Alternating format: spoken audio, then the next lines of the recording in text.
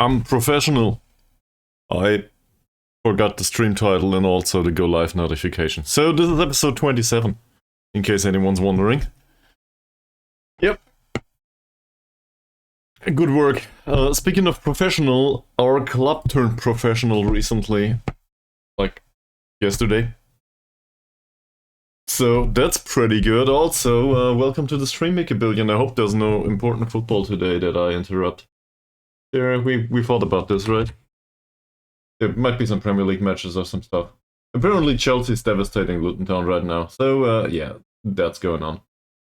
Nah, sorry, man. It's episode 27. I fucked it up. Also, there's the promotion competition's done now. We have other problems. So, spoiler alert, Meese probably already knows about this because we chatted about it. But for you, Mika Billion, I did load this save for like 5 times yesterday night and tried to give some contracts to players. I just had a look at the wage expectations because I had no idea. So, just to put that out there, that doesn't really feel like cheating. It just feels like an assessment of options, if that makes sense. So don't think I don't know, progress the save for 15 times or something. I just had a look. Well, if you're not ready for a new episode, the old episode, 9 hours long, is on YouTube in case you want to rewatch it. No problem whatsoever. Also, if somebody rewatches that episode, YouTube will be highly confused. Well, the algorithm will be highly confused. Because usually the YouTube algorithm doesn't adhere to that stuff. It's like percentage of video watched and then recommended to the rest of them. And everybody will be like, oh, this is a stream. 5 seconds, go away. So, yeah. The algorithm will probably think you need all of the episodes of Sarawak United if you watch a whole 9 hours of this at some point. Alright, so for today we have a little bit complexity, given that there's nothing to do other than squad planning. There's also a few friendlies, but I don't really care about those. Well, it's just for the money at this point. But first and foremost, we turned professional. So there's stuff to be done on the training side, isn't it? Can I put this in here? Well, maybe. Let's create a new schedule. Do any of you two have any experience with full-time schedules? Please tell me you do. Well, the season is over. Attribute development? We might keep a player or two, Mika Billion. They are going on vacation after the friendly's done. 15 times in the gym. Well, I don't want them to hurt. So, the truth is probably somewhere in between. Also, we need to determine a training schedule for next season. So, let's just assume there's no match throughout the entire week, and this is a regular week for next season. We are a professional club, so we will need a professional training schedule. We don't even know about the tactic yet, and neither do we know about the skills, but most likely, you know, we will be rock bottom all over the place. Let's have a look at the wages too, just for fun. I forgot that yesterday. That's... I appreciate the laziness. I think that's a good approach. You delegate it to somebody competent. On the other hand, I do not really trust my assistant manager, if I'm honest.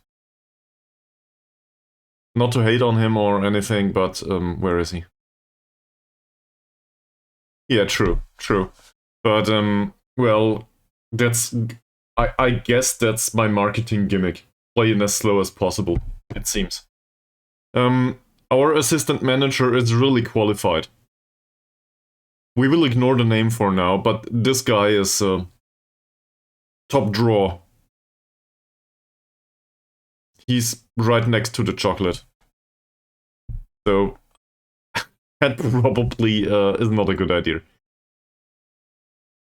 Yeah, going back to this. So, let's assume they will need overall training at some point. Okay?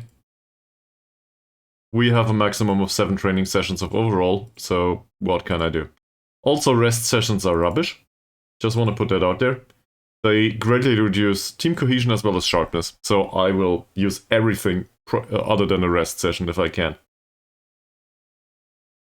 Yeah. So, for now, training workload isn't really hard. If there's no match within the week, I guess we can have a practice session somewhere, right? And usually we expect maybe in the next week there might be a match on Sunday or something, or there might have been a match on the other Sunday here. So probably not too close to those. Let's use it like this. Okay. Any other thoughts? Well, after this stuff, risk of injury is pretty high. So I think it makes sense to do a recovery session here. Maybe there. Okay. This should reduce injury risk a little bit. Condition's pretty low that way, but I don't care much about that. Sharpness increases slightly, which is a positive. We also need to do some dynamic stuff. So assuming... Well, we can do the community outreach here, can't we? Assuming there might be a match on the next day, or we'll do it like this. That will not impact condition much. Should be fine. The injury risk goes up due to the rest sessions, by the way, I think. Or not. It doesn't impact it. But, yeah. So, there could be something else here as an extra session, I don't know. So what do we do here? We can maybe do tactics here. That doesn't impact injury risk much. Fatigue is slightly increased, sharpness is normal, so no real impact. That's good. We can do something similar here. There's no specific match preparation sessions anymore. I guess set pieces are a thing. So assuming there might be matches here and there, let's just make sure the set pieces sessions are done here. I think we always want those.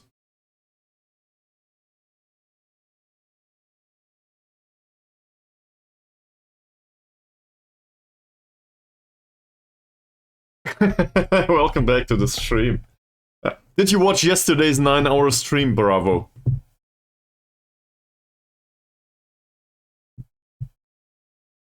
That's the important question right now. Did you watch yesterday's 9.5 hour stream just yet? And if not, why didn't you do it? What is wrong with you?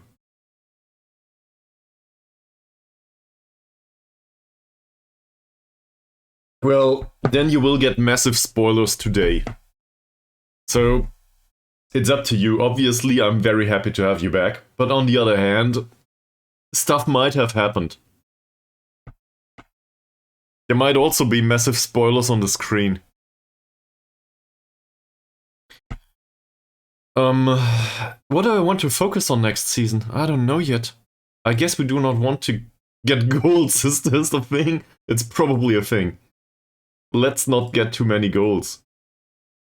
So, maybe something like this.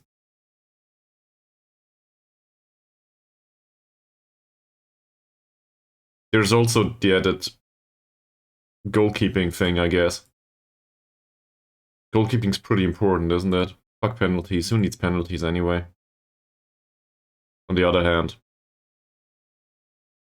Is this too much? This greatly increases injury risk. We should probably not do that.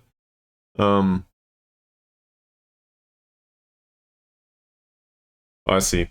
I know the feeling. I had the intent to drop you a message at some point about that. I think it's really hard to react appropriately to something like that. It's the end of a relationship, right? It still is.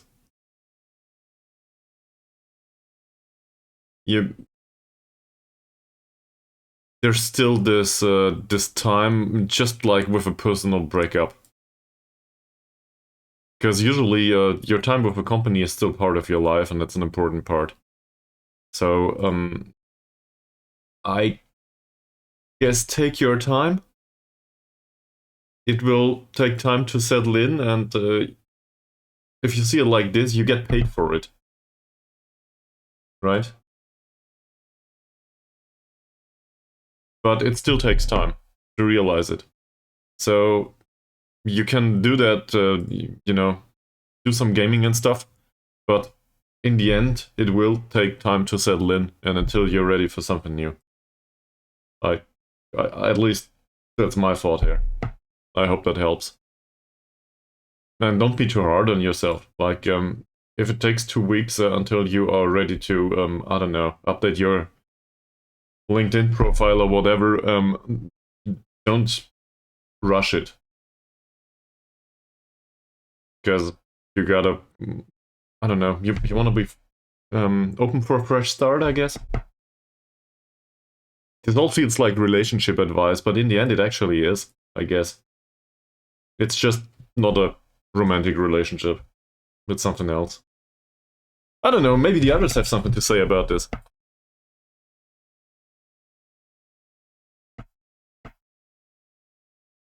This is rubbish. Can we do this differently? That helps.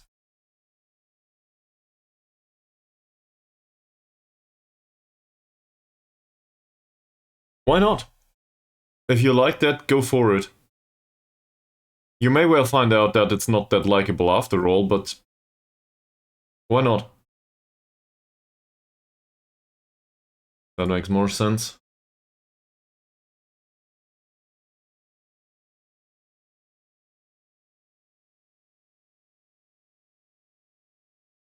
I still think it's better to do something that you like throughout your life, and maybe it's not the optimal way, than not trying and regretting it later on.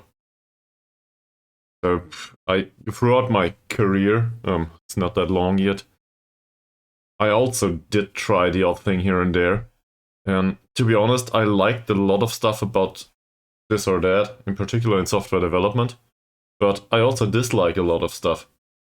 And it's always a package. So I guess the question is, do you want to do that for another 20 years or whatever?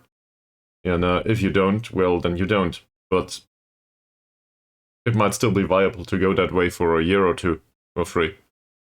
It might not be optimal, but in the end, you just have one life and you gotta be happy with it. That should be primary concern. Money comes later. Money is also important, but, you know, it's just a means of exchange. In the end, happiness is the currency that is, I guess, the most valuable, isn't it? And if you want to learn Unity, cool, do that. You might have a romanticized view on game development, for example, with, you know, long hours and not much pay. But if the emotional dividend's worth it, I don't want to bash it.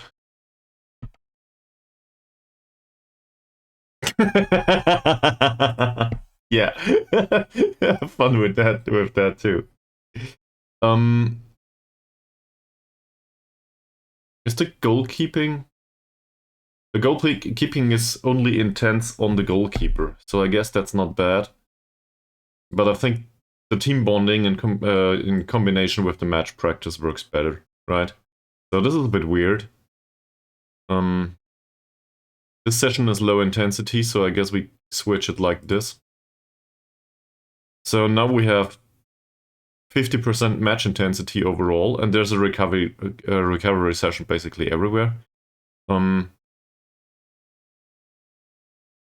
aggregate, there is no real impact on injury risk, which is pretty important. There's no real impact on fatigue, so they still need to sleep.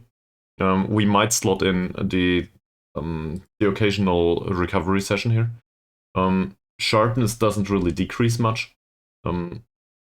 That obviously that also relates a lot to natural fitness, so it really depends on the player, but we do not really do much about that. Team cohesion should go up pretty high. That's important. Happiness is pretty important, and familiarity is somewhat important to me. This is not a primary concern right now. We have a tactic, the people know how it works. And we have some time to slot new people in, new players. They will obviously forget a bit about it. So I will tell this, I will call this. In fact, we can probably delete the other schedules later, but I'll just keep it like this for now. Okay, somebody called me a madman. So obviously we will follow along with that instruction. The madman says we train full-time now. In preparation for next season. Thank you very much. What's next? Our staff sucks. We also have an optional coaching slot, and I had a look. We now have a teeny tiny amount of 245 people available to us. As you can see in the mental department here, they come with something that I'm really not familiar with. It is this rare thing called quality. I don't know if you noticed, but they actually know what they're doing. Like, okay, well, even him. The level's discipline is a bit low, but for a coach, that's not too bad. Like him. That's really not too shabby. We have coaches that have half that skill, I think. So this is probably 2.5 star upwards. If he coaches one category. Hell, he might even be an acceptable assistant manager, come to think of it. The big deal is, well, I don't know about the wages of these yet, and I don't want to sub the staff just yet. Because, you know, switching it all prior to, like, even one day passing is probably a bad idea. Let's not rush it. We have a ton of time. In fact, I'm hoping to know today what's the time frame. New season starts at the 22nd of February. So there's half of October, November, December, the whole January, and half of February until the season starts. So that's 6 months? Is that true? Are we going to sit here for 6 months and do nothing but player transfers? I guess. Maybe I miscounted. Nah, it's 4. What am I doing? Well, anyway, it's a long time. Obviously, this is what happens if somebody's familiar with math. They can't even count. Great.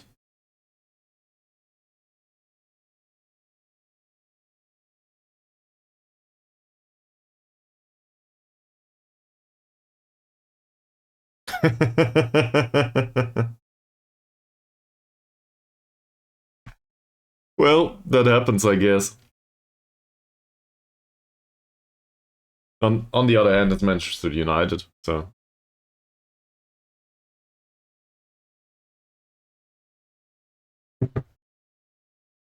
I rarely watch these games. I probably should have a look at some point.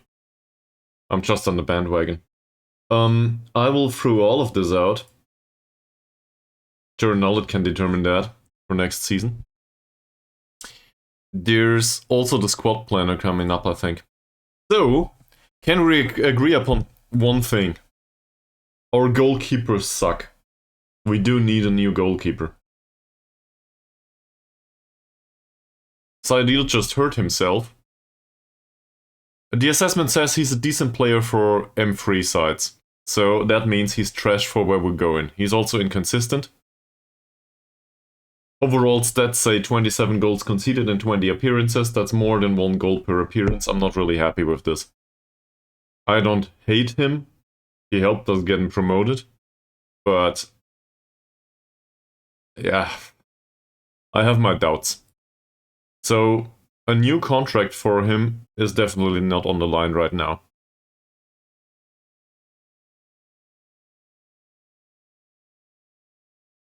Me too.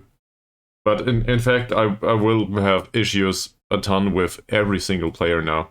I also want to put that out there for the circumstances, not to bore you to death, but we have 2.295 K per week available to us.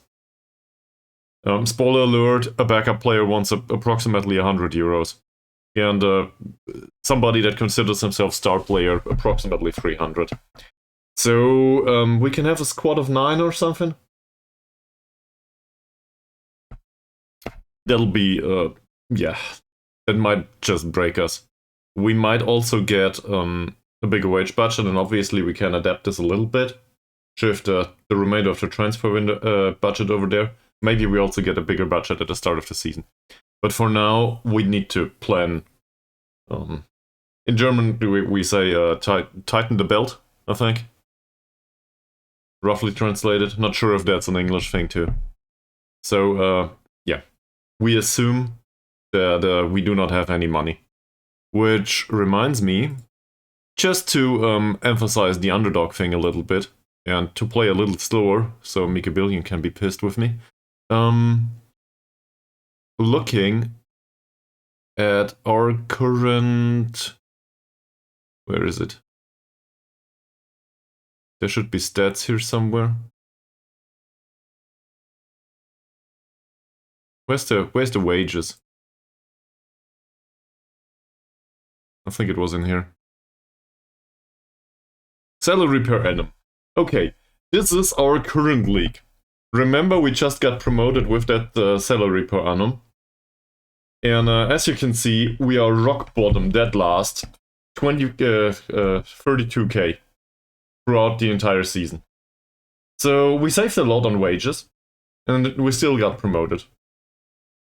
In comparison, Sembilan and Kelatan are approximately 10 times, no, 20 times what we have per season. Now, what'll happen if I go one league up? Oh yeah. Armed Forces just got relegated, by the way, with a budget that is approximately 10 times what we had this season. And Johor DT spent 2.61 million a season. Anyone still inclined not to go for a relegation scrap?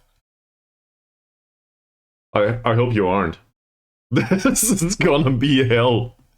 So, whatever happens, just remember that we may get fired halfway through the season for not winning a single point. And I'm really willing to spend some money. The problem is we don't have any. The good part is players are willing to come over here at this point. So, any thoughts on whom to keep? Like, there's no use processing the game just yet. Who else got relegated? Good question. Let me have a look. It seems Harini still have some time.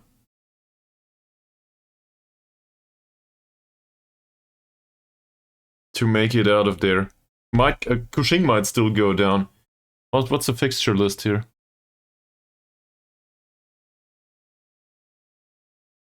So they all have 23 games.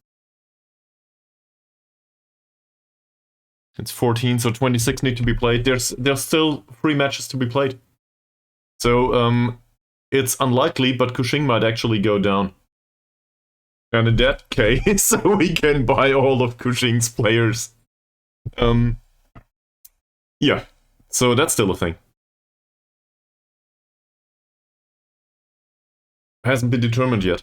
We can also have a look at Armed Forces player base, obviously, and just scout all of it. I guess we'll do a team report. Maybe there's somebody in here that is viable for us.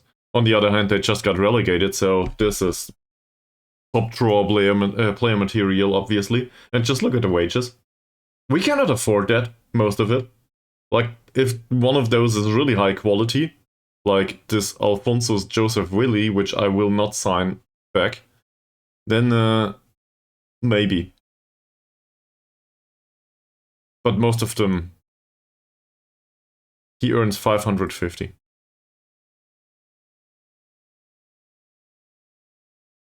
Well, Armed Forces had 7. So we have 4 months to prepare to get at least 7 points. I don't know, is he with Armed Forces too? I think we sold him to Armed Forces too, didn't we? Where is he?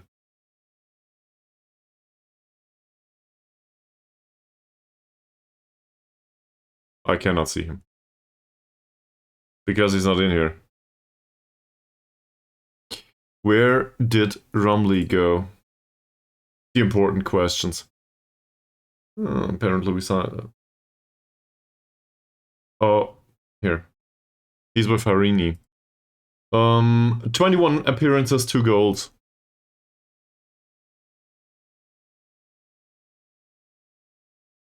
Well, in German there's a saying, Reisende soll man nicht aufhalten. So, don't obstruct travelers, let them go, or something like this. Yeah, well, but Rumley didn't make it in the first league. And that's probably, it would be true for everyone in here. They're not good enough. So, let's just go into this. Straightforward.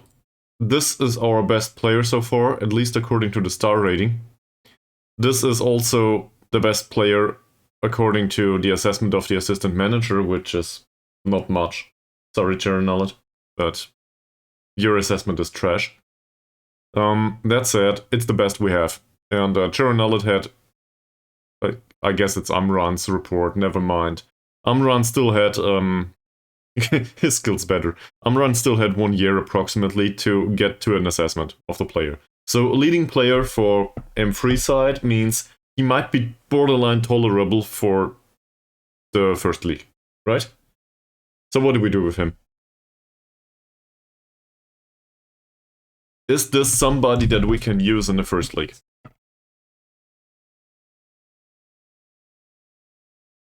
And more importantly, is he still a star player for us up there? I guess our standards are pretty low. But do we want to re-sign him for another season? Or do we want to deal with letting him go and finding a replacement? And I don't have a predetermined answer to this just yet. I'm open for suggestions and opinions.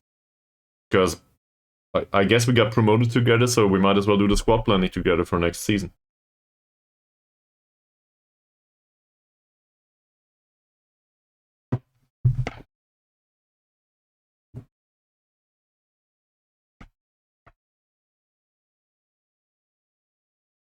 So maybe let's have a look at him all together.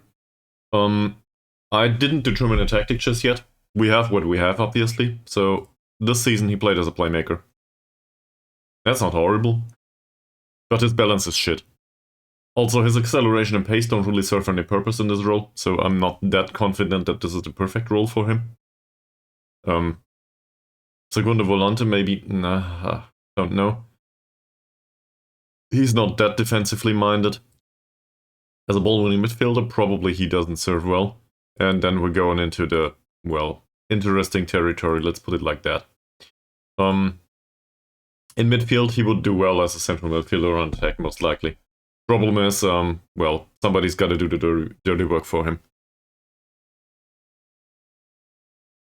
The advanced playmaker roles always come with some dribbling, so I'm not very fond of that.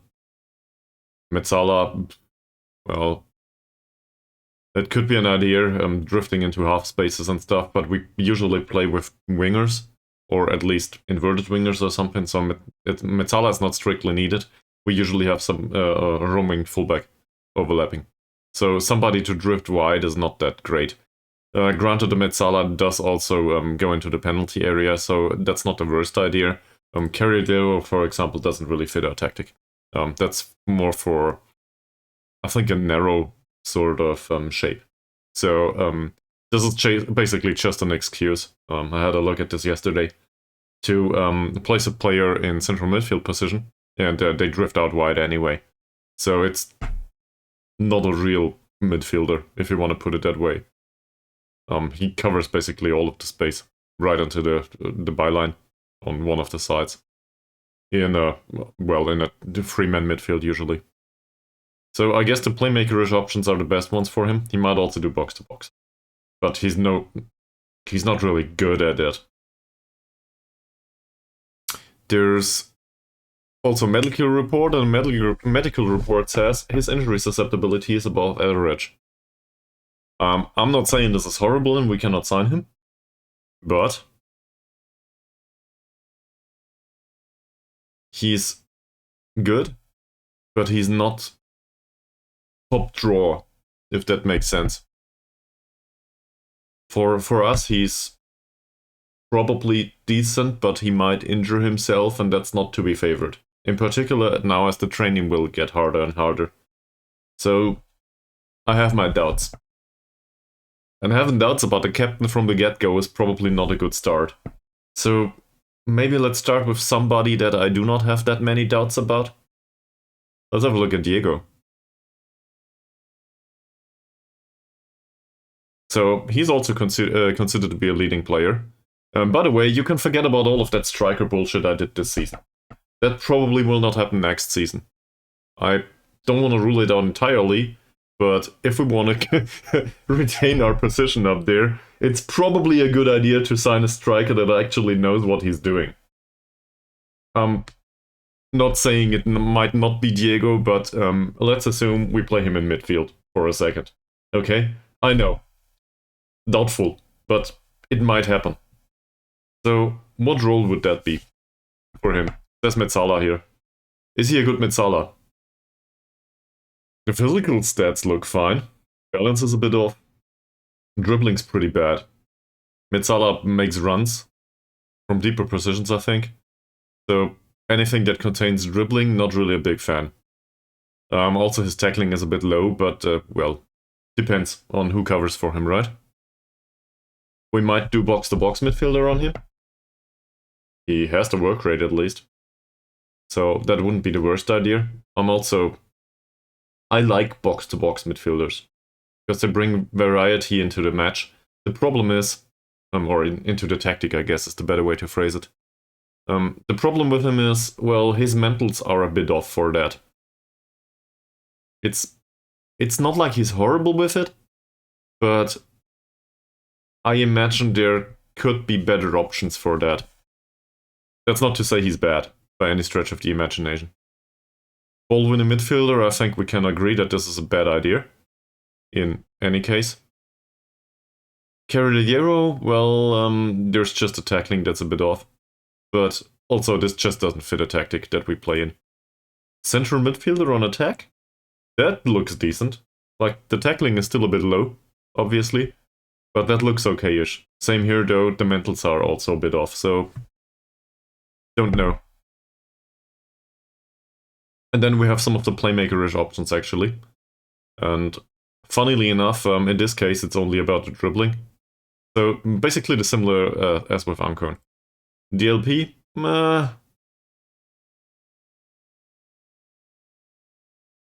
Well, box-to-box is probably up there.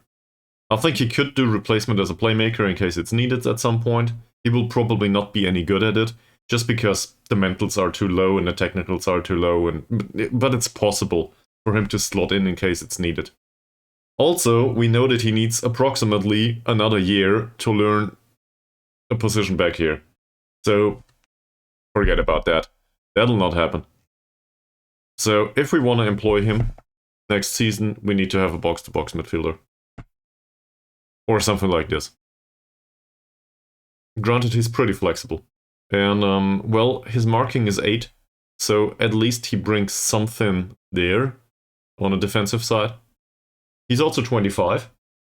So we all of a sudden we are planning long-term. Who was it yesterday who planned long-term? It was Jaron Nullet, right? Jaron Nullet was going for, can we give a contract to this person or that person prior to getting promoted?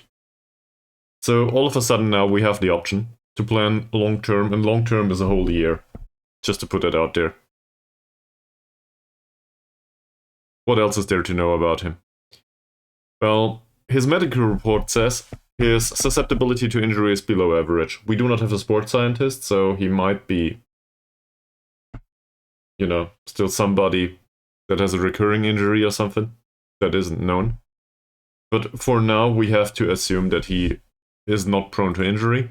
We also know that he's a fairly consistent performer. This did show with 10 goals and 7 assists in striker position, despite not being able to play striker. So there's that. Is this a better option than Ankun? In comparison. Both of them, by the way, both of them want similar amounts of money. Just putting that out there. It should be approximately 300 or something that they want. So, is this better than Ankun? Well, the fairly consistent performer is probably a plus. He doesn't really enjoy big matches, and everything up there will be a big match. So that's a problem. He is naturally fit. So, that's good. He's not really somebody to play as a captain or something. And, well... But overall, I think he's worth the money. In comparison to Ankun in particular. If we compare the two, this is not about stats though. Not specifically.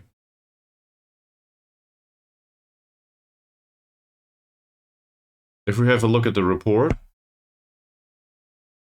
Ankun's better on paper. They both have potential to be decent players in the Liga Super, so that's good. Might as well go with both.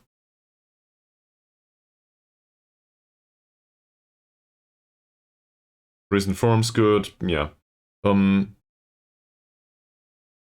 So what do we do with this? He likes big matches, he doesn't like big matches. Overall though, this is not that hard anymore. Like, it could be worse. So, we need a core to the squad. And somebody needs to make up that core. If we put Diego into the core of the squad, as one of the primary players that we build a squad around, we need to play with a central midfielder. And in case we play with box-to-box midfielder,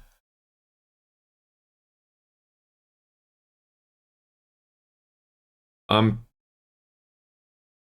sure you will find a replacement. Like, everybody's replaceable, isn't it?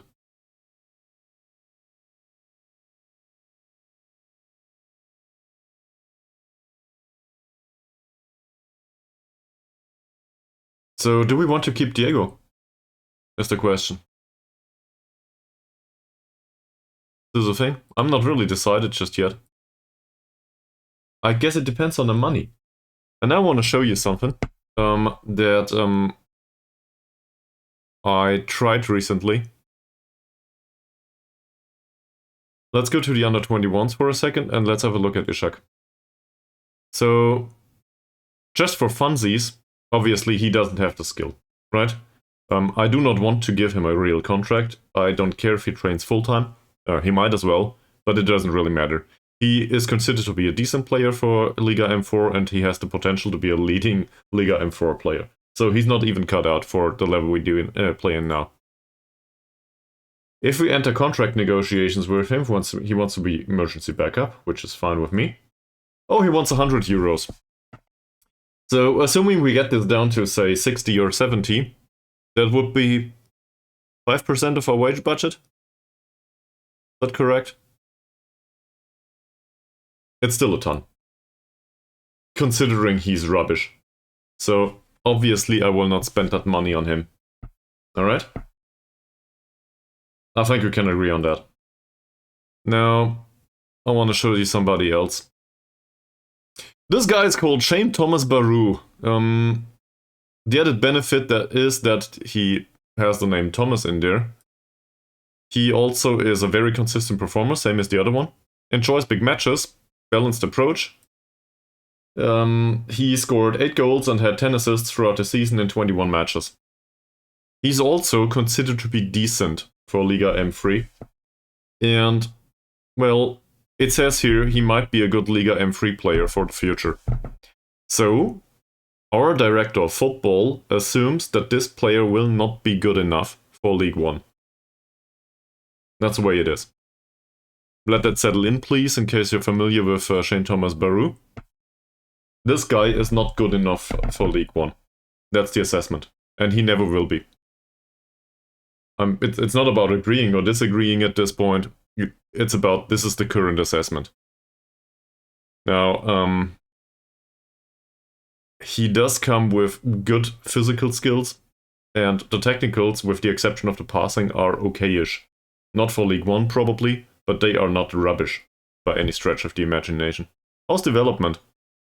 Let's have a look.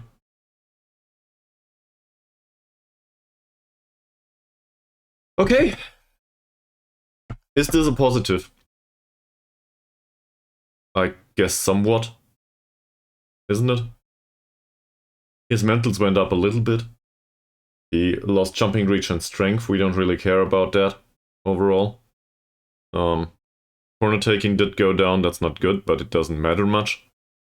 Technicals did improve a little bit, but not by much. Congratulations, Bravo. Have fun with him.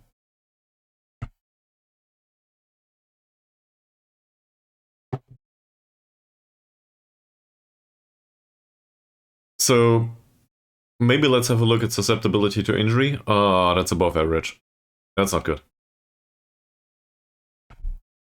But he's available for free from Kushing, at least on paper. I don't know if that'll happen, but on paper he's available for free. And he wants to be a fringe player.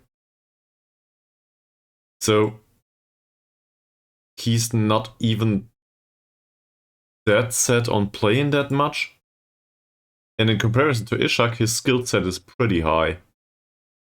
Right? That's not bad. He also proved that he can play on a consistently high level down here. Now, maybe that has to do with the tactic or whatever.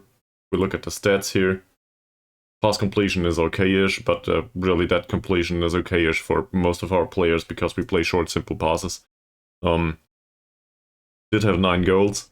He's not really great converting shots into goals, but that's not his primary job anyway, even though he did otherwise. Chance creation,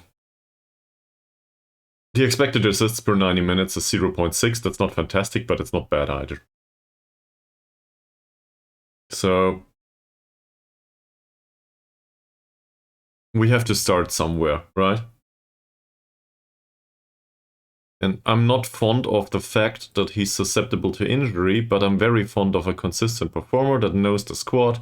He enjoys big matches. His stats are a bit lackluster here and there, but if worst comes to it, we need somebody to play there. And it's not like we have a choice.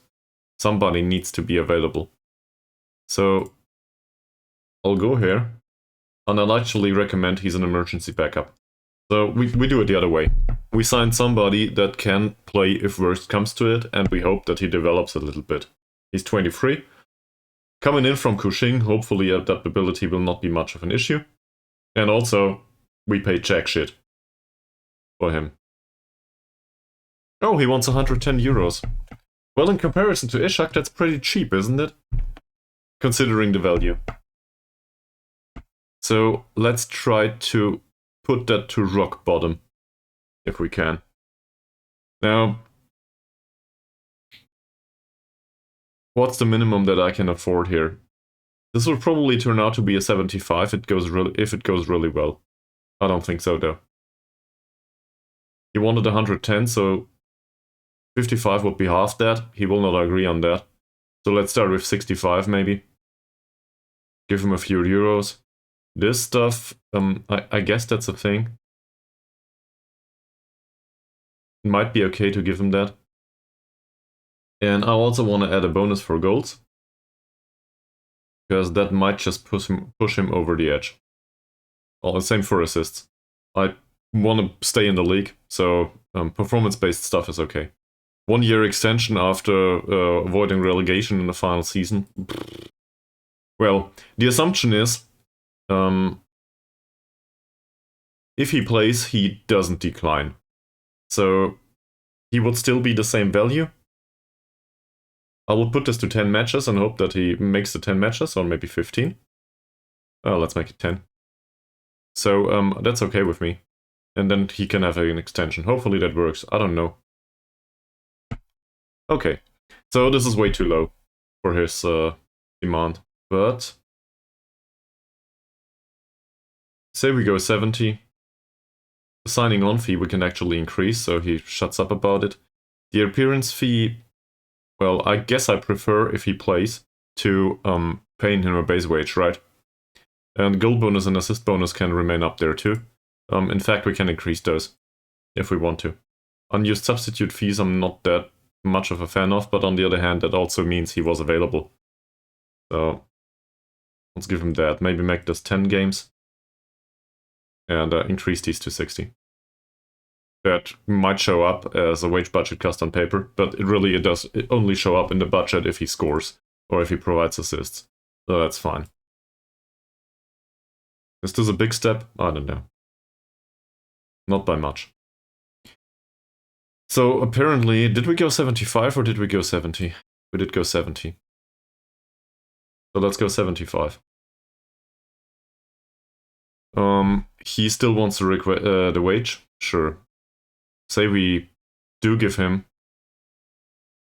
the appearance fee and do the unused substitute fee to 35 too. Knock these up to 75. Now we're getting into the real money territory, right? At least here. But on the other hand, I'd rather provide this. We might exclude these clauses later, maybe. But the wage we cannot exclude later. It's a little bit better. So I was hoping to end up with 75, but maybe we'll go 80. That's still, for somebody capable of playing there if worst comes to it, that's still progress, right? Let's still make this 35 maybe. And I'm willing to pay 90 here. Even more. It doesn't matter much, does it? At least according for the wage budget, it doesn't matter much. Is there any other clause that we can put in? Like, we can probably put in a seasonal landmark goal bonus or something, but that doesn't exist here. Don't really want to go there. Here we go. So assuming he scores 10 goals, which might be a thing, let's put it to 5. Nah, that's not enough. Let's put it to 10. We give him another 1,000 euros, or maybe 500. If he scores 10 goals. As a winger, that is not impossible, but I'm happy to pay 500 euros in case he scored 10 times, right? So that's okay. And maybe put in an assist bonus too. Same here. I'm happy to provide 500 euros if he created 10 goals. Next season 10 goals will not be that much. Like the other way around. Next season 10 goals might be much. Because we will not score that much next season most likely. He's pleased. So we will keep this. We told him 80 last time, right? Okay. Let's go 85, I guess. That might just push it over the edge. Is there an additional clause here for a bonus or something?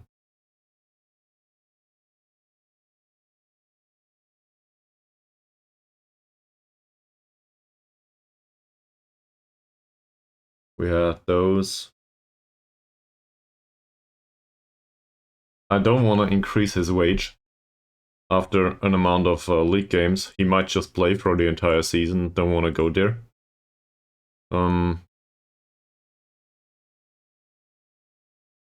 So, but maybe put this to 750. That's a ton of money, but it's still performance-based, right? I've never, by the way, dealt that long with a single contract negotiation, I think. Alright.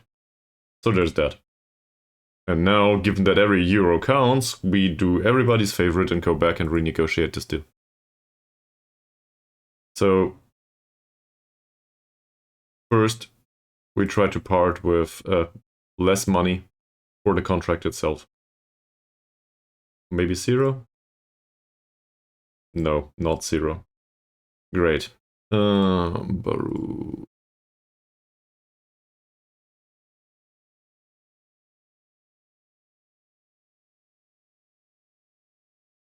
Well, okay.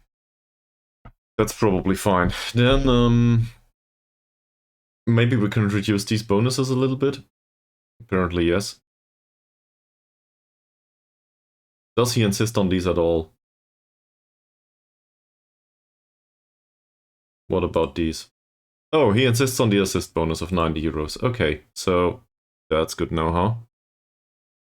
What about the goal bonus? Do you care? He doesn't. So if he doesn't care about goals scored, he might also not care about bonus overall. For goals scored, that's good. He does care about this, so this assist bonus is probably important to him too at some point. Or it isn't. Or it isn't. Much better contract. So we just eliminated some sort of insurance we paid, I guess.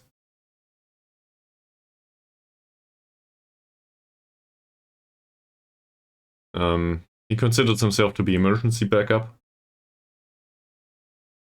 So maybe he's actually willing to part with the appearance fee. Yes, he is. Don't know by much. By how much? There we go. Can this go down even further? Yes, it can. Somebody seems to be excited just to play for us at all. So.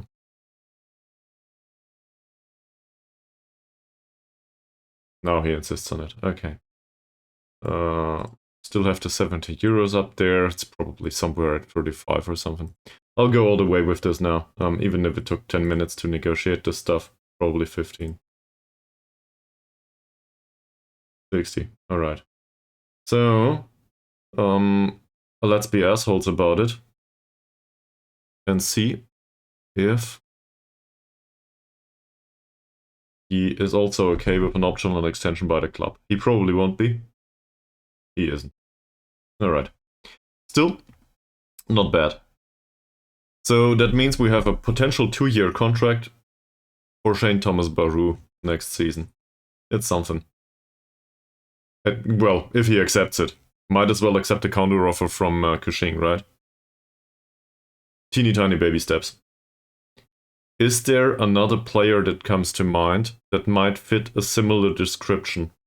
Borderline capable of playing up there, maybe, if he develops a little bit. But reliable, maybe a player that you think had good performances throughout the season, and who might be cheap enough, but also accepting of taking the backseat in case we find somebody else. Does somebody come to mind? I talked a lot now. So, I don't know. Maybe you want to give it a thought. Put it in chat. No. Nobody.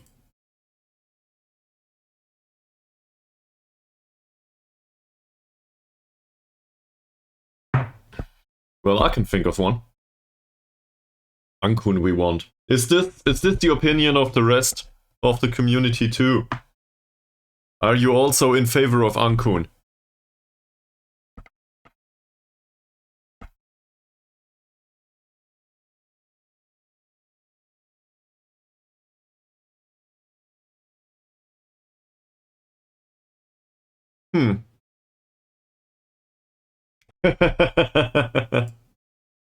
Well, in case they do.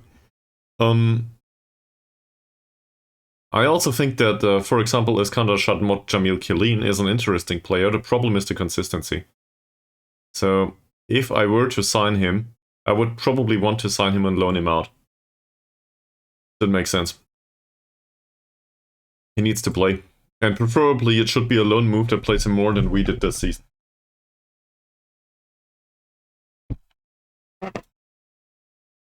So maybe let's go through them one by one. Hasnan. Is there somebody that is of the opinion that Hasnan is a striker that needs to be re-signed for an additional season? Anyone? Do we want to keep Hasnan?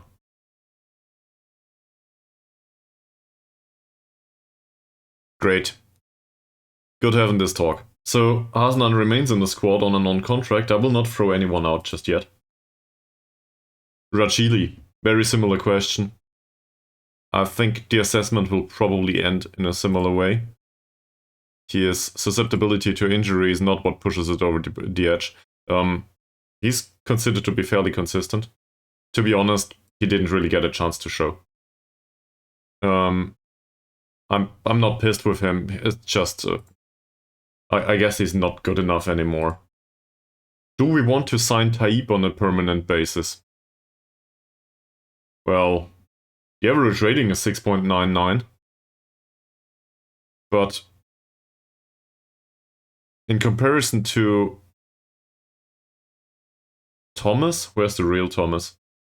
Here we go. In comparison to Thomas, he's better actually, on paper. On the other hand, Thomas played a lot, and Thomas's regular rating is 7.27. 7 goals, 2 assists. I don't know how he created these assists, it must have been accidents given the passing. But at least he scored a few. I'm not really fond of some stuff in here either.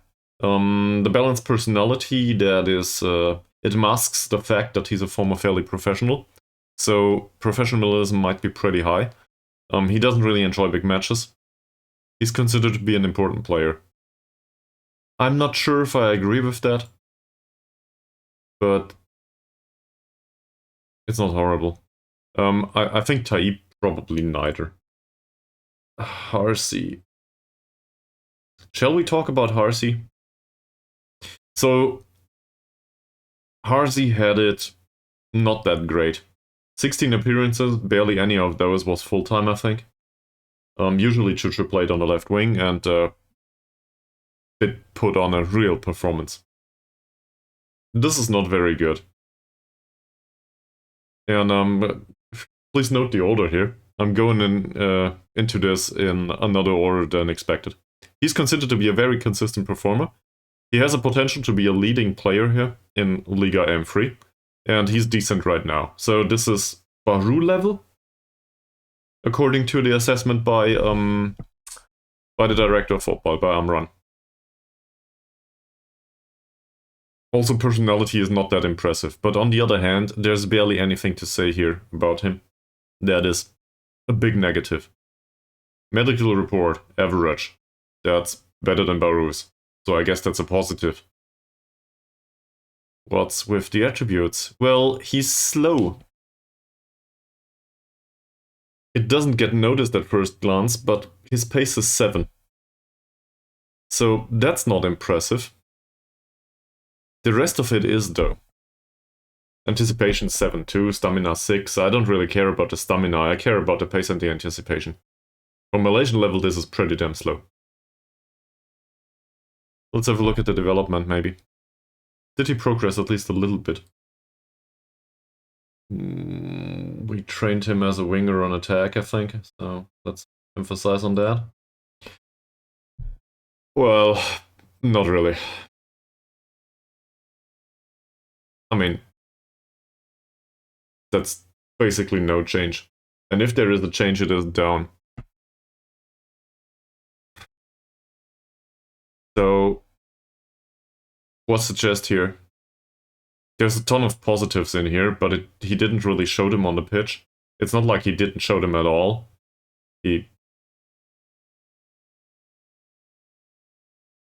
Well, the minutes on the pitch per assist is 187. I think Baru was 150 or something. So it's not like this is horrible, but for first league, is this the player material we're going for? I guess it depends on the price, doesn't it? If he's willing to sign for 85 euros too, maybe that's a thing. What do you think? And I will go towards Mazrin immediately. Don't worry, I will take him later.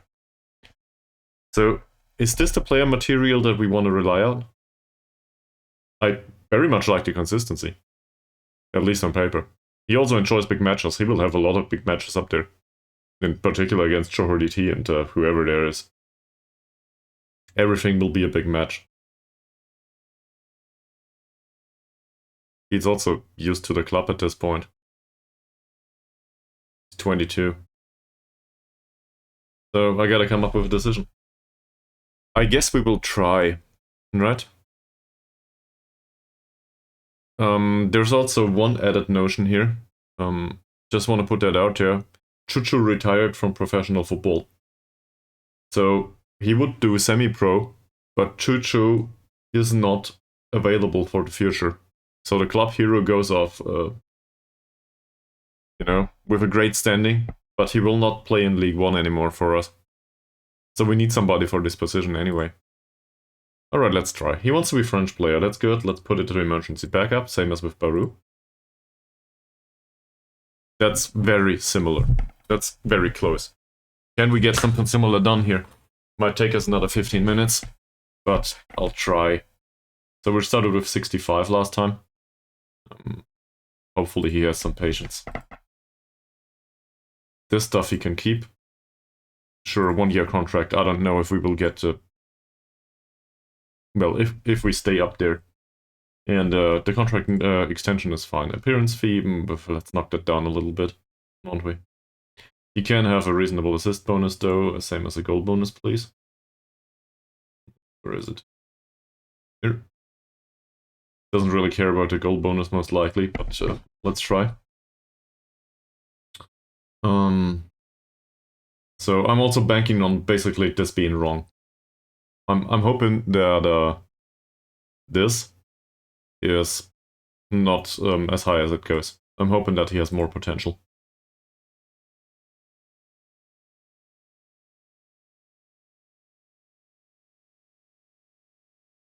Okay. So let's make it 75 then. And increase the appearance fee a little bit and also this stuff. Let's put these to 75 immediately. Maybe give him a bonus at the end of the season. I think it didn't matter much in the other case, but...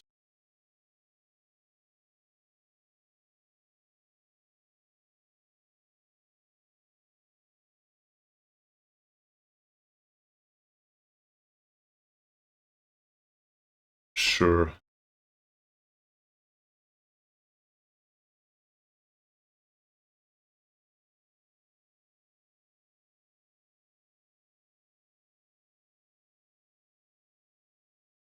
He wants the wage. So let's make it 80. Give him these. Let's put these up to 90.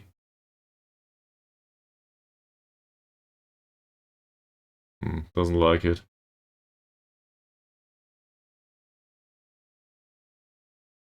$85 maybe? And some additional money here. He's pleased with that we've almost reached a deal. That will not change it much. I'll throw some money at him. Maybe 100 euros. That works, okay. And now we need to get rid of all of these clauses. So that would put him in the winger replacement territory on the other side as an emergency backup. Let's do that.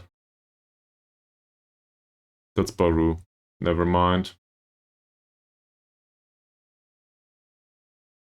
Yeah, we still keep it at that, thank you. Sorry.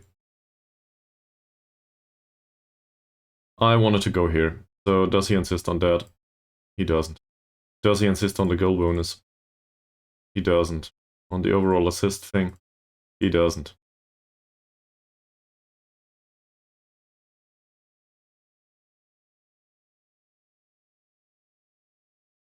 Okay, he wants 25 as an unused substitute.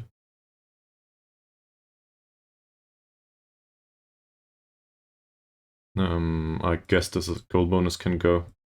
Yes, it does. This is probably way lower. No, it isn't. Alright.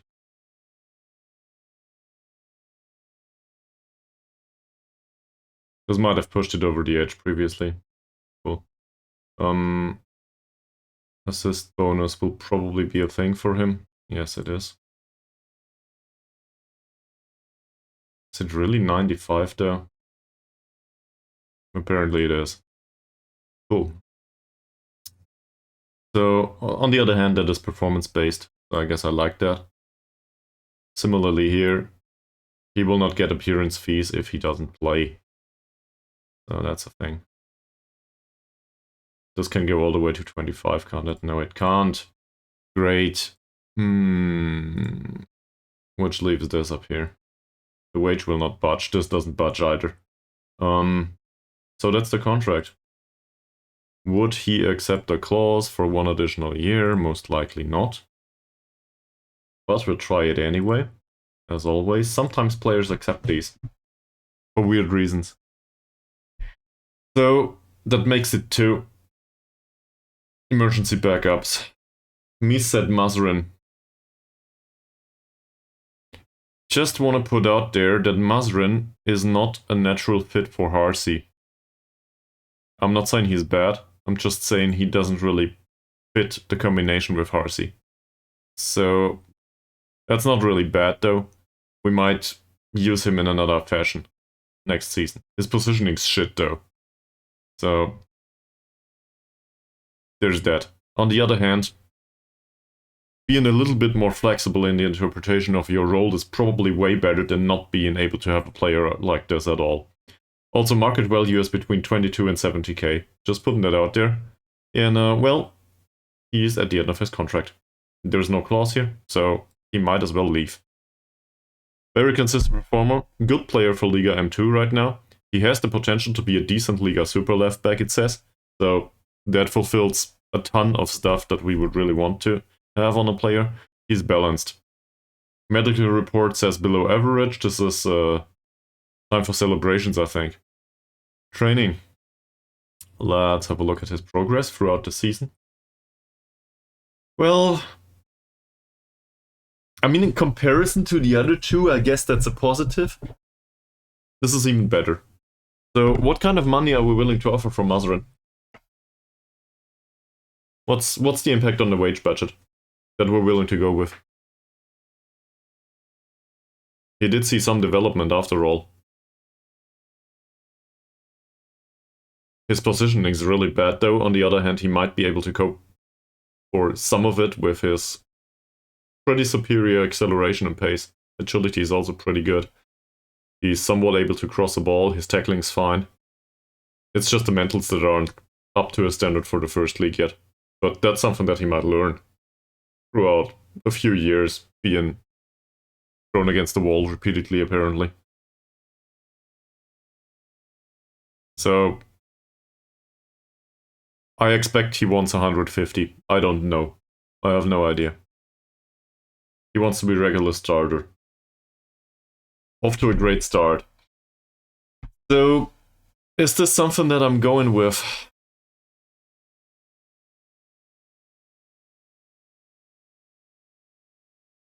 I think I'll try squad player instead. Fringe player is probably too low. Who knows? Let's offer him fringe. Doesn't like that.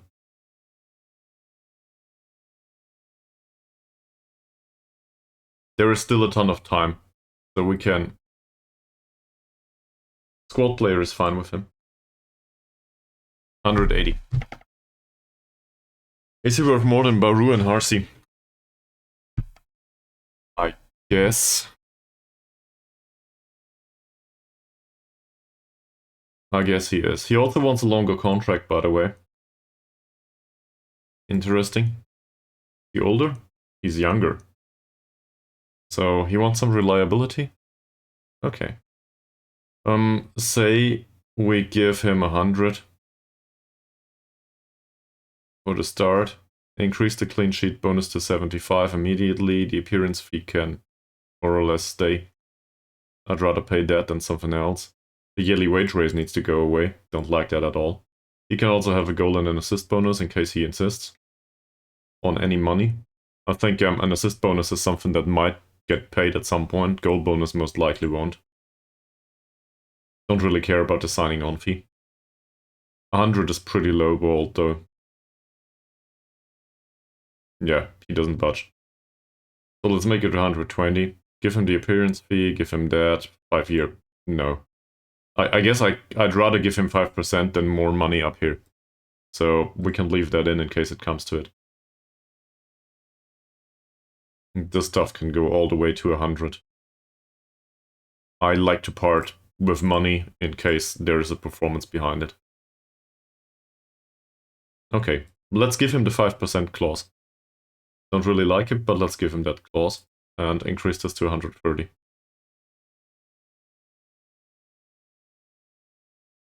He does insist on some more. I think 140 would probably go pretty close, but then he will insist on 150. So I will try to convince him with some additional money right now that 10 euros less is okay. But so, and I will insist on 130 here. Hopefully that works. It does. Great. So forget about all of this. Mazrin would be here. There's no guarantees, by the way, that any of these players come in, right? We are 1 hour into the stream, a little bit more. And it might just be that everybody decides they want to stay with Cushing. That's important to him, alright? But we gotta go about it in one way or another, so...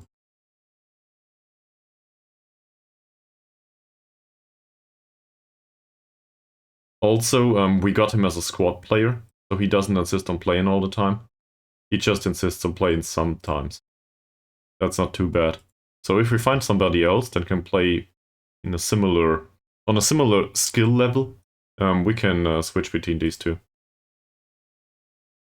I think the clean sheet bonus was the one that was included at the start, so let's remove the goal bonus first. Doesn't care. Assist bonus, do you care at all about this? Doesn't care. Let's knock this back a little bit. Oh. The signing bonus is pretty important to him.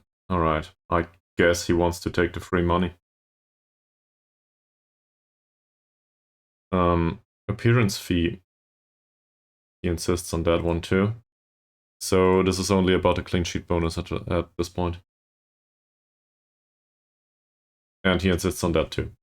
So there's nothing more to be had here. We can try. There's two ways to have a contract extension in here. The optional one he will not agree on. No, he doesn't. The not optional one, the one that is bound to a clause. We know that he's not very susceptible to injury. Do we want to keep him on this kind of contract long term, assuming we do not get relegated? Let's give this a thought for a second. In comparison to the remainder of the league up there, this is pretty cheap for a player. It's also not on the level required. He has a 2-year contract. I do not see us getting rid of him anytime soon. And even if this goes to a 3-year contract, he is 25 at the end of this contract. So it's not horrible. From a player progression perspective, he might be at his... No, not at his peak, but he might be past the point where player growth is maximized. So he will not decline anytime soon. We will be able to sell him. It will not maximize value if it goes all the way, but he can also probably play the odd match for us. So from that perspective, I would be happy to have an extension clause in there in case we do not get relegated. Don't know if he agrees on that. We'll see. How many matches do we want him to play? So that this is a thing.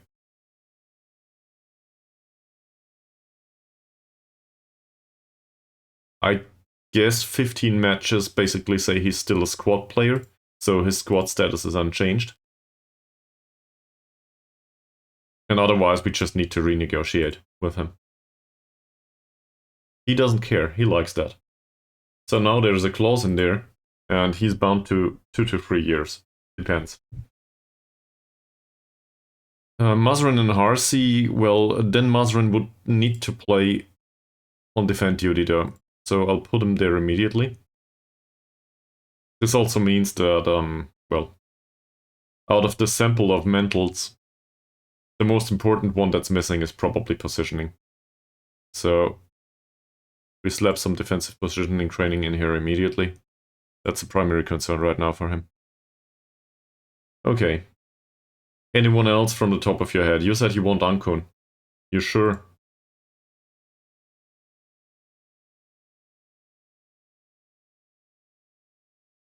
The thing with Ankun is he's not on the cheaper level like these players.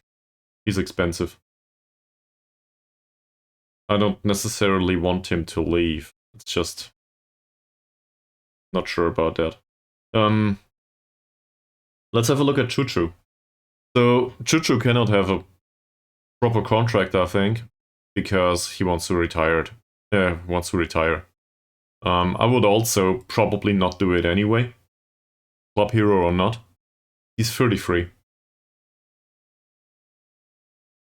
His medical report says he doesn't hurt himself anytime soon. Progress, though. I mean, we can put this in inverted ringer. That's the way he trained. But it doesn't really help. If you look at this, there's a bunch of attributes in there that are just way in decline. There's this is not early signs anymore. This is early signs that this will go down way below where it is. So I would argue at the age of 35, he will probably hang up the boots. There's also a decline in dribbling, by the way. This is most concerning about all of this. It's not so much that the physicals decline at this age, this might happen that early. But the fact that the technicals go down too, whilst the rest of the, well, one of the technicals goes down too, whilst the rest goes up, that's very concerning to me. So, club hero or no club hero, I think a long-term contract for him would be out of order anyway.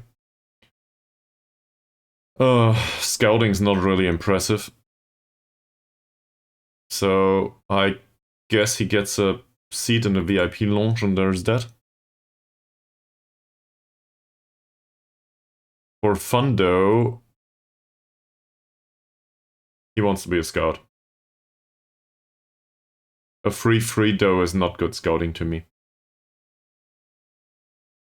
So, sorry man, but will not take this.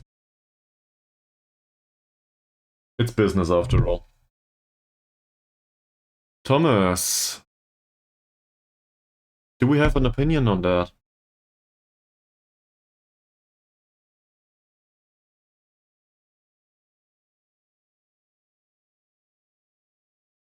Not sure. I have an opinion on Zulkifli for sure. He will retire. So there's that. Also, he wants to be director of football, but that's not with us. He can remain here until he's retired. Mod Alauddin Farid Atan. Now we're getting into the complicated territory. So he's considered to be very inconsistent. He's also considered to be somebody that can be a decent Liga super right winger in the future. That would settle the affair of the ringer on the right side permanently. It would also basically say we cannot have anyone else there because we don't need him anymore. Granted, we can always loan out Baru in case he signs for us. Average rating is pretty okay, but he didn't really show the same consistency as Baru. Let's just put it as it is. Considering his reportedly superior skill level to Baru. Well, it's not by that much, is it? He's a little bit faster. Baru has a little bit more technical skill. So I would argue these two should perform very similarly. They don't though. Statistics for Baru are pretty impressive. Statistics for him are not. So from that perspective, I guess Atan doesn't really serve the purpose of being a reliable option in the first league. It would be, well, he's also 24. It would be hard for him to adapt there. And he doesn't really have the consistency to play there. So, as absurd as it sounds, I think I will take a pass on the better player, at least on paper.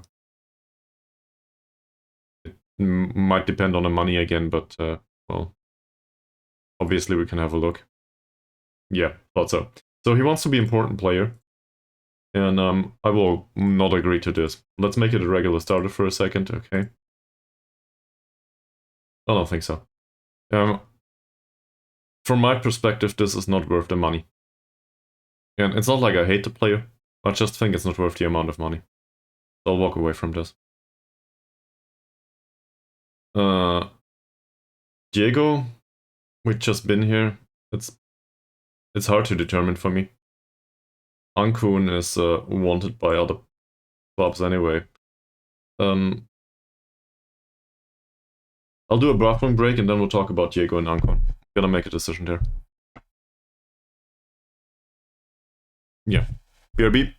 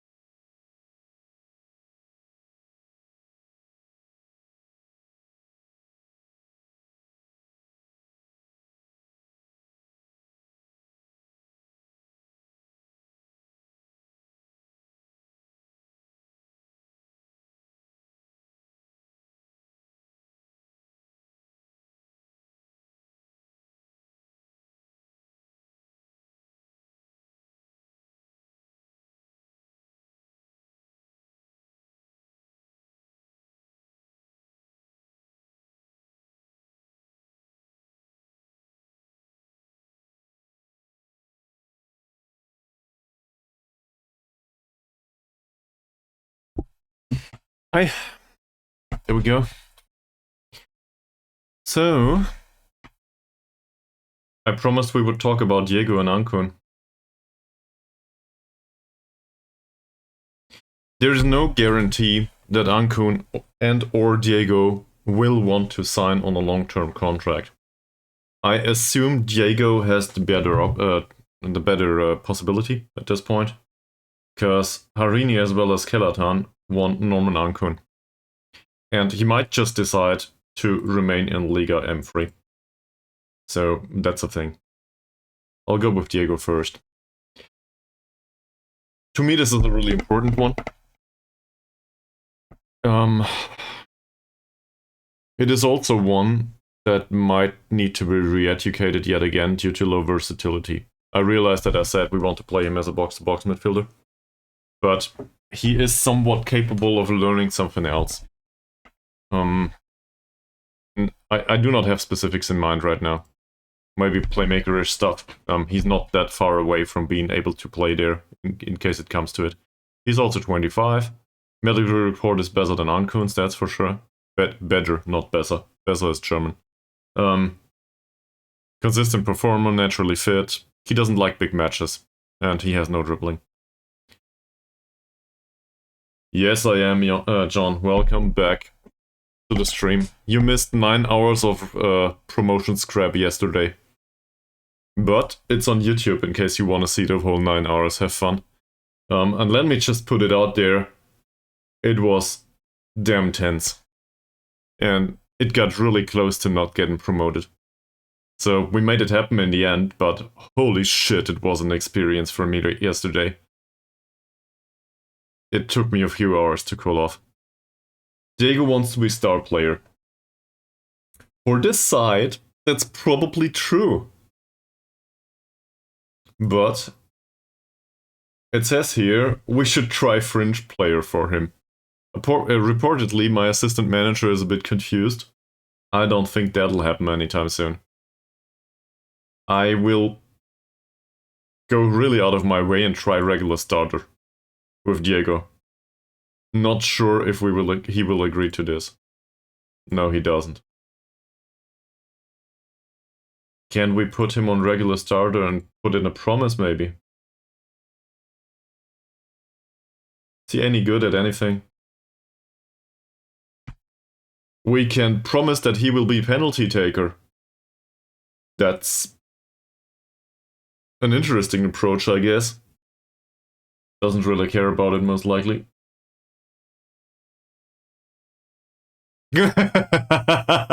Well, the most likely outcome, John, is that we will be promoted. We will go there, and afterwards, well, we will probably get more than the 7 points that Armed Forces had this season. They got promoted last season, and they are coming back down.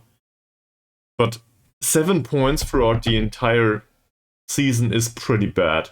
So it's very stacked against us, given that we have even less money than Armed Forces had. And we do not have the player material available to us that is needed. So just putting that there. We will probably not have success there, and it might just be that we get fired after half a year. That's what happens if you're successful sometimes. You cannot overspend money that you don't have. So I will try regular starter again. He probably won't agree to that. No, he doesn't. Let's go important player instead. That's accepted. He wants 300 euros a week. So for now, this would be the top drawer for us. Also, no fancy clauses or anything.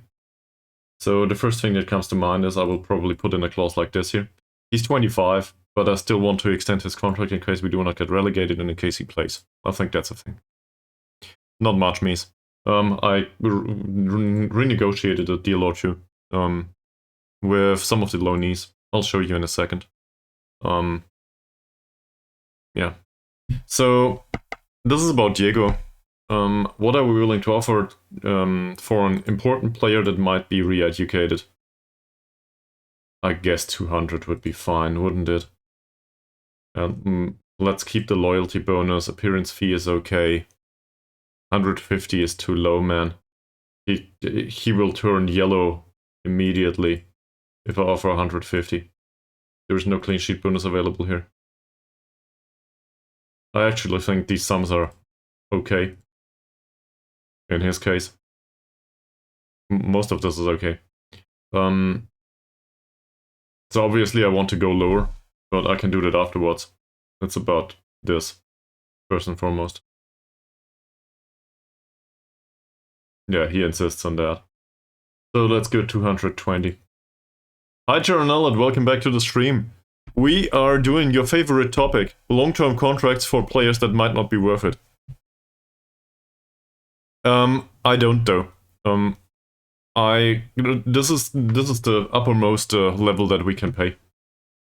This is a star player for us, Diego. It doesn't get any better. Well, it might get better, but through training progress. We cannot afford players on. I guess we can make the budget 3,000. Yes, but so I'm going back there. Happy to have the discussion. He's fairly consistent. That's a positive. He's a leading player right now. He has the potential to be a decent player, according to the assessment of Amran. And he's also naturally fit. In comparison to Ankun, he also has below average susceptibility to injury.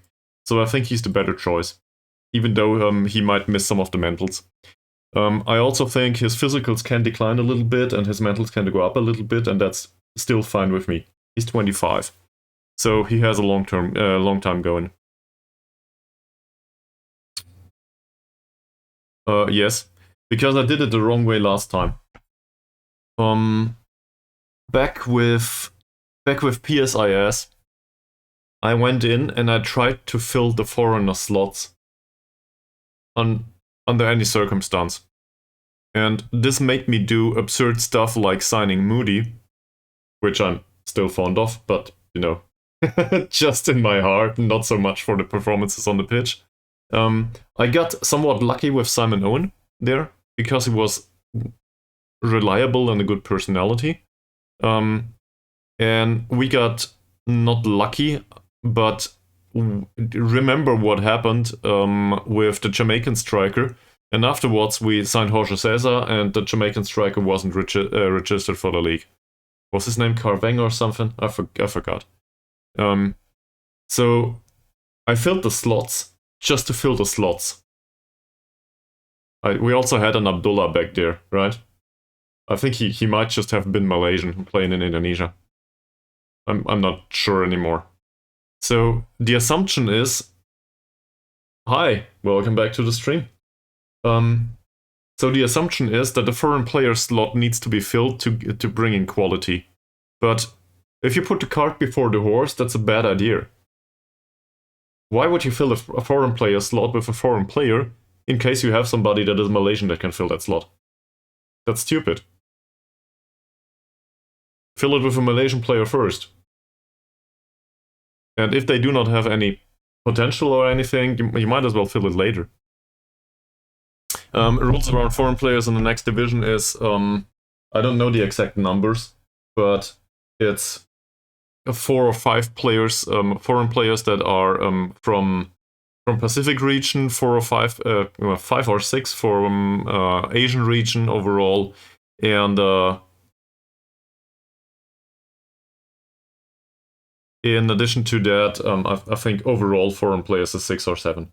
So basically it says you can have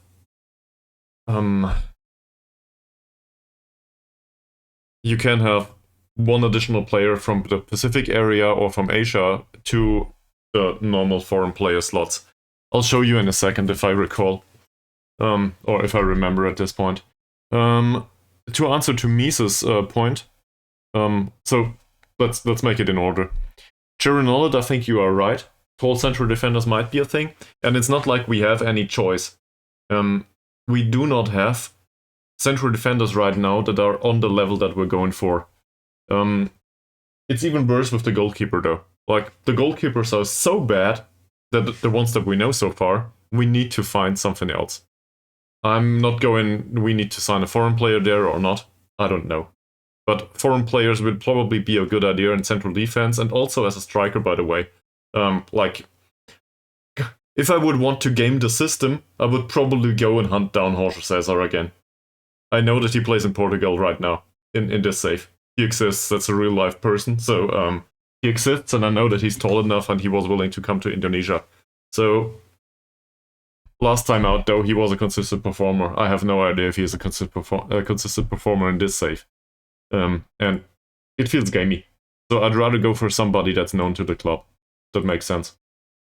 About the wage budget. So, wage budget. Our wage budget right now was 2.295.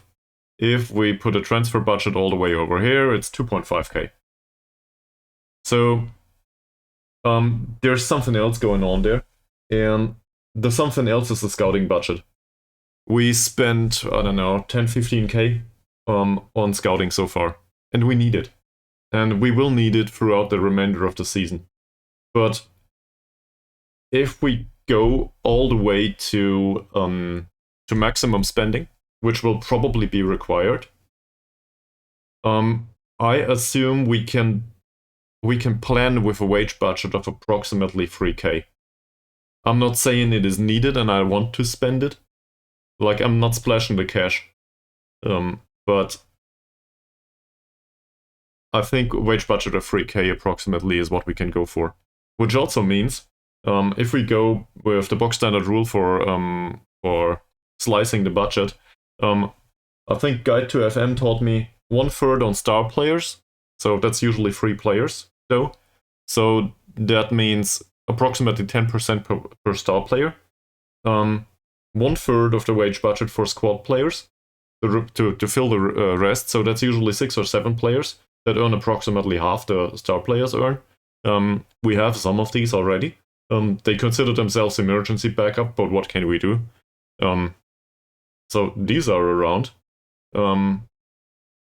And 1/3 for the rest. And then, well, it's not a third really, it's 30% each, sorry. But you get the chest, the rest is for youth, and some random ass stuff. So that's usually at the top of my head. Which means, in this case, approximately up to 300 per week would be okay with me. Usually, obviously I would prefer less. Also, this thing might lie.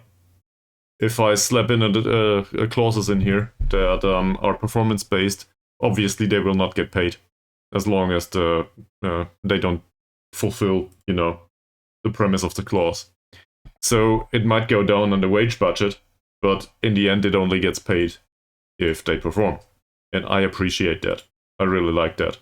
So I try to focus on that instead. Might as well go up here actually, prior to going up with the wage. Even if it is more expensive if you play throughout the entire season, I am willing to buy insurance.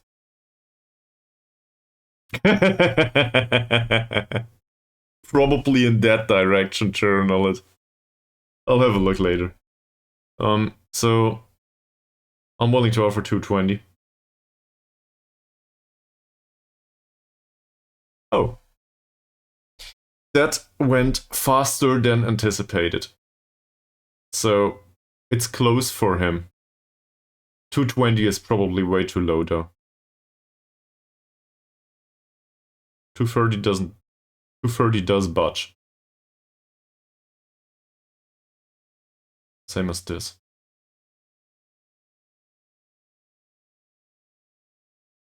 I'll be performance-based a lot with this. So, according to the wage budget cost, this moves it up by 50 per week. But really it's just 10 euros per week and the rest is performance-based.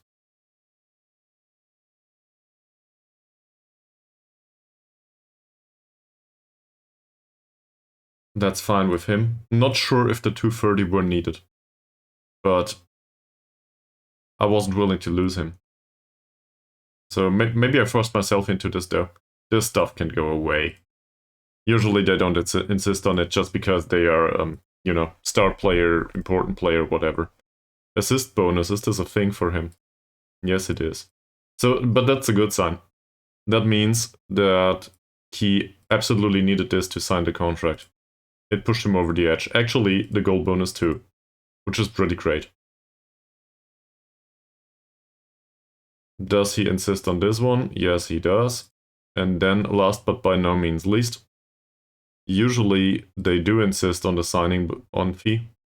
In this case, though, not on the whole sum. And every euro counts, as I learned today. Somebody gifted me whilst shopping. I told Mies earlier. Somebody told me whilst I was gifted me a 10% coupon whilst I was shopping.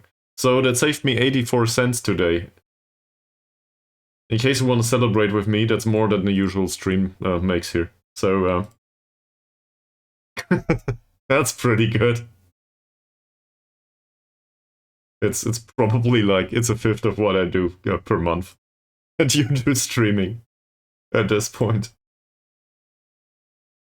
And I got it whilst buying life-changing bread. You don't need to know how it works, just that it's life-changing. So apparently, my life got changed by buying this bread. On a 10% coupon. The more you know. Well, Ankun's up next, also Suleiman. let's deal with Ankon, will we? So, actually, yes, it is. It is. But I really buy it for the taste, in case you want to go there. This life-changing bread thing is, it's basically a bunch of seeds and no real flour in there either. Mixed together, you put in water, put it in the oven, and it's damn tasty. In particular, it's way better than regular bread, so I like it. Tons of fiber too, and all that stuff, you know. Probably should have gotten around close to that kind of product earlier, but whatever. Okay, so we know that we pay approximately 300 per week to somebody that's less injury prone. We also know that Ankun is he offers some versatility. I guess the same can be said about Diego at this point, given that he can play striker. But most likely that will not happen the next season. In this case, though,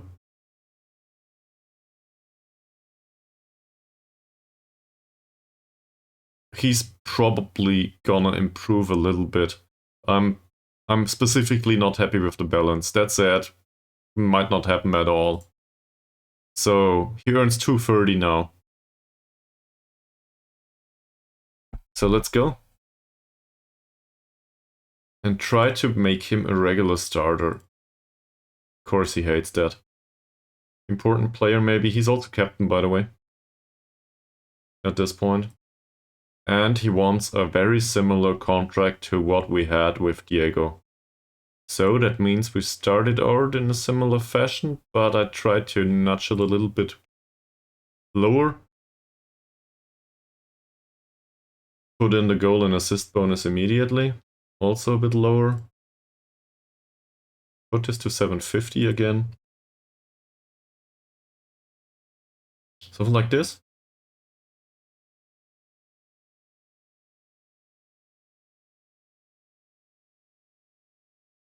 Sure. Let's offer him 2k if he makes Team of the Year. Why not? If he does that, he deserves it. That's way too far away for him. So we'll make it 210, 220. Let's make it 210. I think we were at 150 for Ankon here. Also, there should be a bonus for assists overall. He will probably like that. But let's make it 20 or something. So something that he will probably not achieve. And if he does, I'm still happy to pay it. Doesn't like it. 220 maybe? And also increase the appearance fee a little bit.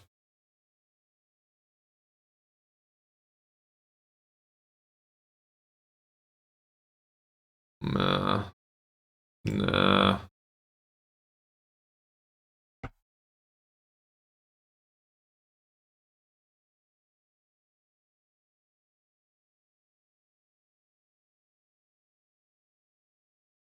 Shit. Yep, so here's the thing. I do not think he's much better than Diego in his midfielder role. He's also 24, so most of his development has already passed. In particular, the physical side, the balance that is needed for a playmaker, which he had, he was okay there, but not really impressive.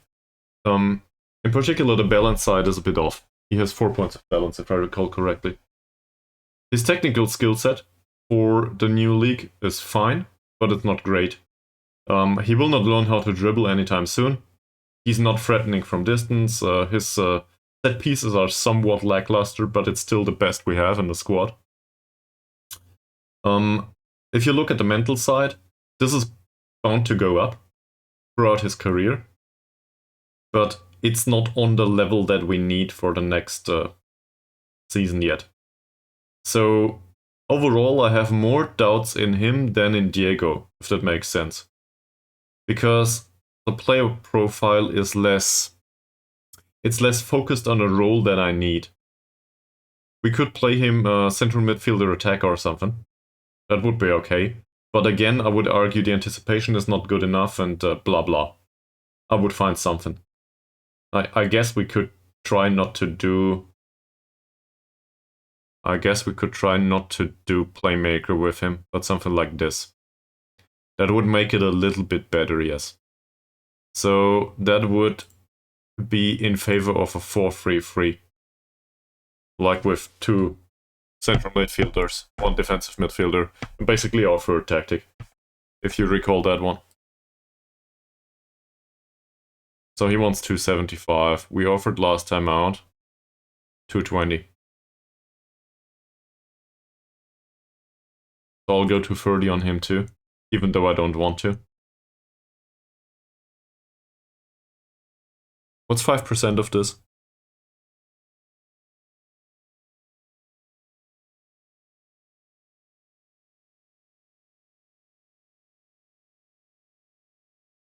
That would increase him to 30 pretty soon.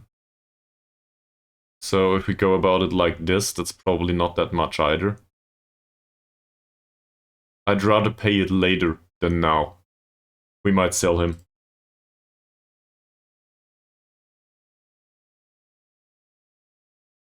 Hopefully he likes that. He does. So that would bring Ankun into the squad too. In this kind of formation, and well, here, probably Diego. Diego as a playmaker? Nah. That won't happen, so it would be box to box here. It doesn't matter much. So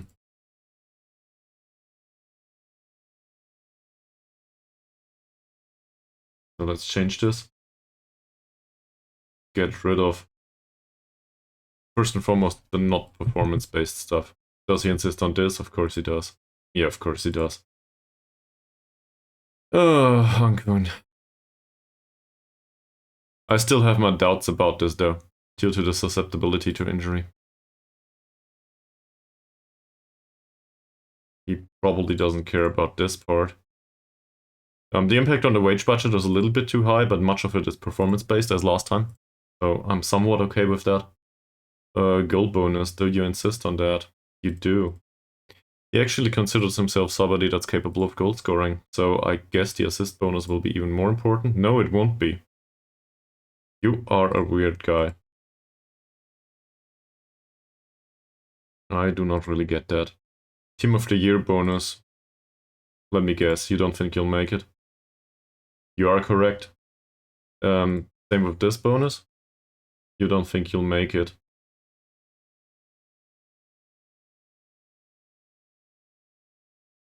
Okay. Well, the 75 appearance fee will not go away. I'll try, but it will not go away.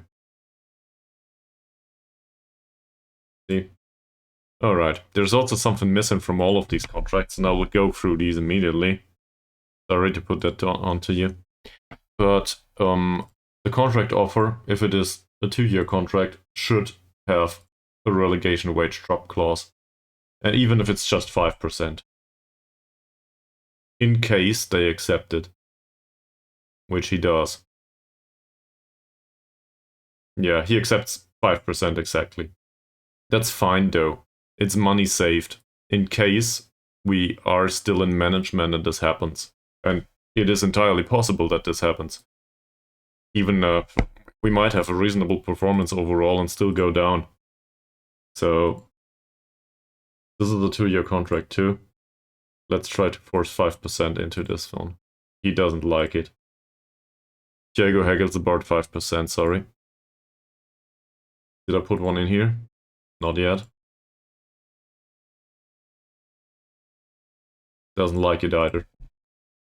So in case we go down, these 2 will need to be sold most likely anyway. But it's still a thing. Usually I want that included. His contract is a 1-year contract. Honest question, do we want to extend Baru's contract immediately, the offer, to a 2-year contract?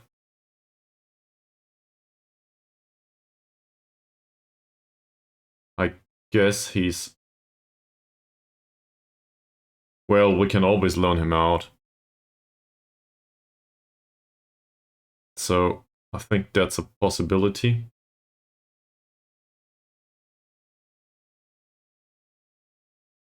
It doesn't do anything.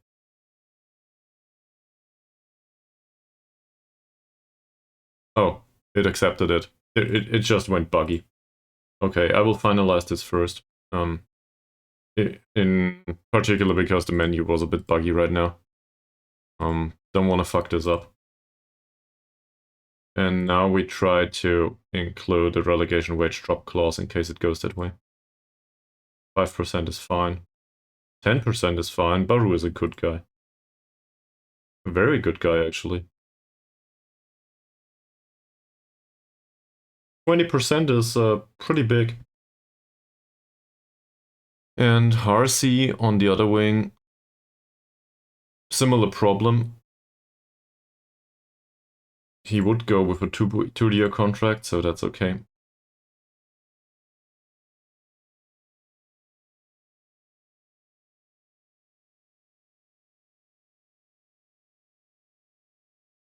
That's still a lot though. 20% less is pretty big. In particular, given that he does not earn more for playing in the first league. He's just available. Okay. So we got that. Zulkifli we talked about, Atan we talked about, Suleiman is a big deal. In particular, any ball-winning midfielder would be a big deal. This one, though... Well, this one... He played as a defensive midfielder for us most of the time. He knows how to pass a ball. So he has some flexibility, I guess. On the other hand, that's not impressive by any stretch of the imagination. So I think I'll wait for this one. We might find somebody else. I want, a muscly guy back there. Somebody that can knock players over. And he doesn't fit the description. So, not saying it will not happen, but it might not happen today. Sophie. Sophie's contract with Kushing runs out too. He does enjoy big matches. He has the potential to be a leading defensive midfielder at least. The problem is he's susceptible to injury. Same as Ankun. His role is a very physical one. In addition to that, tackling and strength are pretty low. Well, the tackling is high, but the strength is pretty low. Aggression is pretty low. I'm not saying I'm unhappy with his performances. He did his job, right? He had a big part in getting us promoted. But we also gotta be honest with ourselves here, I think. He is, as a ball-winning midfielder or anything here, even as a defensive midfielder, he's lackluster. He can dribble. He has high natural fitness. That's all perfectly reasonable. There's also the assumption that maybe we can find somebody, a foreign player, that is way stronger and comes with similar benefits. I'm not hating on him or anything, I just think maybe we want to take that, a notch back and wait. I talked about Killeen already. My assumption is that Iskandar Shadmot Jamil Killeen has the potential to play up there. He didn't really get the playing time this season to show it. He will still have a hard time playing up there. But on the other hand, he comes with some attributes that are, like, the overall sample isn't bad, right? He's not a 100% focused player on one thing or another. He can do this or that. And that's a positive. Like, in central midfield at least. He would also be able to do some playmaker duties. So, if we play him like this, he's actually more or less on the level of Ankun. It's not precisely the level of Ankun, but it's pretty close. As a box-to-box midfielder in comparison to Diego, if we look at these mentals, that's not far off. It's only the physicals that are a bit off. But not horrible. The passing, the first touch, and the technique in general are pretty good. He's 23. Not complaining. I do not like the lack of consistency. But he's 23. So now we can argue maybe he would be an option on basically on the Baru and Harsi tier. Emergency backup for now, if he agrees to it. It says decent player here, so he might. And not much else. So below 100 euros. He won't, and this is exactly what we're going for. I do not like this. But if it comes as an appropriate price, maybe that's a good idea. And I'm fond of the player. It does not come at an appropriate price though. That's the thing now. 180 euros per week is too much from my perspective.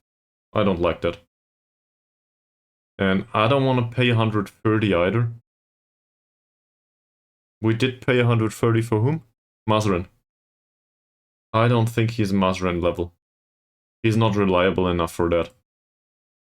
So, from my perspective, that is too much, and I will walk away from this. That needs to be done at some point. I'm really sad about this. I would have wanted Killeen to succeed here. This guy, just want to put that out there. Dicky will remain at the club. I will put him in the under-21s and set him to mentoring purposes. I thought about this long and hard last night. In fact, I didn't go to sleep until I figured it out. So, I think he's a good role model. He's just no good on a pitch. Not in particular, not in the Premier League or whatever it's called over here. So he should go down there and mentor the youngsters. Is this irony? Yeah.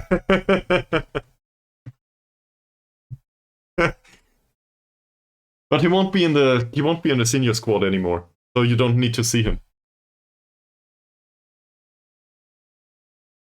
In fact, let's do that right now. He can't play there, but I don't care. And given that he's on a non-contract, I think I might be mistaken with this, but mentoring duties are 100% no matter what contract type the player's on. So that's some sort of an exploit, if you want to put it that way. Exploiting his positive influence on the character, but not really using him as a player. Alright, that leaves us with Abdullah. I think I'll take a pass.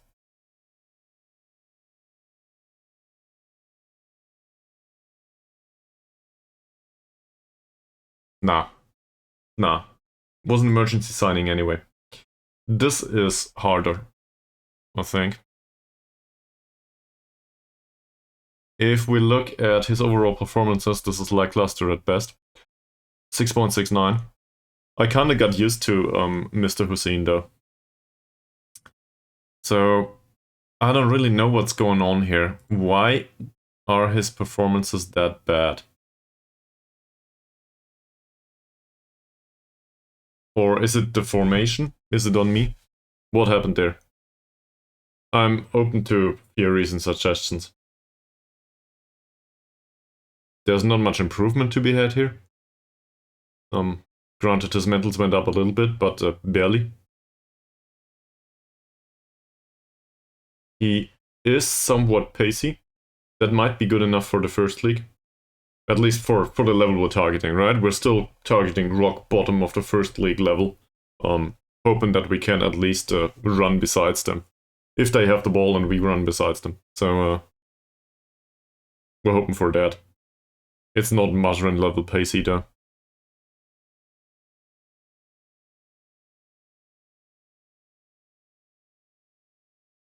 It says here he's a good leaguer for Liga M3 sides. I want to compare him to Mazren for a second. I read what you wrote, journal it. So, in comparison to Mazren agreed to a 130 euro deal, by the way. So, it's pretty lowballed if I recall correctly. Have a look at that again. Yeah. So, it is 190 overall costs though. For Mazren. Wage budget cost is 190. So we'll just go with that. So if we compare the two, one thing comes up immediately. He is considered to be a leading Liga M3 player at max. he is considered to have higher potential. He's 3 years older. That makes sense. So that's derived from it, probably. He likes big matches. There's no notion of big matches here. He's considered to be consistent. That gives him the added benefit of being able to at least get a 6.6 or 6.7 rating in most of the matches. So, in other words, he will probably not be responsible for all the goals conceded all the time. Because the amount of mistakes he includes in his game throughout the entire season will probably not as much as Mod Hussein's. So, less than 190 on the wage budget and less than 130 for sure on the general wage side immediately from that. If we look at the attributes,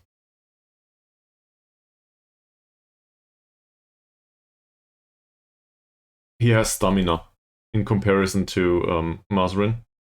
I didn't really consider that. So I think he has that going for him. The mentals in general are better than Mazrin's. Like, with exceptions of the wall movement and composure. But the mentals in general are better. That is to be expected with an older player, so I wouldn't want to overemphasize this. And I think also the technical skills, there is barely anything worth mentioning here.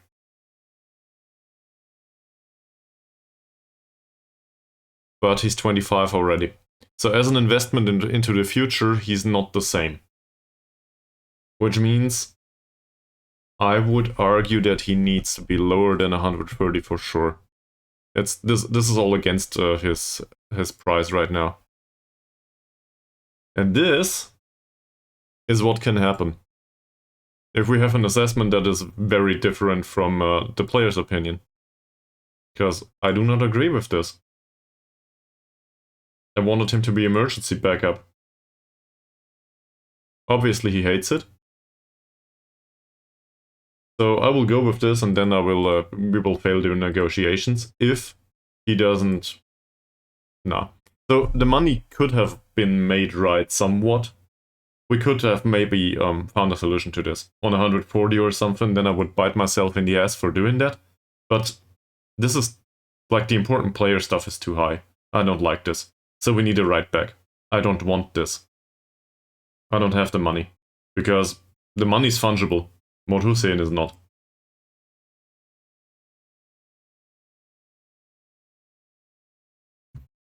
I think we can agree that this is not one for the senior squad for next season. In fact, he can go all the way to the under-19s now.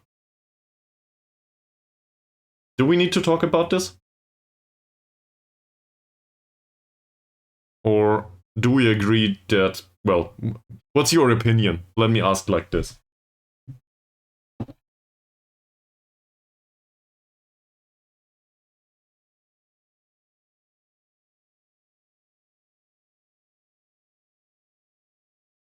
I think we can skip it, right? Okay, let's forget Safri.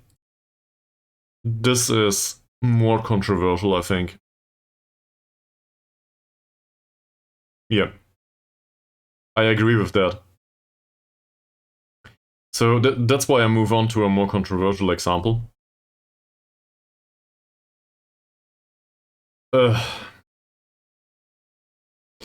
I was hoping for a better average rating, but that is what it is.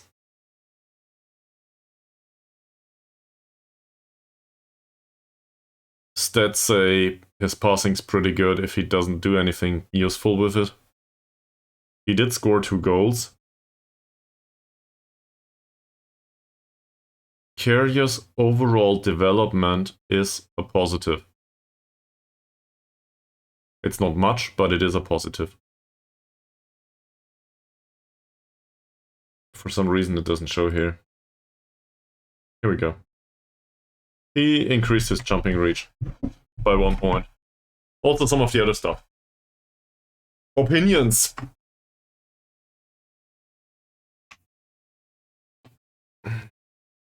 I assume Mises' opinion in this is not related to Carrier, right? So, to be fair, you might still be right about that. Not sure. No, I think well, maybe 2. Fuck off! That had to be... that had to come the left back thing. You had to do that, right? Oh, he's right-footed, by the way. Just putting that out there.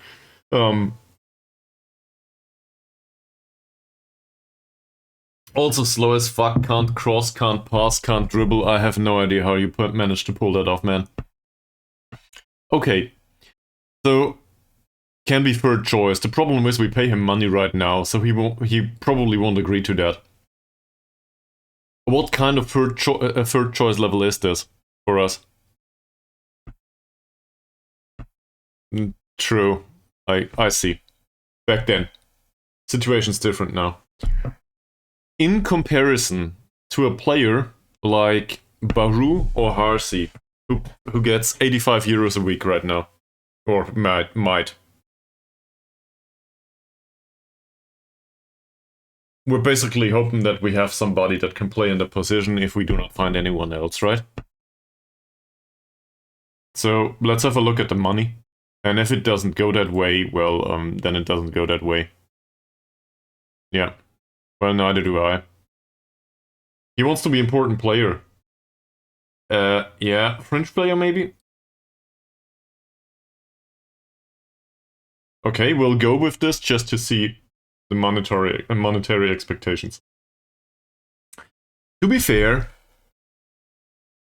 from a money perspective, this deal is fine.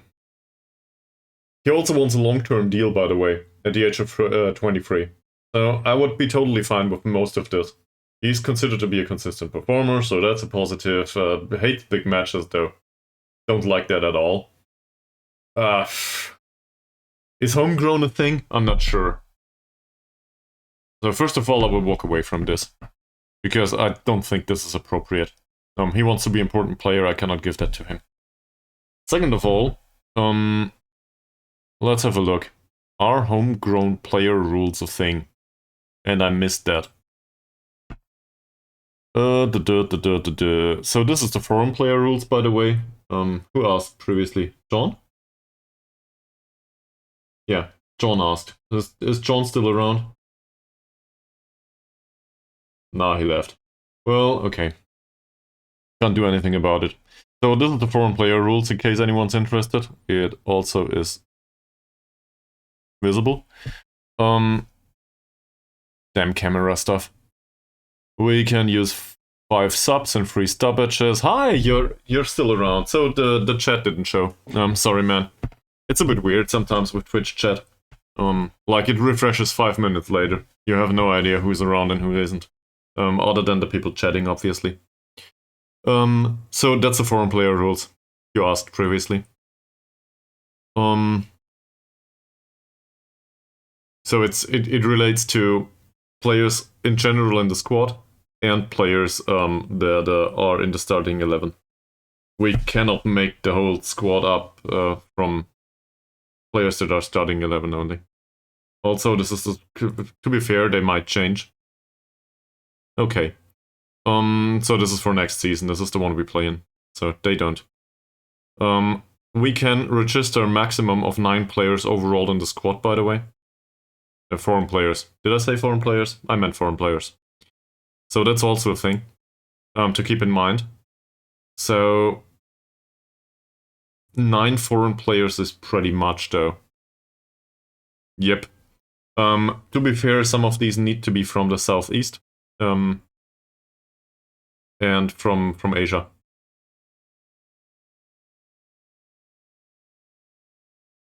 It's a bit it's phrased in a weird way, but that is likely to happen anyway. We will sign some random Indonesian or something. We'll probably find somebody.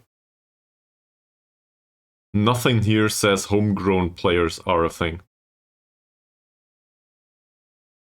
Maximum of 6 foreign-based players over the age of 22 allowed on loan at a time. This is a problem.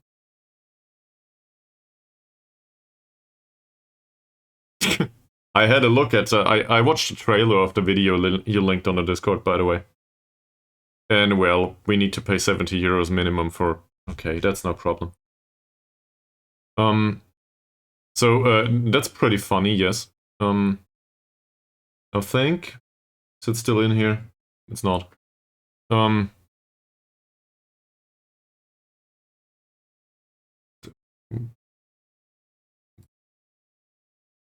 Why do I look at that? Asian Champions League. So where do I find this? Asia... The club competitions.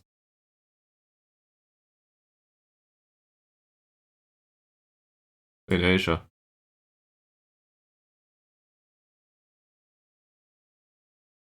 That's the Champions League. Let's have a look at the rules. I don't know where you're going with this, by the way. So, no more than 6 foreign players, at least 2 goalkeepers must be in the squad, blah. So, that's pretty similar, as it seems. And you can, it is down here. You can register 35 players overall. You do need to have 3 goalkeepers amongst those. Minimum squad size is 18. Yep, that is very realistic, and probably, just putting it out there, we will probably go back to Wales after half a season. Because we will get fired. So now we need to set up scouting. I have a problem with that. So the scouting still only allows to scout for players that are within Malaysia. That's just what's happening. Let me just show you. That's probably the wrong focus. Let's pick this one. Further details. And we can define an area. It's Malaysia only. So we cannot really scout for players outside. And we found a whole whopping 2 foreign players so far. So the assumption is that nobody will come in from that. Also, don't want to be an ass about it, but I think I reject the promise of looking for foreign players specifically, if that makes sense. I'd rather have players that accidentally might be foreign. There's no obligation to fill the foreign player slots. So from that perspective, it doesn't make a difference. As a result, I think looking for foreign players specifically is not a good approach to scouting. So, I hope you will forgive me, Chair Nullet, but I think I will knock this off. And also the Under-20 Intercontinental Cup. I don't think that's that interesting. They can do that, but we will probably not find anyone willing to sign for us. So I will take that off. Yeah, thank you very much. And also I will remove the Under-19s and Under-21s, I think. That is a thing, yes. I agree. The problem is the loans, yeah, definitely, yes.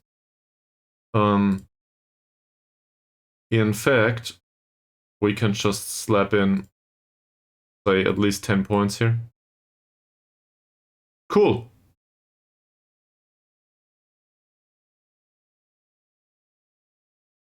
There's 2 players that are known to us by now.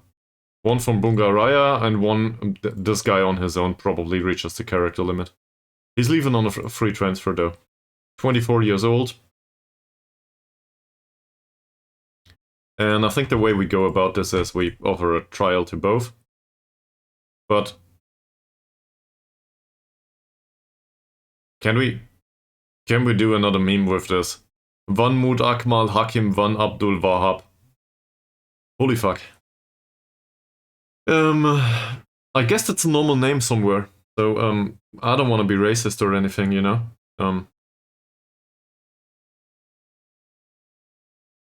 No. I tried a triple C, and I realized that it's a bad name. We will need reasonable nicknames. Even if this is a nerd nickname. WWW. But not gonna happen. This is just players we know. I think we will offer random trials to players. But also, we have a few months to go. Okay. You said 10 jumping, heading, bravery, strength, and 6 feet or taller. Okay. Sorry.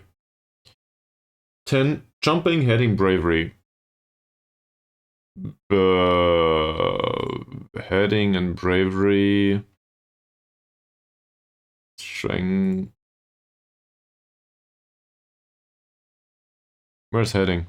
Technically possible. Under technique, possibly. There we go. 10 you said. Do you want me to restrict it any further, or do you believe me that there's nobody around like this?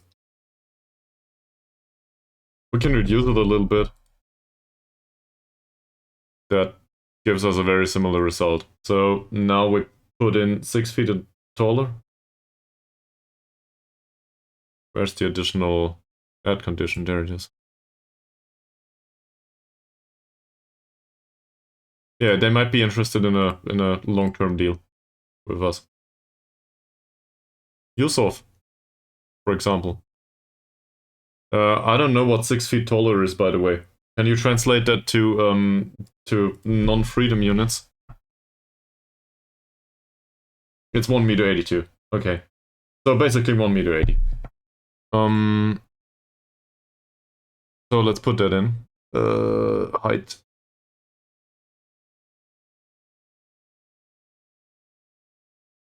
Yeah.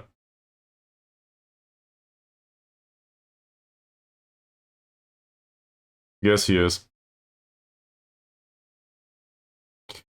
I think you got that right, yes. I have my doubts about that too. In particular, these are not, like, one of the two is a central defender. At all. His positioning is also 5. I think we played him against him. He's not horrible. But the positioning is worrying. Also, he's 30 years old.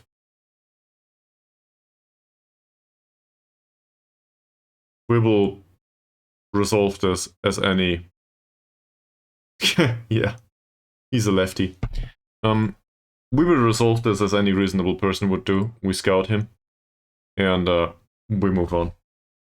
Is this enough general knowledge for you? Is this what you were going for? It really comes down to not knowing about the players, though. So they do not show up here because we don't know about him. No problem, man. Usually, you know, you guys have good ideas. So I want to go along with this. And well, this stream probably marks a record overall on Twitch for least days processed in 2 hours and 20 minutes. So yeah, celebrations are in order. We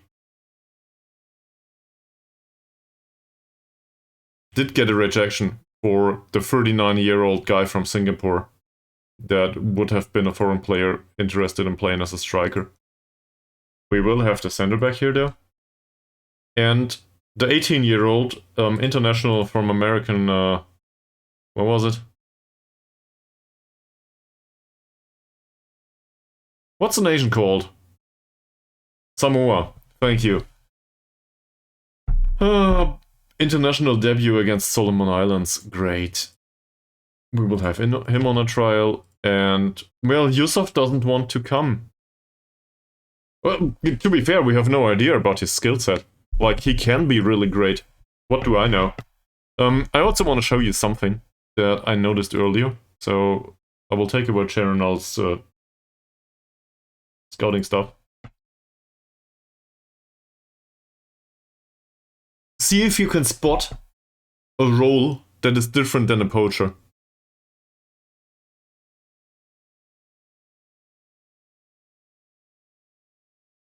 There are a few. Usually it's an advanced forward. This guy is considered to be an inverted winger, or a Mezzala in this case, for some reason. It's a media description, right? Everybody's a poacher. This is all the players known to us. Some of them are unknown, like this guy. I think that's the one we just offered a trial for, yes? And rock bottom down here, I found something really interesting when preparing for this stream. This is... I'm confused. What is going on here? Can you read this or is it too small? There's 4 players here that are considered to be goalkeepers. They play in striker position, but they are goalkeepers. Can anyone explain, please? Or do I need to offer trials for these, just to find out? These are also 16-year-olds, so...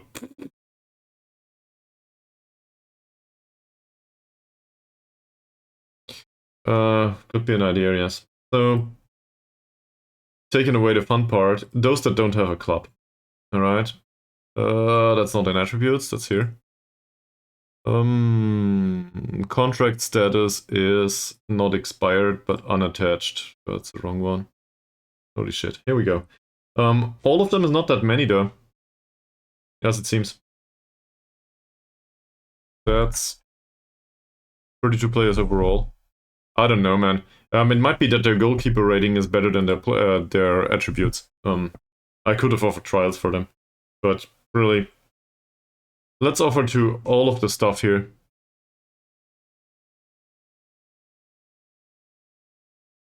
Okay. Also, Chernold will do the friendly against Sarawak. Sure, I wanted to have a look. So, he's a midfielder. And he's very inconsistent and susceptible to injury. Also, his skill level looks pretty low, sorry. Middleweight. He seems to have superior vision. That's quite contrary to me personally. This guy's fairly consistent, apparently, as a performer. 24 years old, though. Positioning is good.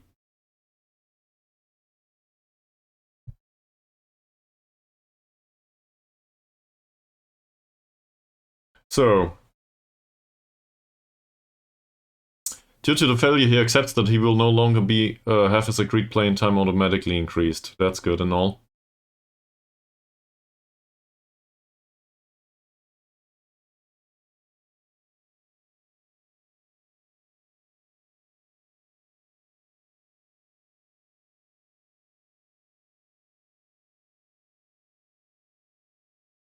I'll stay positive and professional. Cool. Alright, let's have a bunch of trials. Maybe Geronella plays a few trialists now, who knows. Also, Kamarudin decided not to come.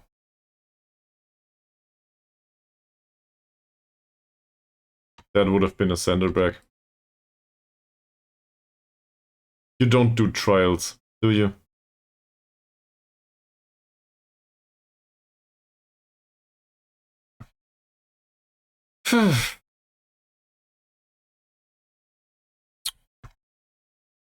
Don't want to have a look at them yet. We'll wait for 2 weeks. Now we can skip forward. Maybe, there might also be agents that offer players to us, actually, at this point. That would be great. I think we had some good experiences with that. We got offered Jorge Cesar at some point by an agent. If it comes to it, I will resign him.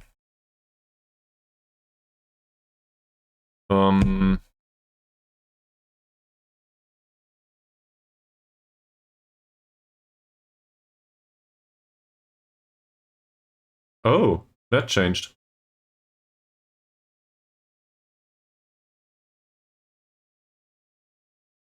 See, even the youth does full-time training now. I didn't ignore you. I will do it. But will there be... Okay, well, I guess we can do that. Let's have a look at scouting shortlist. That's a regular, that's not interesting. Interested one. Released players list says... What? There's 3 players that would be interested. I forgot about Target Boy. Thanks, man. Okay. Let's offer... Oh, they are on trial.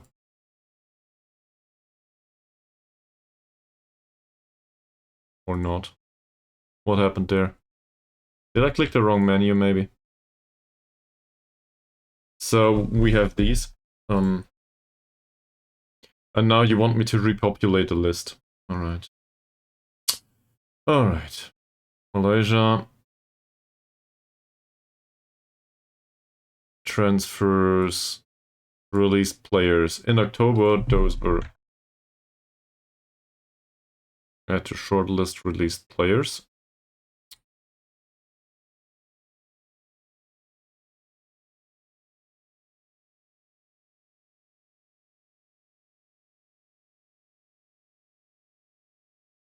Oh. There were a few that got released in August.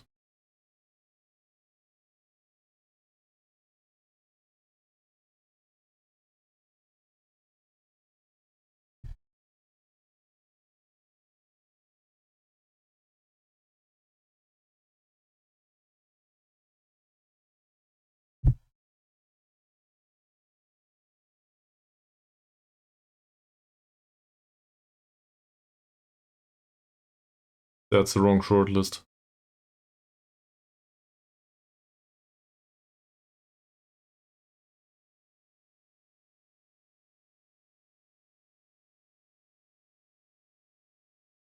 Okay, they both went staff.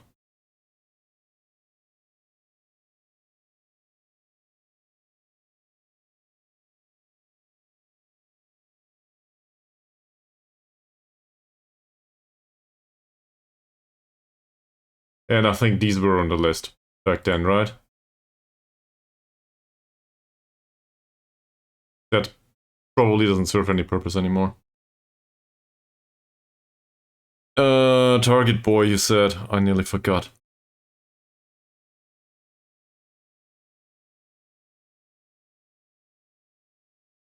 Sinudin. That's him. Please celebrate the fact that Target Boy is still with the club.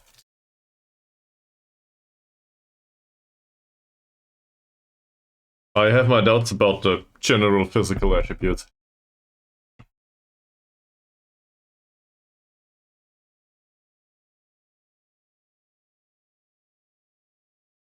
Could be worse. Yeah. Well... I don't know. Look at the arrows overall. Is he really? Is he getting better?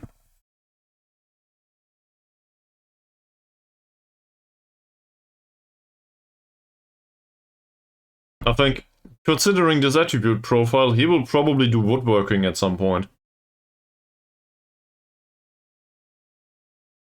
Not sure if he does. As long as he's not on a professional contract. Sure. Sure. Don't want to knock it. You go away.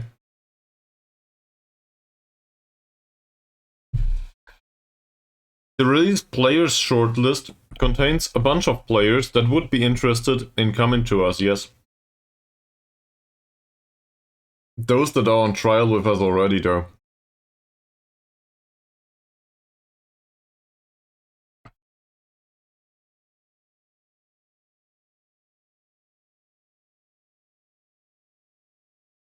And an additional 3 players here. So you might have... This is Facile. This is Kamarudin who just declined. And this guy is 37 years old. Any other questions? Cool.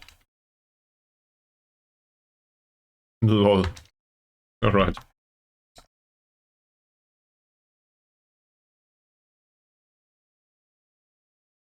Let's just sign Facile.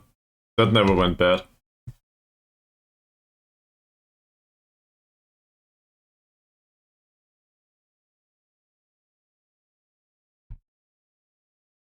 We also need a capable free kick taker and corner taker for the next season. I've had enough of this.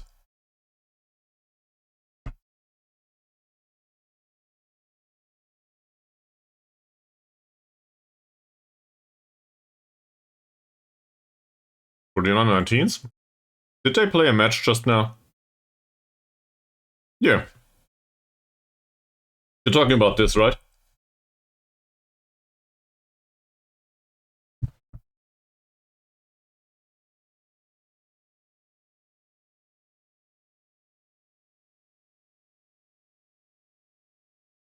There's somebody called Isha here.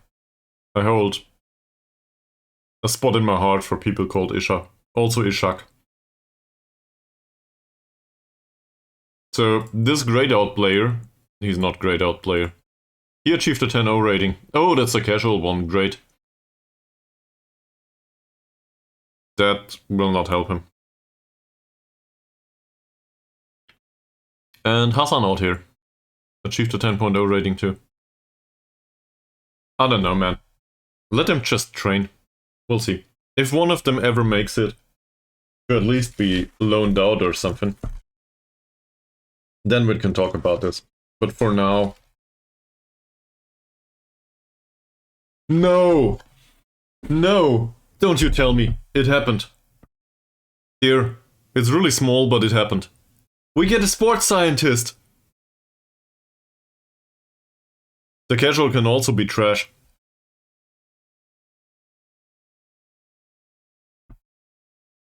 We had somebody very similar at some point. In last installment of Football Manager. Please go back, Sharon Nollet, and have a look for Antoine Pouget. And then tell me what happens to casual players. And in case you don't want to watch the 400 hours or something that it is, you know, I understand that, then don't. But Antoine Pouget was not a casual just yet, and he was still really bad. Bad personalities don't go really well with me. Okay, that's bad. We do get a sports scientist though. I'm excited. I want one immediately. Hopefully prior to the contracts coming in. Yeah. And I will do that. Everything. So, I don't know if you were around when I said this, but don't take it personally, please. I will make an intermission for this. Give me a second. Dear Sharon Nollet, this is not targeted specifically at you, in real life. I think in real life you are way better as a staff member, but as a virtual representation in Football Manager right now, I'm very happy that you were my assistant manager. I appreciate the fairly professional personality. That said, your people management is 5, your judging player ability is 3, your player potential is 2, and the best training category is tactical training with 5. The rest is more or less rubbish. I would very much appreciate if we could get an assistant manager that actually knows what he does. So, overall, I think I will probably have to fire you at some point, maybe at the end of the season. I hope you understand, and we can name somebody else, Jaron Nollet, but this guy will not do. What? This? What are you talking about? This stuff?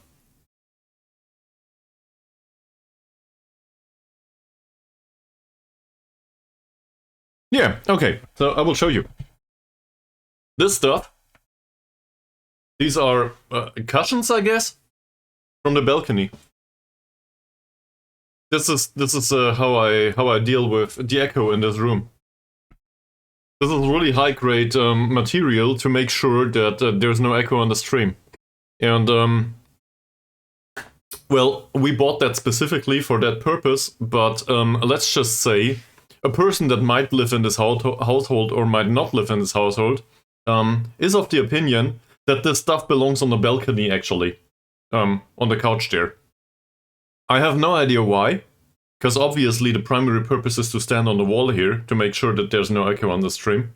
But, you know, Other people, different opinions. Let's go back to the stream. Okay, so we will fire Journal at some point.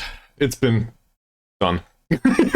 I realize it's absurd, but it is what it is. I want a sports scientist. Where is this? Probably here in the medical department. We will place an ad and then we'll look for some.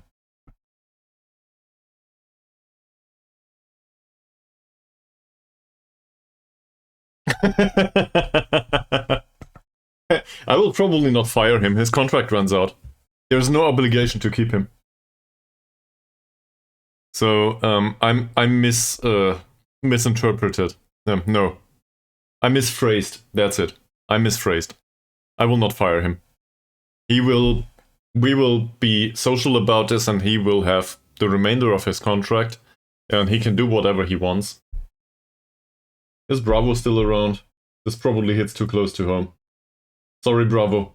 But I'm like not knocking on you right now, but you know, probably you can stay at home for the remainder of your contract, Sharon Nullet. So there's that. You don't have to work though. Like, do whatever. We'll find somebody else.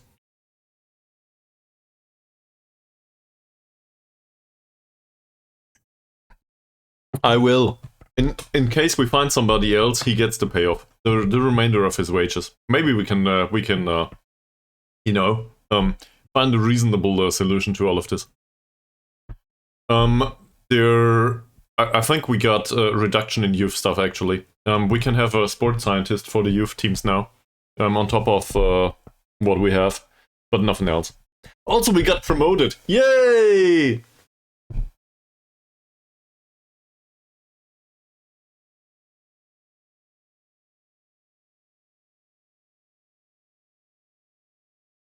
That's not bad. No recommendations overall other than these two. I think we know those at this point. Yep. These are Cushing players. So hiring youth staff, just showing you. Where is it? Staff here. We can hire an additional coach in the youth team and a sports scientist, so we might as well place an ad here too. It depends a little bit on the wages though. And the under-19s actually got stolen a staff member, I think. Yeah. They realized that the under-19s really don't need a coach. They can use a sports scientist though. They don't have a physio, but they can use a sports scientist all of a sudden. I have no idea what's going on there. Like, they declined a sports scientist for 1.5 years, and I kept asking like once a month, I think, if I got to it. But apparently nobody cares. Saidil has a fractured lower arm still. Do we want to accept Harsey? Harsey wants to sign for us. What would you like instead?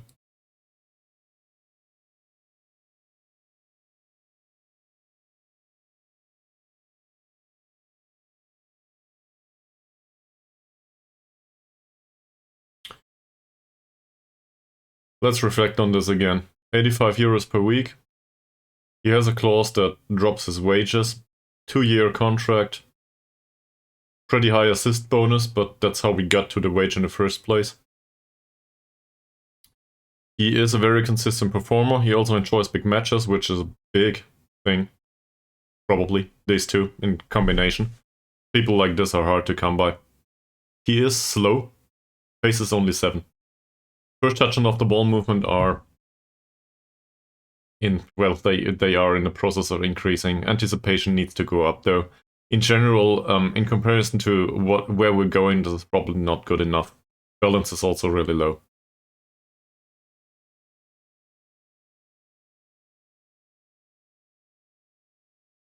Okay.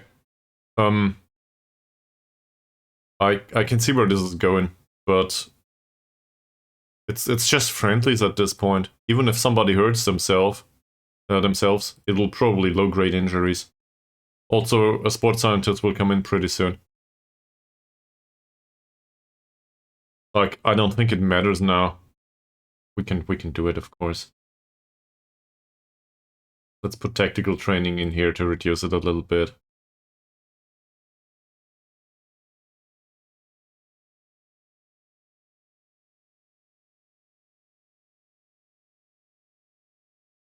This stuff, though.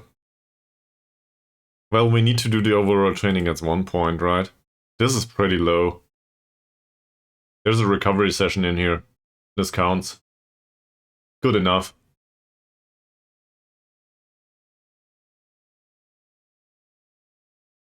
The team bonding and... No, I won't. Because that'll put a lot of pressure on these days. I don't want that because there's match practice in here. They are in here for a reason. If I switch them over here, it goes up. I want it to be distributed evenly. So that the risk per day is lower. So there's not an emphasis on this, basically. I think this is more important. I will accept this. RC is the first player that will join the club. And also Masrin. Cushing will hate us at this point. But we have 2 players now coming in. Both somewhat consistent, and the both of them can probably play together.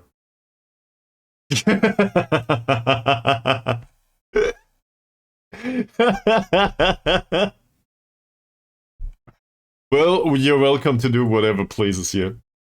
I cannot force you to have fun. Don't care about this. Go. Also, I need a new bottle of Coke. So, I will probably do a short break. Go!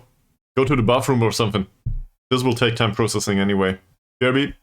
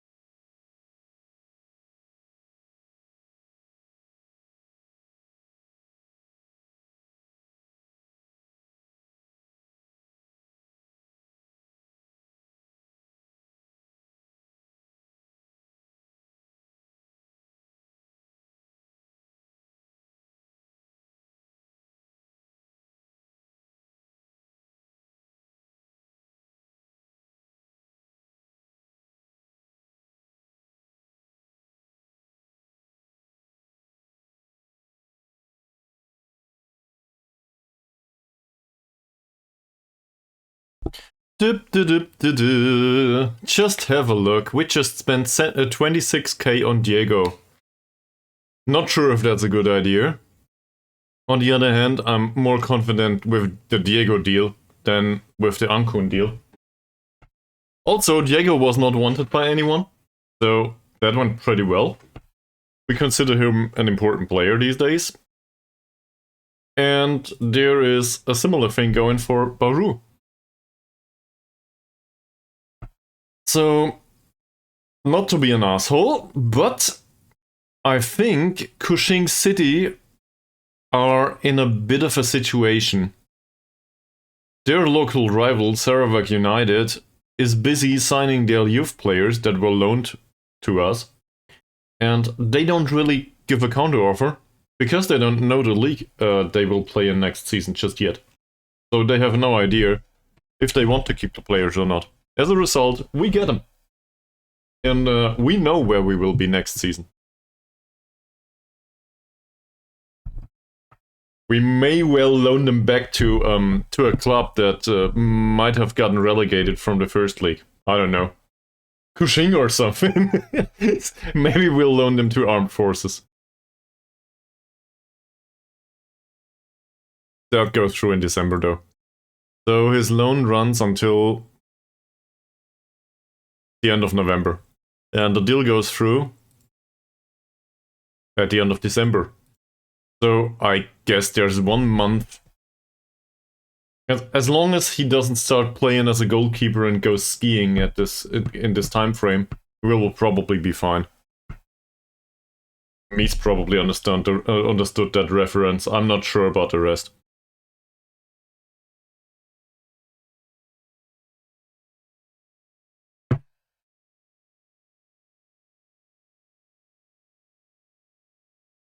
This is off to a good start. I wanted to have a sports scientist. We need a sports scientist. Don't care about the rest. That is really important. We might just have signed 5 players with recurring injuries. Oh, that's not bad. 11 points. Balance 2. How's the other one? Balance and 10 points. I will have a look at those just to find out if there's anyone in there that has a really good personality, then maybe I will be swayed. Most likely though, we go with the one that is the best sports scientist. So this one. According to, I think a manual, I never read a manual of Football Manager, but according to a manual, some sort of physiotherapy impact is also there, but I think we'll go with this. He also has pretty big adaptability, so maybe that helps.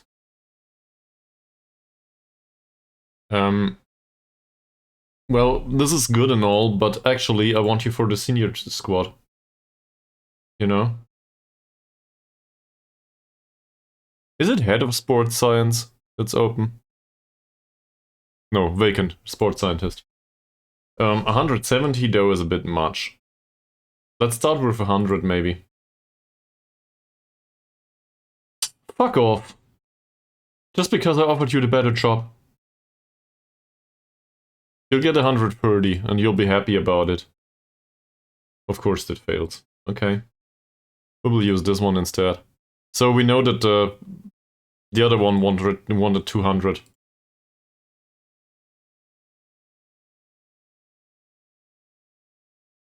So we will start him off with 120 maybe. Okay. 140?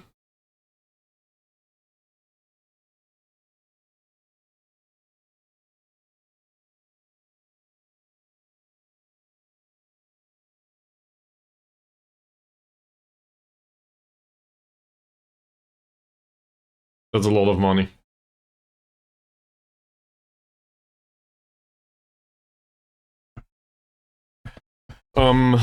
Going back to the training issue, I think Terranology might still have a point. With the training schedule, it might be too much for the players overall, and we might need to include additional recovery sessions to get rid of the minor injuries that pop up here and there. But it's really hard to determine that prior to just seeing how much it is. Like, if we realize 2 weeks into the start of the season that everybody injures themselves all the time, then we will need to change it. Obviously. There's a bunch of youth players to be released. Well...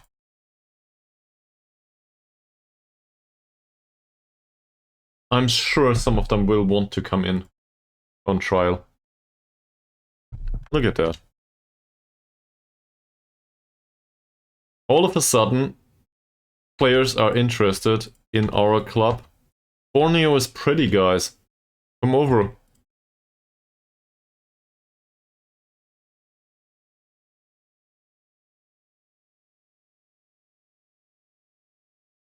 Well, one of them might be worth something. I don't care. Let's just play that match against Sarawak. It doesn't matter anymore.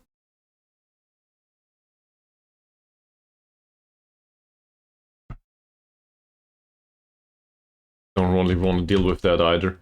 I think there might still be some sort of cup matches here or something. That's why they're still training and we do friendlies.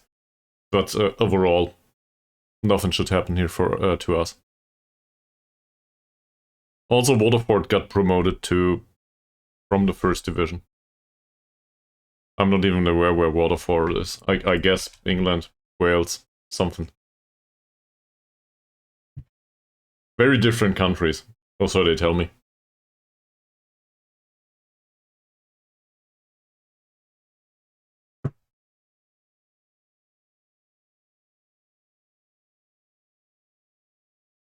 One of the two is a rock, and the other one is not part of Europe either.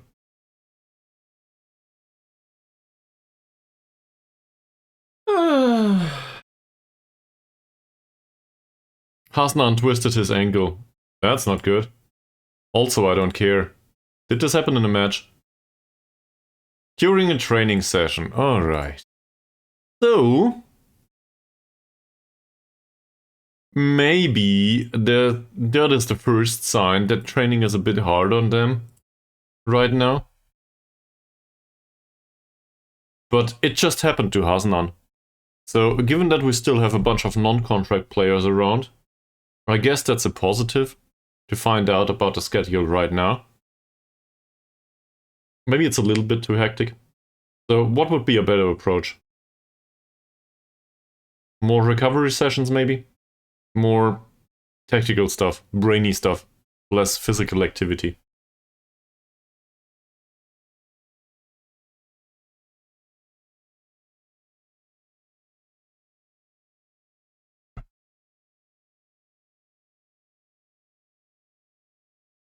So, what do you guys think so far? Are the steps in the right direction? What's the next focus to go for?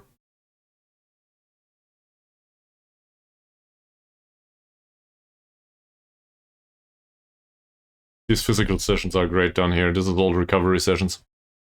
They are with the physio.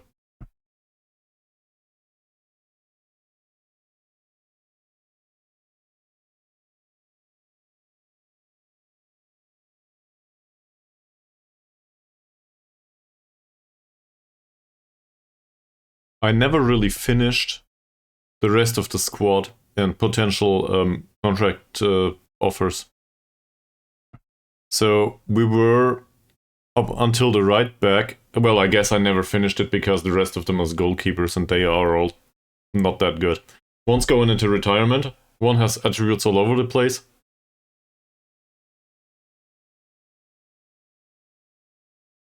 To whom, Bravo?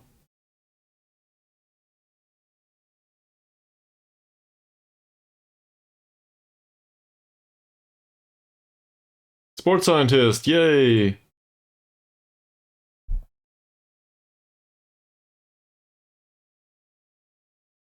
To the players? To the staff? To the players, okay.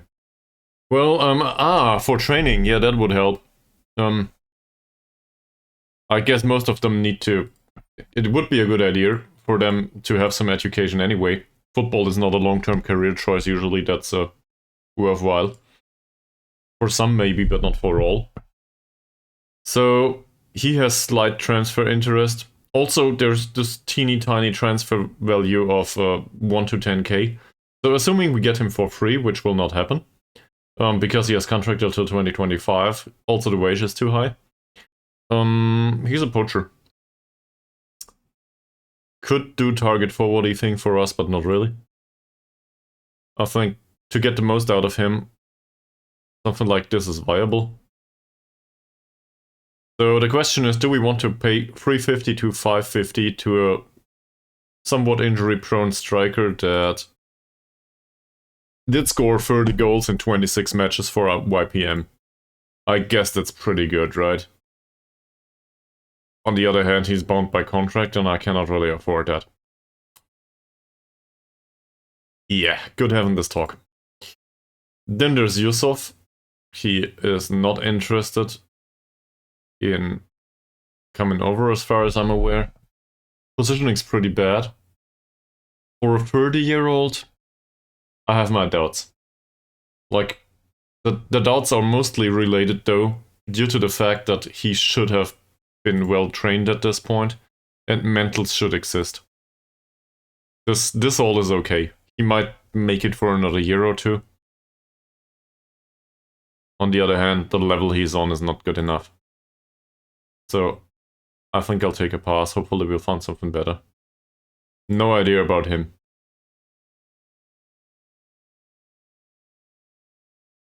Jumping reach is 5. He's 1m79 and his jumping reach is 5. What are you doing with your life? He's a central defender that can't jump. Even though he is tall enough for Malaysian levels to at least get a jumping reach of, I don't know, 7, 8, 10, something.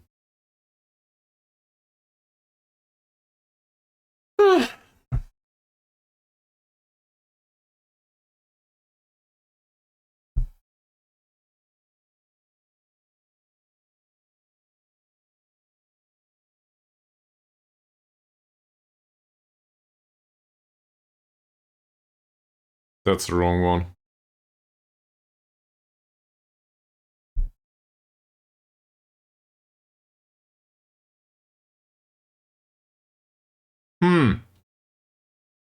He pulled his ankle ligaments. I think there's something going on here. You know, these teeny tiny injuries all of a sudden.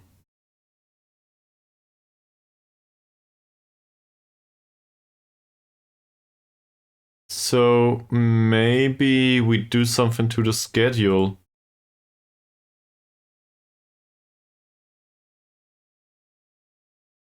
This did happen in match though, didn't it?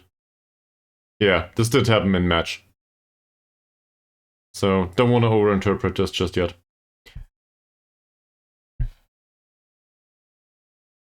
It says Ankun signs a new 2-year deal.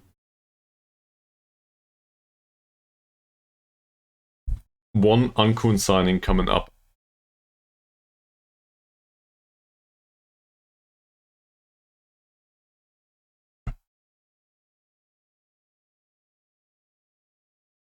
There we go. So that's done too.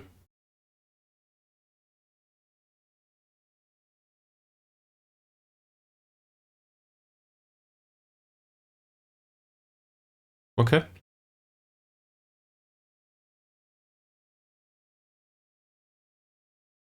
Do we have news about any of the...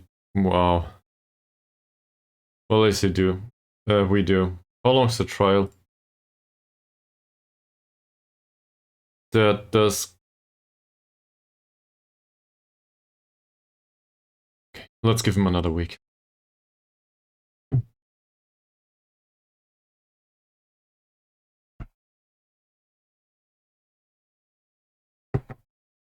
Any thoughts in your heads? Any comments? Cool, I realize, thanks. Hmm.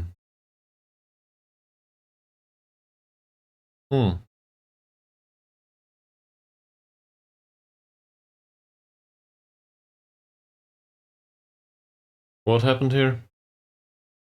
He doesn't like the work he's been assigned. So let's take him off it. Just as last time. I think he might improve a bit.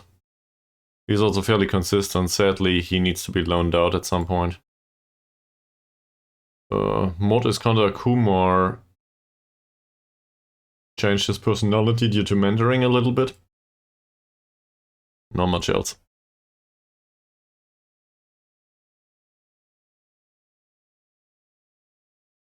Give me a summary. Is there a player in the under-21s that really needs mentoring?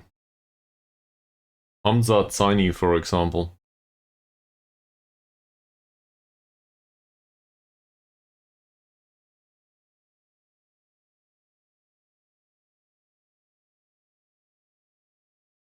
He's not part of the under-21s. He is. He's 20 years old though. Chong Ai King. Rosland will retire. Soro.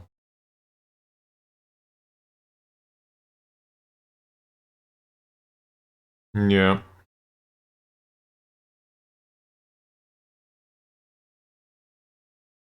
But the casual needs mentoring by somebody that is closer to his personality. That's a problem with mentoring.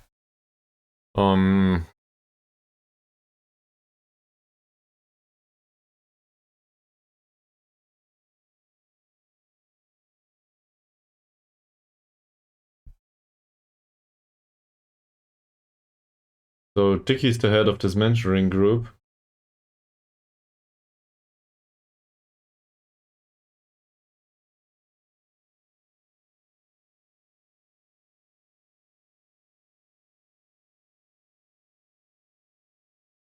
There's also a bunch of players in here that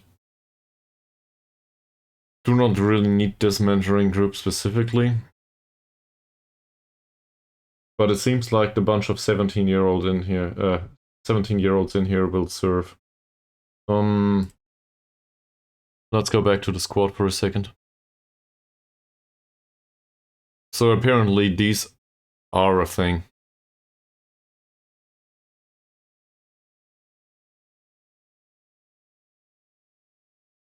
Fakur is one of those that trains pretty well, if I'm not mistaken. Most of the time. Or not. Well, he might train well, he doesn't progress though.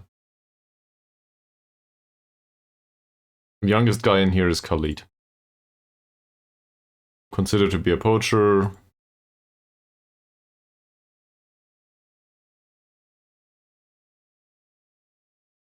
But you have a point. We have a striker here that is a casual. I hope he's not. Yeah, it was Jafar. I hope he's not a negative impact on Dickie there. But let's see. Let's move him to the under-21s and we'll try this. I think if I recall correctly though, they don't get along well with each other. If you do that. Is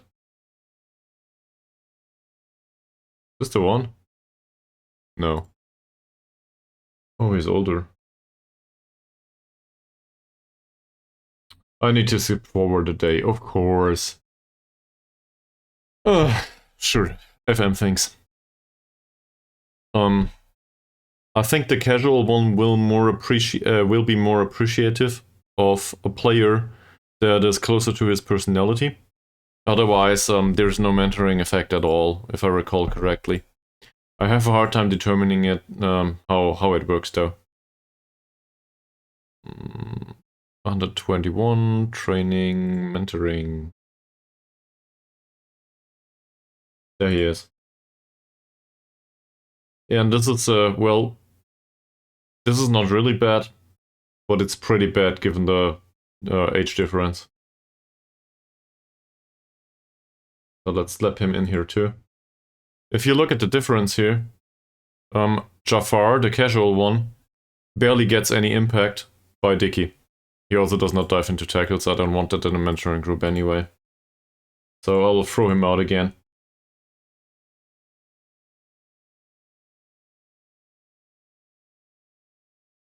I'd rather put somebody else in there.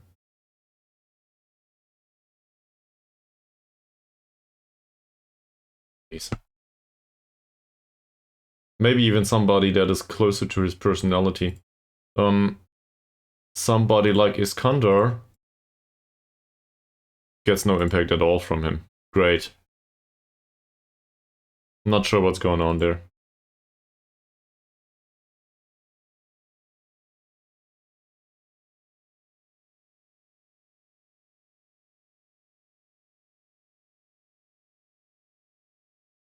Mentoring is weird.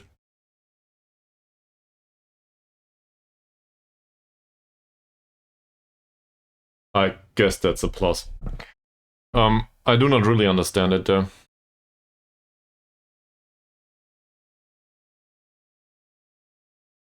Well, let's keep it like this.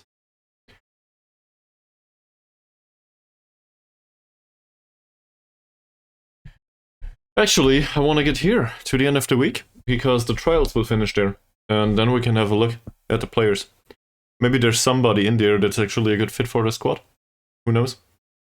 And otherwise, we will just get another bunch of trials in. And we will repeat that until there's a solution.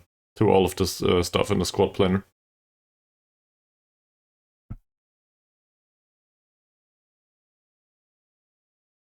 In these situations, I'm always I'm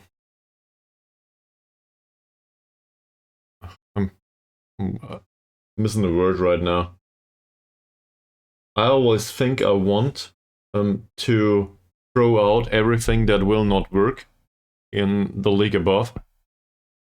So as a result, go away. As a result, I want to throw out like 2/3 of the squad right now. But the board and neither the fans will appreciate. They will not comprehend my wisdom if I do that. So we need to sign players first, and then we can release them once they didn't make an appearance for half a year and blah blah blah.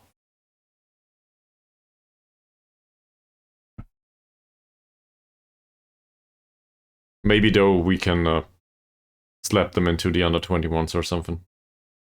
Let's just continue this. Don't want to deal with under-21 coaching just yet.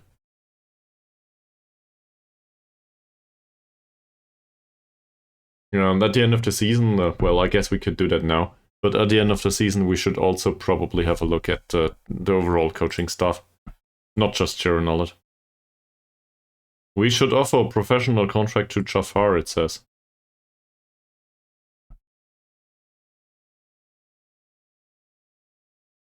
We were just there. Also, I think his trade is horrible. Well, I guess the trade is okay, right? It's not horrible. It doesn't really serve any purpose though. And it makes mentoring him really hard. Does not dive into tackles might make sense on a central defender. So, will user under 21's mentoring group? Great, yeah, that's the problem. These are from the under 19s and they qualify for playing in the under 21s for some reason. Somebody made them available there.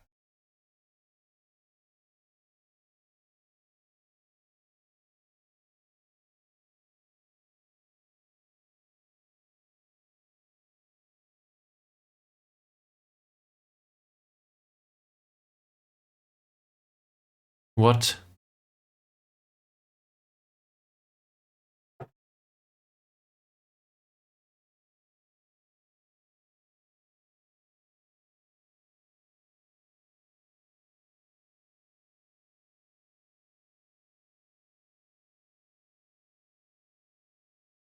No, they shouldn't be in here any longer.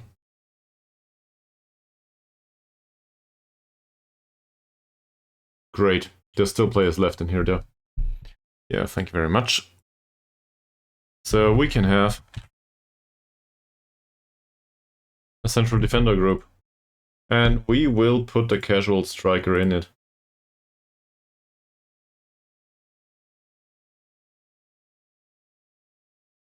He's considered to be a central defender.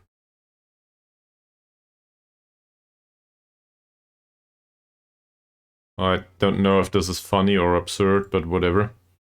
One of these might be a central defender, I don't know. This mentoring group doesn't serve much purpose anyway. Also, the trial list doesn't count. There's not a single central defender available in the under 21s. I guess we dissolved that group.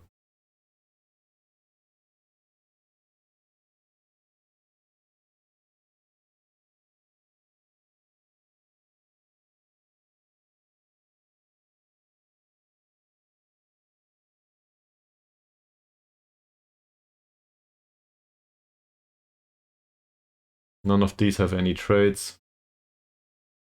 That's good. Does this work? No, it does. All of these are other players and grayed out. Something's going on there, and I do not really understand it right now. It might have to do with them being under 19 players or something.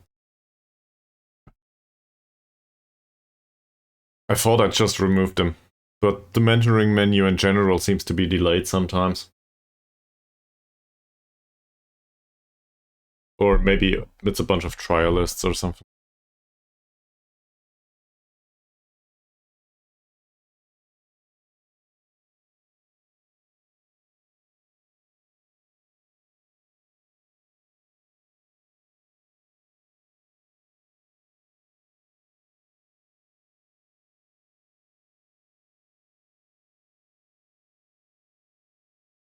At least Chong Ai King belongs in this group.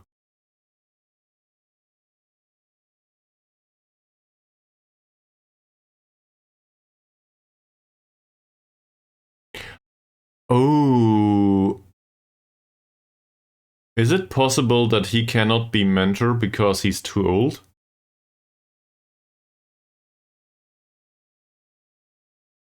That would break my entire concept.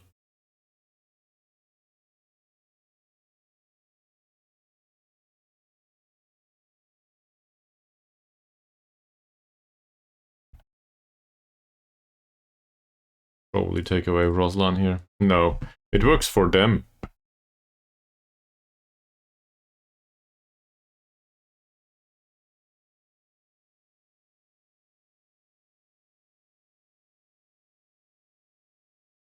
Don't know. He's a good influence on them. We'll keep him in.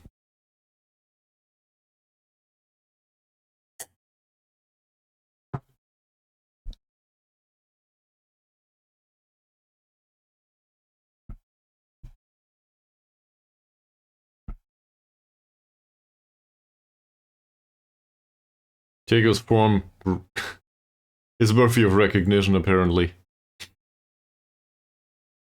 So, what do we do with Diego next season? He just signed for us. Long term. We want to play him as a box-to-box. I think we debated that long and hard. So, we train him for it?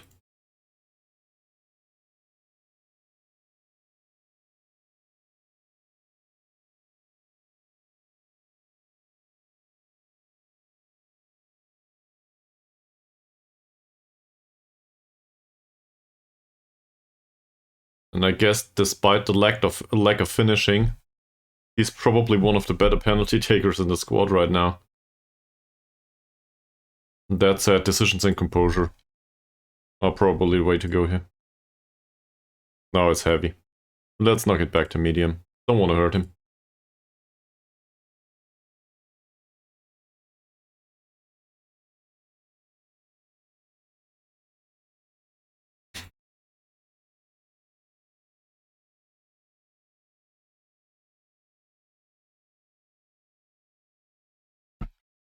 So, 2 more days, then a bunch of trials will finish. Or they should. Yep. And once the trials are finished, we can have a look at the overall assessment of the players, and maybe there's something in there.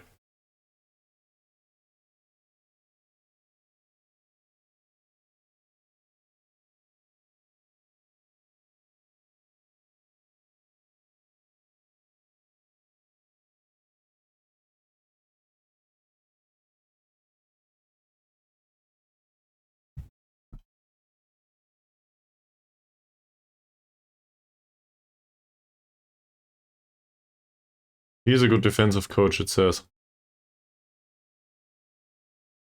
That's true.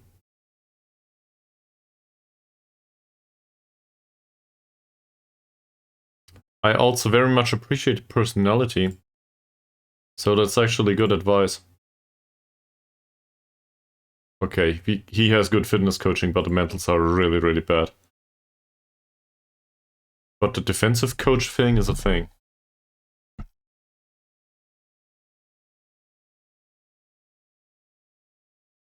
Do I want to go there?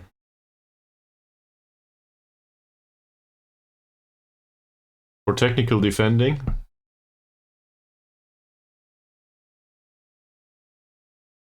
That's 25 altogether. This is an 8 and a 7. Who does technical defending right now? Defending technical is done by Arifin Muhammad. That's not much worse, is it? Like, I get it. We do want improvement, but the defending and the technical attribute are 1 point lower, but the mentals are higher. This is actually pretty impressive. It's 32. The other one was at 25, so the overall training rating will probably not change much. It's a wash. His contract runs out at the end of the season though. So maybe at the end of the season I will reconsider. He has a tight calf. That happens. He a trialist. He's a trialist from Johor DT. Yeah, great. Something else comes to mind. Is the sports scientist already here?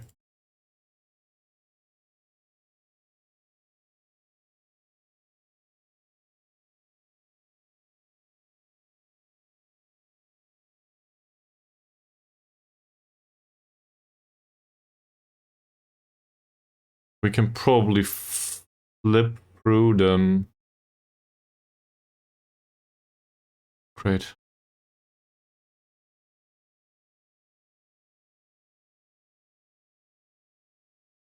Very little fatigue, yeah. So the sports scientist's already there. Sure.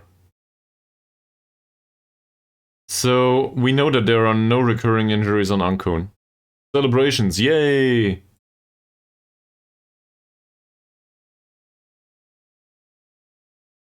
Above average level of injuries due to the passing training, so we'll probably take that off. That's better. No, it's unlikely to lead to, well...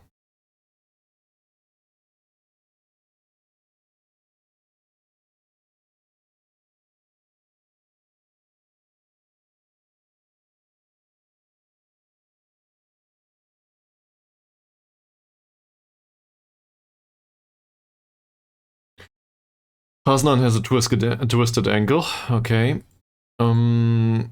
No recurring injuries whatsoever on any of these players so far. Who was that? Lokman. Well, we will not sign you, that's for sure. Nasri, we just heard about. That's pretty good. Susceptibility to injury. He's 29. Winger on the left side. This is basically from PIB. This is Harsey level though. Is he much better? Why is he assumed to be a 4-star guy? He's probably faster. Yeah, he's faster. But if I look at this overall, is this difference in speed really worth the fact that he considers himself to be a star player?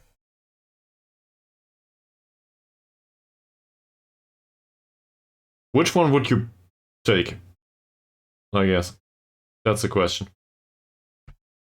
Would you go with the one that's faster? I have a hard time accepting that.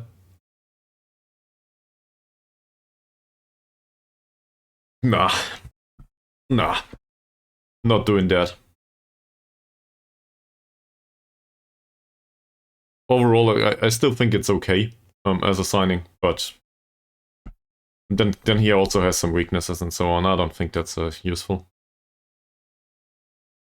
Cool.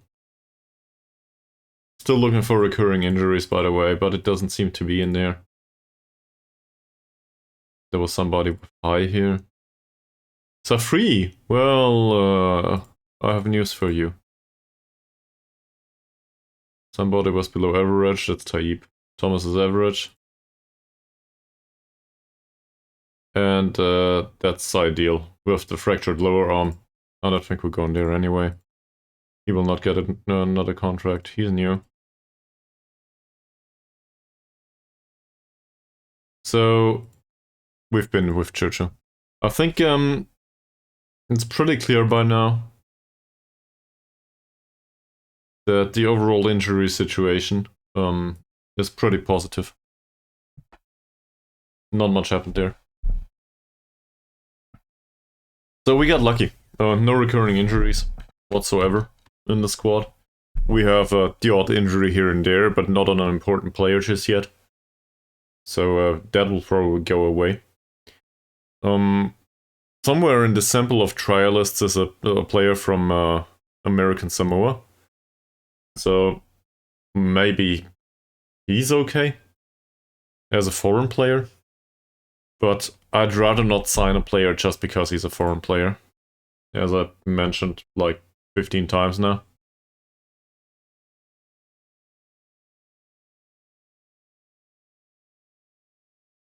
Hopes are we'll find someone useful, really.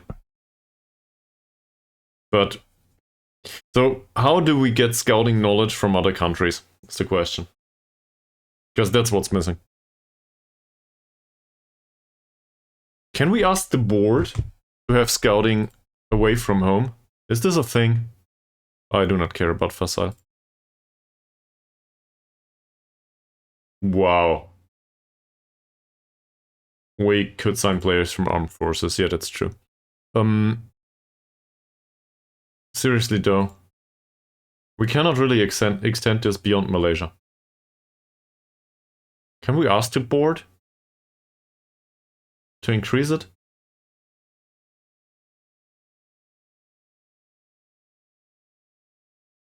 Is the scouting network or something maybe under Club Vision?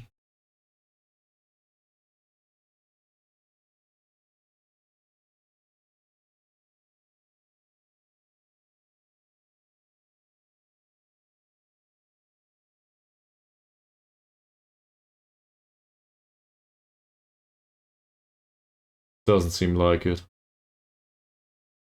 I mean, obviously we can ask for more scouts, but more is not the problem.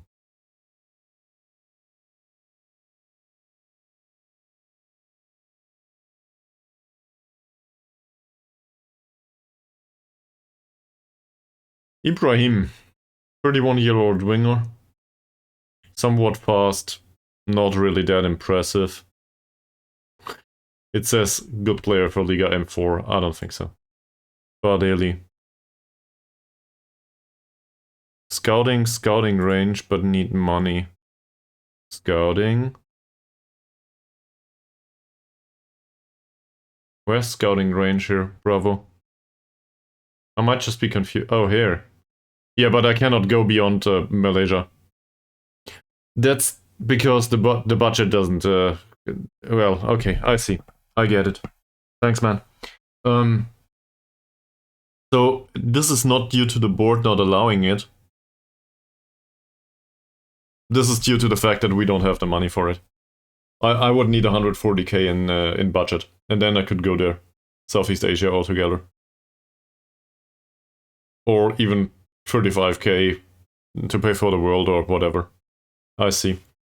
So, that would help. The alternative is to have scouts that have knowledge somewhere else, right? So then at least you know about some players. As a result,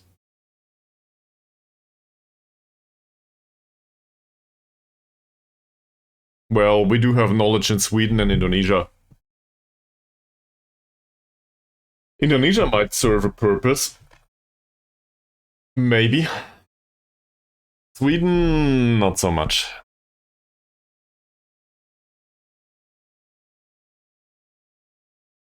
Nobody's interested in a transfer from Sweden over here. Okay, we dealt with him. I think that's the one we just mentioned, yes. Come to think of it. Well, he's a good player for Liga M3 apparently, but I do not agree. We just talked about this.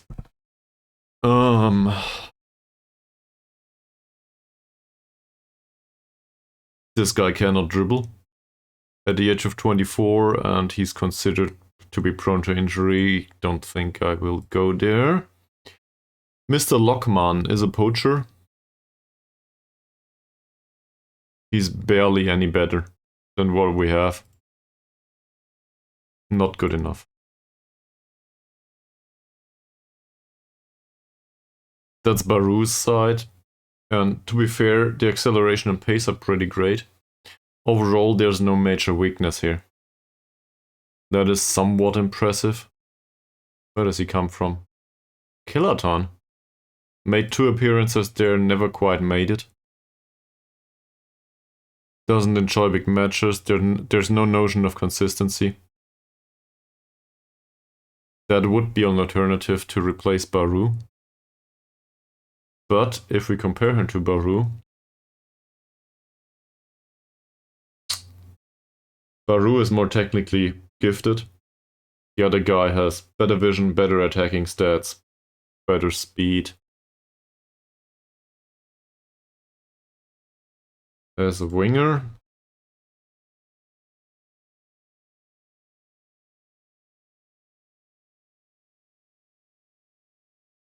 I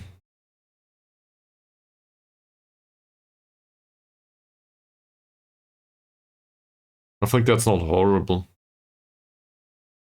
The problem with this is the soft facts are not really convincing, I think. Balance and media friendly is not like the end of the world, but he doesn't enjoy big matches. There's no notion of consistency. So if I had the choice, Baru probably would make it to the pitch at some point.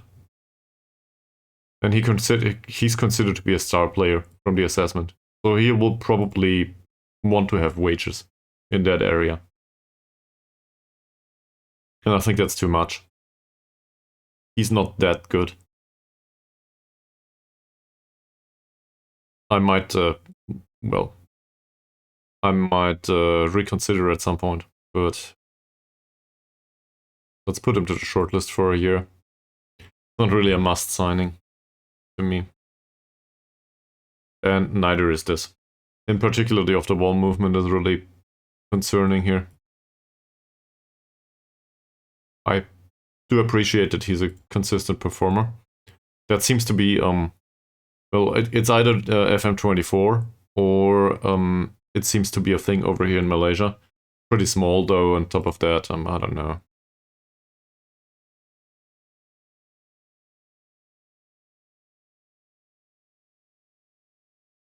I guess it's also worth putting it onto the shortlist, but not sure. Sunil Carven.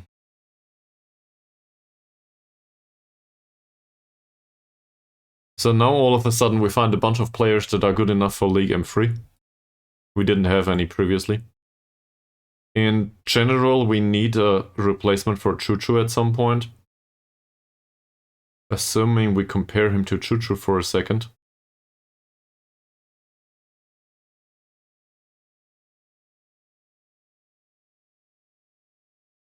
Well, he's faster. Earlier in his development, obviously, so that's pretty comparable, I think. Fairly determined is not bad. Medical report is a positive. It's not really an option that will increase much in value, though. So, same here. Add him to the shortlist for a year, maybe. There's a bunch of maybes here. I'm not really convinced by anyone just yet. Similar. This guy has a wonderful name. Do like the trait. He's a fairly consistent performer. Also susceptible to injury, sadly. Former YPM player.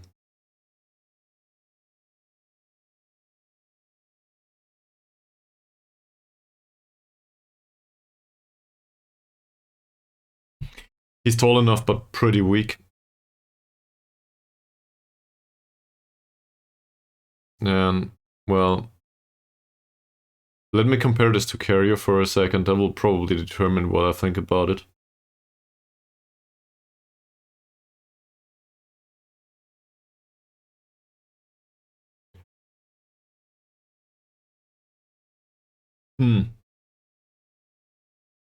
So, Carrier's technical ability is better, at least where it matters.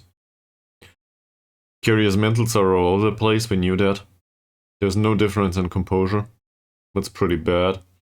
The positioning is impressive. Van Mud Akmal Hakim Van Abdul Wahab's positioning. He's also somewhat fast. Leaving on a free. I do not like the susceptibility to injury though, and well, he's still a fringe player from that perspective, it says here. Not really one that I expect to develop much. That seems to be a good poacher. Only that though. Nah. I cannot rely on an inconsistent striker. I don't want that. That's not bad player material, I think. Well, somewhat bad.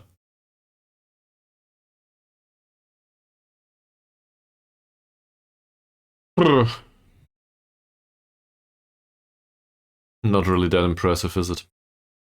Somebody told me we should rely on loans. This is trash. Wow. This isn't much better. Do I... No, I don't look at that.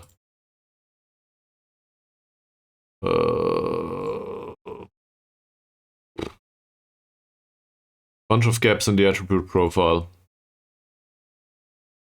Like, as a... I guess as a young option that might develop at some point, maybe. But it's not really on the level we're looking for. As somebody that might be loaned out, maybe, or something. But not for the first team. Don't think so. I'll do a bathroom break. BRB.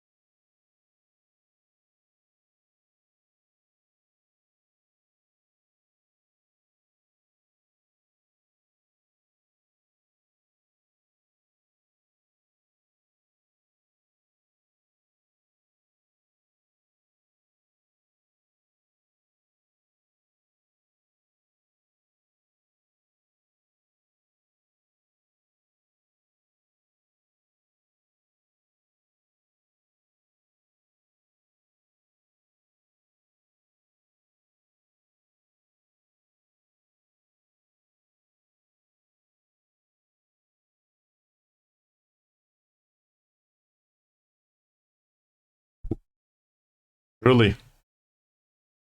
Whoever said the stuff about the loan is a smart man, I guess.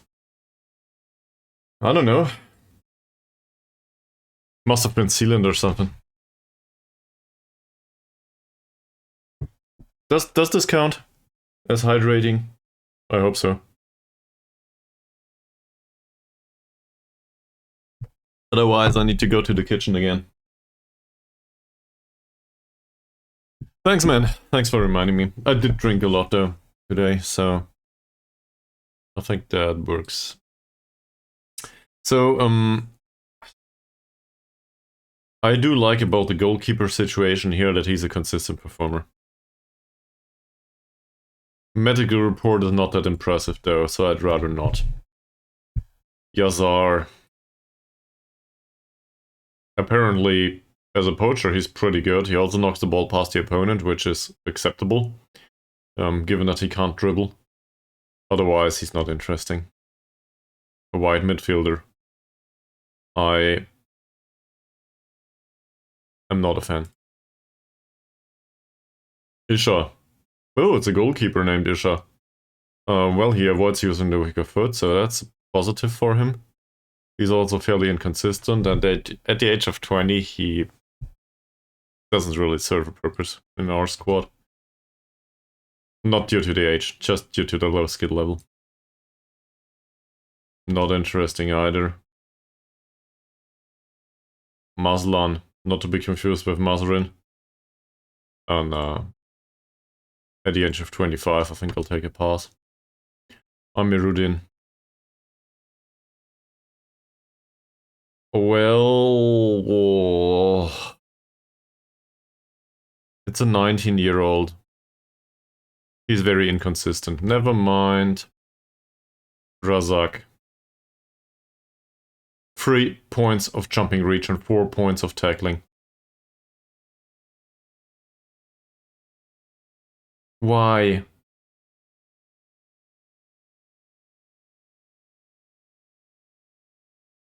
This guy's pretty fast. The problem is he's pretty fast in positions that don't need it.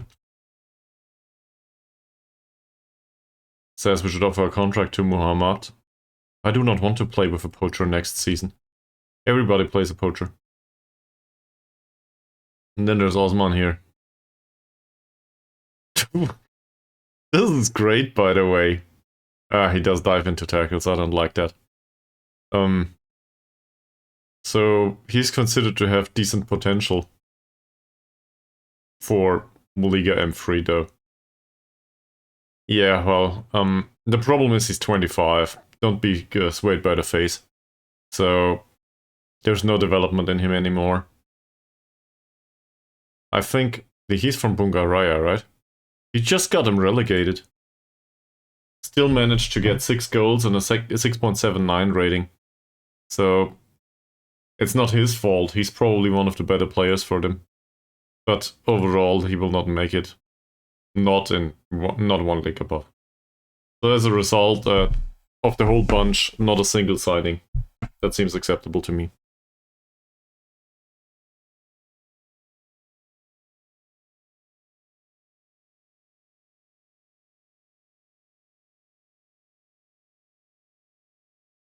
We could redo scouting on the teams in League 1 again, looking at their players and at potential signings there. Well, in particular the loanees. Not sure if that's a thing already, that they become available. We did have a look at Armed Forces, I think, so why not do it again? Doesn't matter much.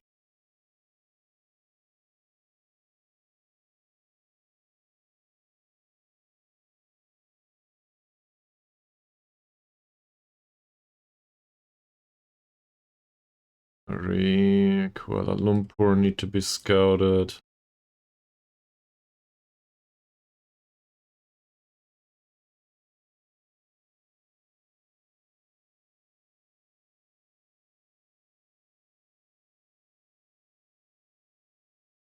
All right.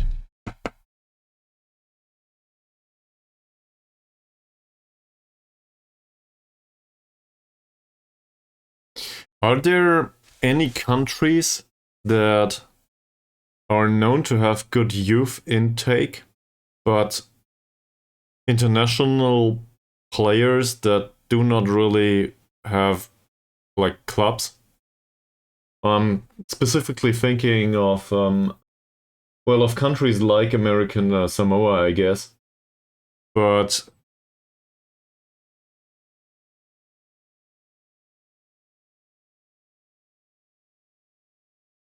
Maybe there are no clubs loaded or something. Wales. But there are clubs in Wales, though. But sure. Yeah, that might work. Okay. Well, let's go with the theme. I will have a look at Wales. Maybe the under-19s in Wales contains a player or two that might just come over and play for us. Who knows? National teams under 18. Alright. Are you under contract? Yeah, he's at Cardiff though.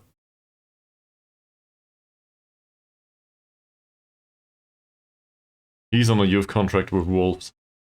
Still?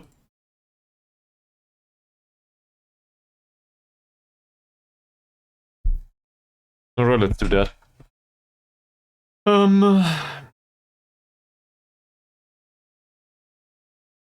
Albania. So I guess we could, obviously we could go all the way there.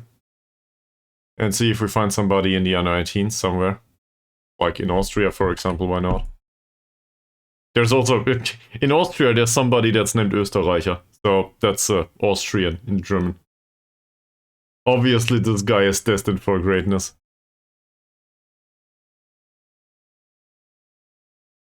Guam.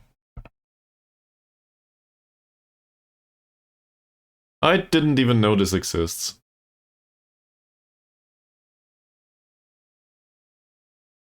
There's 3 players in the senior squad.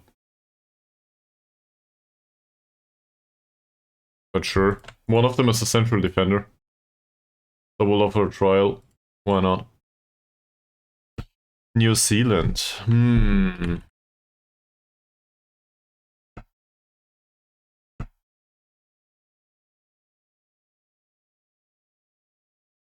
That would count as specific, right? I need to skip forward a little bit to see if any of the trial lists come in at all. Otherwise, some of it will be declined by the board. For sure. We could also try Indonesia, maybe.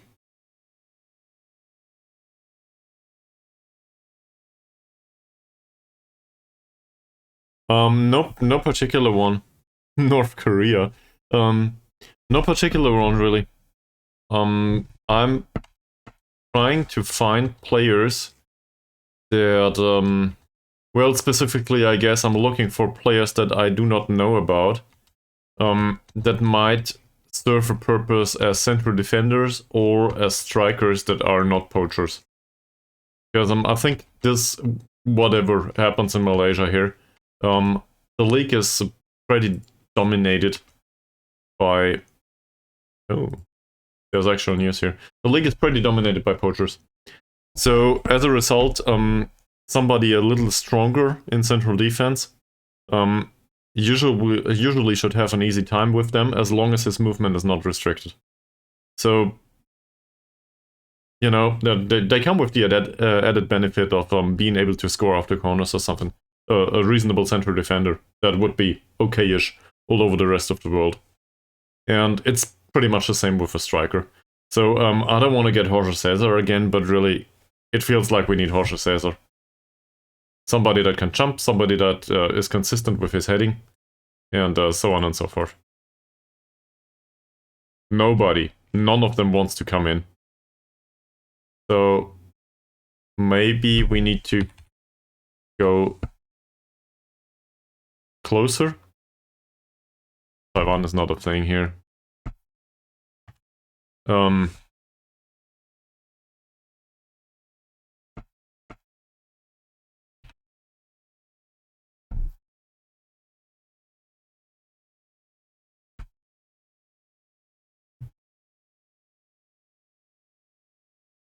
I don't care about that, I care about the squad.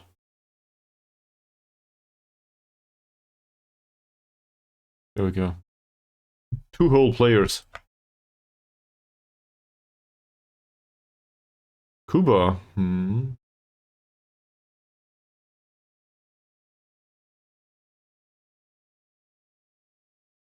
No, no, no, no, no, no, no. Oh, never mind. Now we made an inquiry.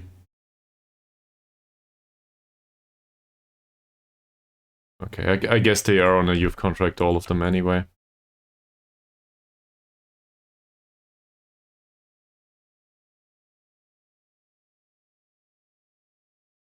Wow. Well, we cannot really invite the whole national team, can we? True, true. But the inquiry was, well, it was made probably by email. What did you say? Cuba.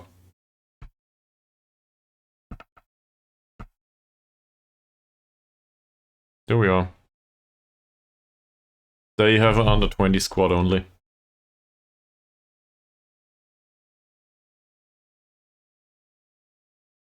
I'm thinking though, the reputation of our league is pretty low and ours is even worse. It might just be a thing that nobody outside Malaysia is willing to come. Like if American Samoa and whatever the other, Singapore it was, a 39-year-old though. If this is all there is to it, nobody's interested. Not a single bit. If this is all there is to it, we should probably target players that are pretty close. Where is American Samoa anyway? Where is this on the planet?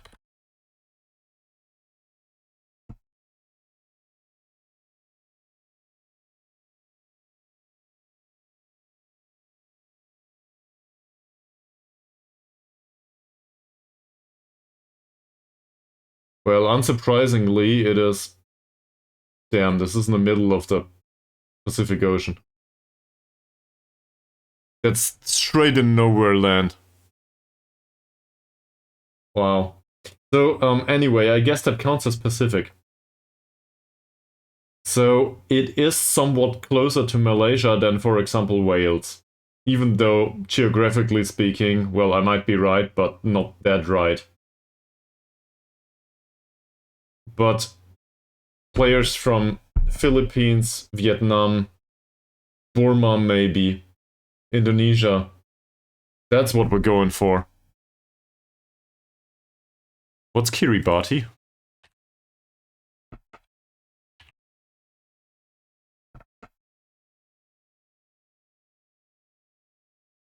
I didn't even know that this nation exists.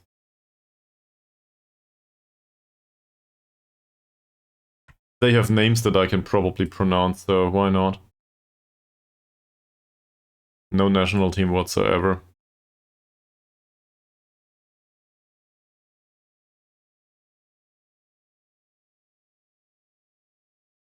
So yeah, something like that.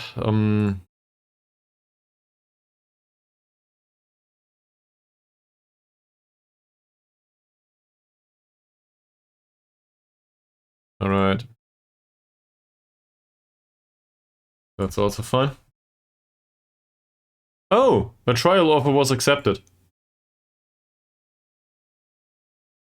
By BTC.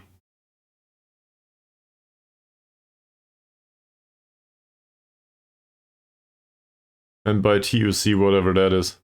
So, the recommendation with, Kili, whatever it was. Kiribati. That was a good idea, John. San Marino. I think we will also go Andorra and so on.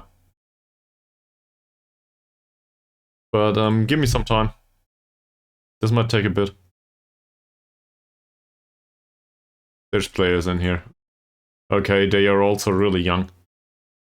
That is more or less poaching youngsters though. Look at that. They are all pretty young. Wallis. What the hell is Wallis? I do not know 2/3 of these countries. This is it.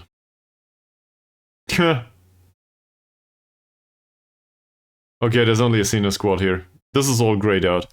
And what was the other one? Futuna.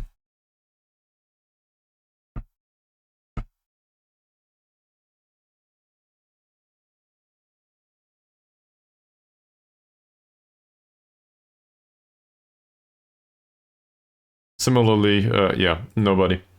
I said Andorra.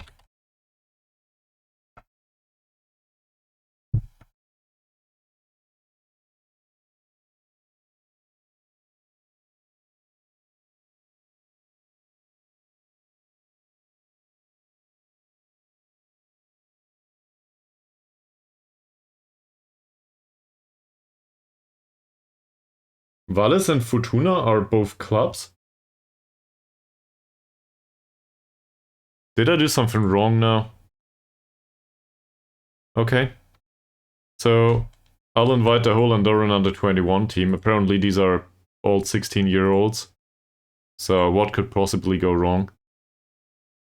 And also these guys. Because, you know, 80% will decline anyway.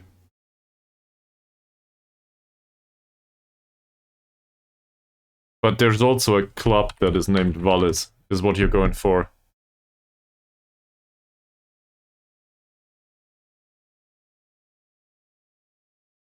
This is Valles and Fortuna. And there should be clubs in here? Ah, I see. So... yeah, but I've been here, right? I've been here. There's also another club in here that doesn't have any players either. Is there any transfers going on here?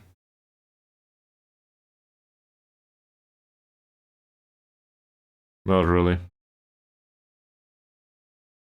There's nothing to be displayed here. Okay. It was a good idea though, anyway. Let's skip forward a little bit. Who knows, maybe one of the trialistic, of the potential trialist agrees. It might happen. Wow! Apparently Andorra is, somewhat accepting of our proposal.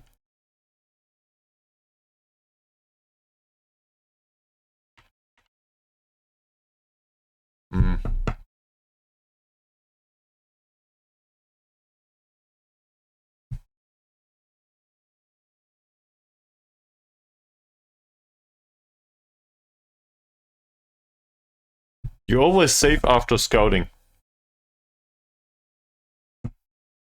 What does save... well, why?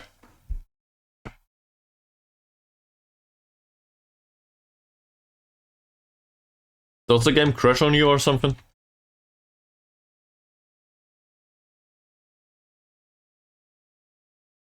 Nobody wants to come over, by the way.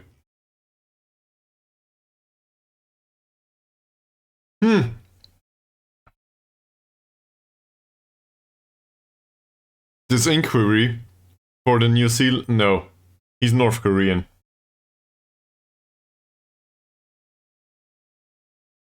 We are told that we can have a North Korean player for nothing.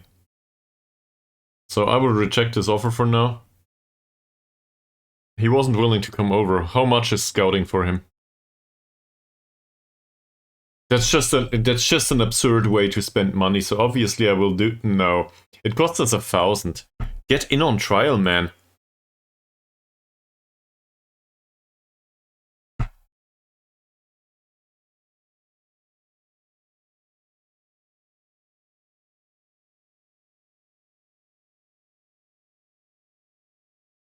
I think I had a lot of crashes with previous installments of FM. I think these days it's pretty stable. He doesn't want to come. Well, in that case... so... seen from that perspective, maybe geography from a... well, if it's closer to Malaysia, maybe they would be more inclined to come. So, what's close to Malaysia? Philippines, right? There you go. Are there any teams here? Any players at all on the Philippines? Yeah, some.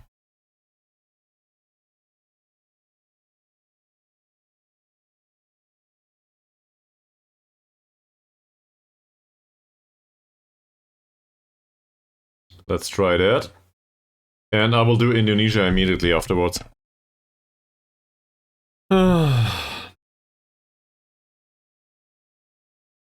This will go all the way like this. Most likely.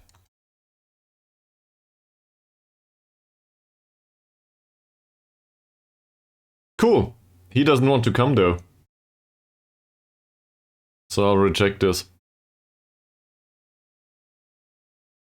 What did you say? Papua New Guinea. Hmm.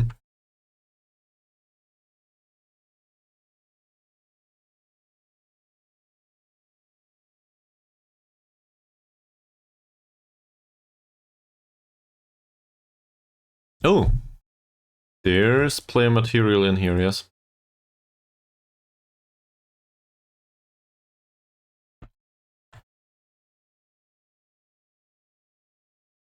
I guess this is similar to Europeans trying to get players from clubs in Africa.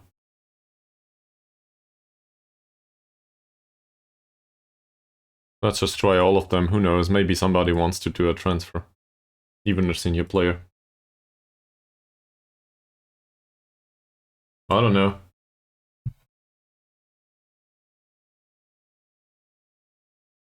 Don't worry, Mies. That's entirely acceptable in our squad. We can still have a look at them and then determine that they are shit.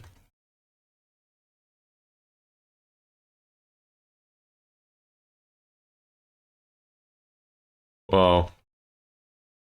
Great. This is a way to spam. There was a message there. What happened? Don't you tell me somebody wants to come. Somebody wants to come! A sender back! Let me guess, he's 1 meter 59. 1 meter 82! From Papua New Guinea. Let me get, you're too fast.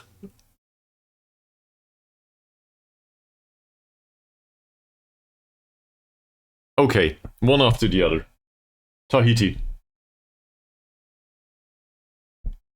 Apparently, everyone opened Google Maps and is looking for countries that are closer now.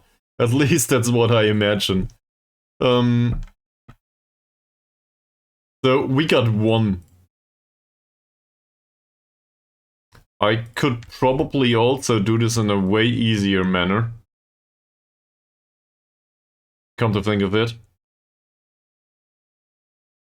Well, in that case, you probably traveled a lot throughout your life, because I'm not aware of half of these places. Caledonia. I think I realized that that is a thing.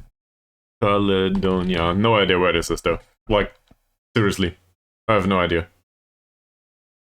And don't make me do some sort of geography quiz, please. Well, Nepal I know. That's a country that I used to conquer in Hearts of Iron 3, so I know Nepal. Also, I guess we should do Burma.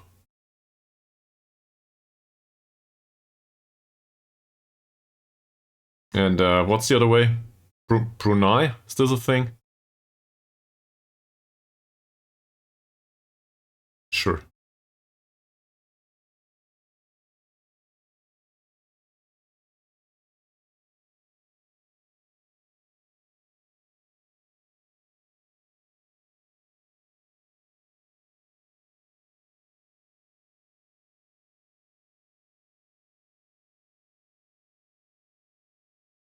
What? What did I do wrong again? Let's do Fiji first. Give me a second.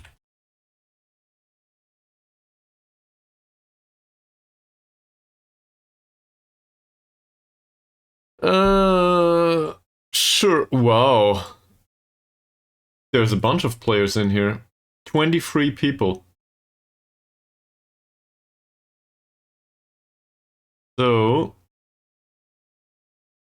now we will see how many of those are actually willing to come. None. Oh, some deals fall through. That might mean that others accept it?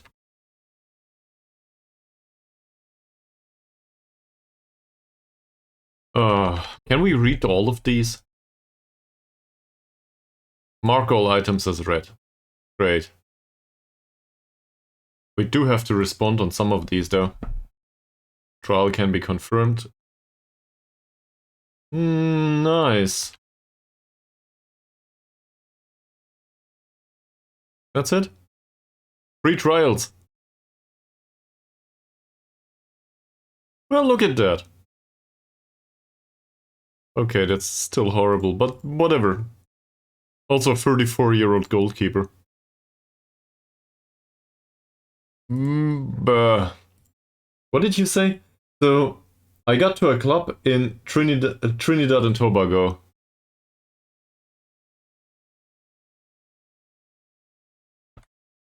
Didn't I? Oh, Caledonia United. So what's the nation then? New Caledonia? That's New Caledonia. This is the correct one, right? Thanks, man. Well, the club in Trinidad and Tobago was fine too. No complaints. I think though we can make this much easier. New Zealand under 19s I did try. Papua New Guinea we were. Samoa? Do not remember that we tried this. Solomon Islands, why not? Nobody came up with that just yet. Tahiti. I think Egypt is way too far away. I think actually I did it the wrong way. Because it might be pretty easy to come up with this stuff if we do not start in ocean in the Pacific region. But Asia overall, Myanmar is also a thing. What am I going for? Where's Malaysia? Malaysia should be in here, right? No. I'm confused. Where are we? We are part of Ocean.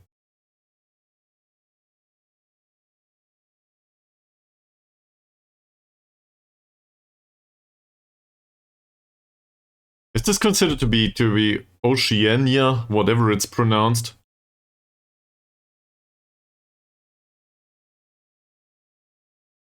It's part of Asia. It's considered to be part of Asia, it says. So, same as Australia for some weird reason. This is probably due to footballing requirements though. Not sure how it works. So we can also go about it that way. We offer to everyone else here. That will not work. But at least. And then we go all the way through Asia. North Korea we had. There's barely any under 19 team, but I guess Qatar is also close.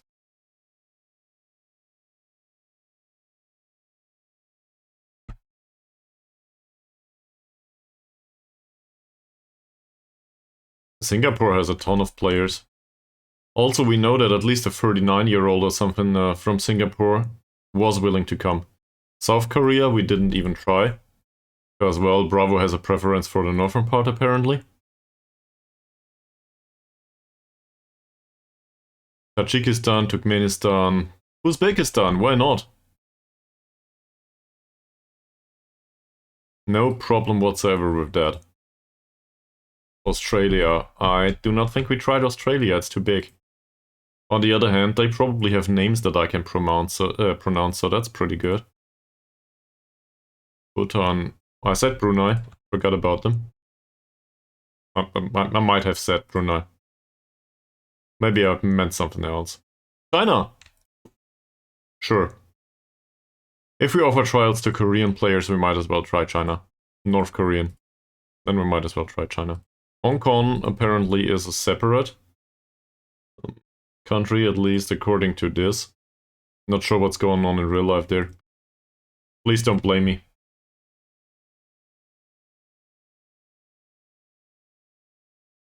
Indonesia. I think I might have tried Indonesia.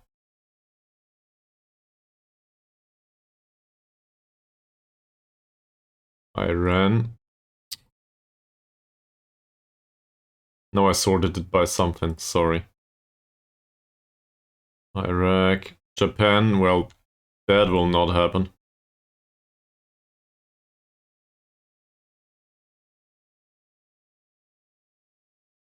Jordan, Kuwait, Kyrgyzstan. And we're back to Malaysia. Alright! Let's see, probably some of those will be rejected immediately, just due to too many trials. 150 messages? Did I just do that? We will mark them all as red. And that's it. Well, it was worth a try. So much for Asia.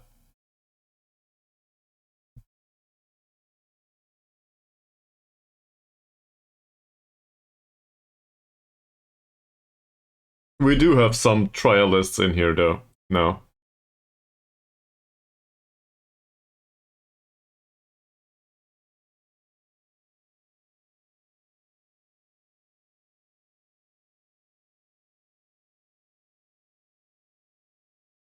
Brute force works sometimes.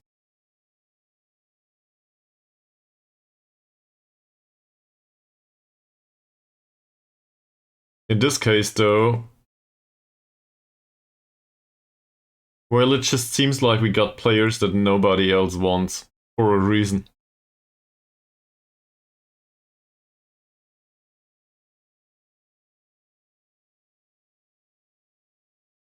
That's not horrible, but also, he's from Johor DT. That's a Malaysian. Same as him.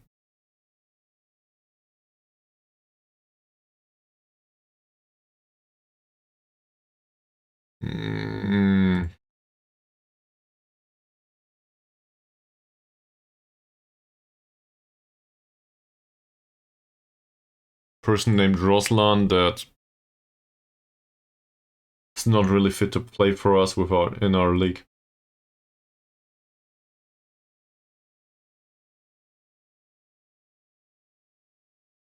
That's not horrible, is it? He's with Selangor right now. But it's not good either. We might as well play carrier at that point.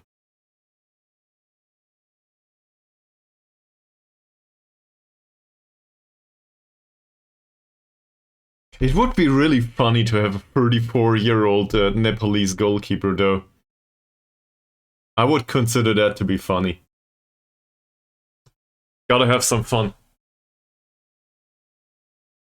I mean, I probably did 1.5 weeks now, and the stream has been going on for 4 hours. Yeah, thank you, I reject this. Go away. I just misclicked. Oh. 2 additional trialists.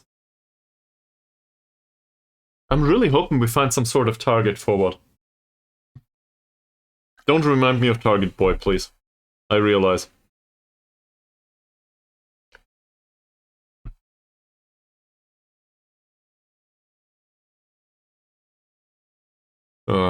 Susceptible to injury, though.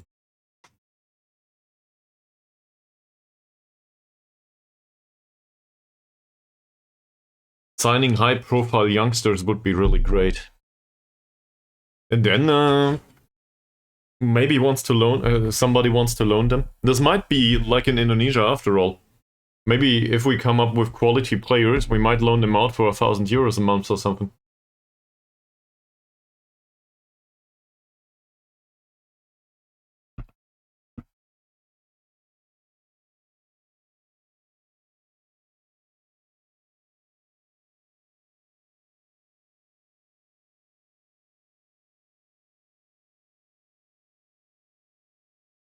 The heavy training workloads are concerning, I think. That said, this is not on us.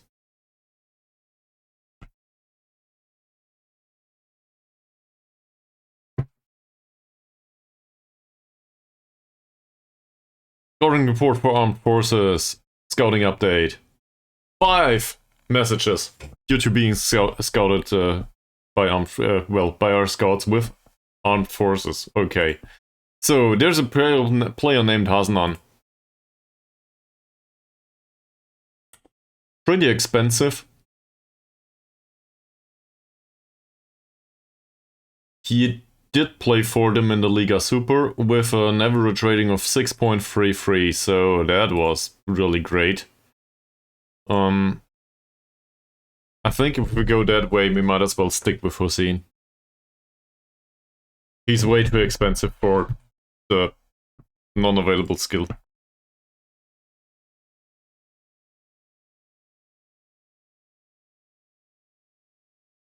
The asking price is slightly below market value. Well, if I don't get him for free and with no wage, I don't think I will take him.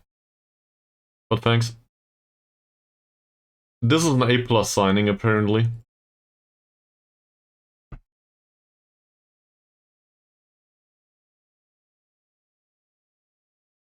Maybe I'm just stupid, but that's not for me. We have somebody that's better. Or at least, well, I guess on par.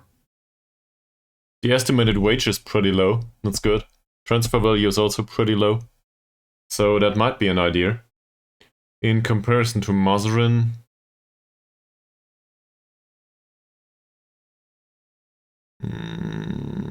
here. Mazarin's faster. The other guy is more experienced overall. The defending side, though, in particular, is not his strong part. And he made 4 appearances in the Liga Super. Not really that impressed by him. It's not a must signing. Neither is he.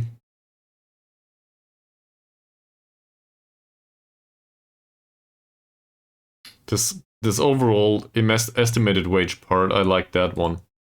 But the problem is they are not good enough. And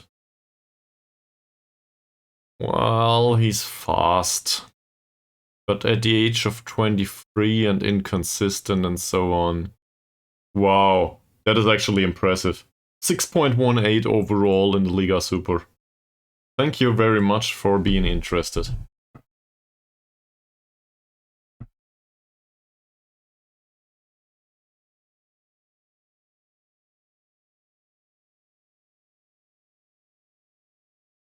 It might be that at the start of the transfer window, so that's pretty far out.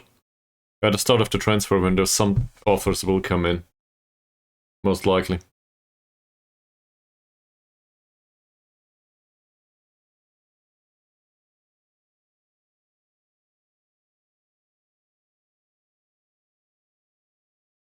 How do you guys go about this, though? In such a situation?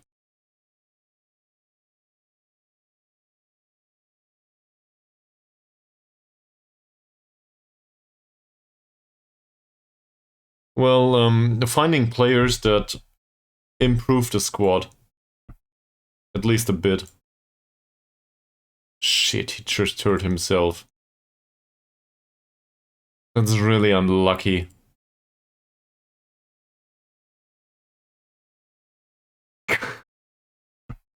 True, makes sense. So, what impact does this have on the club finances though, Bravo? Does this work usually?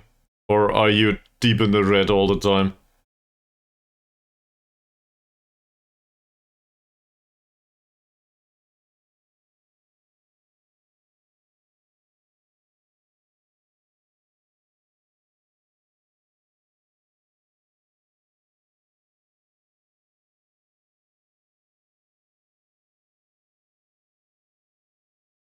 Here's a report on Harini, that's good. Maybe there will be some lone players somewhere.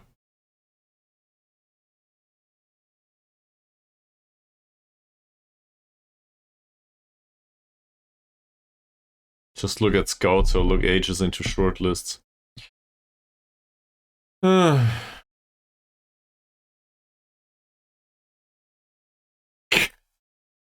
Okay. Man City's youth setup is pretty good. Maybe we should offer for this Foden guy. Okay. So his trial comes to an end. He's Malaysian. Right now he's with Selangor on the Liga Super.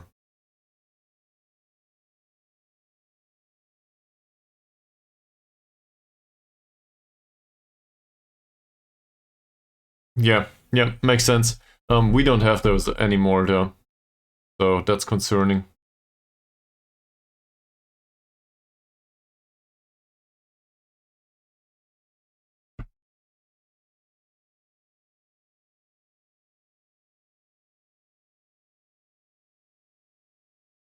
It says here he has the potential to be a Liga Super central defender in the future.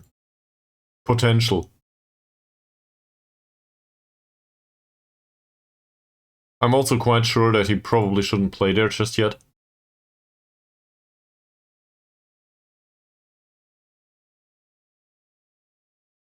And well, I guess I could give him time in the under-21s. But does that matter?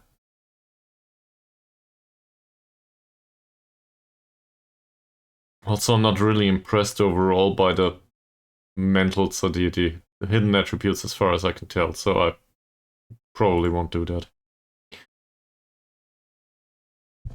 I don't need a poacher. But thank you very much.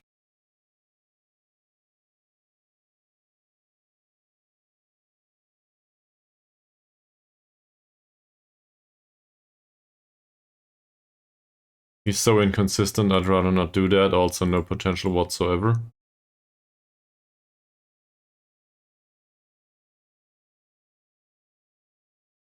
For Malaysian level, the strength is impressive.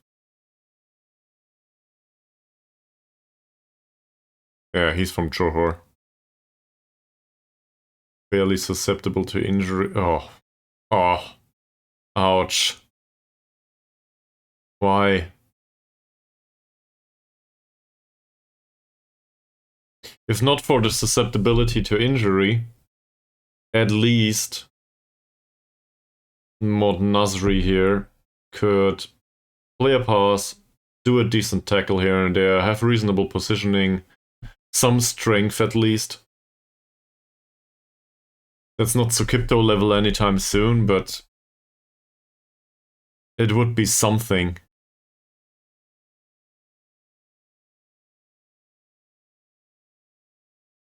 It still says Liga M4 here though. Obviously the assessment might be wrong, but... Society. Verse. Nah. Asha. That passing is really bad.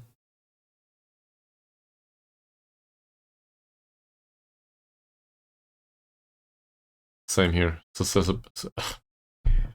The injury stuff is always concerning with these. I won't go there. Roslan. He's 1 meter 80 and has 6 points of jumping reach.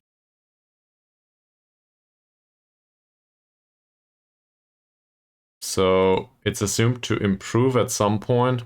Very inconsistent though.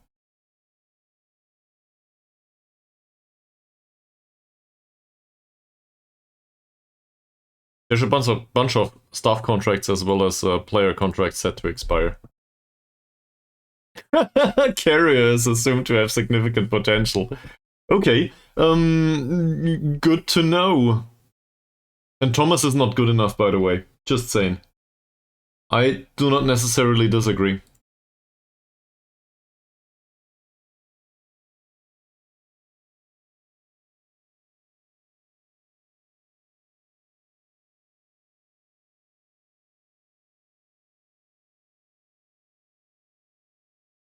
He wanted to be an important player though, and he isn't.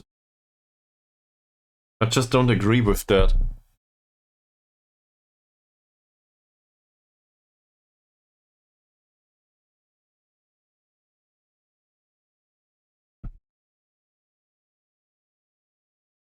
still the same.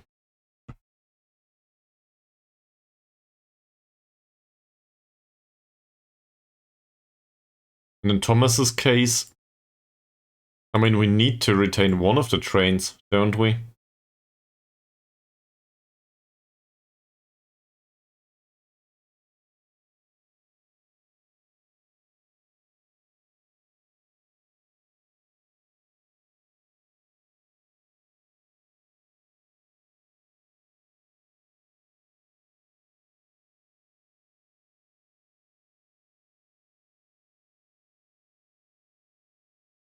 Frankly, I'm not sure if I want to keep Thomas. Meme or no meme.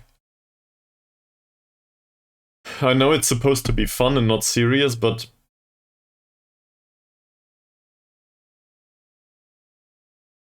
as a midfielder in general, he's not very technically gifted. So he would need to do more goal scoring related duties. For that, he's missing some of the mental stuff.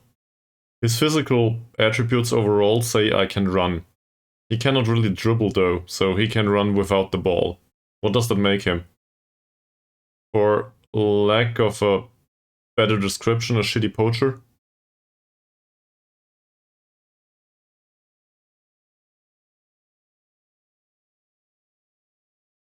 I know I went on about this for like a year now, but I still don't know what to do with him.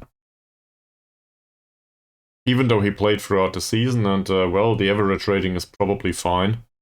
So I guess 7 goals in 19 appearances is not that bad.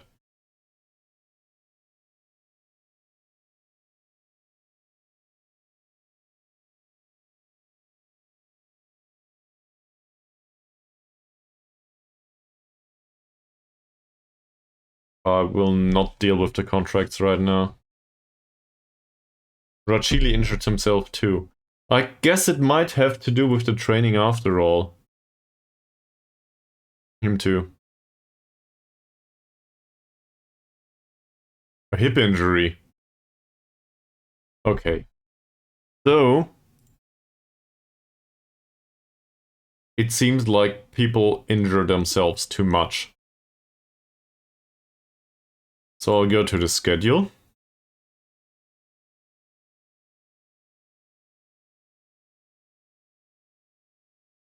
What amount of intensity is acceptable? Does it have to be lower greens all the time? So something like this, we take that off. Oh no, recovery. Maybe here too. And then this is too much, right?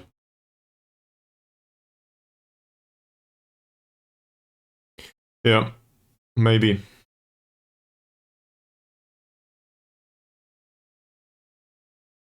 So we need a reduction in injury risk most of the time, right?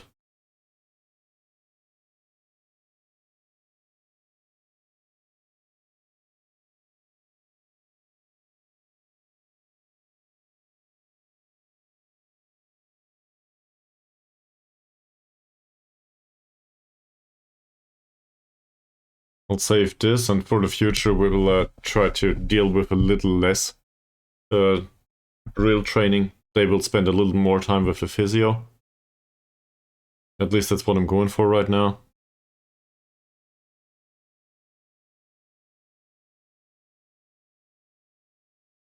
Some of the injury-related stuff might also be caused by the bunch of trialists.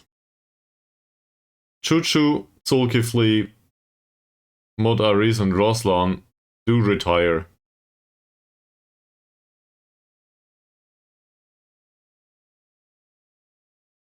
Can we give Chuchu a send-off? That's something. Sure, on Wednesday or I don't know when. Can we do some sort of testimonial?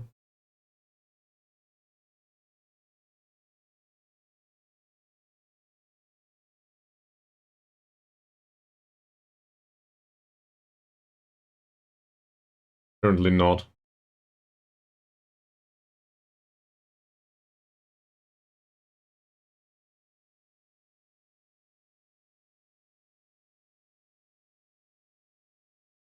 Nah.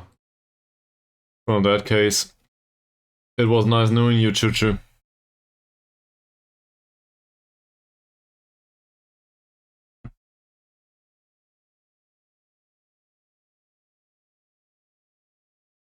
I was hoping we'd find at least one player that I'm really excited about today. But it seems like this will take time, in-game time.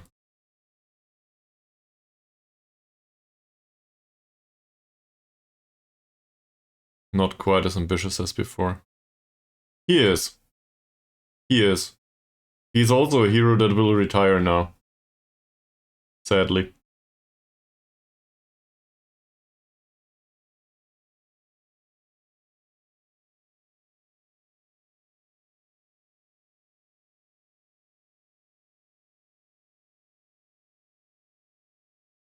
How old is Thomas? 26.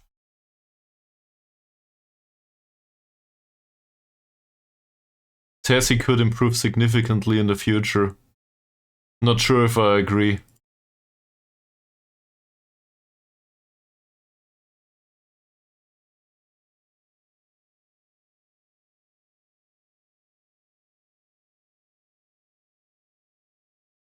Well, we need one train, don't we?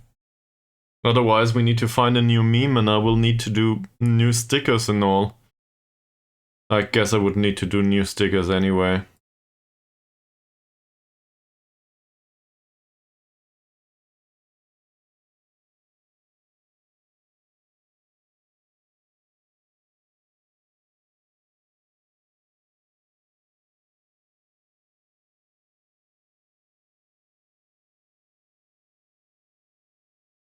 He does come with some flexibility. So there's that. Versatility is the word. Sorry.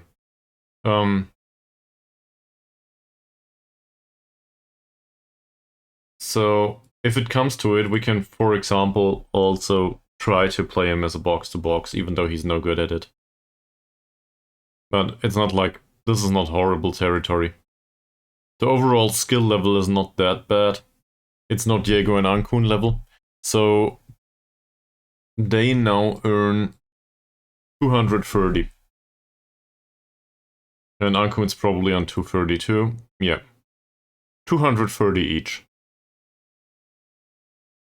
Thomas is on 110 right now. I think we probably shouldn't offer him more than maybe 150 or something. The problem is he considers himself to be really vital to this team, and I think that's not wrong. Yeah.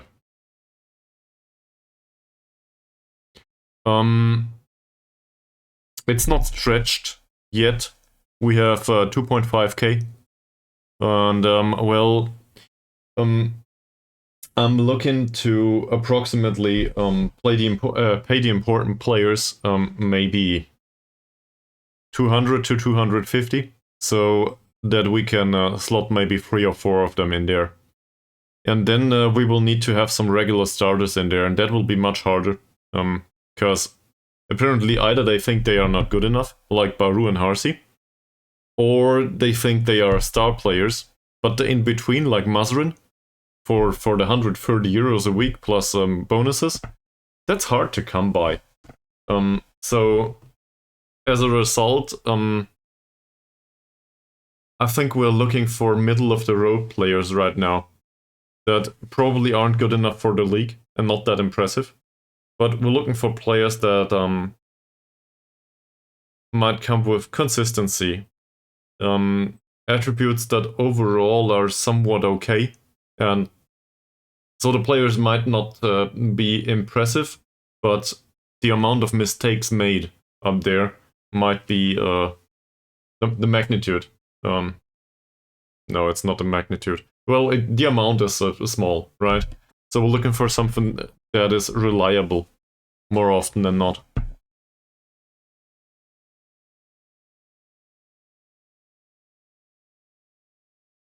I anticipate signing more players, I think.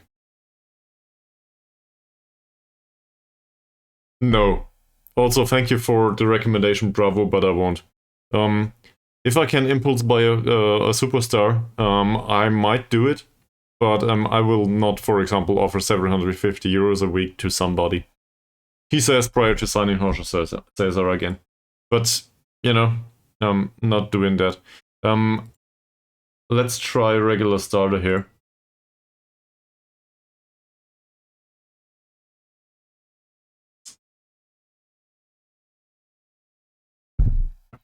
I know that he's borderline fairly professional.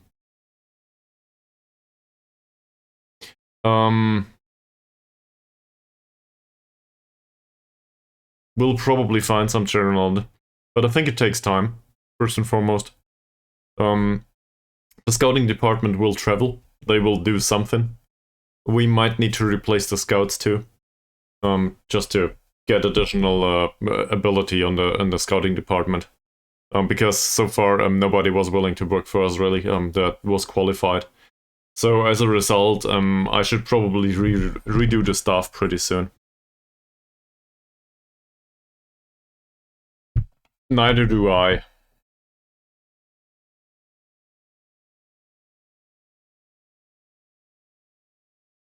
And this also relates in particular to the players we just have right now. We do keep Diego. As a midfielder, he's most likely to play box-to-box. Is there something similar to box-to-box in defensive midfield? The Segundo Volante, isn't it? His current wage is 110. I think he deserved the 110 more or less at this point. He didn't deserve him back when he started with the club with us.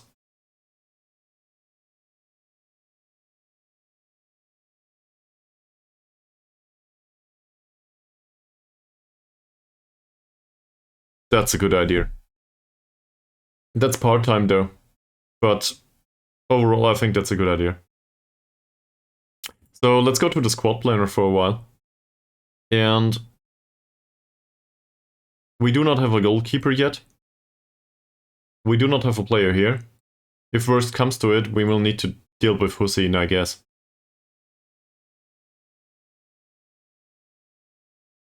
But I think he wanted to be an important player or something. I'm not going to it there. So, not doing that. All of this is trash. It's just not possible. If worst comes to it though, I guess Carrier will need to do. Could be worse. So I'll forget about all of these for a second. This is this season, not next season. Can we clear this somewhere? Apparently not. Well, we can copy this to next season, can't we? Yeah. So we'll keep this. Of course you can't. I was hoping you can press delete here, but you can't. We do have Mazrin. So that's done. We have nobody in this position so far. We do have Ankun here. Where the hell is he?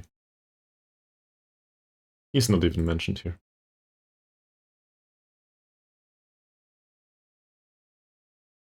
At senior squad midfielder Ankun. So somebody's available there. We do have Baru. Atan will leave. We do not have Thomas, Taib, or Zulkifli, so that's empty. We do have Harsi over here. We have no striker. I guess we can argue that we have Diego, but not really. So in the next year, I guess it's likely that we will shift the formation, isn't it? We'll probably do a 4-3-3 if we can find a defensive midfielder. There's also the option, squad planning and all, there's also the option that Diego learns how to play another role. I was just specifically asking about the box-to-box midfielder and a more defensive approach. Isn't there a role in defensive midfield that is similar to a box-to-box?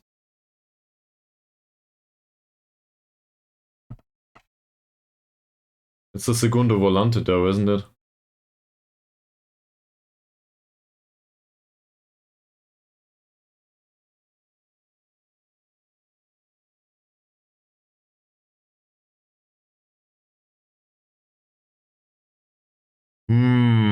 Four playmaker tactic, wow. You do like to break the game though. Oh.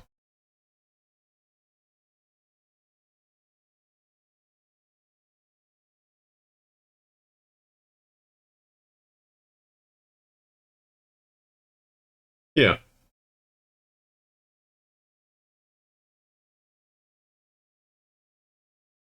So it says here the segundo volante is different from the DLP. He's primarily a defensive role. That's not really Diego, is it?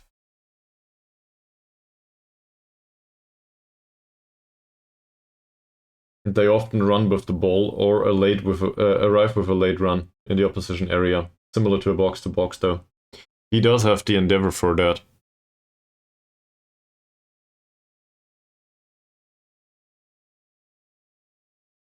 I just want to have a look at, I guess, the attributes that would be needed for that.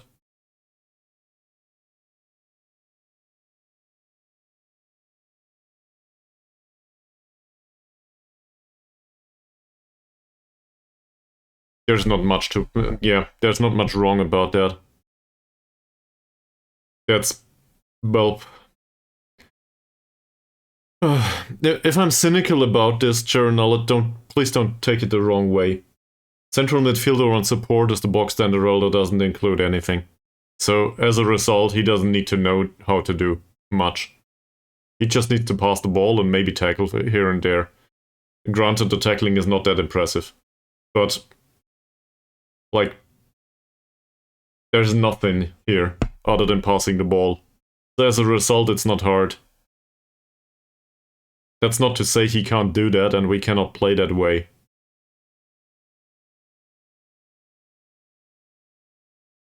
It's just not very impressive.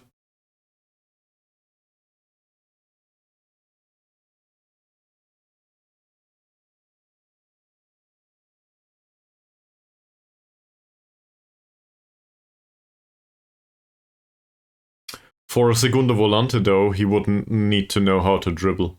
And, well, it's a hidden thing.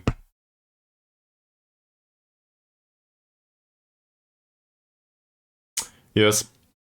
I'm not opposed to the idea. And this is also why a box-to-box midfielder is as close as it gets for him. It basically says you have good vision, good overview of the pitch. You might want to vary it up a little bit. It's really just, I think it contains the roam from position instruction. Where's the box-to-box? There. The only player instruction for the box-to-box that is active, that is visible, is roam from position. So he has a wider area that he covers. So this relies a little bit on the off-the-ball movement, and as well as the mentals. They are not great with him, but he might get there at some point. There's also a hidden instruction with the box-to-box midfielder, actually two, to make more searching forward runs. The guy to FM says, as well as to track back more. Yeah. Yep. That's true. So I think what we could do is we could play him as a central midfielder for the next season and wait until he develops a little more of a superior mental set of attributes, I guess. That also means that his physical side will probably decline. So a box-to-box is really hard to come by. Box-to-box is just like an RPM. There's so many different attributes that factor into this. Now, granted, we could, for example, tell him not to shoot that often and not to dribble, despite being a box-to-box. So there's still a possibility to cope with it. And I don't think that's wrong necessarily. So I'm one to usually go towards the look at the attributes route here. But in this specific situation,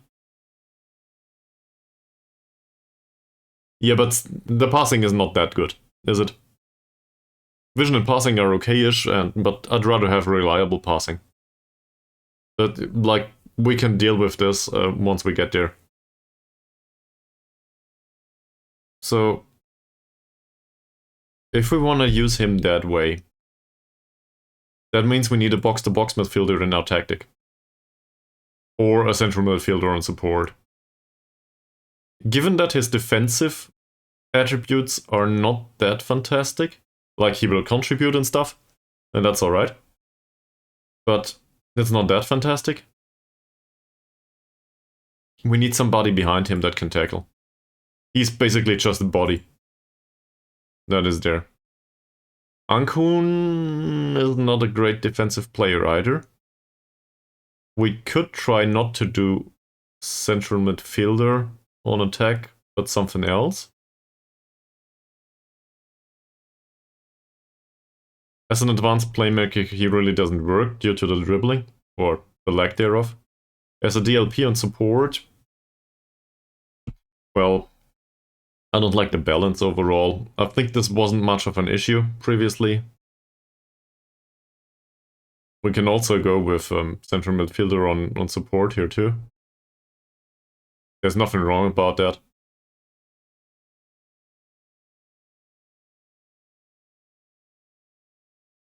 But if we have two central midfielders on support, there will not be much impact going forward. But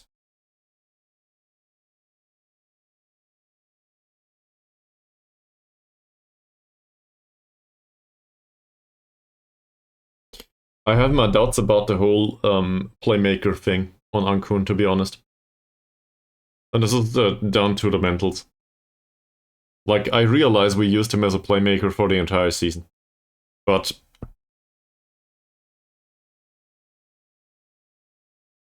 he mostly did reasonable passing. It's not like he created much. He's not really... How do I put this? He's not really to want to change up play that much. Yeah.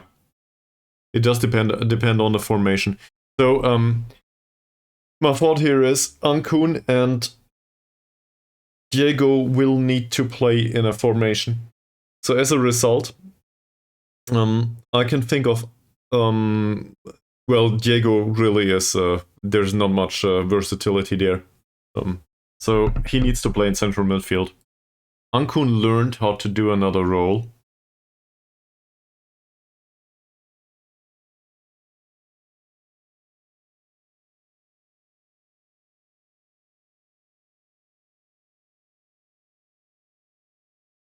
He's no good at any of these. Yeah, that's what we played him this time. I also think this is not much. So, theoretically speaking, we could also try to play him as a deep-lying playmaker that is responsible for more defensive duties. And still play two central midfielders in front of him. That's not horrible. It's just, he's not really defensively viable. It's not exactly his focus.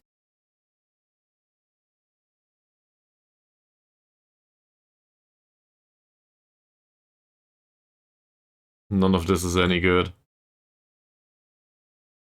Just thought I might try, maybe we'll find something, but no. Not really.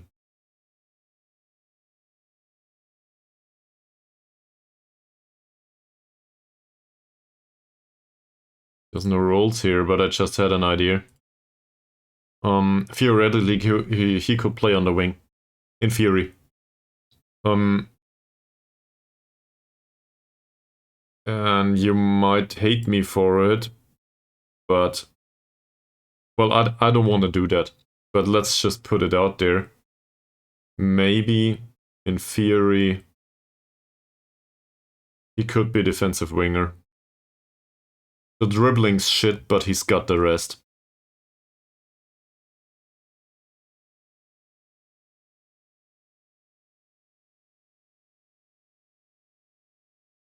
Baru probably won't like it if we change the formation in that way, but that is a possibility. I'm not gonna go there though. He's not a natural in this, and I don't have another season to come up with it.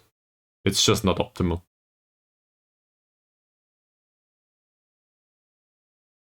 And to focus him on the more defensive side of the deep lying playmaker is probably not a good idea either. He needs somebody alongside him that helps him. We did play Regista box to box and Metzala at some point, so there was no defensive thing at all in central midfield back then. But that relied a lot on passing and overall keeping control of the match.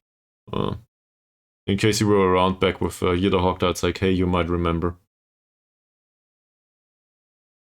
So I don't really have a strong opinion on that just yet.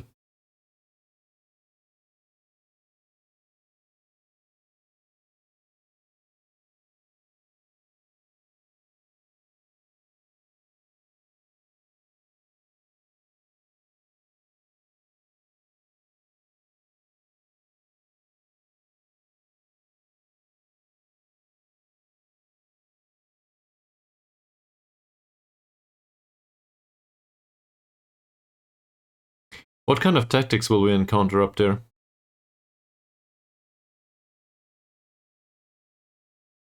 Have a look. A 4-3-3. Great. 4-4-2. 4-4-2. 4-4-2. 4-4-2. Seems like a ton of them play a 4-4-2, then there's a 4-2-3-1 here. Okay, so basically it is to be expected that most of them play a 4-4-2.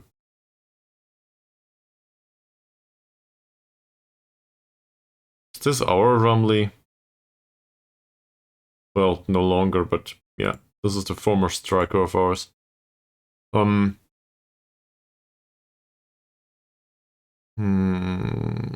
Not good yet, I think. Malaysia, club list, reputation. We still have... Well, now we have national reputation. I think we had regional. So it went up together with Melaka. But it still has a long way to go. We didn't even overtake Armed Forces just yet. There's a bunch of other clubs that are within our own league, well, our current league, that have better reputation. So as a result, our reputation is bound to increase once we go up, once the season actually finishes.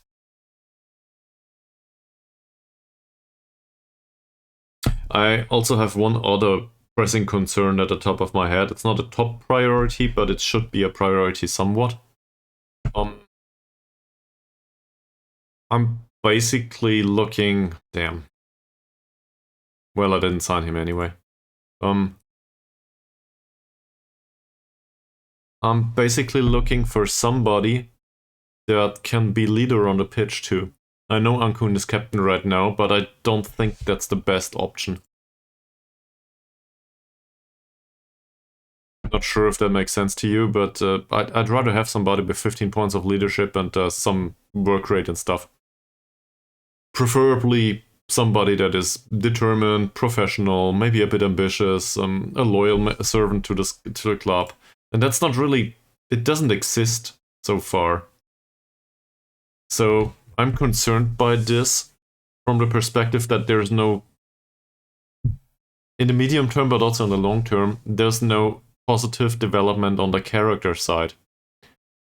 For now, all we did do was slash those with bad character away from the squad.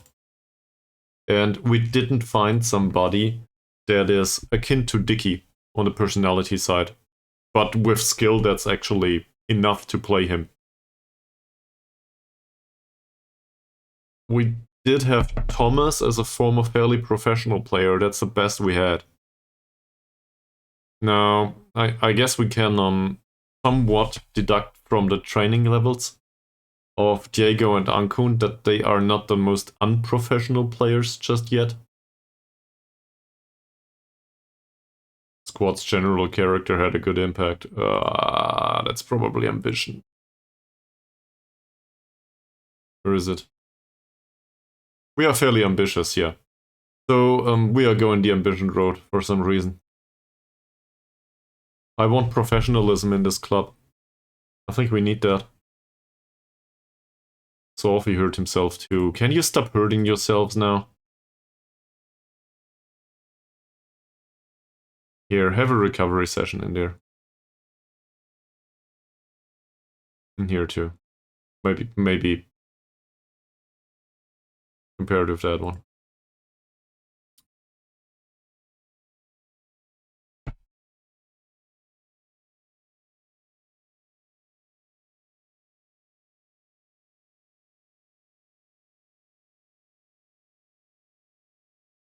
But I didn't see any professional players just yet in Malaysia, and our scouting knowledge is very limited.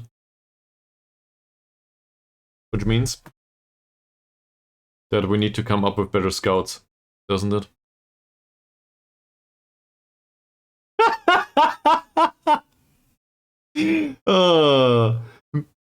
Mies, can you see this? There is a highly recommended player, by the way, that just got relegated with armed forces. I don't know if you know him. Do you still stand with you, by your assessment from yesterday?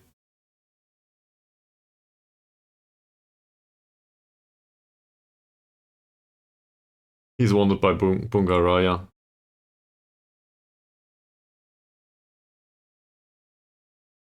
Okay, we requested a report on this guy. He's 21. He's with Kelatan United right now. You seem to change your opinion a lot on a day-by-day basis. This Muhammad guy is not bad, but not fantastic either.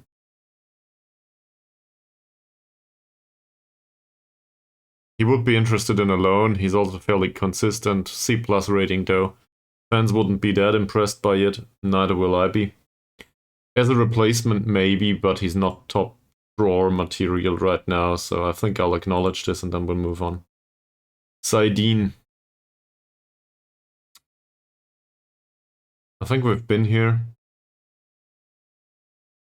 We had a look for some sort of defensive player. That's a former player of ours anyway.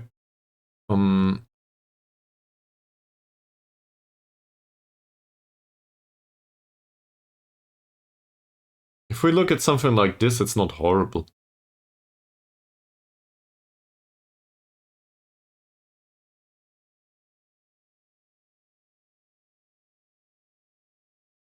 Could knock off a long shot from time to time. He also has some tackling. So as a result, some other stuff is probably possible too. But it's not really good. I'd rather not. It's not like he's bad though.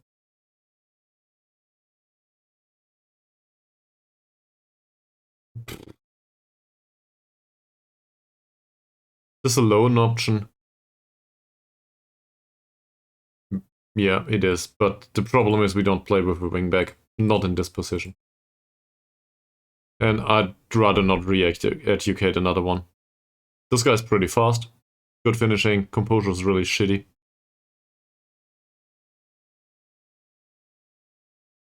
He had 13 goals. 12 of them were done on loan. Last season's performances were really bad. Don't think so, and also I don't want to play with that kind of player. He has some dubious interest in signing for us all of a sudden. Mr. Yusuf. That's another Yusuf. Wasn't the other one called Yusuf too, the one with PIB? Not to be confused. Is this what we're looking for?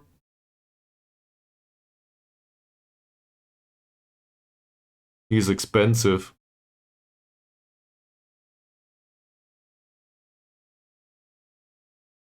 Doesn't really fit the squad. At least according to personality. It might not be a bad thing, maybe he's professional. He's 24. Passing's pretty bad. He isn't slow. Composure and bravery are a bit concerning, concentration too. Yep, let's bring all the Yusufs.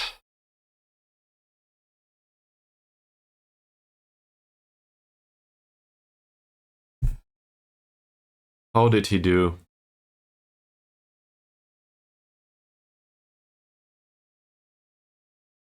Stats don't say much, do they?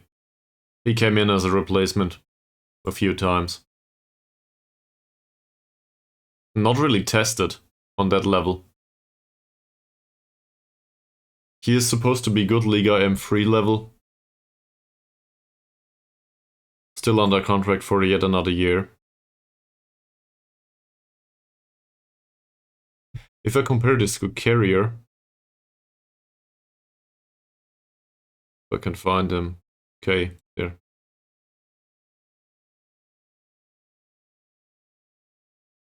I think we can agree that this is better than Carrier in aggregate. Not by much, but it's better. Less consistent though. Carrier's tackling's better, his heading's better. Carrier is more one for the air. And Mod Fakrullah, Mod Yusuf is more of a player that should be reliable overall in defensive situations, but not necessarily with the jumping and all. In Malaysia, that might not be a bad thing. He's way faster though. So that's a big weakness of Carrier anyway. Bit smaller. I'm not really concerned with any of this, but it's not impressive. I don't know about susceptibility to injury either.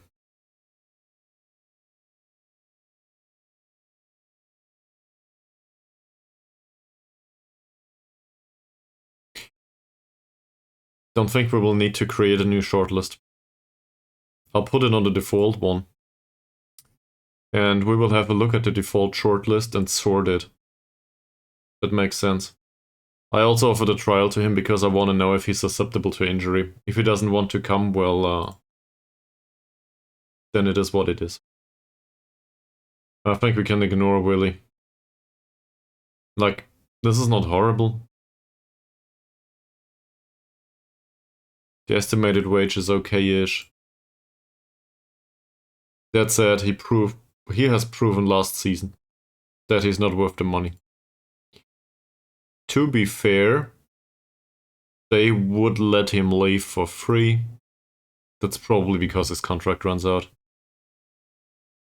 Well.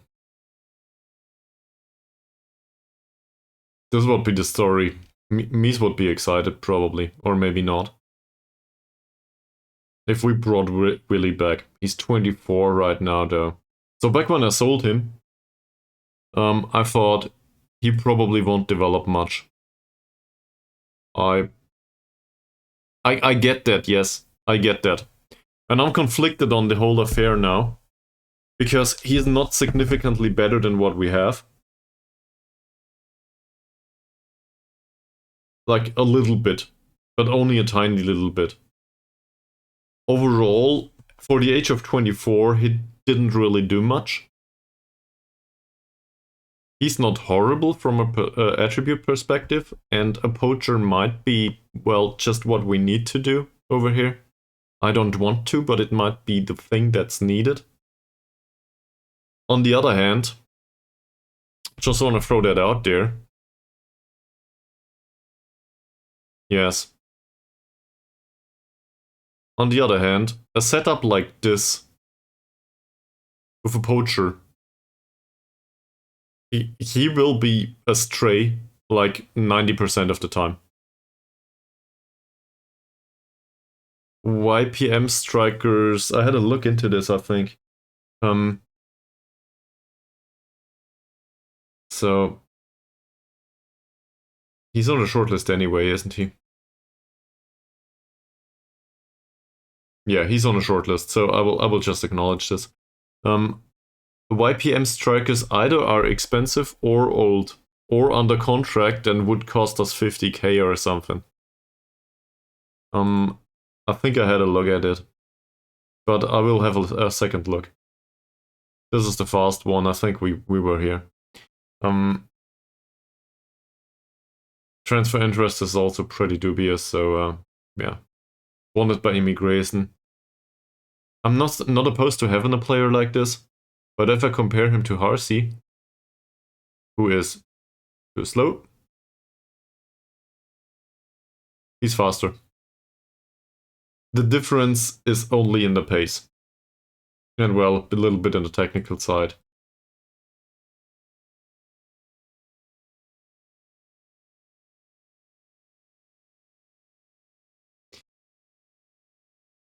The hope is, for me, that Harsey does develop once we play him in the other league. And I think that's the devil we know, really. He's not good enough due to being too slow. He's also very consistent and he enjoys big matches and stuff, and he has the potential to be a leading Liga M3 left winger. So as a result, I think we can play him here and there. And chances are, given that he's 22, that he might develop into something useful at the end of the season. Up there. Don't wanna say he will. He might. With him, he's not so much better that I would argue that he needs to be signed under any circumstances. Let's go to the striker department for a second.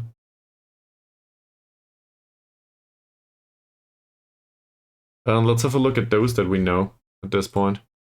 So this guy by YPM is 19 years old. I think this is who you're referencing, right? That's not too bad. The overall report, though, he's slightly interested in a transfer for a teeny tiny wage of 350 to 550. He's not that expensive. 30 and 26. Let's remember this is a league lower though. Chuchu scored more than 10 goals here. He's also susceptible to injury. And very, very inconsistent. This part is important. I'm not saying he's shit. I'm saying I don't want to pay 500 euros a week for him. Or 350, for that matter. The other two players that are on 230 now probably are more reliable than him. That's not to say he can't score, but he might do it for 10 matches and then for 20 he won't do anything due to the low consistency. I have a problem with that. I didn't say that.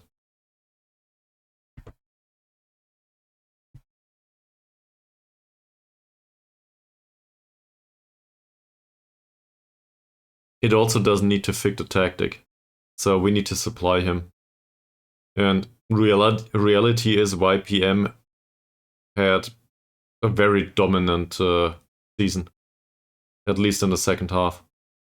I don't think that will be the reality that we will face. Pressing forward might be a thing for him actually, but well,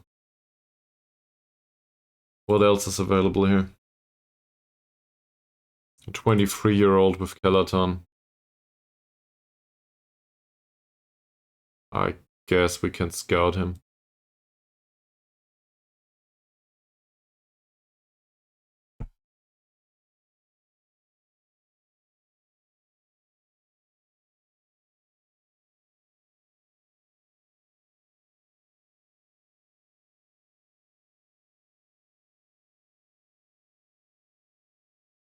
But to be honest, I think we will probably need other options here.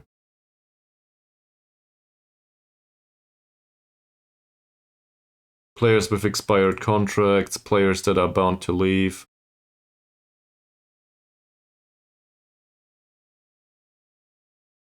Said guy. Him.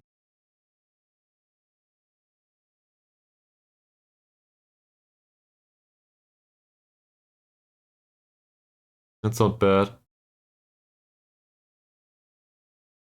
He's a bit cheaper. Nah. We'll find somebody. There's a ton of poachers here.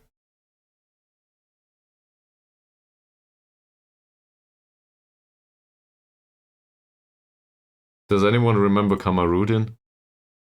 That was the one unwilling to come in on trial, right?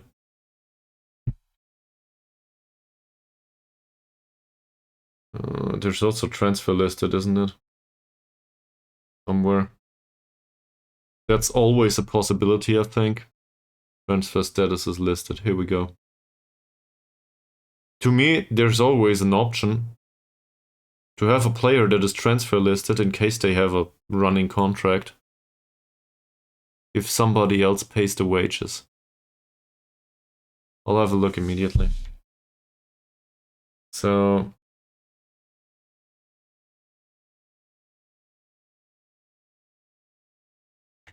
let's say until here.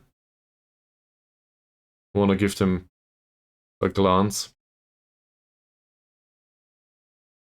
For this over here, he asked to leave, for example. There's a bunch of old guys in here, but that doesn't necessarily prevent them from being acceptable, does it?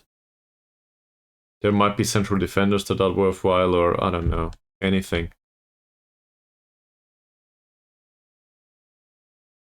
So we'll offer a bunch of trials.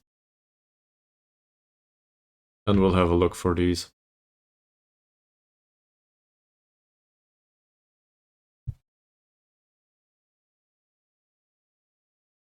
I think we need to take our time with this. I'm trying to rush it right now, and I think we need to take our time because we do not have the knowledge. So, you said Ismavi.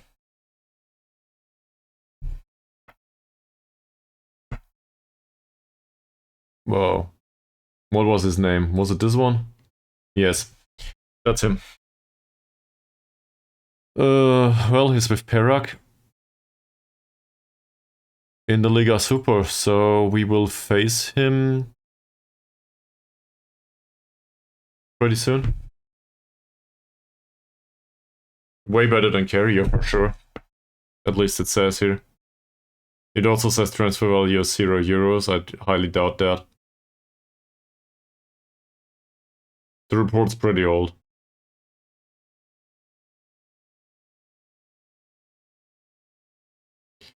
Stuff. We do have enough scouts. They're just bad. Let's have a look at this actually. Recruitment team. Here we are. So there's no pop-ups here. There it is. He's a 4-4. He's a 4-3. He's a 4-3. He's a 3-2. And he's a 5 as a recruitment analyst. I'm not knocking him just yet. Knocking on him? Whatever. It's probably both not correct.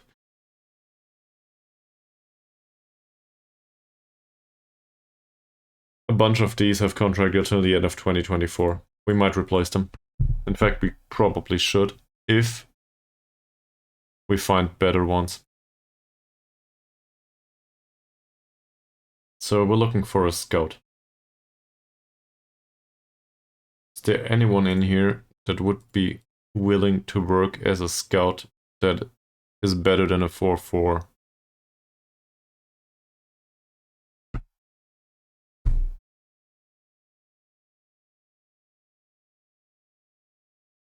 You gotta be kidding me.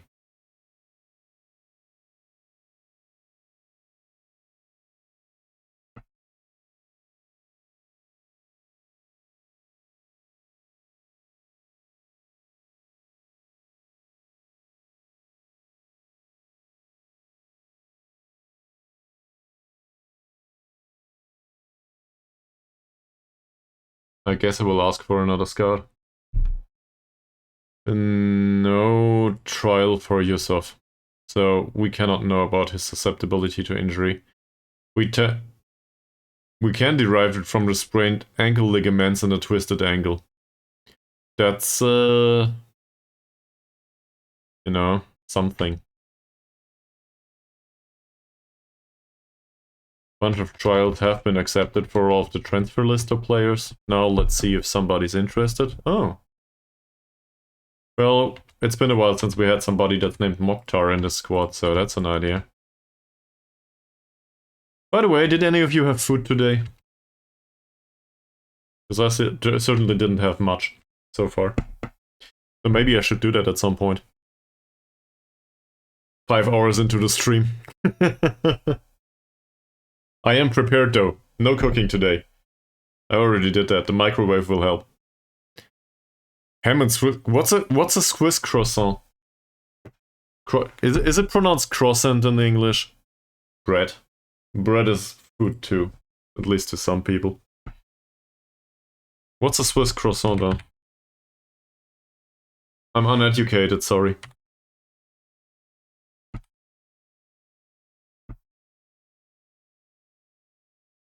Hot ham and Swiss croissant? Is this with ham and cheese?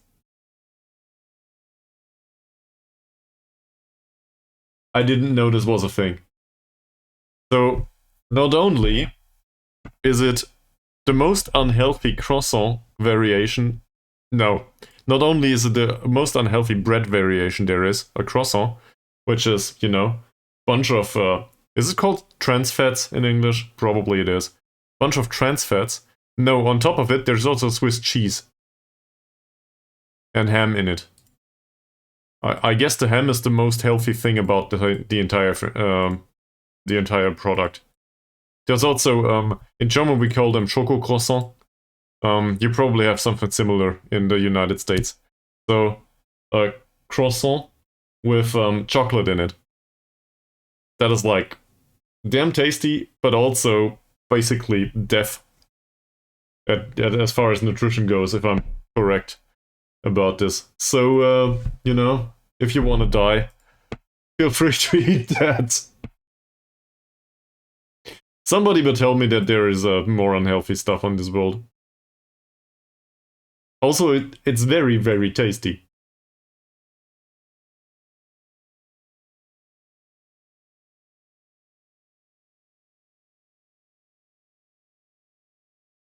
Okay. Let's resolve the matter with the sports scientist down there, down below in the under 19s. Or not for 180.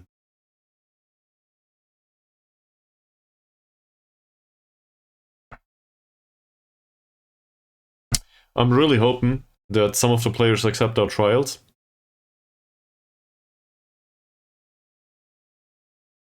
I'm not sure if those that are listed for transfer always are the right opportunity for us, in particular given that we go one league up.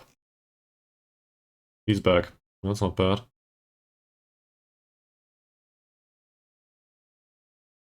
Which reminds me, that's also a possibility. Harini will come down, as well as armed forces. So, can we... Look at that. Stuff's coming in. From our own scouting department. He's with Kelatan in the Liga Super right now. And apparently that's a loan move or something. He would be with PIB. With PIB too. Loaned in from somewhere though. He's 30 years old. One-on-ones is 4. Very consistent performer though. Hates big matches. Not really interested in a transfer. Maybe on loan. This is not horrible, but it's not good. I've just thought. Can we get this a bit closer to what we're looking for, though? We're looking for transfer listed players that might have had a lot of appearances already. Or at least some, right? If they're transfer listed and they never played, they probably didn't develop. So as a result, we want some that have made some appearances. Where do I find this? Stats. All-time career appearances, maybe? So... that didn't do much just yet. There's not many players that had 100 appearances, probably, well, that's on me. Can we type in this menu?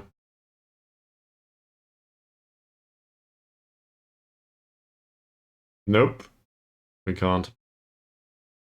So... I broke it. There we go.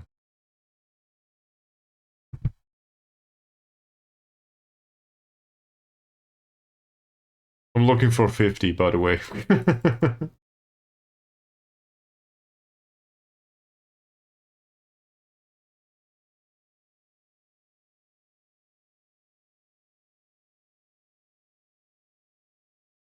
These are all old.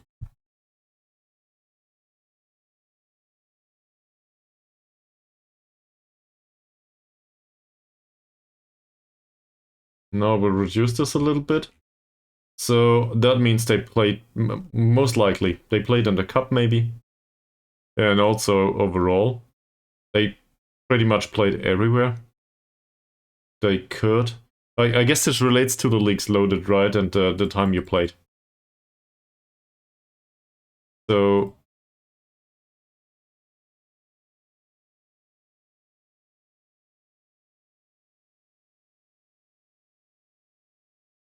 to 2 players, okay.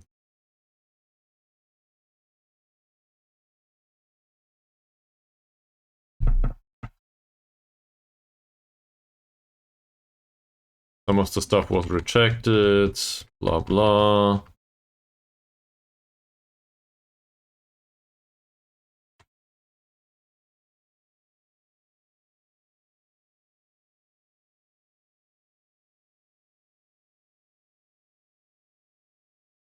We could also go league appearances, average rating, and then do scouting on them, because most likely trials will not be a thing for them.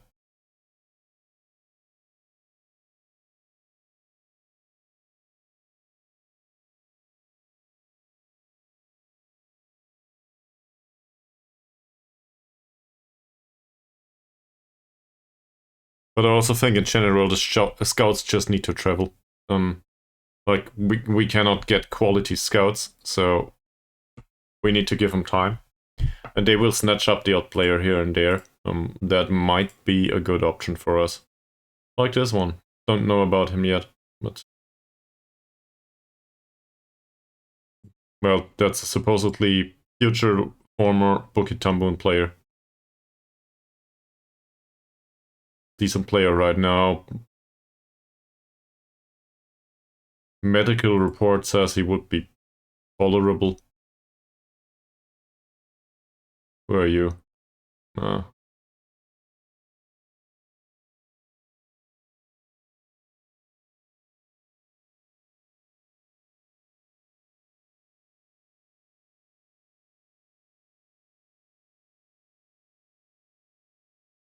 Hasnan? Oh, this is our former Hasnan, isn't he? No, he never was with us. Maybe I had a look at him twice or 3 times now. Though. Attributes are a bit all over the place. We now get a 4th scout. Great.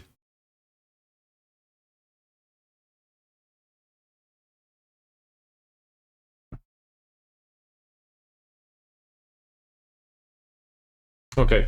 I will try to simulate for another week whilst eating. So you will probably not eat, miss much, other than me offering trials or not offering trials. But I'll just skip forward here and see where this goes. This takes a while anyway. And we'll throw stuff in the microwave and so on. And that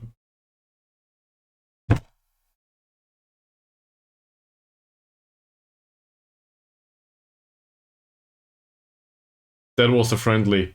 I blame that on Sharon Knowledge. Anyway, feel free to grab some food too or whatever. I will see you in a few minutes. And yeah, then we can see if we found somebody. So, BRB.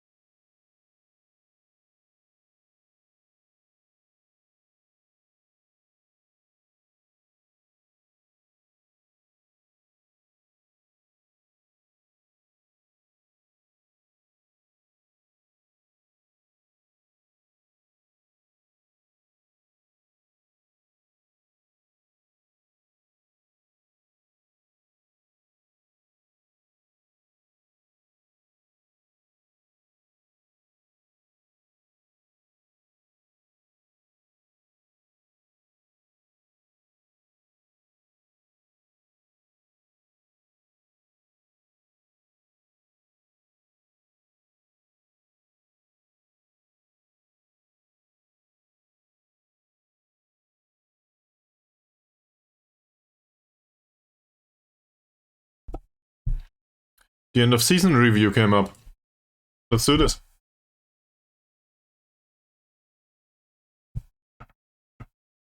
We will probably shed a few, at least virtual tears. So, yeah. New arrivals. It was a busy season, it says. True.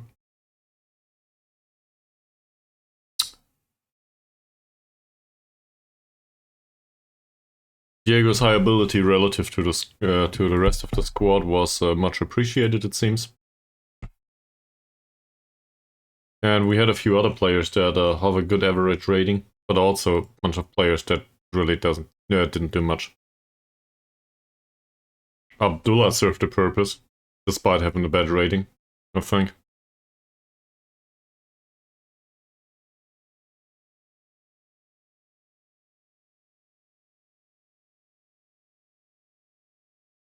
Very good value for money, true.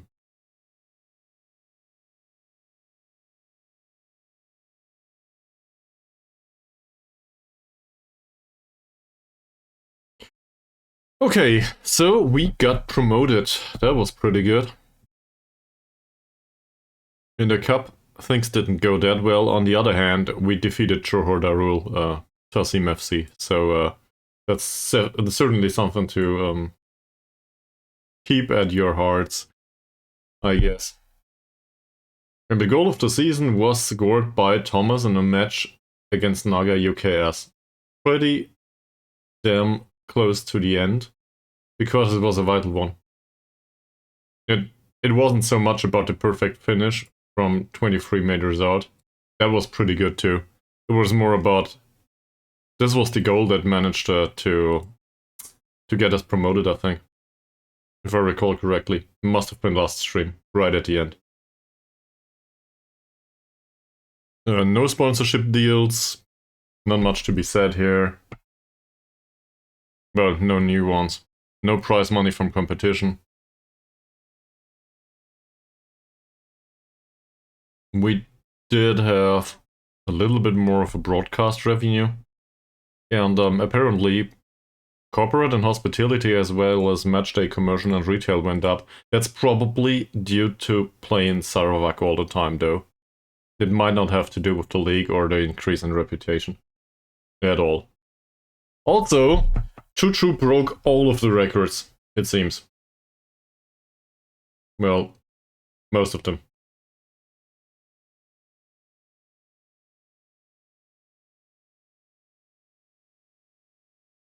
And Willy was sold for 2.3k, which is maximum.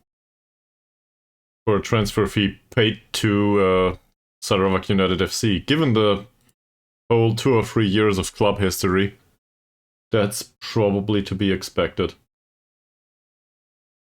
Also, not much happened here. We joined, we managed not to get relegated, and now we managed to get promoted for some weird reason. There was also this nice 5-5 match that could have gotten us promoted if we had won it. Yeah.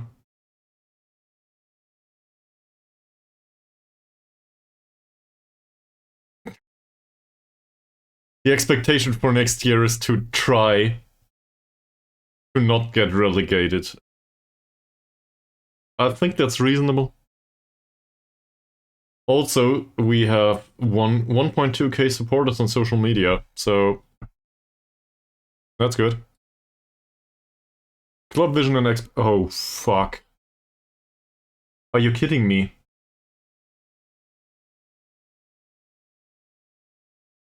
What do you guys think about that?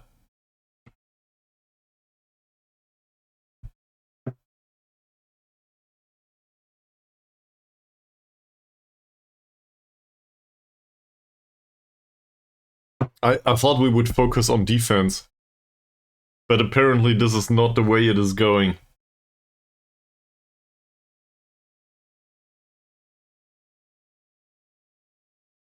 So it is to be expected that a team will have a high goals to games and shots to games ratio. Uh-huh. Well, we play against a bunch of 4-4-2s, so we might just go all the way through the middle all the time. Okay. Possession football is to be preferred. Entertaining football. To play expensive and attractive football to keep the fans entertained. What does this mean? What's entertaining football? Expensive and attracting football.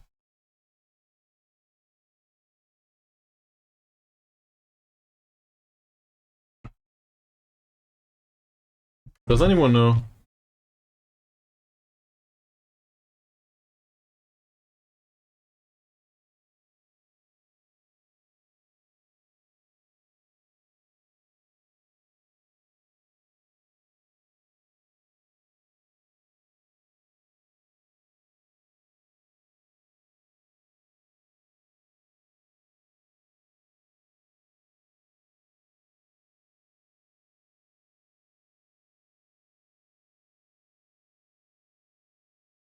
Okay. So basically, a lot of stuff on the pitch that would result in the fans being, I guess, entertained. Yeah, that makes sense. So high pressing for physical duels, many goals, many shots, doesn't matter which side, whatever. What you consider entertaining if you watch a football match. I guess that makes sense. And high tempo pressing football, well, that's a high tempo. Yeah, pressing football is pretty self-explanatory.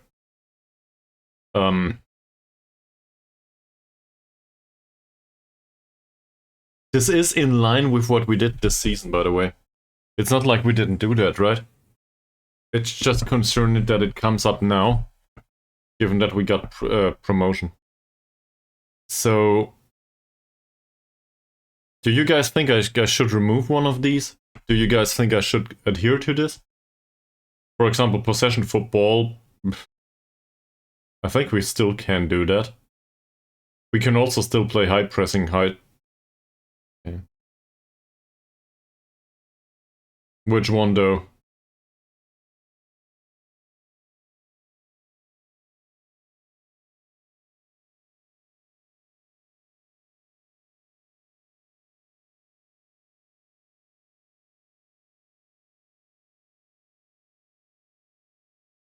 Like, obviously I can remove all of these.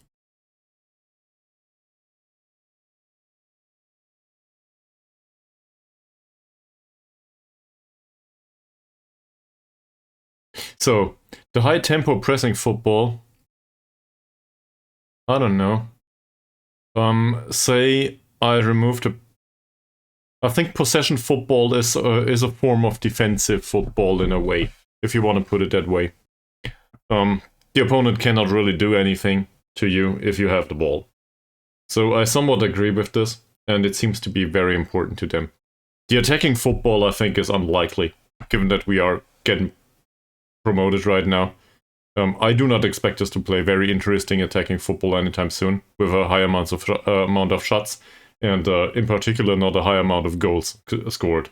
So this is rubbish. This is the worst. Entertaining football? I don't know yet. But that's also a lot of shots and stuff, so I think unentertaining is what we're going for, actually. So I will try to remove this too. I have no strong opinion on the over 33 stuff, and growing the club's reputation, we always do that. But to be honest, I think that'll happen by itself, won't it? With these two, these are somewhat actionable, because I can tell them to play a high tempo pressing football, and the possession football is, well, basically we tell them to pass it short. None of these two say we cannot play defensive football, and that's probably what's required up there. So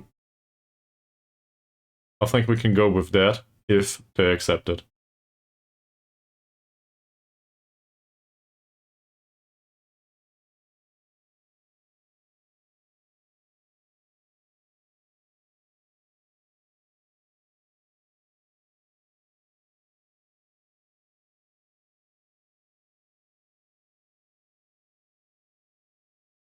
The proposed changes to the club's vision need a lot of work. He insists on that, doesn't he?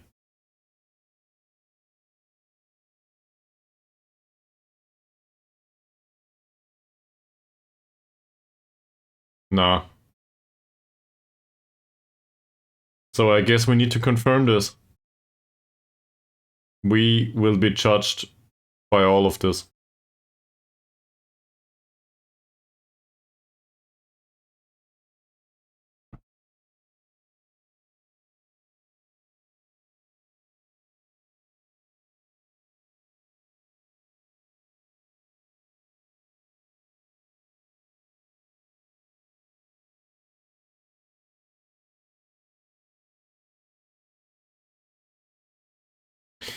You've all done superbly to achieve promotion, blah blah. We will not avoid getting into a relegation battle though.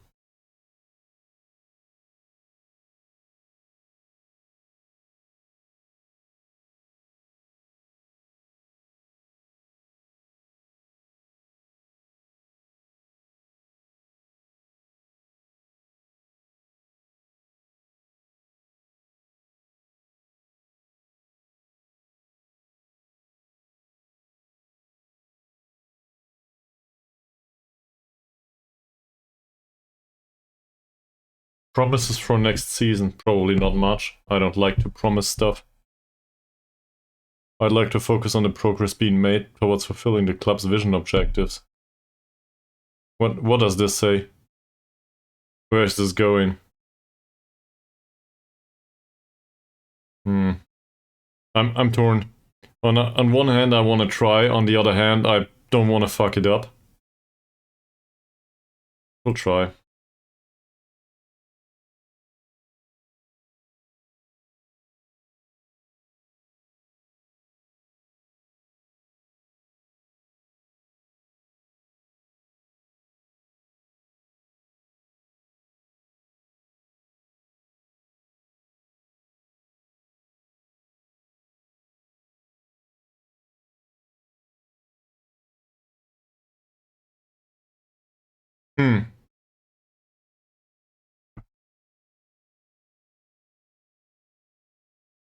We'll go with this.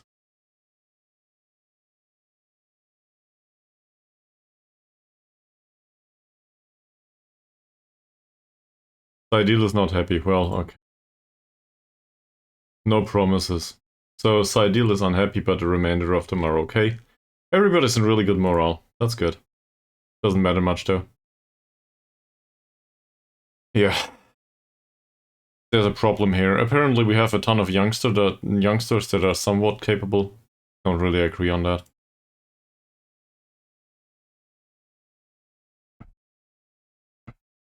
We'll go into the scouting menu immediately. Then we'll see if some report came in or something.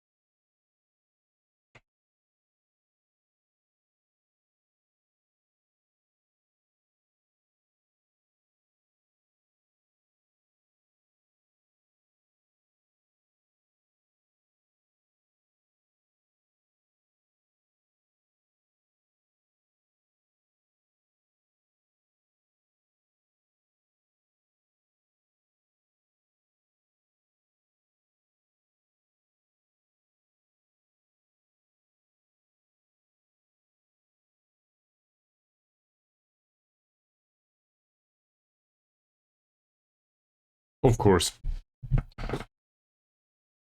So the biggest concern right now is, I guess, the goalkeeper position, actually.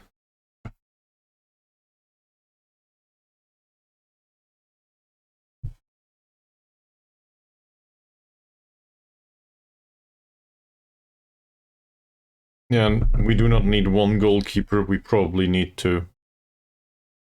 Sail hurt himself, and I really don't want to see him in the first league. That low knee, not good enough. Yeah, well, I think it's basically 3 positions, really. The goalkeeper position, the central defender position, and the striker position. These 3 are basically deserted. There's nobody capable of playing there, really. He's considered to be a deep-lying playmaker. Very inconsistent. Susceptible to injury. I think, like, ignoring that he's a foreign player and a current international, it is not a signing that I would go for.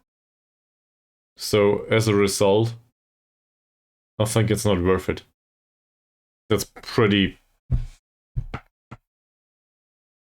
don't know, it's not great. I would have liked to sign an international from somewhere else, but he's not the one. Scouting report here. Alright. We finished a specific scouting report on whatever this guy's called.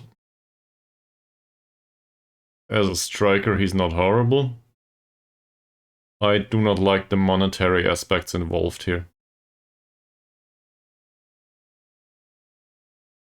Also the lack of consistency. Don't want to do that.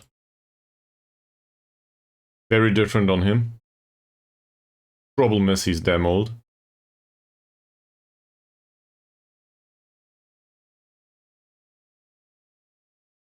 Yeah, unlikely to improve is a nice way to put it.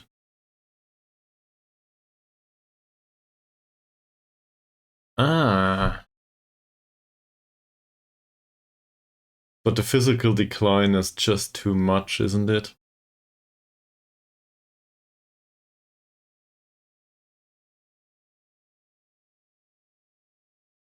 For a more possession-based system, that would be a thing that is interesting.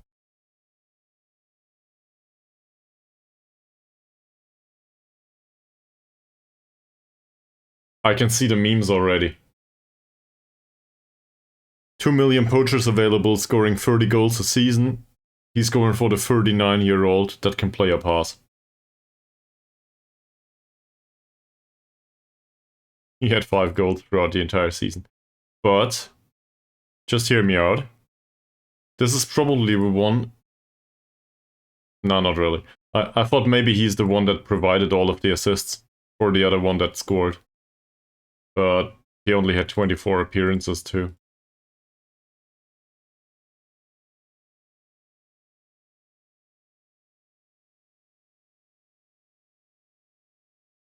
At the end of the season, assuming we sign him, at the end of the season he would probably have 3 in all of these attributes, at most.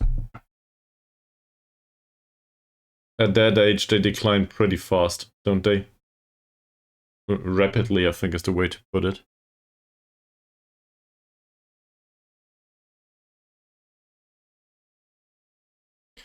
The technical skill overall, though, is pretty impressive in comparison to what we have available.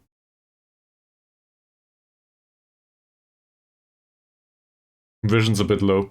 I don't like that.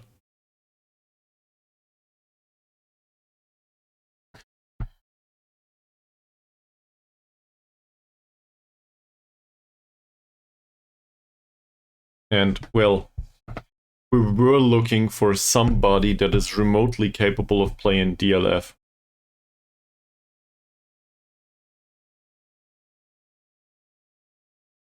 It might depend. He's on a non-contract right now.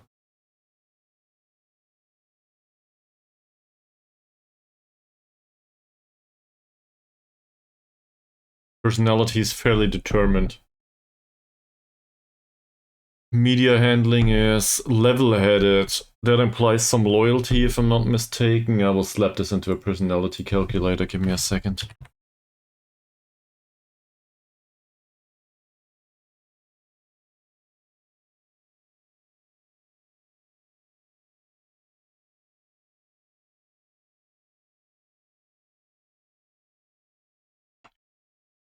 Fairly determined as well as level-headed.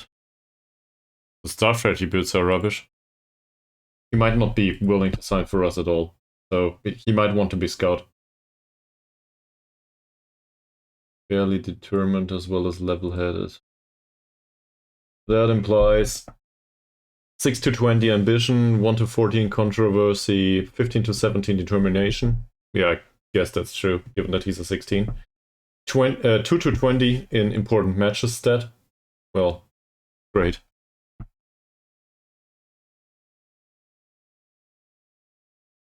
Probably more on the lower side, given that. Leadership 1 to 19, well, surprise. We know that. It's 6, so he's not a leader. Loyalty 11 to 20, that comes from a level-headed. Pressure is on average, and well, the average is 11.63. The median should be 12, but it's between 1 and 16. 1 to 14 professionalism only, that's no good. On average, though, it probably will be 11.95, it says here. Sportsmanship is above average, and temperament is also above average. Given the age, well, it's likely that he's not horrible, but we really don't know. Funny part is, well, do we have a specific scouting report here? Yeah, we do. There's no compensation for him. And the technical aspects are useful.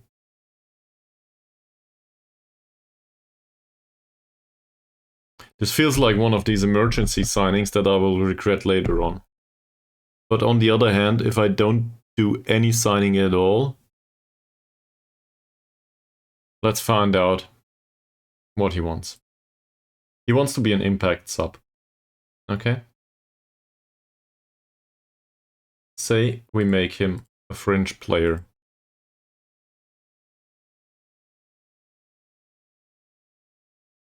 Okay, he wants to make an appearance as a sub.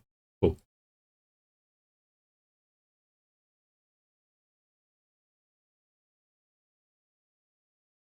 I know he's a striker, but that's a bit of a stretch for a substitute.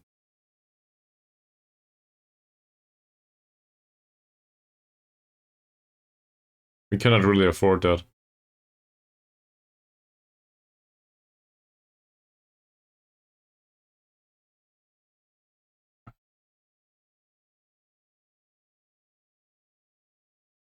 At this age, they also are pretty susceptible to injury, aren't they?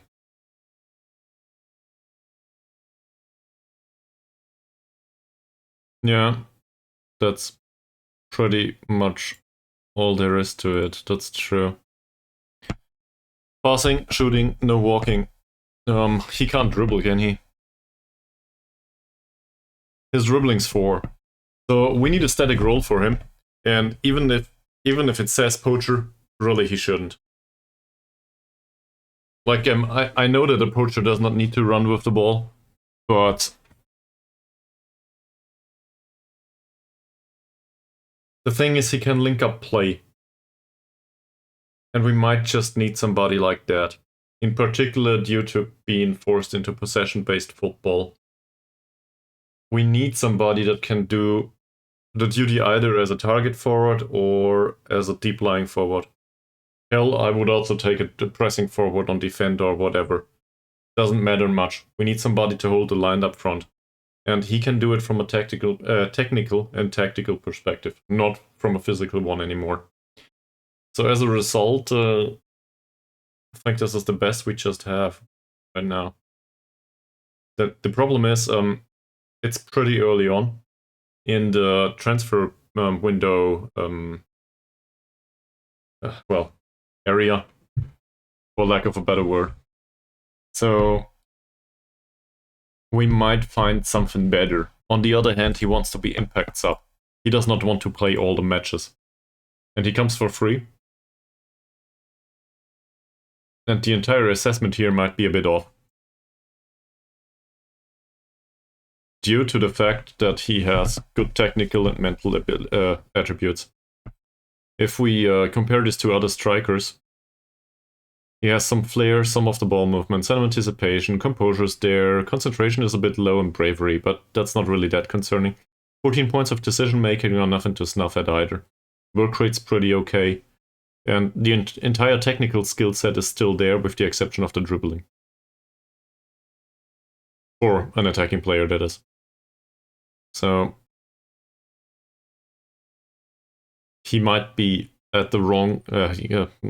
he might be at the right position at the right time and take the right course of action more often than not. And that can be very valuable, I think. Not a big fan of this, but I'll try. What amount of money are we willing to offer him? I think we'll make it performance-based though. A lot. Yeah, that's the thing.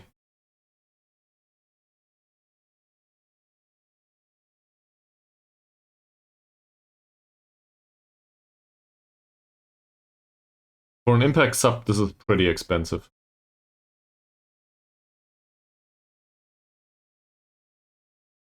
But maybe... Well, the wage budget cost is not all there is to it, right? So for a contract like this, I would want it to be very much performance-based. And to be fair, he is capable of achieving a lot of money by putting the performance on the pitch. Maybe John. But I'm not sure, to be honest, but there was nothing in the sample of all of the foreign player stuff that came in. And like, we offered trials for approximately 200 and like 10 came in and they were all trash. So I don't think a Kiribati in particular made an appearance there, sorry.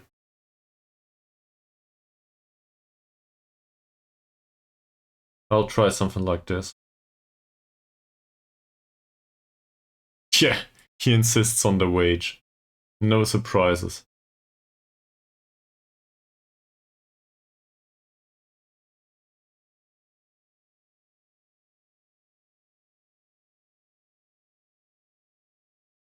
Let's make this 400.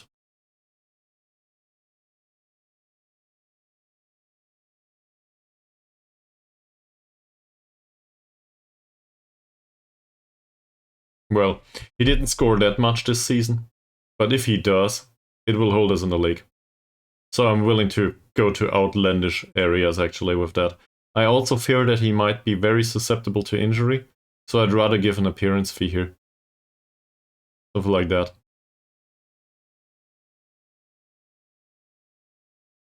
He still wants a better offer.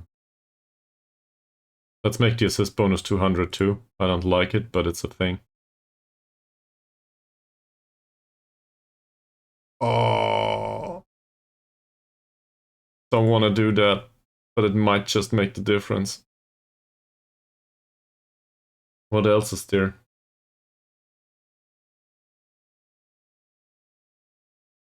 Well,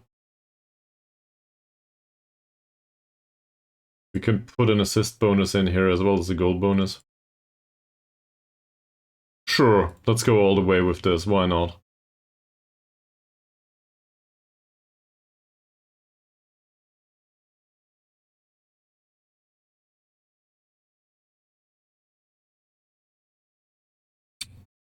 He really insists on the base wage.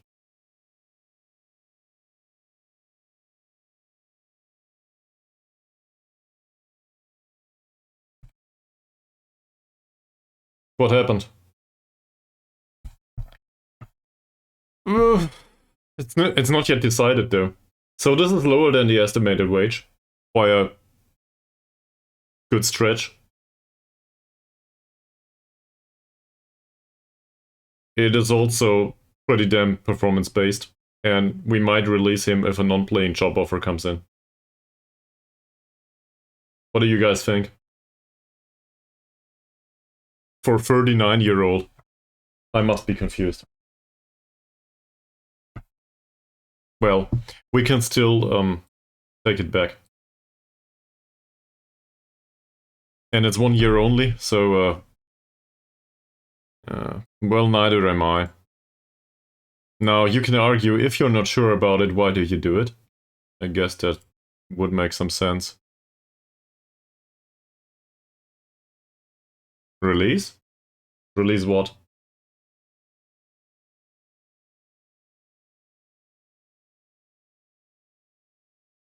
Release the player? He's not ours yet. I'm actually willing to sign him right now because I really like the combination of technical and mental attributes. I realize that he's in, like, physical decline straight towards rock bottom.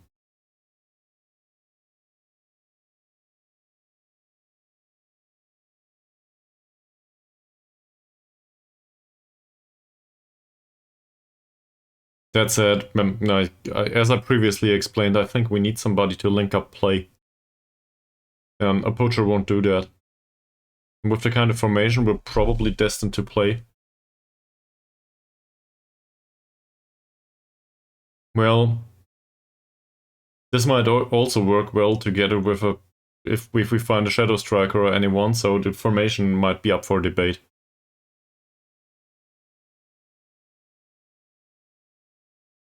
It's funny, he's also a good finisher. So, he's not gonna take a cut here. And the appearance fee, definitely neither. It was worth an effort. A try, sorry. Gold scoring bonus. Yes, of course he insists. That's what made him accept this deal after all. Assist bonus though. That's not that important to him. Well, we just saved 30 euros per assist, it's something.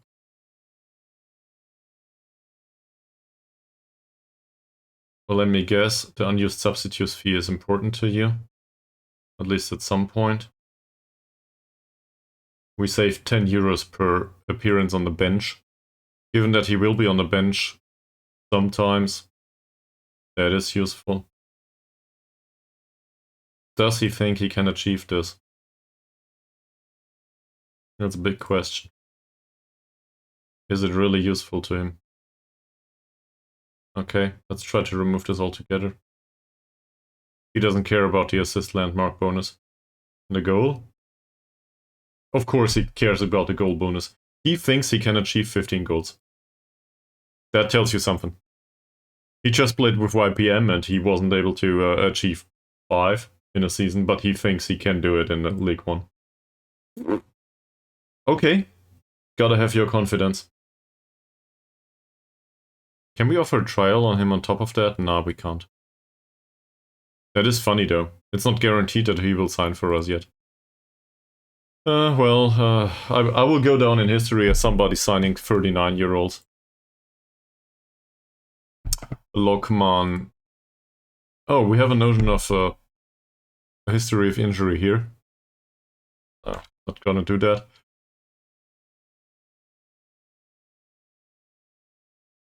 Don't go any. Go unemployed as a start. If this is about a new save, go unemployed as a start.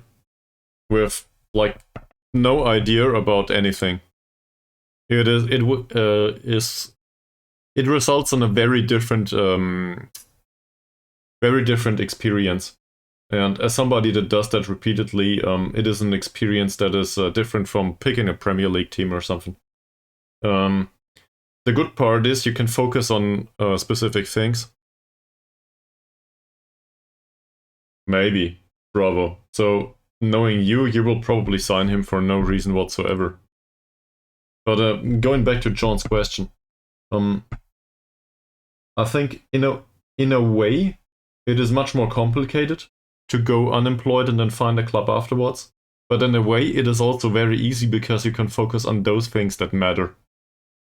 You will not have like 20 million scouting network and stuff.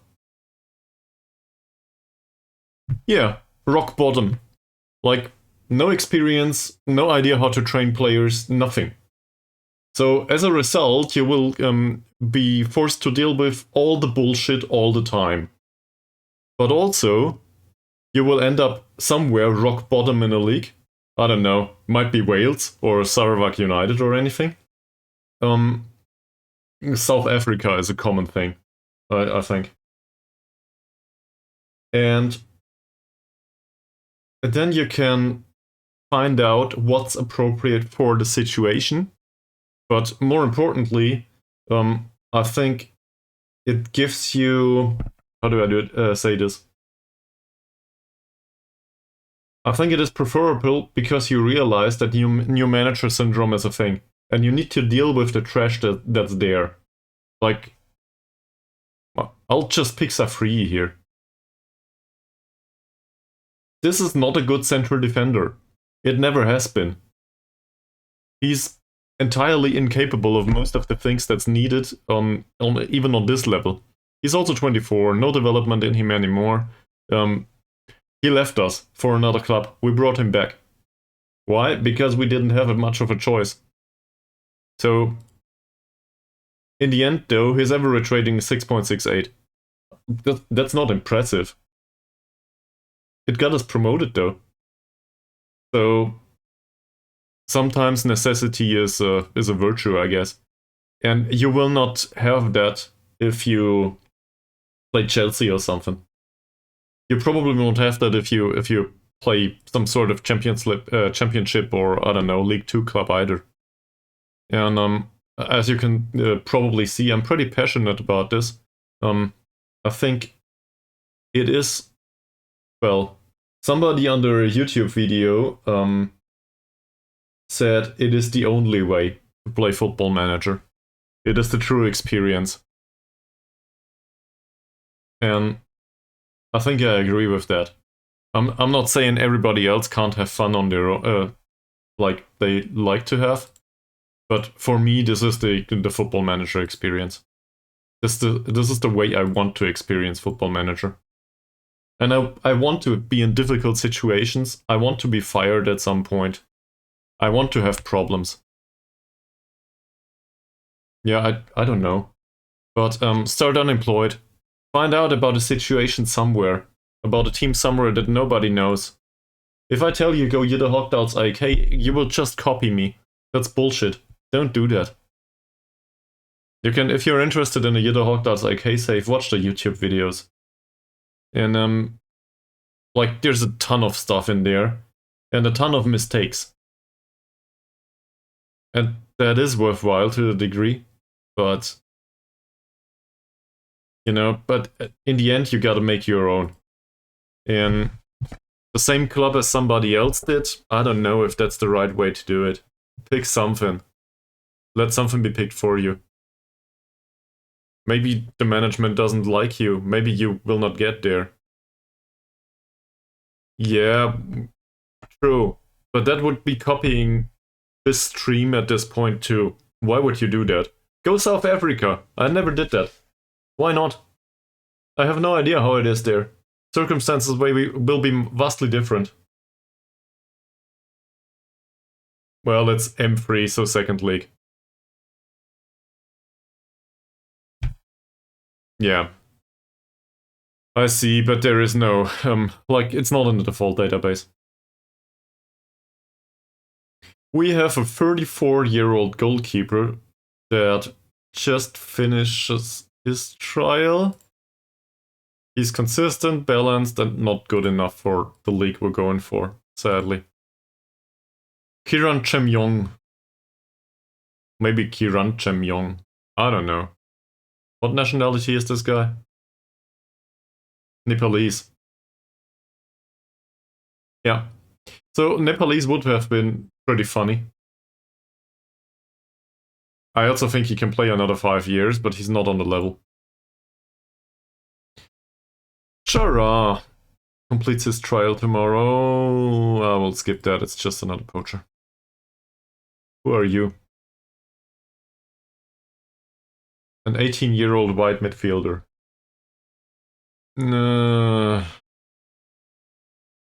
Right-footed. No long shots, but good passing. No vision whatsoever. What do you guys think? Not for the team, obviously. Oh. He's at the age of 18, he's susceptible to injury. I just decided I don't want him. Hi, Noah Orenz. Inside forward. No, that's not an inside forward. It reminds me of somebody. He's from Tahiti.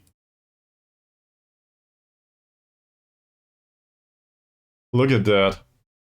Ouch.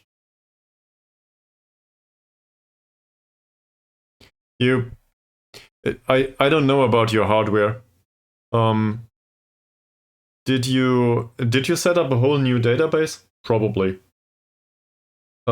If you do not mind, John, just putting it out there. If you do not mind, load everything. It will take forever to progress, but like it gives another feeling of Football Manager. I can't judge your playing style, obviously, but watching some TV series on the second screen along the way, or I don't know, some random ass streamer maybe, and just doing things slow and methodically, that goes hand in hand, I think. So, as a result, why not load everything? You can throw leaks out later on if it annoys you too much, but why restrict the possible leaks that might sign you? You might end up in Japan, I don't know. Somewhere. The way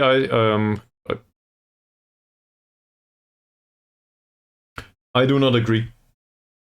I don't know your MacBook, but this is like this stream is run on a CPU that is 13 years old, probably 14 at this point. It's utter trash. I really need a replacement. I've been saying for a year now. Hi Strong J, welcome back. No stressful events today. But going back to this, John, I think your MacBook will cope with it. It will take forever, but I should probably have a look at the player prior to skipping forward, shouldn't I? He might be the one, the dream. That's not bad. He's not the dream, though. So, Strong J, important questions. Did you witness the end of the stressful stream yesterday? It was a mere 9 hours long.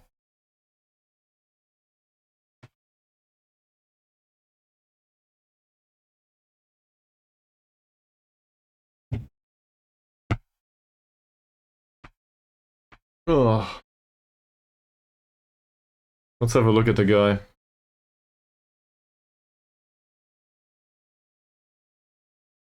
That there's no reason to be sorry. But then I can set you up now. I will not leave the screen for a second. So, simple question. What do you think happened? We were challenging for promotion, so I assume you don't know the result yet, and this screen shouldn't give it away. Nobody spoiled him. But the fact that there was a lot of tension for 9 hours probably tells you something. So, which way did it go?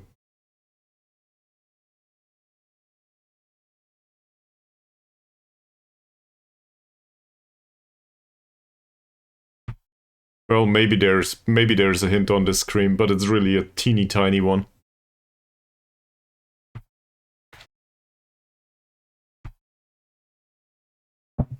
I'll give you 30 seconds.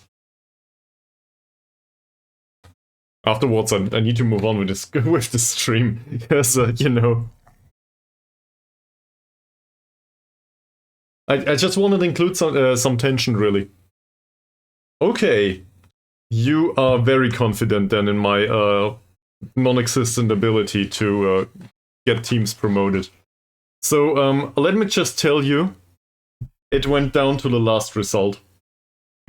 We had the option to do it throughout, like, 4 or 5 matches, and it came down to the last result, and we needed the win in the end. And we did get the win, so we got promoted.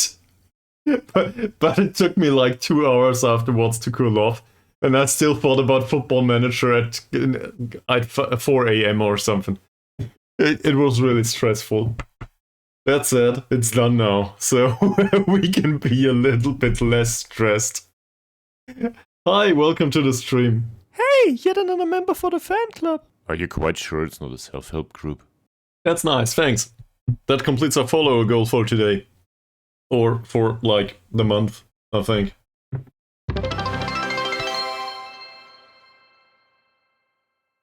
Yeah. Alright. Also, I still think it's a self-help group.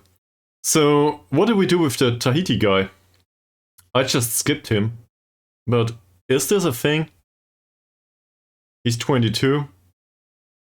He's decent for League 3. Always. There's capable people on this stream that follow me for some reason. I don't know, probably to mock me. And they probably can answer that. So feel free to ask tactical questions. No problem. As long as it's related to Football Manager and not, you know. Usually people come in here and ask tactical questions about why my UI looks like it does and want to offer some stuff. So if you're one of these people, probably don't. But otherwise, you're welcome to ask any question. Please, just don't sell me anything. Is this material that would be interesting to us? He's not too bad, is he? On the other hand, a foreign player slot for this? It's not like it's needed. The potential seems to be there. I don't know. I also wouldn't know how to pronounce this. But that's a minor concern.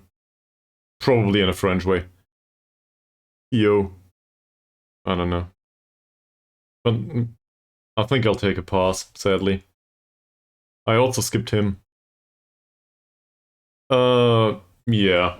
Like, this stream is 6 hours and 19 minutes long right now, and we maybe got 3 weeks in, or 4. So, like, this is as chill as it gets.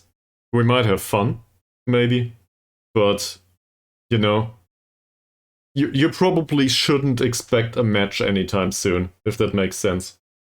This will take forever. I think I skipped him somewhat. Where does he come from? From Tahiti too. In Eona Oron? I don't know. Might also be Orange. Who knows? Nah, he's no good. Okay, so basically any foreign player that came in was not viable so far. Maybe one of the others here. I don't know. We need to wait another week. So let's deal with the question. I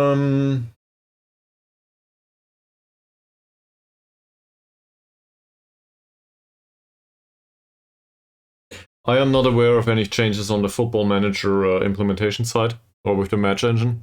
Is anyone else? So in case nothing's going on there, I would go for I would target a few points there. First, sample size. 3 matches is not a big sample. It's something. So I applaud the fact that you stuck with it for more than one match. Some people, same as with stock returns, some people think 1 match is all it needs to assess that the tactic is bullshit. It's just not how it works. 3 matches is better, but it's still a pretty low sample size.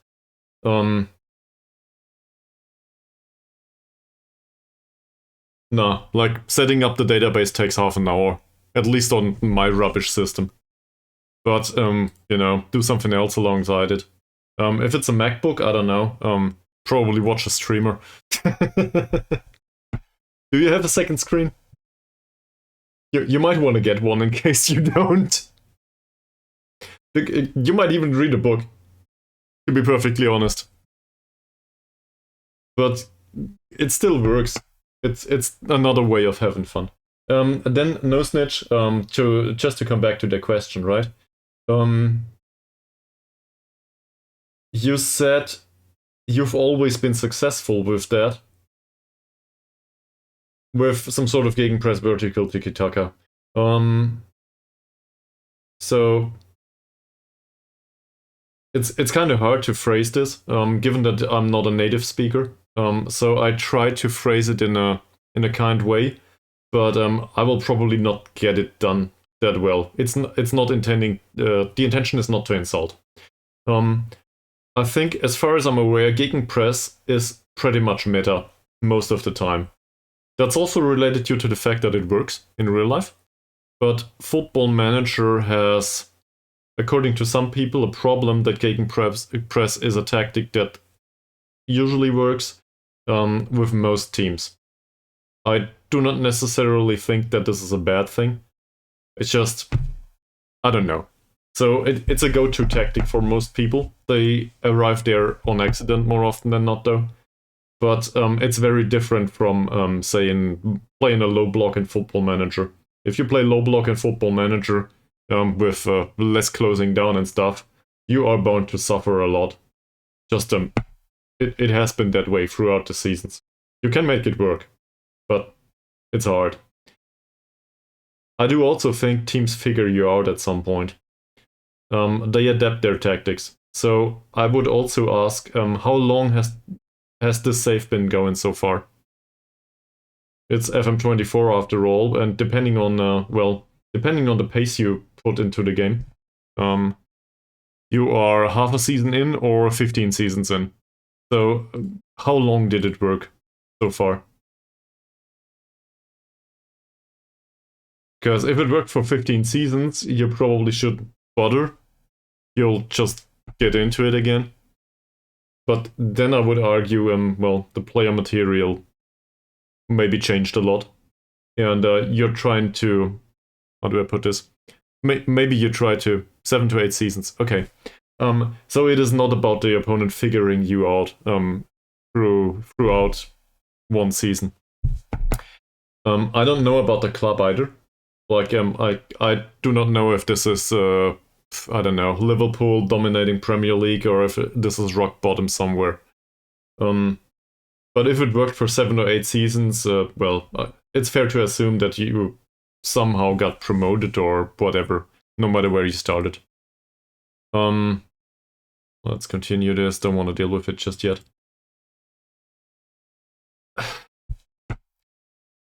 But I think the argument translates to every season. If you do the same every season, the opponent will know how you play. And at some point, they will realize, okay, but the same tactic. All right. So it might be a case of the player material not fitting the tactic. Gegenpress relies on, physical endeavor, closing down and that stuff. All the usual stuff you can look up in Guide to FM or whatever. And some random YouTube videos that are marked as tutorials, but really you just need to read the tooltips in the end. Maybe your players aren't good at that. And it's not about if the attributes are green or something, it's also about the personality maybe, the hidden attributes. There might be some stuff that influences it that you are not entirely aware of. It might also be that the opponent just had luck in free matches. That happens. It might also be that they figured out that they need to play long passes. So they did that. It might be that you faced 3 opponents that just had that as their concept overall, right? It's always a possibility that you just face opponents that play something that counters your tactic. So, but maybe I would argue here, so you go for gegenpress vertical tiki-taka, right? What's the second tactic? What's the third? What do you do if it doesn't work? Is there something? What's the alternative? And probably figure out why it didn't work. and why an alternative didn't work. Because if you don't have an alternative, then I would argue you deprive yourself from most of what's fun about Football Manager. Figuring out tactical battles. Like, with the reasons on the pitch. It might not help much as an answer, but hopefully it helps a little bit from a personal perspective. And obviously, I'm open for feedback. Do we want to sign a 39-year-old striker? Anyone?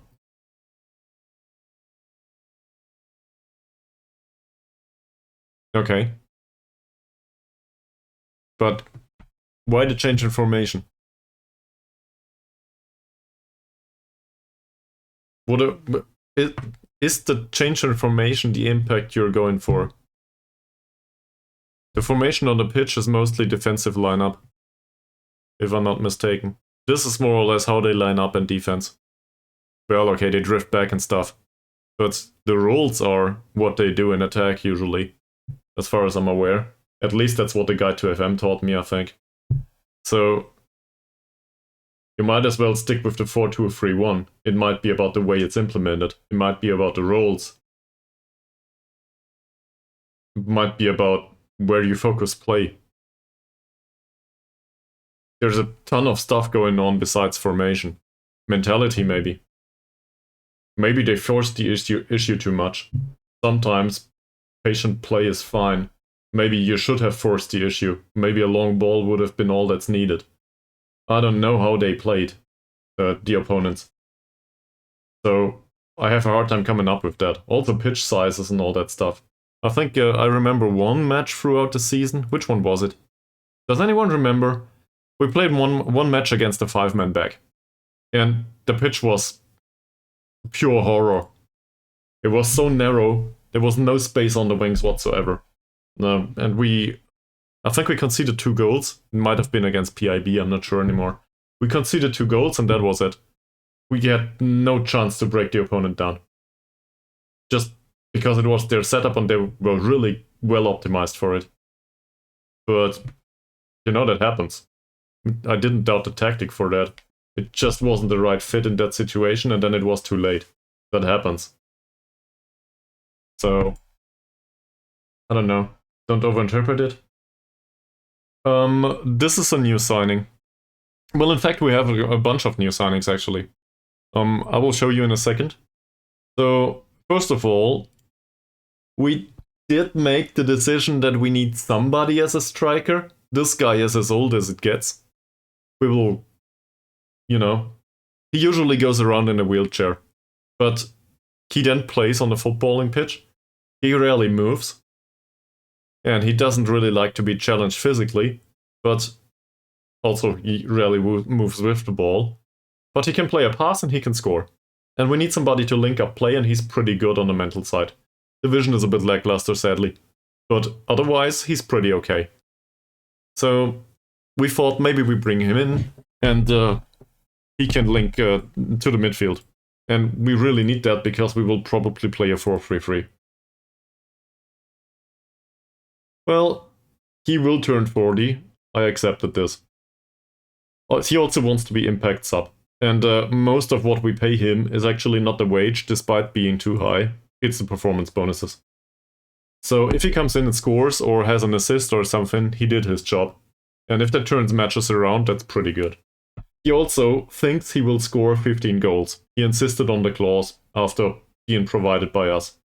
So at least he has confidence. Did it help you in any way, No Snitch, by the way? What I said? Or was it all rubbish to you?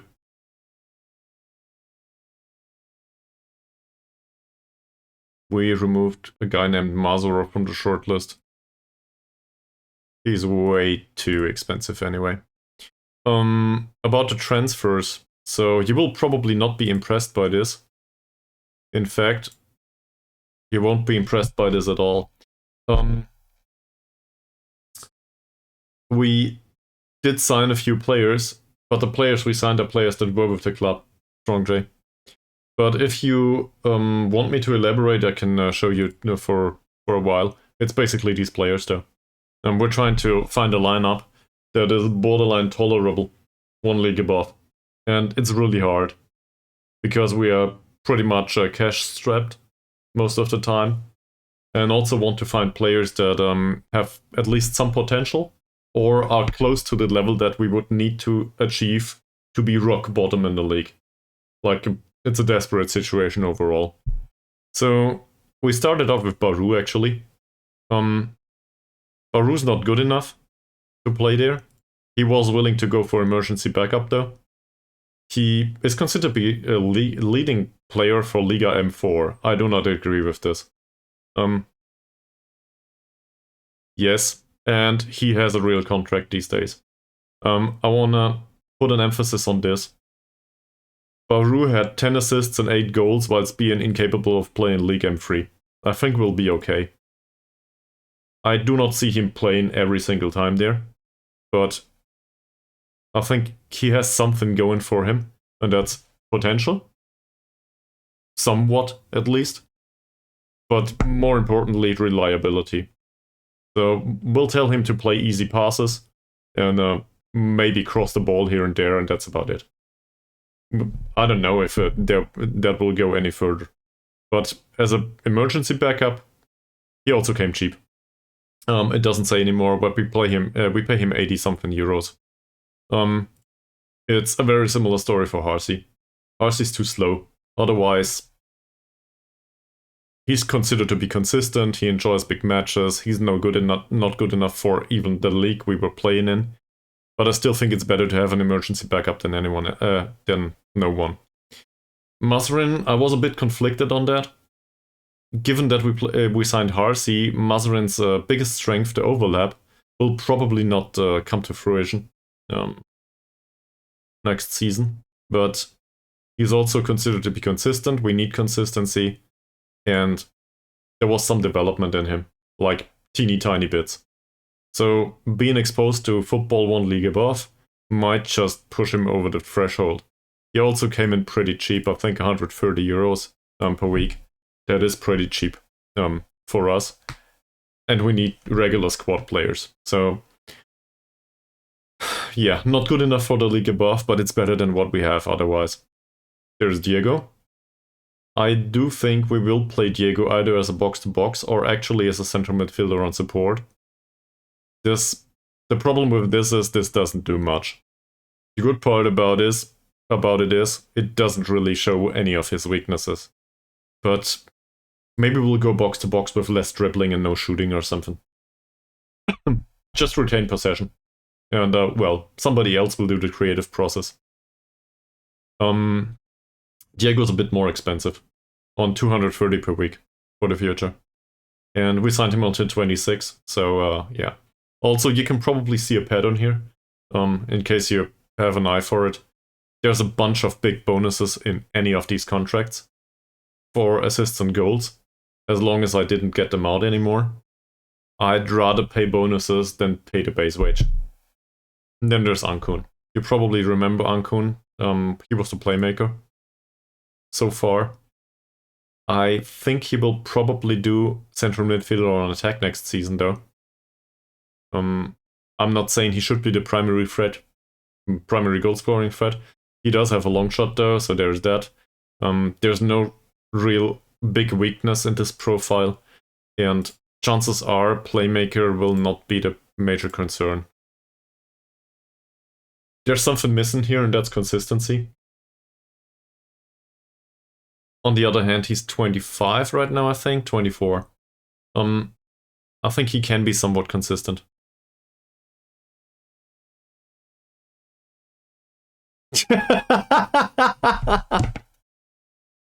There is a 32-team league in the Greek 4th amateur division. Wow. I didn't even know it goes that far down. Good luck with that, Sean. Also, nice idea. Yeah, so that's the players that we signed. But so these are all signed.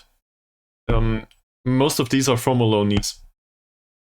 There is also a problem. We do not have a goalkeeper. We do not have a striker. We do not have central defenders. We do not have a defensive midfielder. Obviously, we have the remains of our last season, and some of them will remain here. But I'm not really willing to offer 300 euros to a player that is not good enough, if that makes sense. Not going forward. So people like Carrier, for example. Carrier was important central defender throughout the season. He's still considered to be League M4 trash. So as a result, I don't really see that happening. He's way too slow to play up there. Sure, he's 23, there might be some development in him. He's a consistent performer, that all will make up for something. But he also wants 300 euros per week. And to play every single match. And then there's even worse like Safri. So, we're still on the lookout. But this lookout now lasted 6 hours and 37 minutes, and I will probably take another 20 hours until we get into the next season. Through a few streams.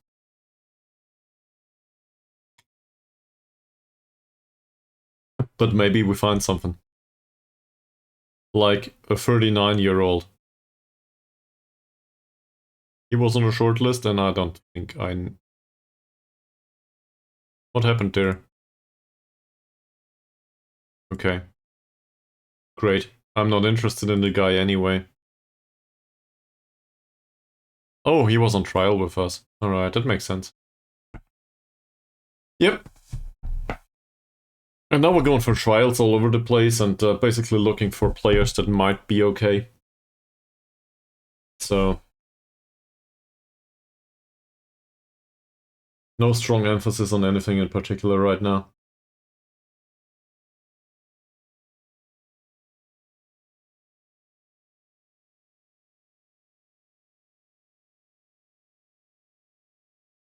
How's it going for you guys?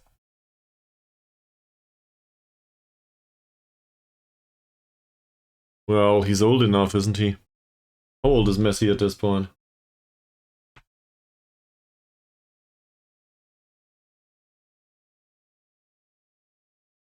So in real life he's 36 right now. That would mean he's 37 or 38 here. Born at the 24th of June.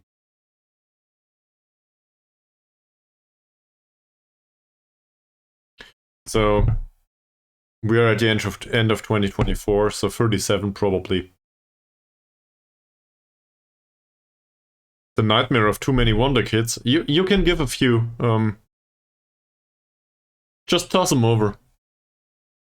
I'll take them. No problem. Right after I look through all of these. Don't want him. Don't want him either. He's pretty fast though. At the age of 30. That'll go away. A bunch of ones won't. Yeah, I don't think it's worth making an offer either. That is better but not good. It's pretty fast. As a ringer, this is Baru level. The problem is he's not consistent in anything. He is pretty shitty. Don't think so. Mustafa. An inverted wingback, it says. Well, I do not necessarily agree. The physicals are very concerning though. Dorahim. No. Look at the technical skills and the mentals. No. A central defender. We do need central defenders. He's 1.77 meters. So that's in case you are somebody to look at freedom units, that's apparently close to 6 foot.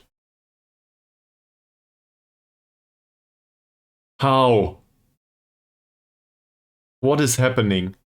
I can see the 3 points of strength, so his figure is probably like this. But how can you have 3 points of jumping reach being that tall?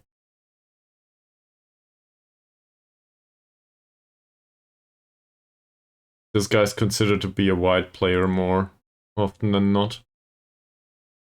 I like the name, not the susceptibility to injury. I don't think so. Dinesh. He's 2 centimeters taller. Still has 3 points of jumping range. Also 28 years old, nothing to see here. Mustafa, nope. A 29-year-old poacher. That would have been the first time. We need a goal. Hallelujah.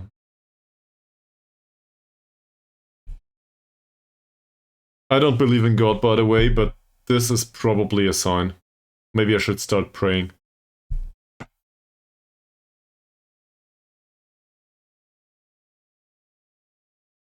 That's just you, Bravo, though. Also, it's not your money. If you have the money, sure, spend it. How is everyone else's opinion on that? This player. It says he's a good player for Liga M3 sides. I tend to disagree. He might be even better. Am I the only one around here who thinks this is a very good signing? He's not even susceptible to injury. Did he play in the Liga Super for Penang? Well, he didn't. It's been a while.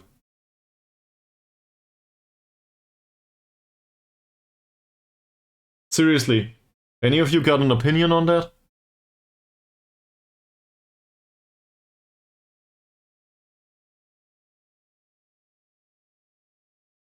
Am I too excited by this? Maybe. Well, I'll do a bathroom break. And you can think about it. Okay? So, BRB.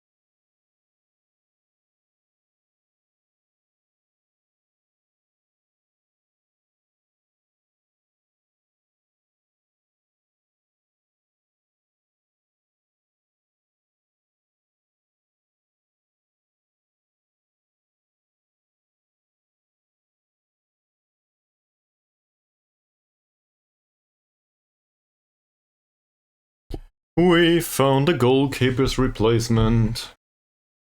I like this.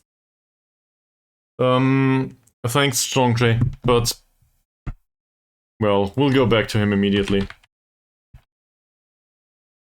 This is something that comes up all the time. People recommending signings for me. And let me just say, this is approximately a quarter of our seasonal wage budget, so no. That's not gonna happen. Also, he will not come to Malaysia. I don't have to tell you. It's always the same. I play rock bottom clubs, so that's also, by the way, something that I really appreciate about this kind of playing style. You do not know players that would come into any of these trashy clubs. And if you do, you're an expert. So, he will be available for free at the end of his season. That's fantastic. Like, I see some problems with the personality, maybe, but on the other hand, that might imply professionalism, actually. Who knows? Balanced and media friendly. Yeah, don't want to be too excited by that. He's listed for transfer too, for €0. So, I'm gonna do something that is not commonly appreciated. Maybe they agree to it. No, there's no selling team wage contribution to be had anymore, sadly. Season's almost over. But if he's transfer listed for 0, we can do that, right? Might get him in earlier. Doesn't matter. So we make an offer anyway. Who cares? I could have just approached to sign though. He's not good enough. This guy though. Whatever happens. Yeah. Ramlan. Not good enough. Modforzi. Not good enough. Fairly loyal though, I like that. But he's not good enough. Also, a soft stuff. Not really there. Mokhtar. Too slow, actually, in comparison to Masri, also susceptible to injury. Go away. Hopefully the goalkeeper does not want €500 a week. But I'd rather splash it on a goalkeeper than on a striker. Why did I say this?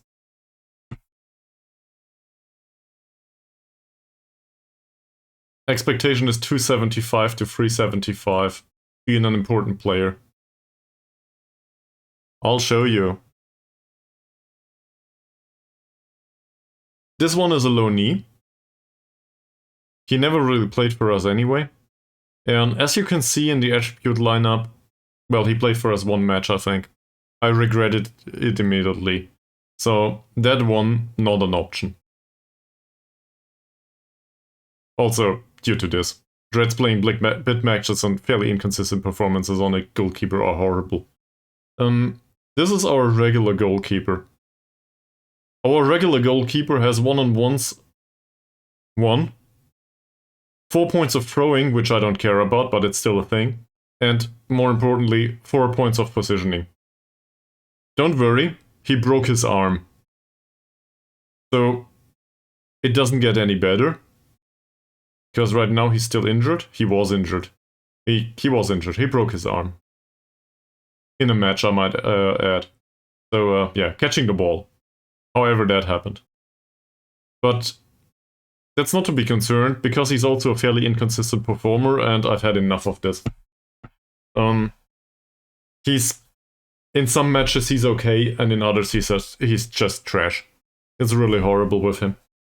That also comes down to the amount of one-on-one scenes, as you might expect. So, he got us promoted, but that's where it ends with my confidence in him. No problem, we have a third option. The third option is... the reflexes are a bit lackluster. The rest I could deal with, somewhat. Don't ignore the 2 stars, it's not that bad. He's also very consistent, so I like that. The overall skill level is a bit, concerning, given that we will play in League 1, so probably not a thing. But don't you worry just yet. First of all, he's hurt, but that doesn't matter, that might heal. More importantly though, he decided to retire. So, we have 3 goalkeeper options, but in reality we have 0. I mean, Saidil will probably remain at the club, if I cannot find another replacement. That's, like, last-ditch effort though. I don't want to play him. Does that make sense? Am I making sense? I hope I do. So, as a result, I want a goalkeeper. And if we need to spend €350 on him, let us compare him to Saidil for a second. I will regret this, but... look at the difference! Sure, mentally Saidil on paper is better. But I think there's a slight difference in capability to be had here. And that is before the hidden attributes. So I think I will be happy to spend some money on him, yes. Might also want to compare him to the others. Mod Aris was the old one. No debate. Then there's I forgot the name of the name of the loanee. Might have been him. Yeah, maybe. So I don't think so. None of these is any good in comparison to him. He wants to be an important player. Slightly interested in negotiating terms. Let's try.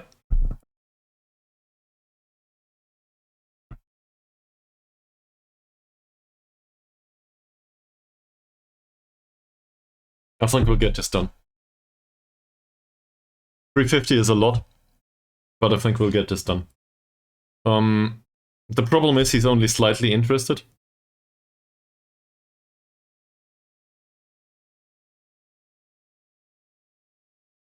If I offer 250, that's a bit far away for him, probably. I also want to reduce the appearance fee, but he can have a clean sheet bonus in case he manages to get it. That I agree with. In fact, he can probably have the biggest clean sheet bonus ever. Don't care much about that. We will probably take that away anyway. Later. So, 250? Oh, reasonable start, he says. So let's make it 275. This will probably not get reduced any further. I'll insist on this and give him 50 euros more for a clean sheet bonus. We do not want to get relegated, so this is our way to say, well, you get paid if we do not get relegated. Nearly there, he says. If we're nearly there, we have to insist on basically everything, I think.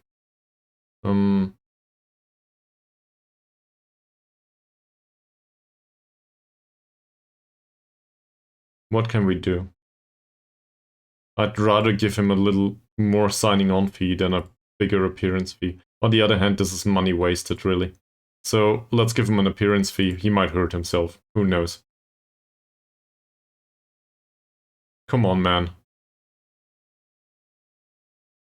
Alright, we'll do the 130. What was the last over 120? Yeah. Okay, we'll do the 130, but I will insist on the wage. That's okay with him.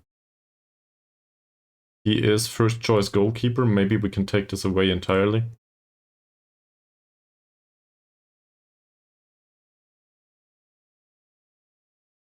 He does not care, does he? He insists on a few euros in case he sits on the bench. He really does. Alright.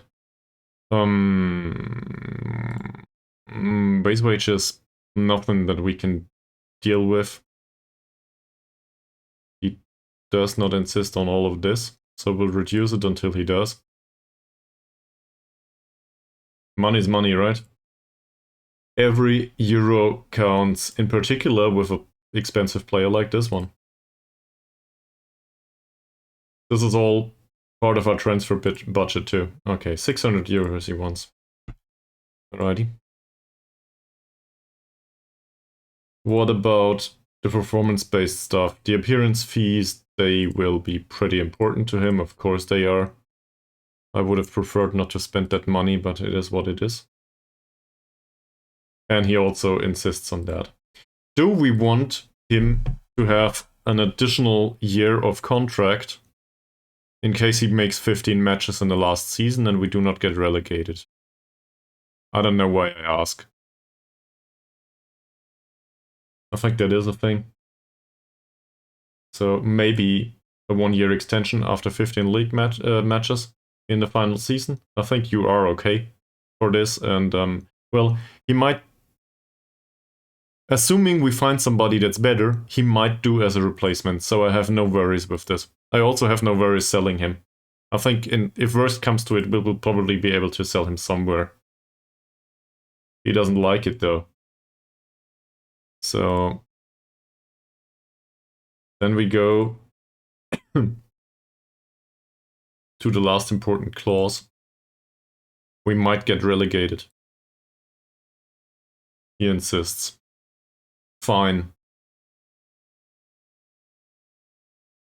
Is this okay? This is a ton of money. We will be overboard the wage budget pretty soon. So now we can have Saidil as a replacement. He will not get a full-time contractor. Or we just, loan somebody somewhere for €0 and he rots on the bench. We will find a backup somewhere. Might not go well, but we gotta spend it on the first team players. Not the rest of them, no. But I think we will need to find loans.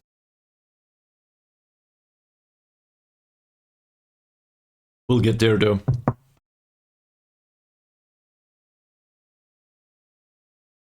Another Abdullah. Skip that one. Hasnan.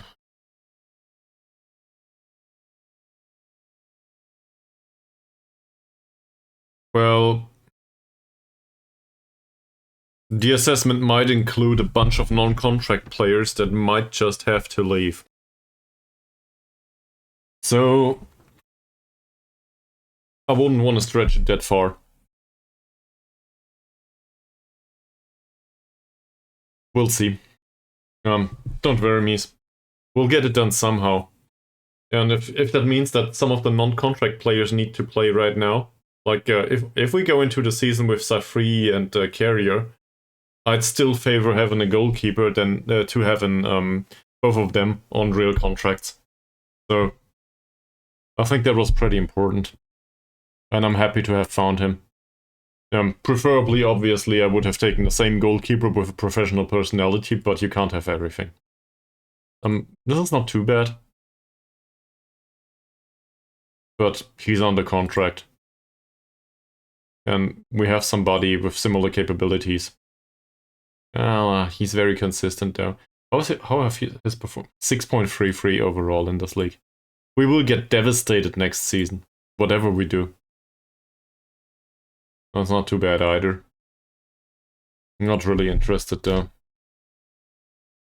Osmadi, 29 years old.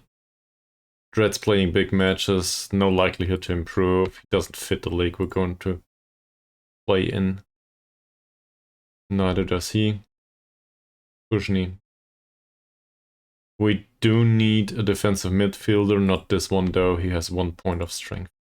Ikri. That's pretty fast. There's a notable weakness with the passing and with the balance. That's not bad either. Former player of Bukit Tambun. Oh, they didn't play him this year. What? Why? What? Can somebody explain this to me? He was on a 6.97 rating last year with Bukit Tambun. They got relegated this season. They had this player in their roster. They did not play him a single time. He leaves on a free transfer at the end of November. I'm not saying he's great. They didn't play him. Why?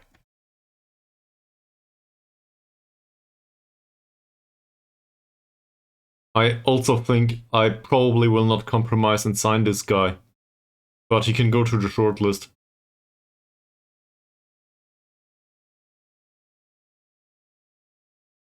Because very consistent performers are hard to come by. Apparently not in Malaysia, but yeah. In general, they are pretty hard to come by. That's somewhat well-rounded. with PIB right now, fairly consistent. That's not too bad. Not really the material I'm looking for though. Like he's too bad at this point. We have players to fulfill that role. Osman, that's not much better than the other guy. Star rating says so, but don't really want to do that. Okay. There will be a bunch of other players that will leave pretty soon, so we will have a few more messages like these.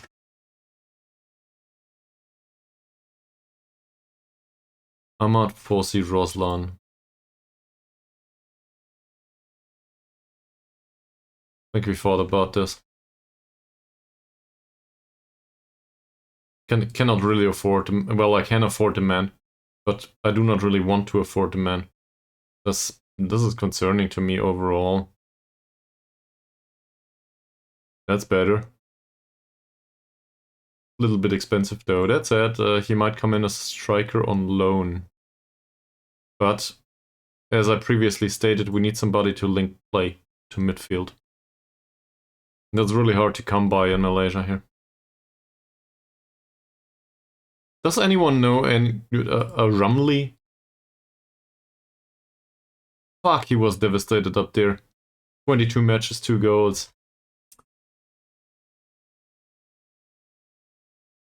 That's not really that impressive.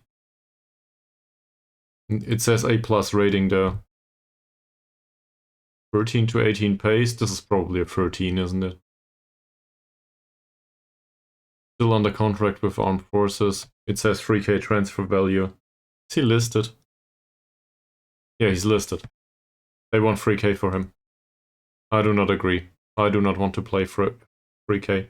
Pay 3k. But we'll continue scouting him. Maybe this is a surprise and he's like resolute or something. I do not think so though. No way. This is discard material. A very consistent midfielder that is slightly expensive. Not cut out for the level above, and well, he just got relegated. Yet another goalkeeper. Communication 125 on a 30-year-old. I think I will disagree with that. And he's a last resort too.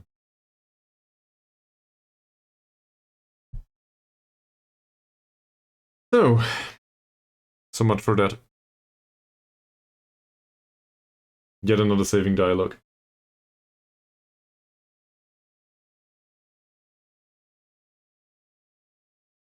Well, might as well run an ad.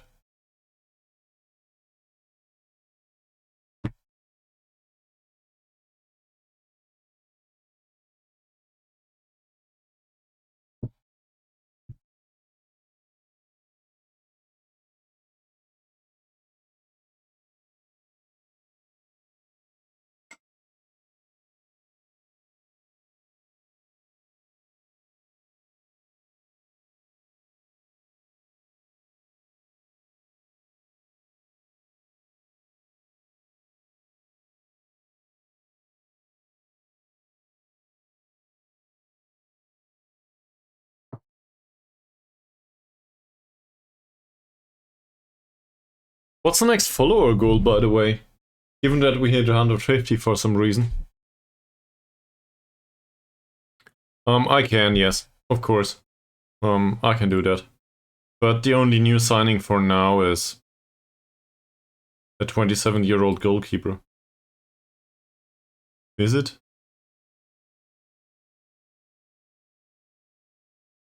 There might be a few more signings. You don't want me to post all of these, though, do you?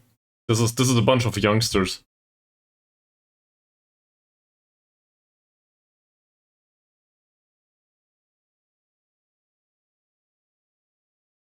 Apparently we signed everyone on non-contracts or something.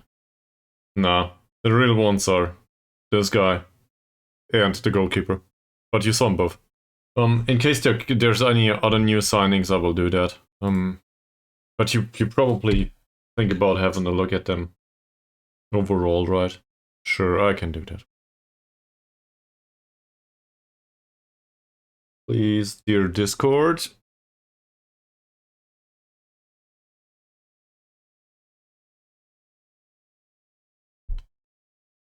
That one, as well as where's the goalkeeper?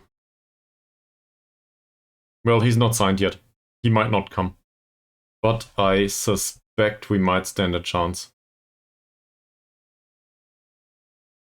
Also, we need new nicknames. So in case anyone wants to come up with nicknames for a 39-year-old striker and a 27-year-old goalkeeper.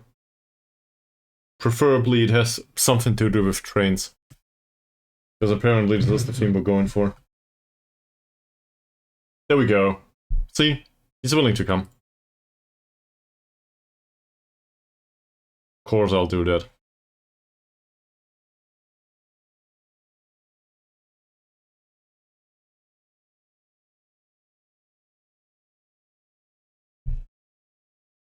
The goalkeeper can be called a spider. Old Man River. What? Why Old Man River? The spider for the goalkeeper I like.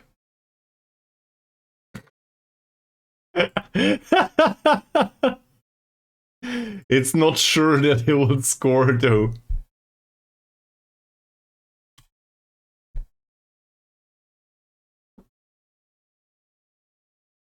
The spider is catchy.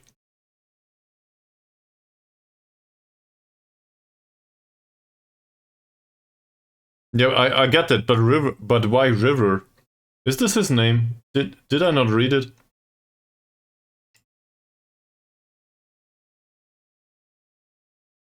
Like, I just don't. The Silver Striker. Well, to be fair, it would match the color of his hair, probably.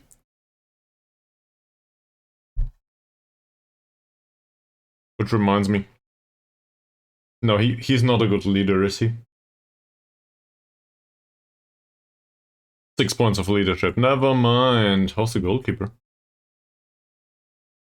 Oh, there's no inactive field anymore. Here. There's also another goalkeeper coming in.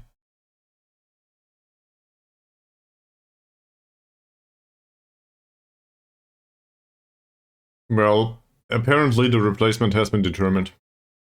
I forgot about that though.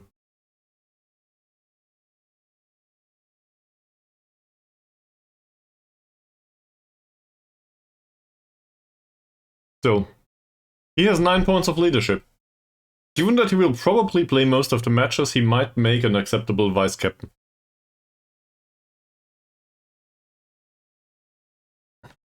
We have Ankun in midfield, and he might do the vice-captaincy. Or the other way around, really.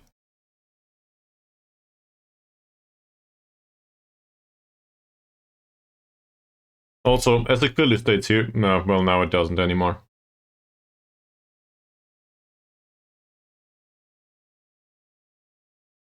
I wasn't aware of that.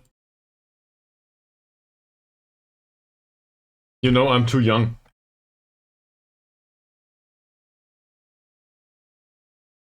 Yeah. It's a show tune from the 1927 musical Showboat. 1927. That's not old, that's ancient. He's not that old, Gerard. On the other hand, I appreciate the irony.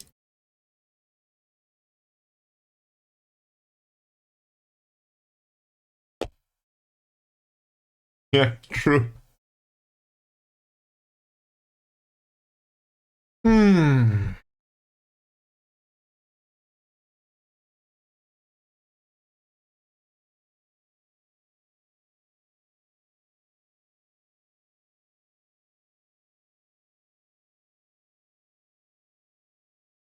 To be fair, back then they probably...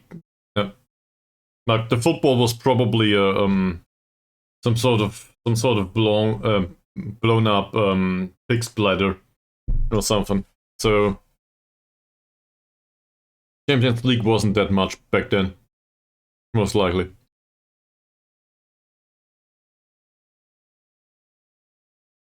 If it existed at all.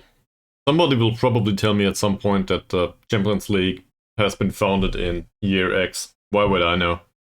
I have no idea.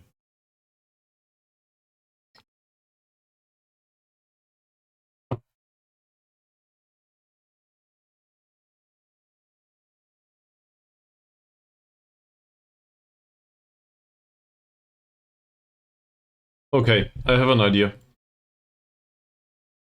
You probably won't like it, but it's an idea anyway.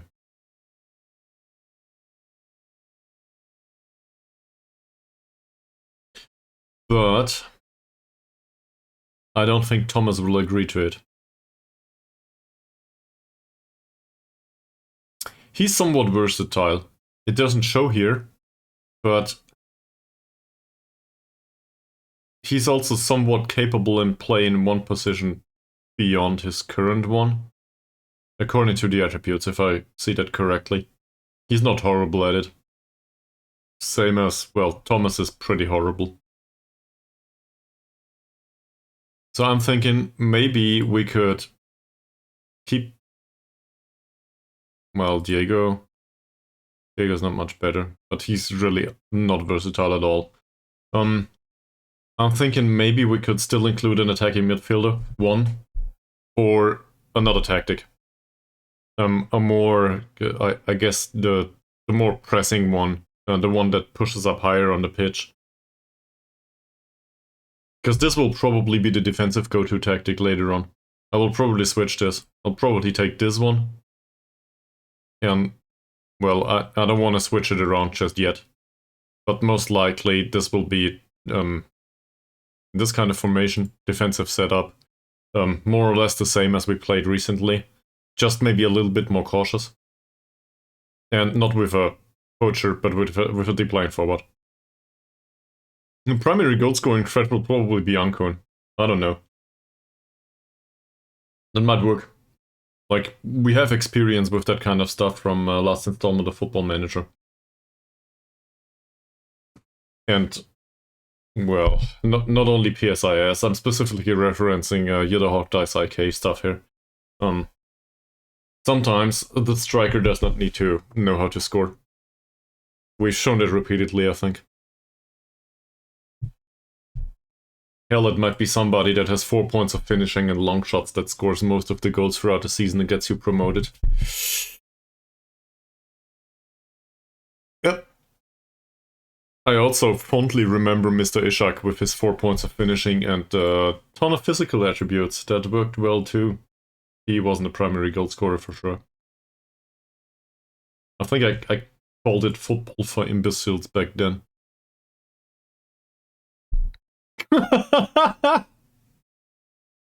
What?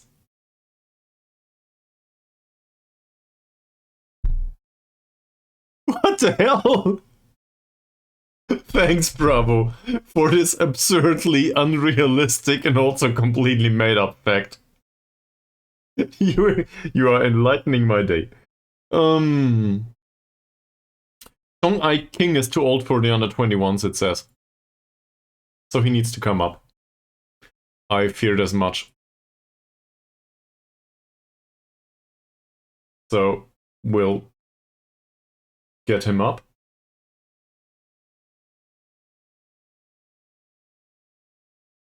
Under no circumstance will I promote him. I think I realized, though, that he will not play as a poacher for us if I can help it. So I will try to make a deep lying forward out of him. Yes, I know. Bad idea. Also, he's casual, so that won't happen anytime soon. But still trying. And definitely not putting him into a Sarawak United squad. And he's 17 years old, and I don't know what's going on there. He could not be of use. Don't want to go into this stuff. None of these players have high potential. Well, high potential theoretically, maybe. But not in reality. Not even in fantasy reality. Do we want to keep Carrier?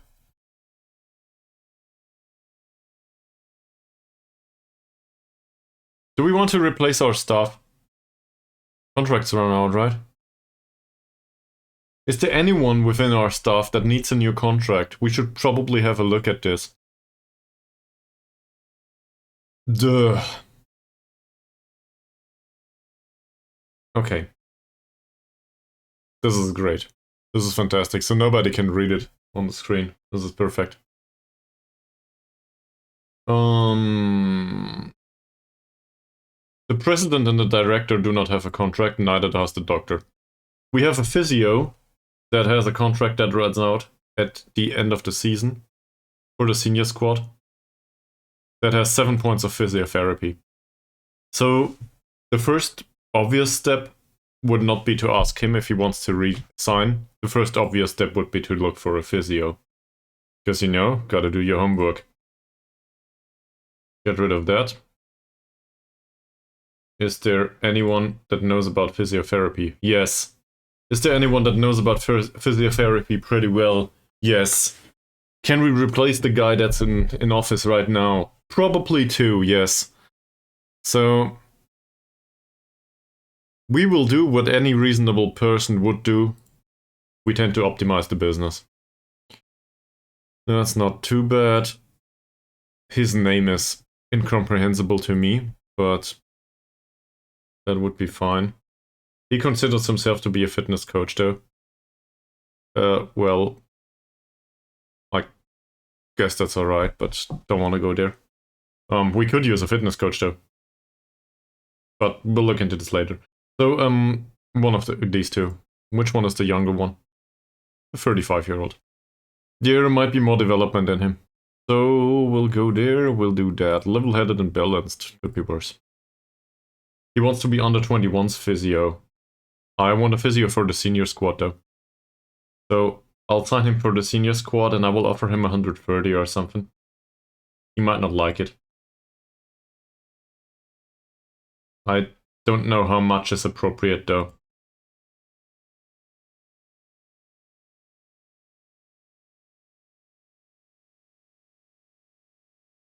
What's the other guy? He's 49. So, if he wants that much money, he will probably too.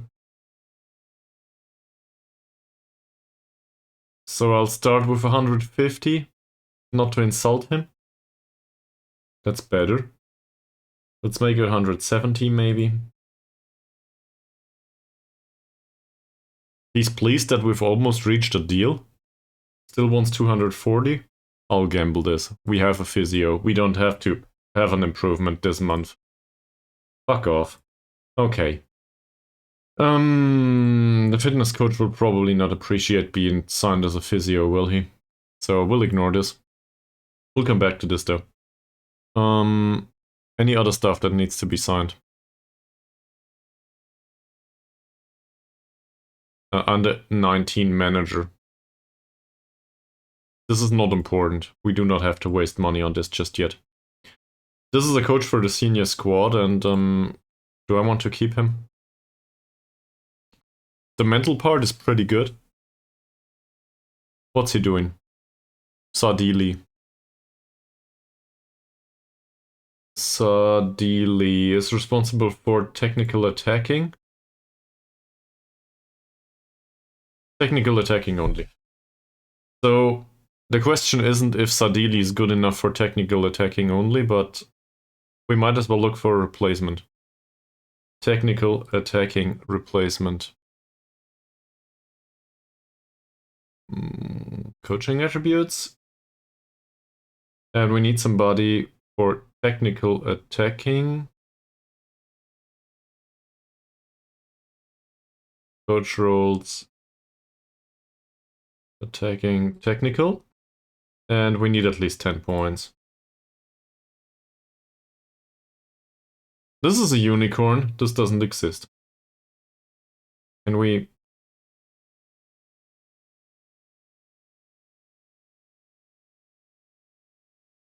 Sure.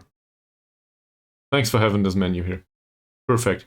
So apparently, the coach we're looking for doesn't exist. At least not outside our club. One of these might have really great mental attributes. Like this one, that's not too bad.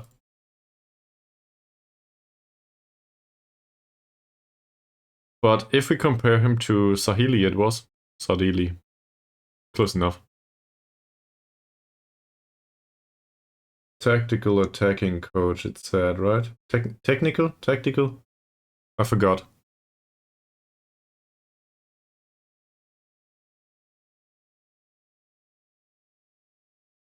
I think it's technical attacking though, given that he has 9 points of technique. So it's this coach that we're looking for. And then the mentals in aggregate are pretty much the same. The relevant ones anyway. And he's better. So he gets the job. He gets to keep his job. Okay. How much does he want?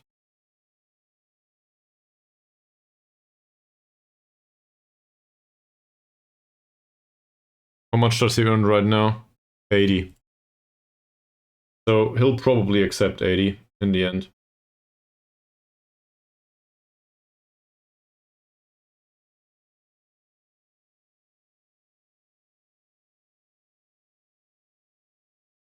Sure. Go in part-time to full-time for no wage increase whatsoever with an acceptable skill set. Given that he is prone to accepting that now, we will also send him on the coaching course, because this is not good enough.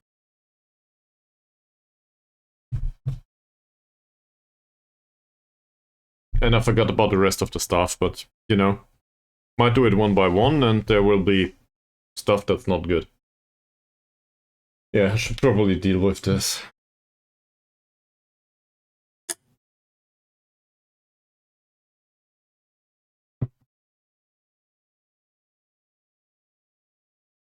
Okay, going back to the stuff. So we did deal with Sadili. He's an under 21 coach. Mod Akimi Man. I'm not that impressed by the mental. What's he doing overall?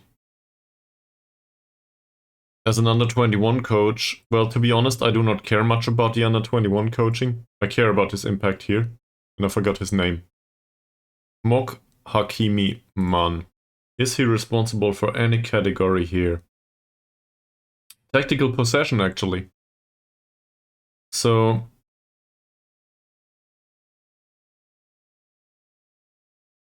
that's all there is to it, though. Tactical possession.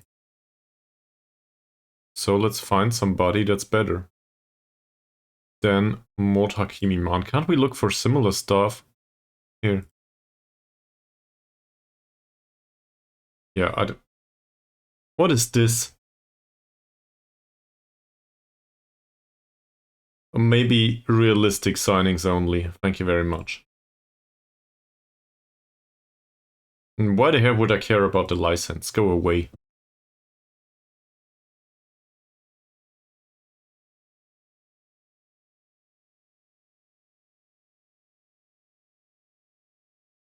This is... It's a really useful thing. This feature. So, what did I say? Possession. Was it tactical or technical? I forgot.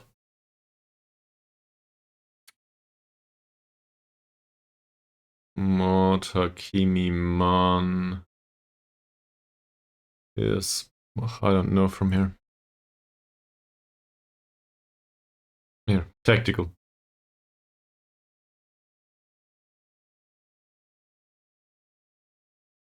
So we're looking for tactical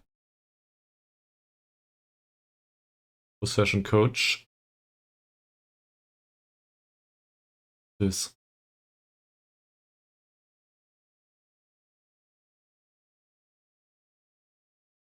Cool.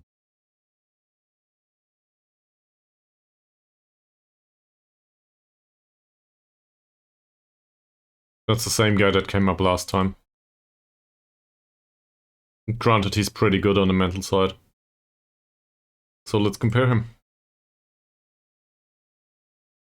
Tactical possession is what we're going for.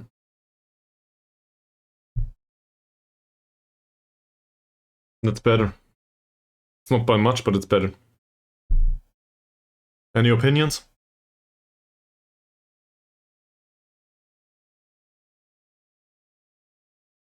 That said, is it worth the price difference?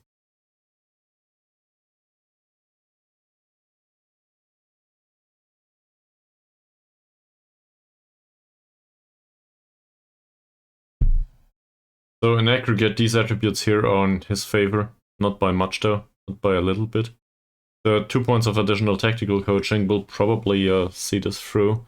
He might want to sign for the first team though. So we can let him leave maybe. How much money do you want? Yeah, he wants 200 for being under 19's coach though. That's too much. I don't want to pay that. That said, I do not really fear losing Mod Hakimi Man, do I?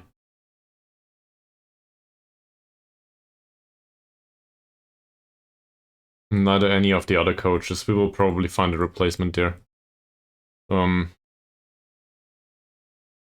Jenny as a head physio, we just dealt with a physio related issue. I don't really think we need to replace the contract just yet. Jaron Ullet as an assistant manager though, yeah. This guy needs to be axed. We just need a replacement first. Sorry, Jaron. So we look for an assistant manager. Somebody remotely capable. There are a few. Some of them even are interested in working as an assistant manager. Well, one.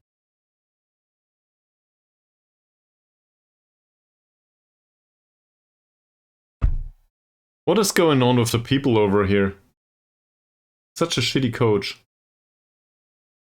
Do we need to force somebody else into doing assistant manager duties now?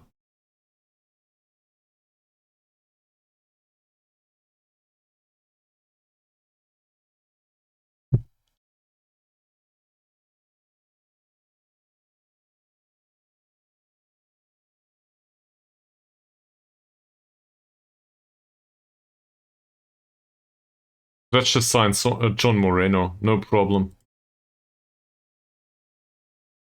He's with Evergrande right now, and he's technical director for 55 euros? Who the hell are you? Does anyone know this guy? I think the name rings a bell.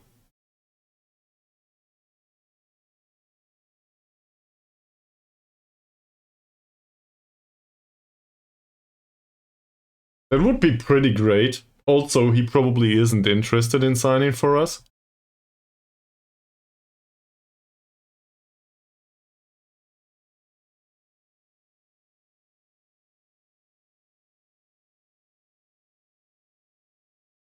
We do not have a slot for this.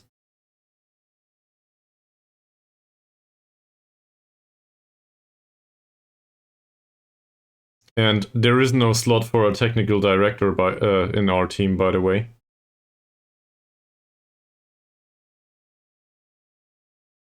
Is there any interest in the role?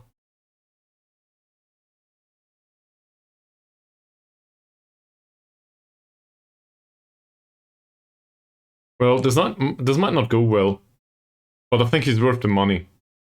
That's for sure. Even 130, no problem. He might want 250 or something, so I will decrease this slightly. It's all over the place, I don't know. He might not even be interested in the job. He wants to be the technical director, under any circumstances. I'll walk away from this and put him on a short list. And you will not keep him, Mies, no. I will get him. As a coach, as an assistant manager, as something. What's the job of technical director anyway? He's responsible for signings, right? But we can have signings all over the world now. So I might even use him as a scout or something, if he agrees to it. His contract's running out. He's definitely interesting. We'll sign him the same way we signed the last assistant manager. We'll force him into it. Geronella didn't want to do that job neither. This is not important. Not to be too forward with Chris Kringle, but well, lighthearted is not the end of the world. The attribute profile though, that's probably one to be axed too. Head of youth development is pretty important though, so let's clear this. Let's look for one that's actually worth something. And I also... Thank you very much. Personality was balanced here, don't want to go there. There's alternatives. Coaches. Balanced.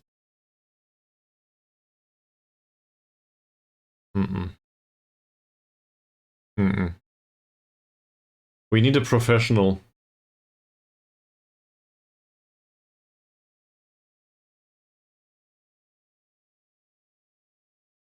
Even if it's just fairly pro. And Chris Kringle will go away and then we will have another philosopher, I think. At least according to the recent naming conventions. Heroes, all of these are balanced, aren't they? At least he wants to be head of... Oh, he wants to be head of youth development. Oh, that's a positive.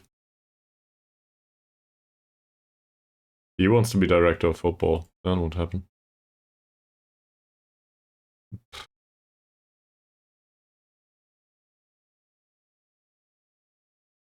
I want this Moreno guy.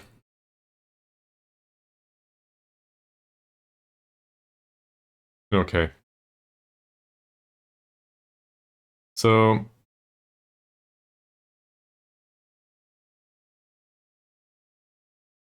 why can't we put out an ad for a head of youth development?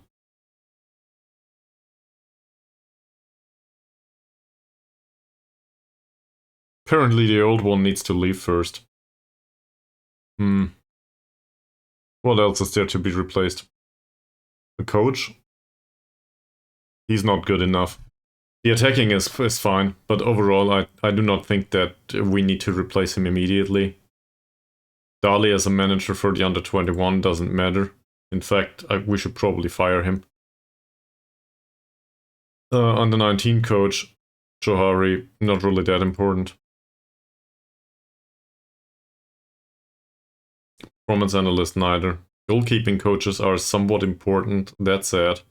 I'm really hoping we find something better in the goalkeeping coaching department. We can replace one of the scouts, in case it comes to it. Same with the chief scout. And these are still under contract. So I will skip any further stuff with the staff right now. We'll try to sign the ones we just determined. Hopefully I will remember whom to replace. And then maybe it gets better.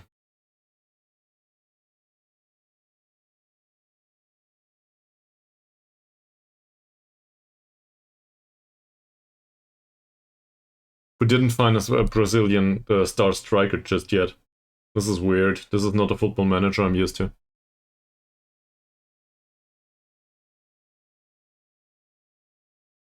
No new contract on the horizon for Thomas, that's right.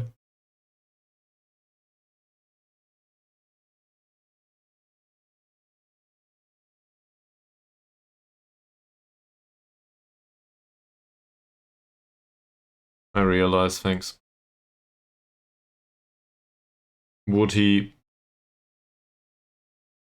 accept less playing time at this point?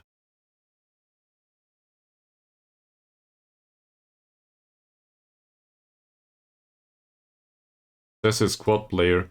As a squad player, I would accept him.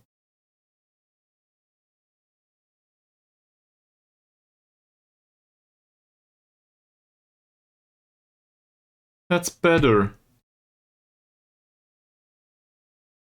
Now you increased your wage demand. It was 130 at some point, wasn't it? Am I doing this? He earns 110 right now. Is he susceptible to injury or something? Not really.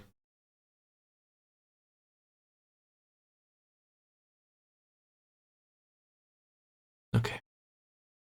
So it says here he could improve significantly. Don't know if this is going to happen. But I think I wavered back and forth anyway. So we'll start with 90. That's okay. 1 year contract is okay too. He's 26. If he is not useful to us for the future, he won't be useful. That's alright. That happens.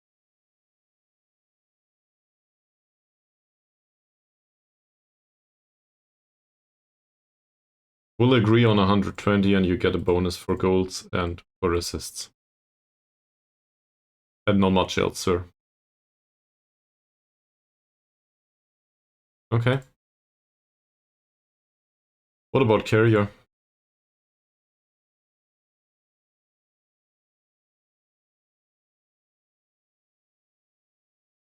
It says here he has a lot of potential. Well, to be fair, he did improve somewhat throughout his career with us. It's really just somewhat though, and he's rather slow. On the other hand, we do not have central defenders. Is there anyone interested in him? No. Okay. Go away. So Carrier can remain at his current with his current contract.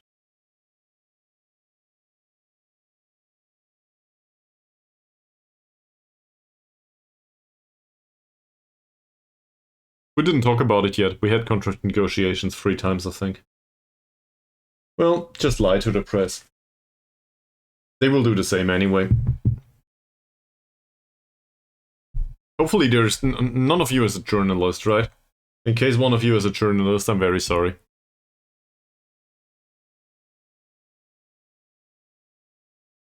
I'm sure you consider your job as stretching the truth and not lying. That's something different.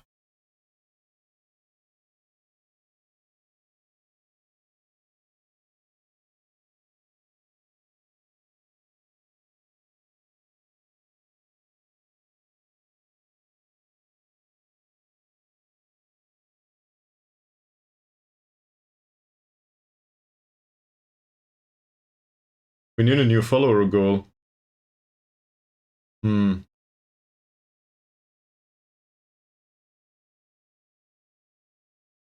Let's make it 160.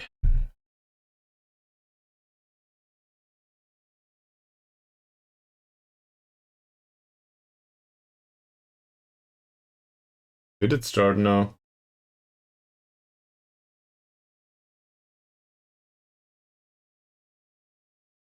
There we go.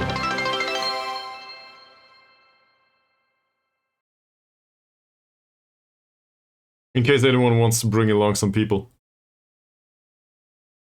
There's also the subscriber goal. We are at 2 or 3, so in case anyone wants to throw some money my direction, you know, I will probably invest it in hardware in 10 years or something. If it ever comes to a payout anyway. All of these are pretty bad.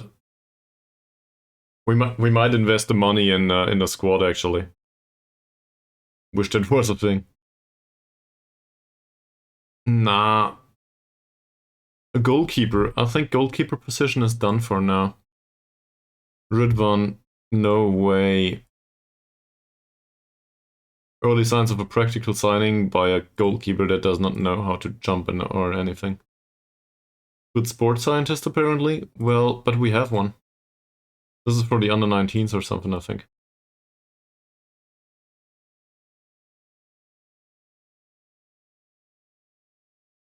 Chuchu retires. No. He will be a scout afterwards. He might be willing to work for us. I think he has 2 points of judging player potential and ability though. So, not exactly the one I was going for.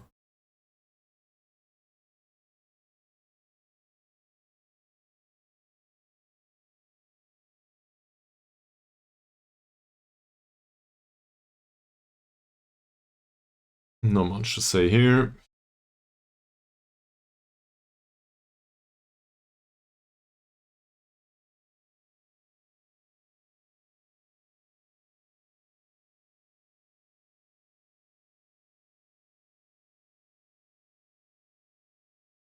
Is this a long off season, by the way? Or is it just me? Maybe it's just me.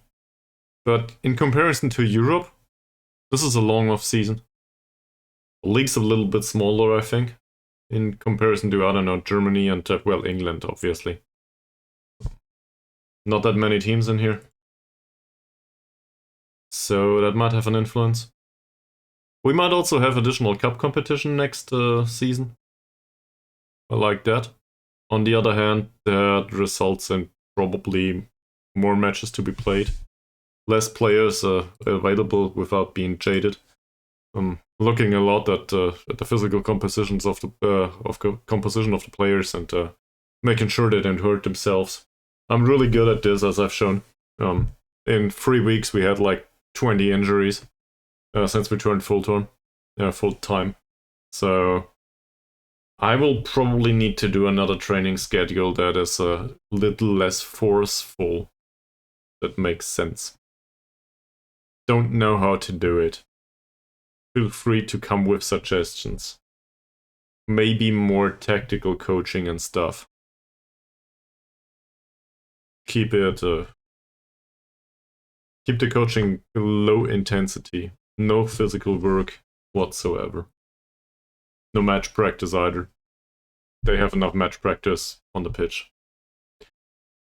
Chuchu and Modaris will retire. One of the two will be sorely missed, and the other one will be somewhat missed. 10 loans and 2. I'm starting to think desperate thoughts now. I don't really... Recruitment meeting. Sure, let's go there. What? None of these will play here. I really don't want to do this in a meeting. Amran's contract runs until 25. He's on 6 euros per week, not as a replacement, but as a director of football.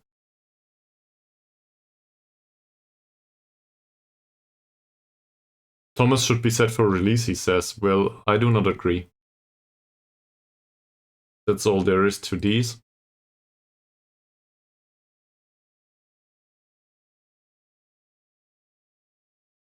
According to the squad planner, he doesn't fit our plans. I do not necessarily agree with that. We do need a striker, it says. Yeah, well, but we're looking for improvements everywhere. Don't need to set this up specifically. Also, I just thought of something. You know, nobody reminded me that we have a director of football. What is wrong with you?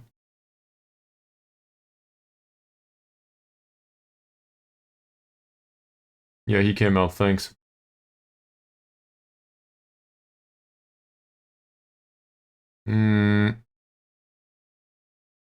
He's new. Who are you?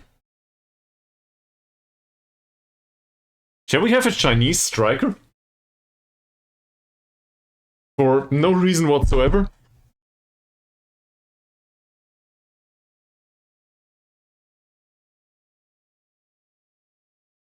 He's 1m83, by the way. And he's not small either.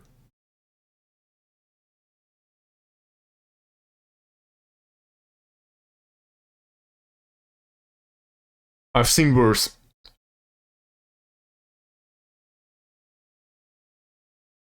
Definitely. Yes. Don't care. God, I regret that already. Don't pay 1,000 euros.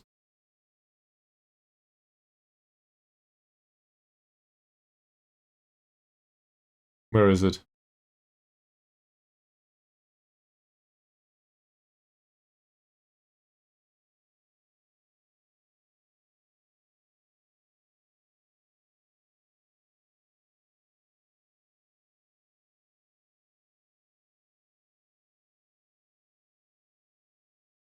So, what does this say, Mies? I'm not aware of the context. They both accepted a trial, and we will have a Chinese trialist and another one. I realize, like, I know Beijing Institute of Technology. Okay. So he knows physics, maybe. Well, it's playing football.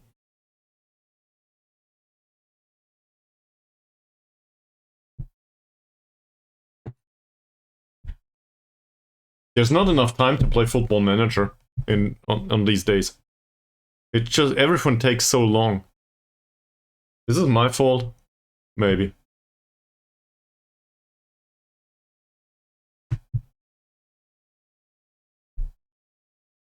I need a few more years in real life to play Football Manager, I think.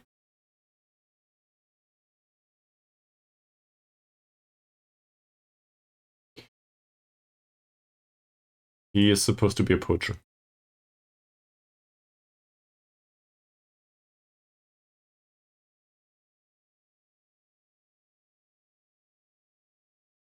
Above average susceptibility to injury.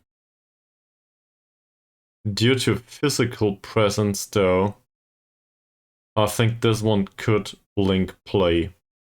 I'm not saying he's the best option, though. This one has a name that I cannot pronounce. Ilbung Chuckstill. Consistent performer, and it looks like a good jumper. He has heading. He has strength.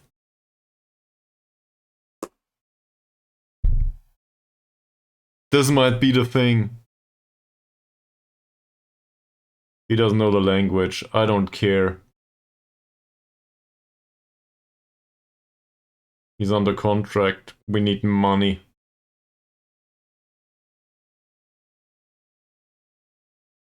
$25 in progress. The cup's over. Forget about that.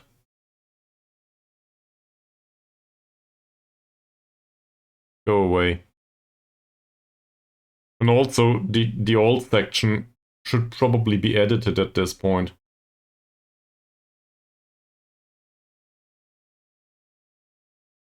We need something like this now.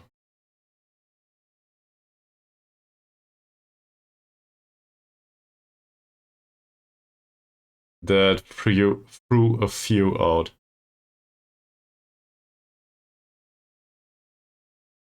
There's a bunch of recommendations. We will probably need to look through 70 player recommendations pretty soon.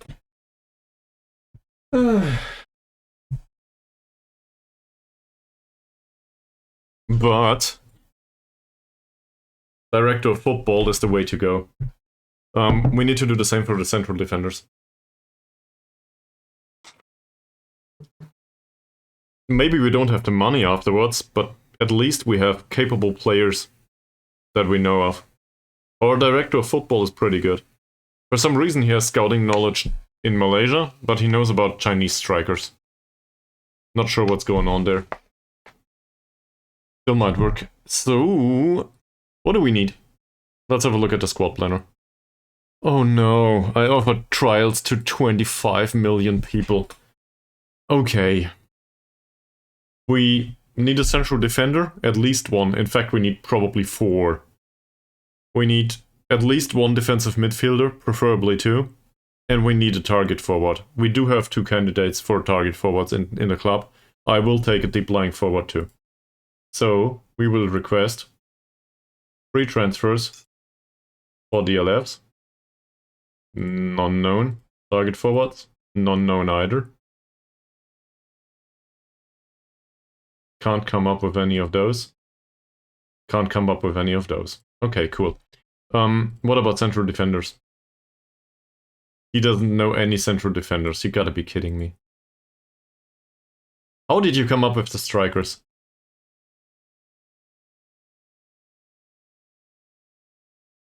Alright. What happened?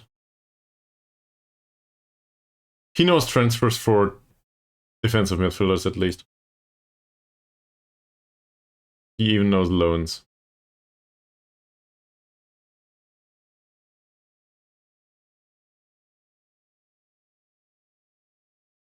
Okay. Well...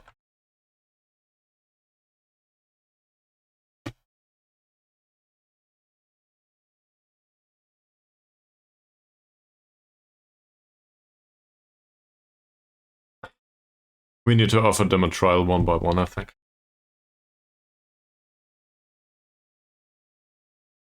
Eddie Shaw. Okay.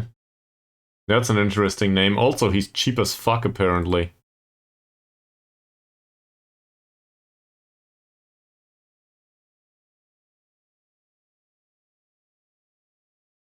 We didn't use a single foreign player slot just yet.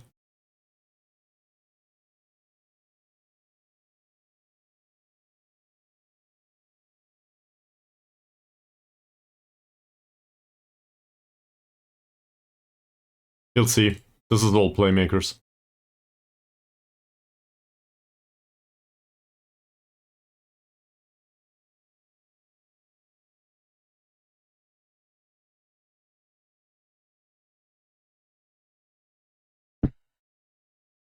Is this Trohor? Sure.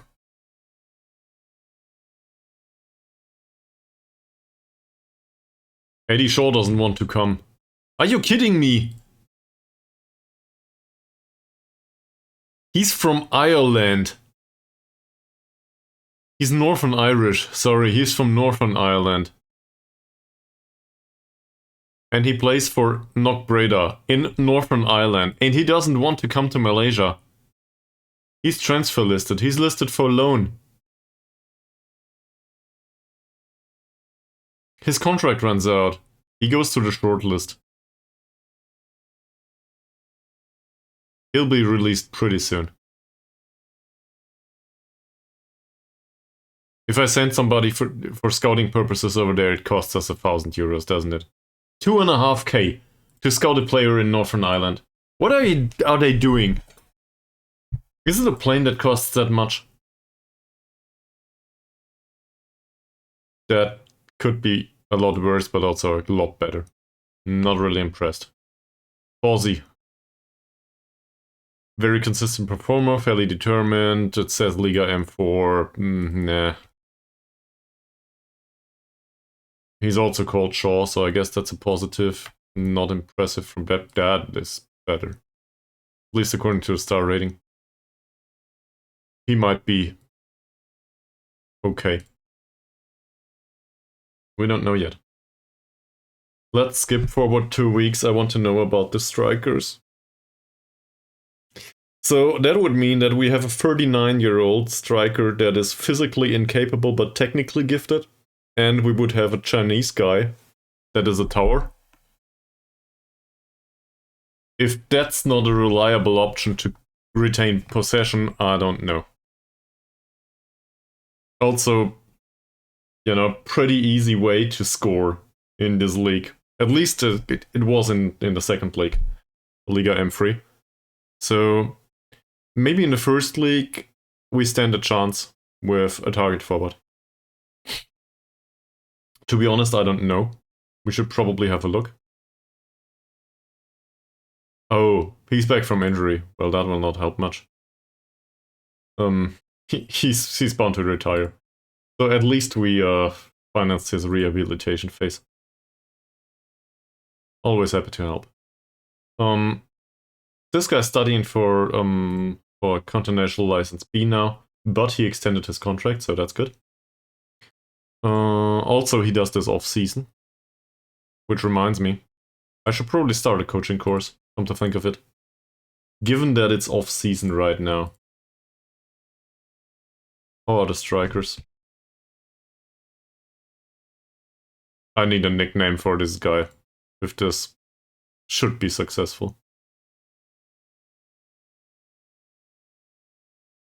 I'm too excited, am I not? They might let him leave too. 5 goals in 26 matches is not exactly impressive. Finishing's pretty bad, which I do not care about. Long shots are decent, which I do care about. Well, not much though. Work rate is good. Determination's good. Pace is okay, apparently. But my primary concern is jumping reach and strength. Let's do something let's go one league above. So this is perfect. Yusuf, 11 points jumping, 7 points of strength. Another Yusuf. He's tiny.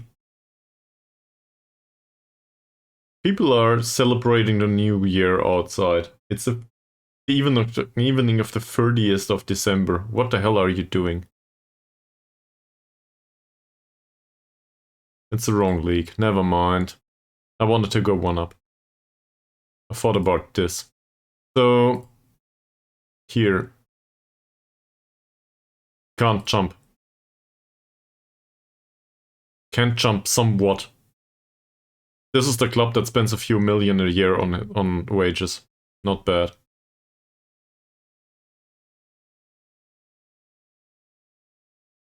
Not impressive from a jumping perspective. That's better. He's damn good. Also, he's English. Cool. Can't jump, no strength. Can't jump, no strength though. He's good. He's Croatian though. Baharudin. That's pretty impressive overall. Kushing. They are 12th in the league right now. Can't jump. Yeah.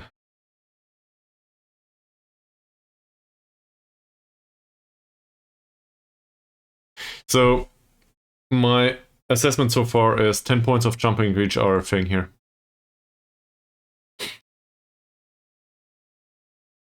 It's not that reliable. I'd rather have 12 or 14.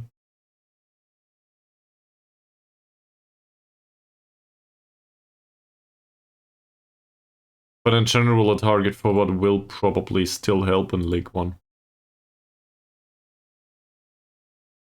Okay, if we do not face somebody like this. There's always the opportunity though. To have a target forward and to have a bad pairing.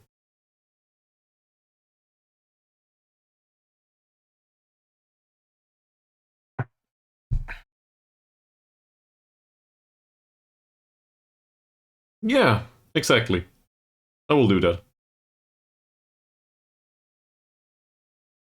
Come to think of it, he's director of football. He doesn't really do any coaching. So he doesn't need a license, does he? Who was the other one that we extended?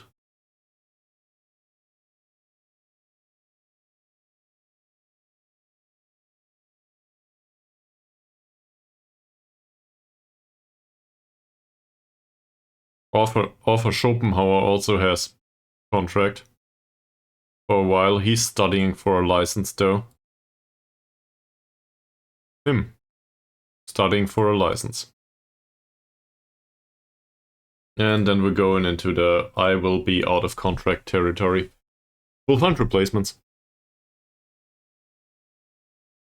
Even if it is a little bit more expensive maybe, here and there. Overall though, I think we need to get this sorted, and some expiring contracts are not the worst of it. We might also save on some of the wages, given that there's no training required for now. So we might set them for release and sign other coaches. Or the same, later on. I will stop this, I will look into it later. I want to know about the Chinese striker. What was the name of the Chinese technical director? The one to replace Cheronullet? We should probably have a look for him again.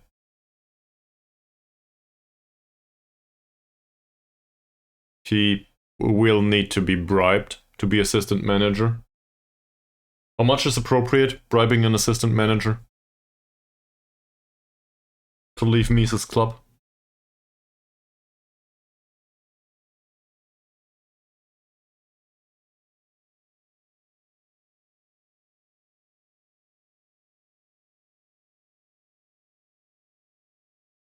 That's a pretty impressive shortlist of non Other than John Moreno, who is wanted by Shanghai Shihuna. I don't care. So, here's the thing. I want to sign you as an assistant manager though. And I'm perfectly willing to go out of my way and offering money that I don't have by a club that doesn't have any. 200 euros a week to play as work as an assistant manager. I will not be able to change the job though. Last offer for now. Well, it was an idea. We'll try 250 next time.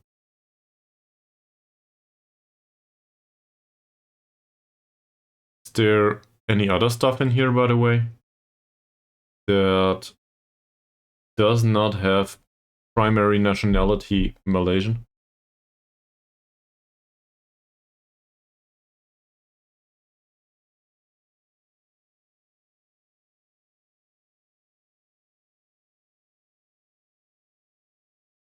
He's Comoran. And also French. Sports scientist. Does he come with scouting knowledge then? So, we do still need a sports scientist in the under-19s, for example. Doesn't really need to do much. You gotta be kidding me.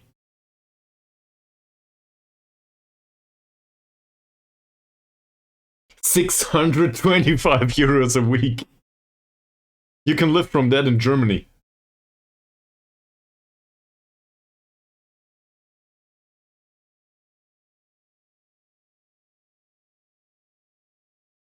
That is a decent signing, that's true. Anticipation is a little bit low.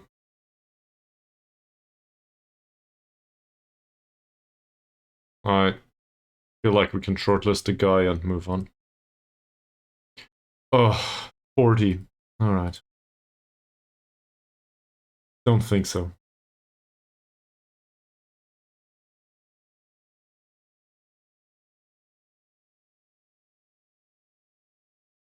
That's the one that's on trial with us. I'm not saying this is not possible. I do think the other one is better though. I'll shortlist him. Does anyone want a German goalkeeper? All of a sudden. Where do you come from? Kuala Lumpur. This is bait. The skill set is not appropriate.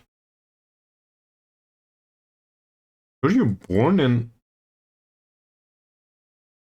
He was born in Starnberg, but has Malaysian second nationality.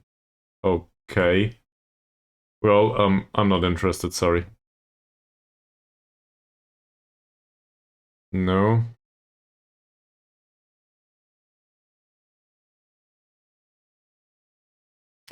We need a defensive midfielder, but not this one.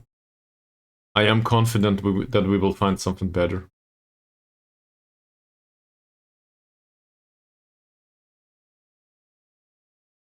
No. No.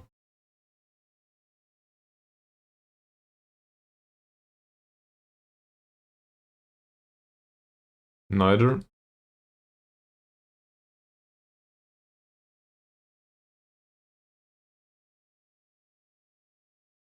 That is pretty impressive overall, with the exception of one-on-ones in throwing and agility. Yeah.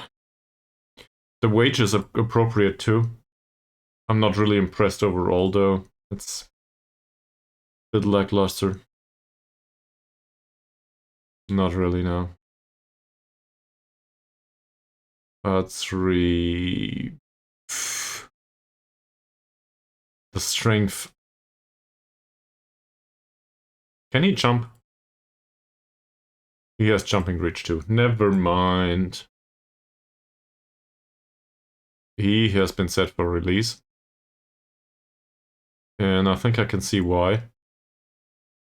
He won't cut it with us. We have alternatives there. Drivel has a decent personality. I like that.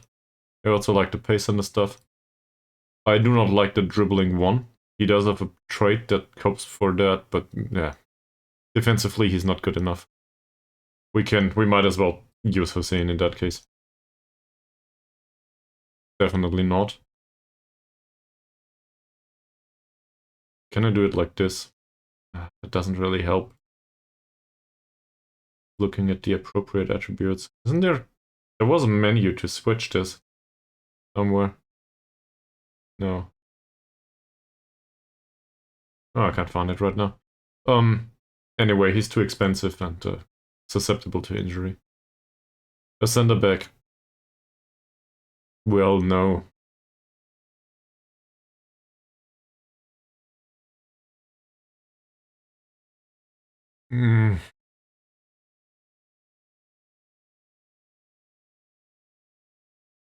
Susceptible to injury. He's not really that bad, but I don't think I'll go there. This doesn't fit our tactic anyway, also he's not good enough.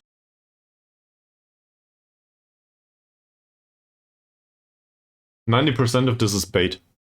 It really is. That's all of the players that might just make it at one point in the future if they get match practice. And, well, we can sign him for the under-21s. Oh no, he's a little bit too old. Well, if we can get them playing time, then they might just develop. I don't want to do that right now. And usually I want to go for this stuff. This is horrible. Kicking, the one-on-ones, the throwing, anticipation, no concentration whatsoever. He is better. Not by much though. Contract runs out. He does want money. I do not have money. So I don't. He's with Perak right now. Pretty versatile. Versatility is important. He did earn some money there. Does not want that much, but he's slightly prone to injury, so I'd rather not. It says we should sign... We should sign Rumley, it says. It also says he's damn cheap. What? Yeah, his concentration is 2. I think the assessment is a little bit off. What do you guys think? 100 euros for this goalkeeper?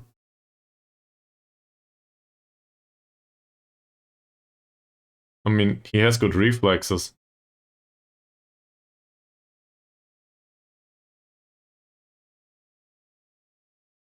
I don't see that. No.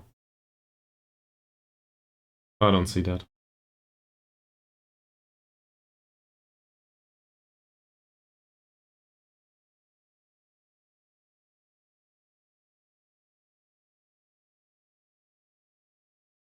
Alright, who's in? I think we've seen worse, but we're looking for another type of striker and we might just have to. Roslan, nope. Don't want to. This guy's named Yusuf, so apparently he must be good. I think we had a look at him. I'm still somewhat interested in him, but... Yeah, he's on the short list. That'll suffice for now. That's not too bad, but we have better. And I think, in particular, the substitute goalkeeper, I will look for somebody else. So a low knee or something. Like, I don't want to pay that. Substitute goalkeeper is not that important, is it? I cannot afford that, and I do not want to. Rosdi.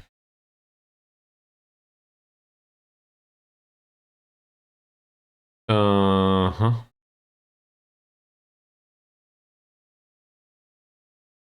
Uh-huh. there no notion of susceptibility to injury? Mazarin is considered to be a regular starter. He's still under contract. Transfer value is pretty low, but I do not want to buy him. I want to have a replacement as a left wing back, because that's a weakness right now. In comparison to Mazarin.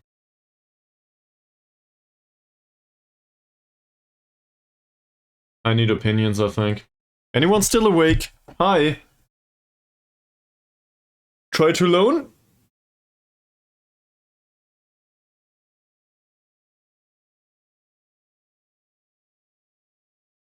He's 25. He just got relegated.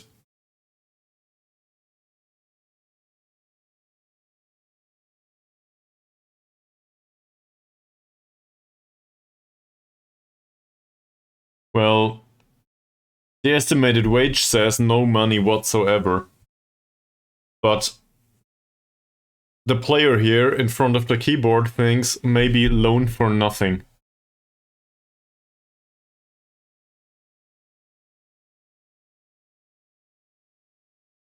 And I think loan for nothing territory would settle the affair for the left back position. Okay.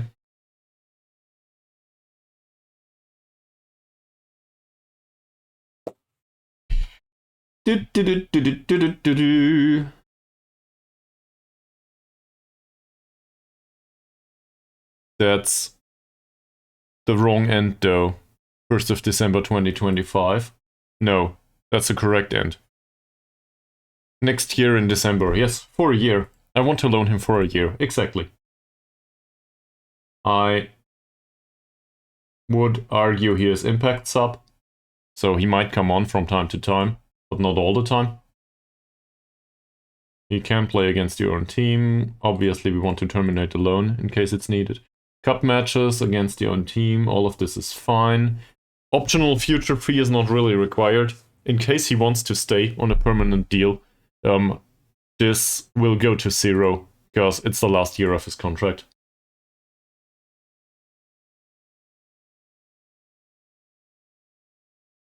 We just found somebody that's probably really cheap.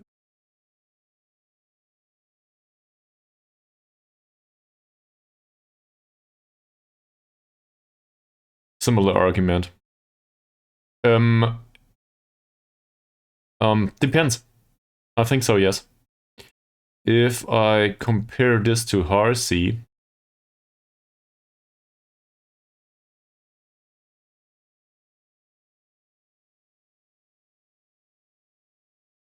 he's faster, a little bit older. I did, yes. The trailer. I think the trailer was funny.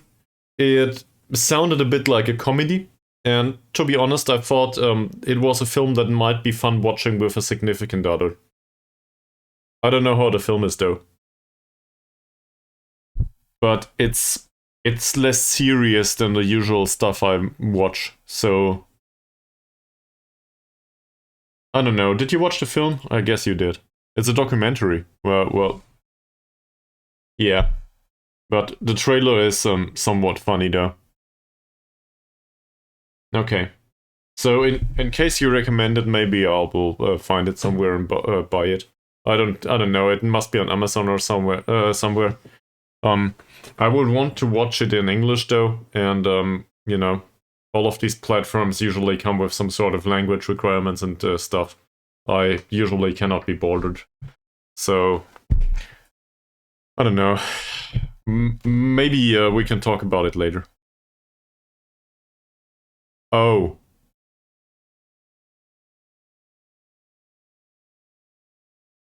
Okay. So maybe I watched the wrong trailer.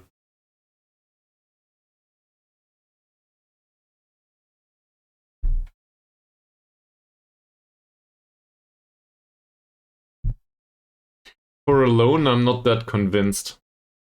He's not really an improvement, is he? Might as well play Harsey. Not like I hate him, but It could be appropriate. I'm not sure if the star rating is okay though. I don't think so. Mustafa, a sender back. In comparison to Carrier, he also comes with a good trade. He is available on loan, maybe. Where's Carrier?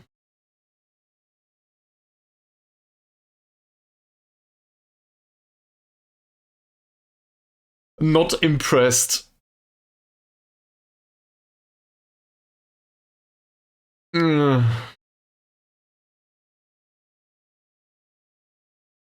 I'll give it a thought.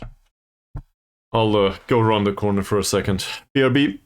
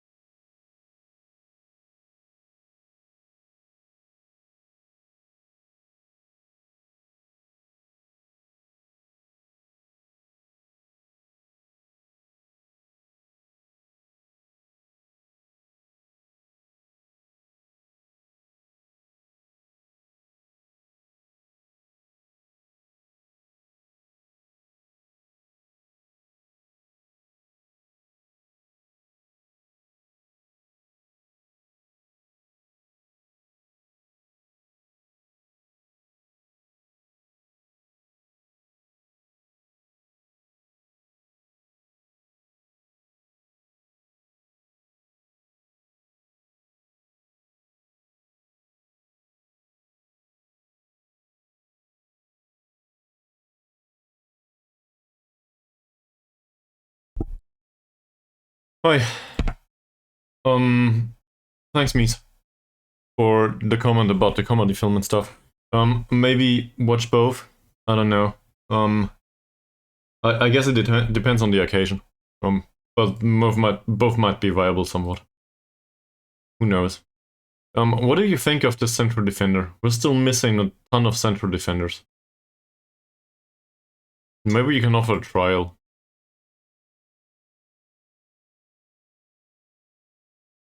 Yeah, let's offer a trial and move on for now.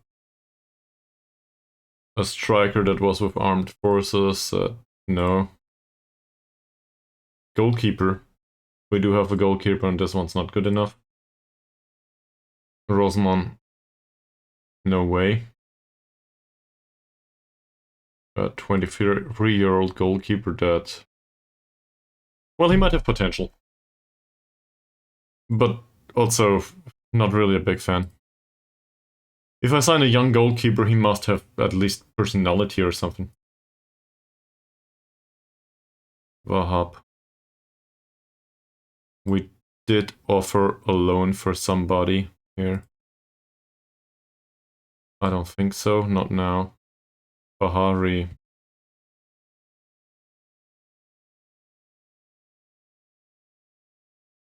Too expensive for my taste.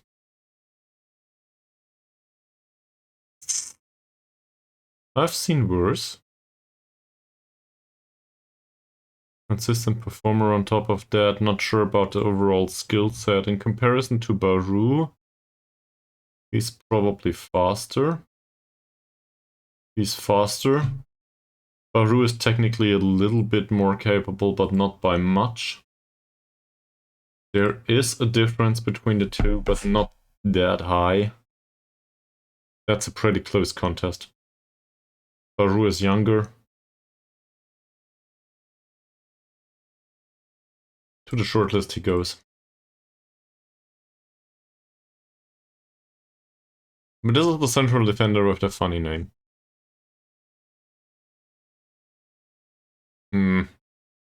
Susceptible to injury though. I'll still shortlist him. Willy. Not interested in Willy anymore. And neither in this guy. So, what's with the Chinese striker that is with us right now? Oh, hopefully he doesn't... He's a strong penalty taker on top.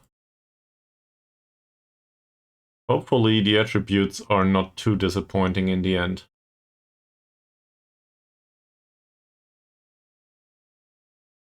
They offered... They accepted a loan offer and he comes in for trial. That's good. That's good.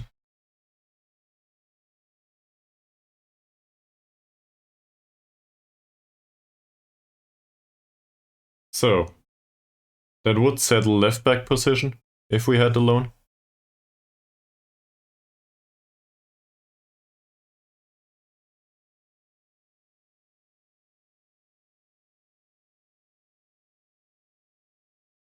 Okay.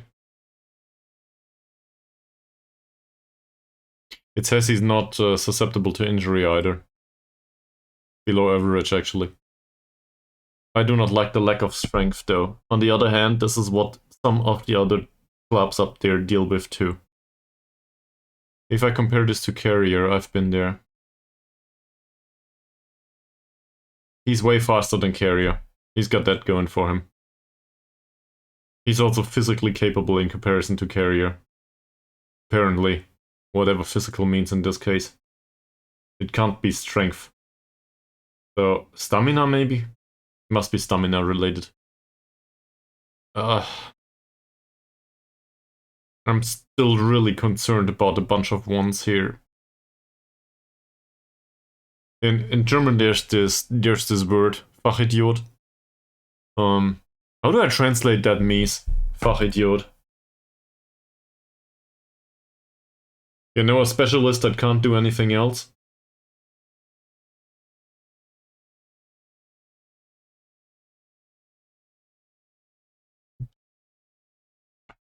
That'll be a fun translation. Let's find out.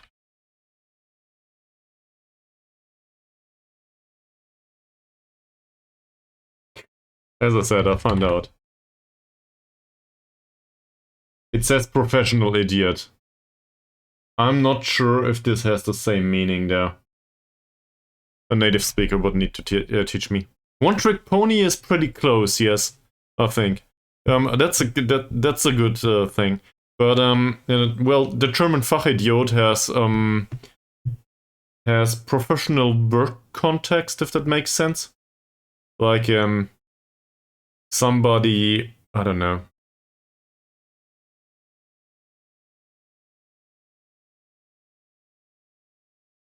I think somebody that did a specific task for 35 years in a specific place. It was really important that it is done in the right way. He was the one to do it reliably, or he or she, but the person cannot do anything else. And if you change anything in the process, there's the person will be highly confused. That's basically the context for this. But it has work context. That makes sense. I'm not sure if it is busy idiot. I just lack the context sensitive understanding for what's the correct meaning in English. I understand the words. I do not understand how it is interpreted in the English language. If it has some meaning besides, you know, the words you're telling me. So I cannot really judge, obviously. That's the problem of being a German. But One Trick Pony is pretty close, I think. At least it emphasizes the fact that this person is really good with one thing, but no good with anything else. One Trick Pony, though, might also be, I don't know, somebody in a circus or something. At least it feels that way. It does not have to be work-related, does it? I don't know. One Trick Pony might also be set for, say, a role-playing character that can, I don't know, shoot people at 200 yards out or something.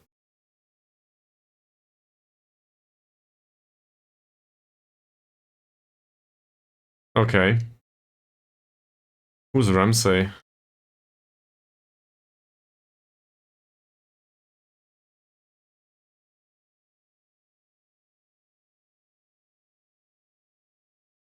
Still not looking to offer him the amount of money he wanted.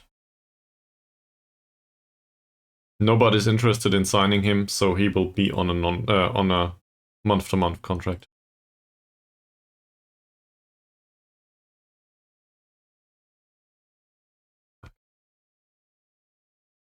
Carrier. Is Gordon Ramsay not the investment guy? No, this is the kitchen guy. Never mind. Yeah, I see. Okay. I see. I'm vaguely familiar due to memes. Like, that's all I know about Gordon Ramsay. But there's another Ramsay, an investment guy in the United States, isn't there? Or do I get that confused?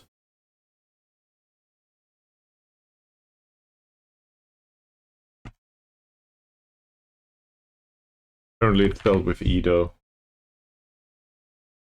Ramsay?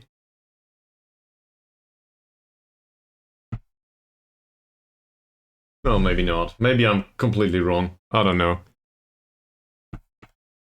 Do we want to keep Carrier?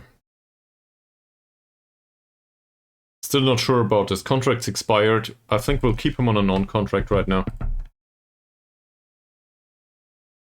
Atan's loan finishes. And now he's available for free. And the estimated wage is way too high.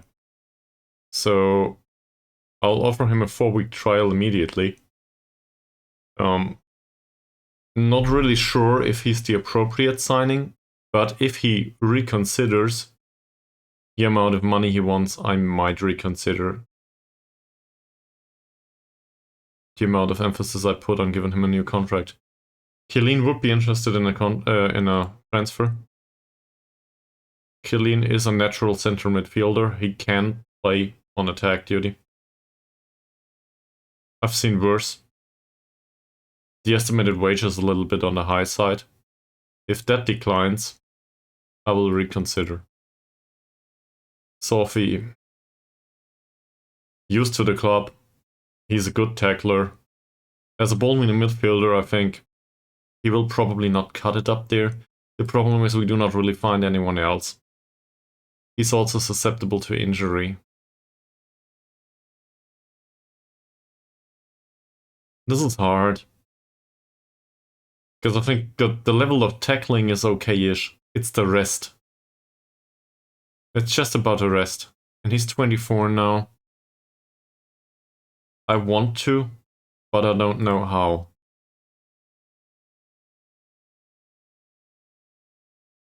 He will not be missed. And I will not offer him a loan, a contract. RC. Oh, he'll come back. Sure. Taib's loan finishes. I'm not pissed at him or something. He did his job.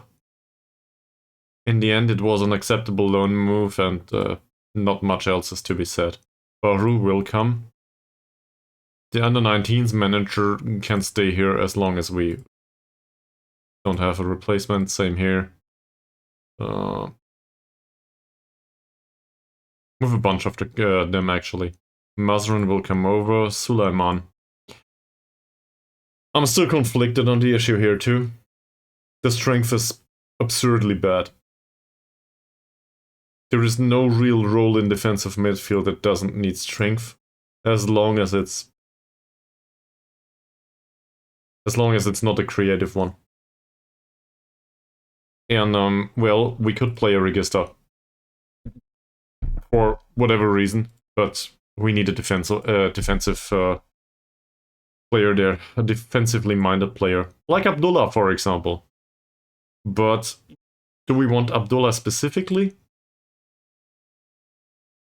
I want a player like you, just not you.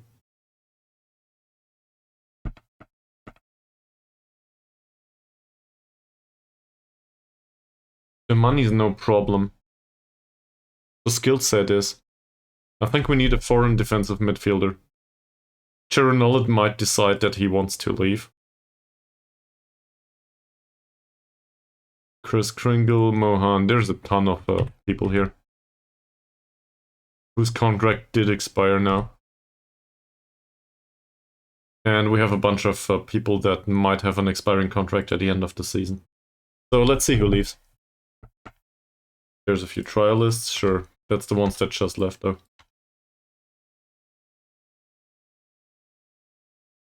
I don't know, maybe we should just sign Abdullah and call it a day. In defensive midfield. I want somebody like Sukipto though. But Sukipto was a new gen, so yeah, he's not available around here. The Northern Irish guy might have expiring contract, but it's at the end of December, I think. And also, I don't even know the position anymore. We need a DM.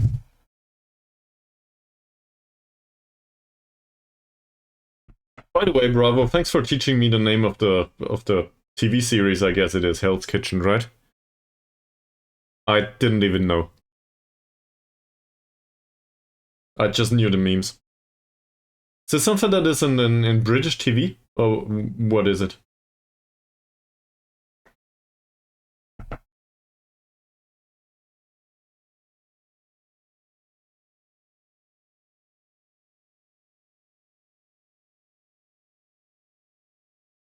I can probably just Google it in case you don't want to type. Makes sense too. It's made in the USA. Okay, yeah. Well, at least that explains the memes.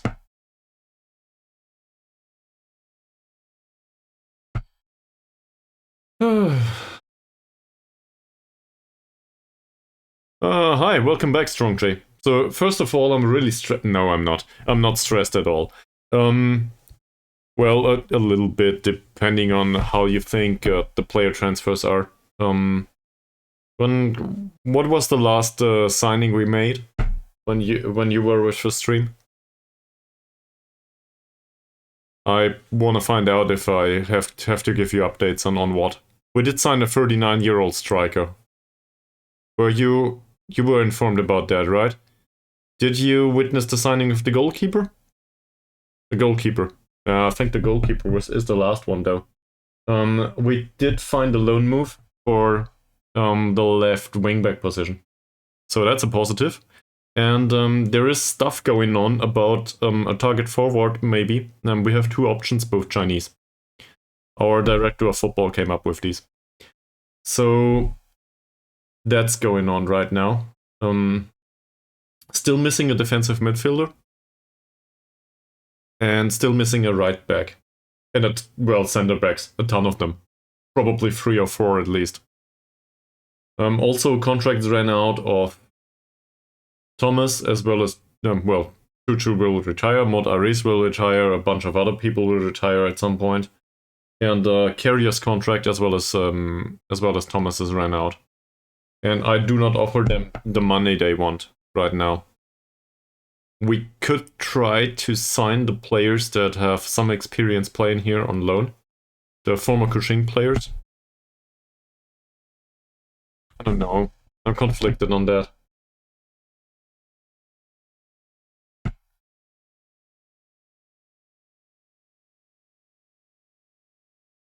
But yeah, not much else so far.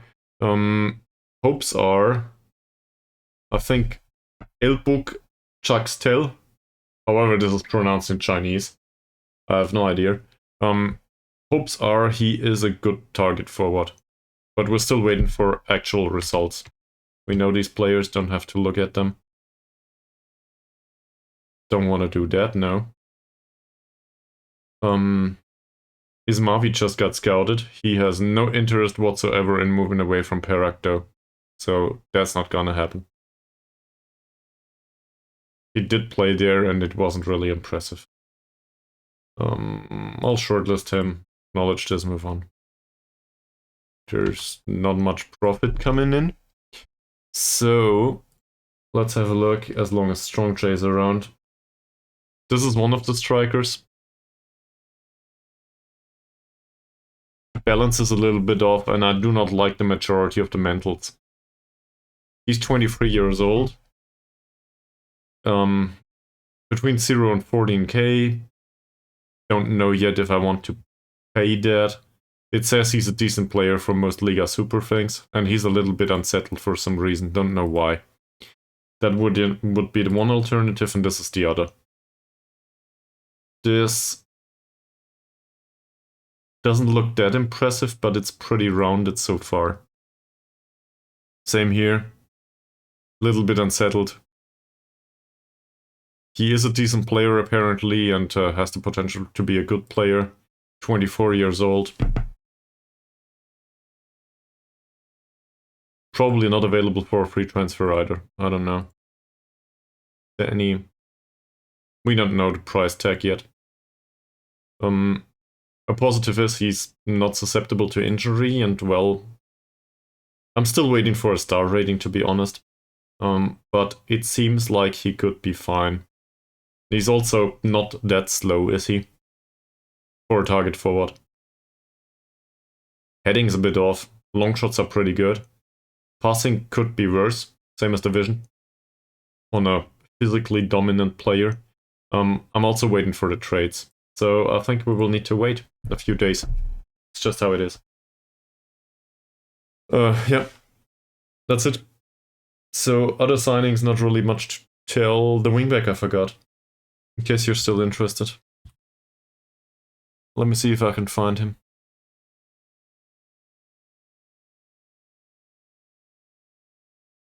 In case it stops processing at some point. There we go. Few players in Malaysia got released. Yeah, sure. So you all can come in. Maybe one of you is any good. Why not? Sarawak are hit with a tax bill.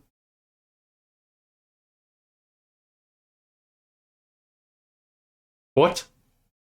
Following the club's promotion to Liga Super from Liga M3, ticket prices have been frozen. What does this mean?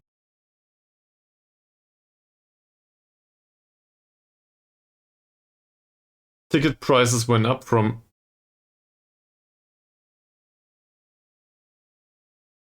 The average season ticket price goes up to 3 euros? These earnings are all... This is derived from playing Sarawak too much. We have a new scouting budget. In the initial season budget says 5k. Yeah, great.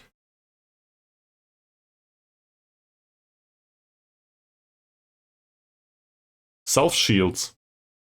Does anyone know South Shields? That sounds English, actually. Where is this? Vanarama League North. Oh yeah. I think I didn't do a save with these at any point.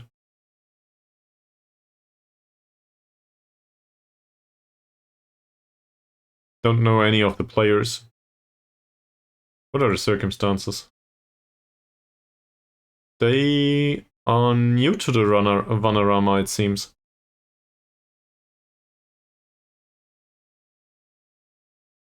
Stadium's not that small. Good facilities overall. That seems interesting.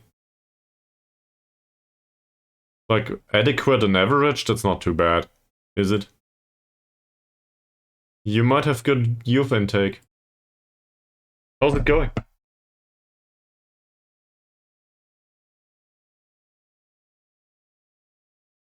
That's the fullback. Or wingback or whatever. So he knocks the ball past the opponent, but Otherwise, he's really similar to Mazrin, I think. And I'm okay with that. He comes in on loan as an impact sub, and there's not much of an expectation on his behalf. So that's pretty good. That settles the affair on the left wingback position. Now we have 2 players there. Oh, also Mazrin is not available right now, but he will be at some point. Still waiting for details. Any player you are excited about, Strong J? With South Shields? Or any concept or whatever? Okay. None of these is interested. Oh, Carrier wants to discuss his future.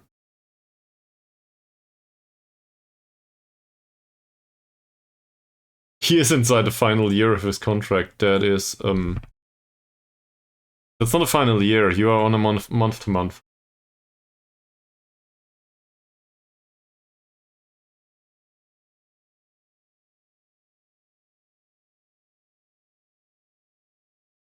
So maybe he wants to reduce his playing time expectations or something. The thing is, we have 0 central defenders right now.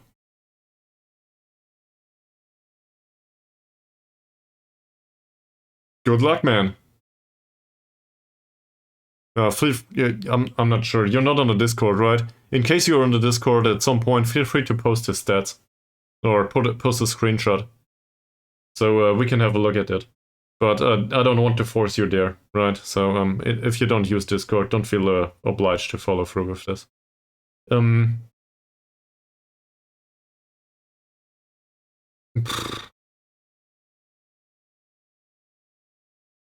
Yeah, the link should be somewhere on the YouTube page as well as on the Twitch page. It should be somewhere. It's bare bones though. Like it's basically there for Mises memes and maybe Bravo's tactics. Something else that happens there? Announcements in case I skip a stream. Anything else that I forgot?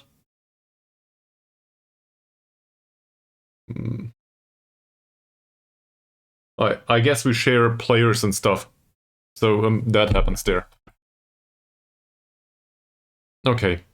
I will talk to Carrier. He will get a contract. He's on 190 per week right now. We can get him for cheaper and train him full time. And we do not have a single central defender right now. He might be borderline acceptable.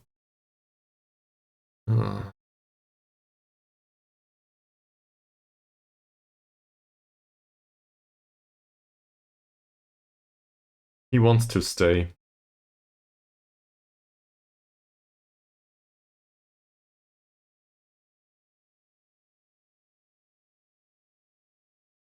Alright, you'll get a contract. I'll get it done immediately. Contract talks will probably come up by themselves, and if they don't, well, then I will do it.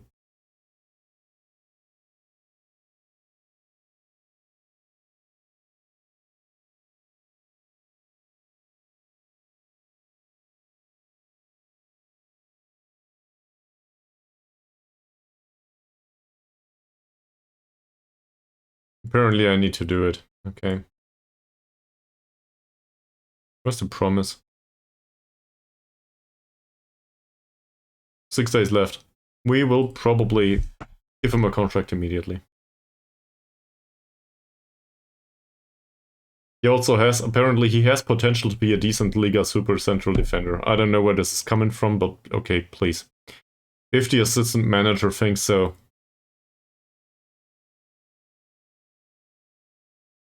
I will try squad player or regular starter. He's happy to do this.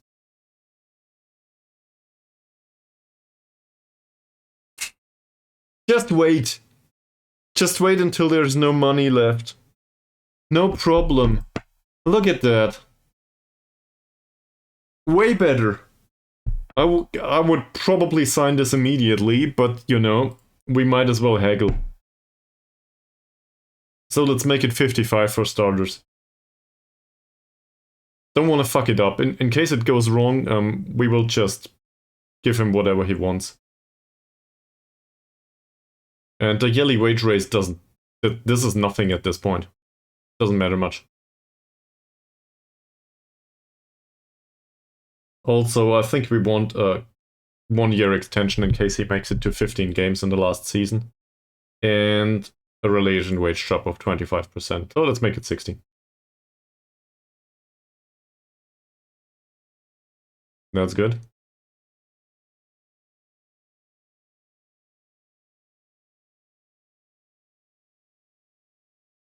Like this. Also, an optional contract extension would be appropriate, I think. Come on, man. The money doesn't matter anymore to you.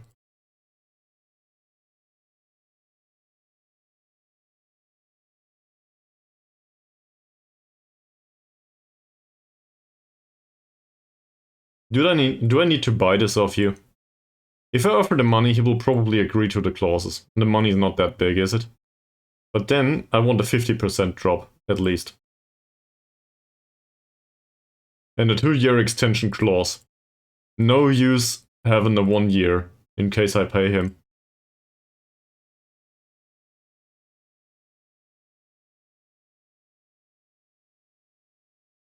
I don't want to gamble on this. This is as low as it gets.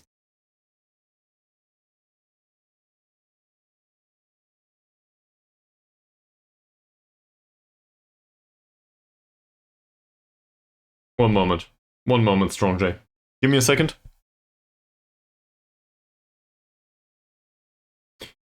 What would you say is the best console to play FM on?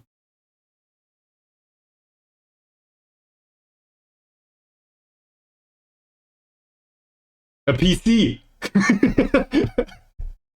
You know, a desktop PC, like normal people. I don't know, man. Why would you play FM on a console? I guess because you have. But isn't it like, is this appropriate to play a living Excel sheet? A console? Is this a thing?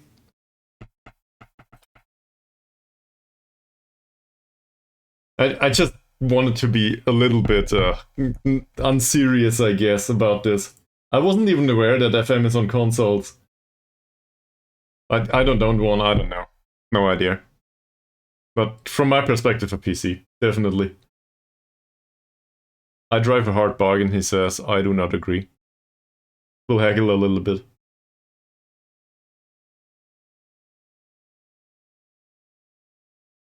Also, a PC is probably much cheaper, given that you do not need to replace it every single year. Game Boy. Maybe not a Game Boy. Now, seriously though, FM is on consoles? Is it the full experience, or isn't it FM mobile or so something? With half of the features? I thought I heard something like that. But I might be wrong. Oh. So, yeah, okay. If you say so. He doesn't care about any of this, does he? About the appearance fee, apparently. Yeah, FM Touch, exactly. Never touched this though. Like, isn't this the go-to mobile thingy? I tried the same thing twice. I'm stupid.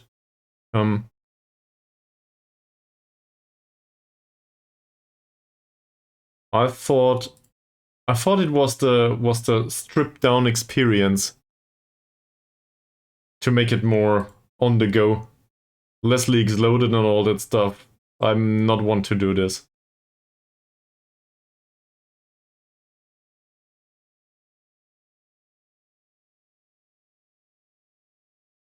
Yeah, and sorry if I was too forward about it, Strong J, but I just don't understand. A console? I don't own one.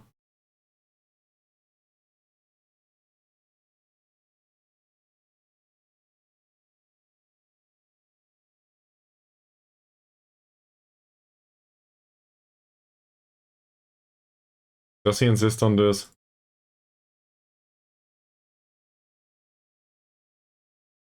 Saving every euro. Apparently he doesn't. He doesn't. Great. Alright, this is better than nothing. We have a central defender. A bad one, but we have a central defender. Maybe somebody else will come and really be desperate and want a contract. I don't know. Thomas.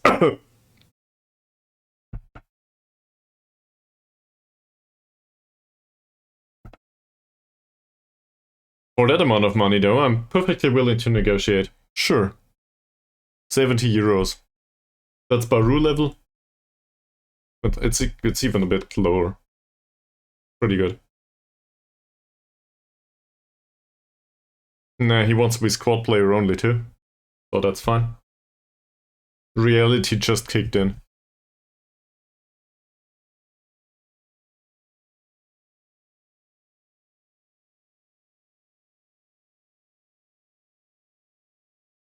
I should probably check temperature first, but I think it is pretty similar in here. Feels that way. I really hope I didn't alienate Songjae now with my...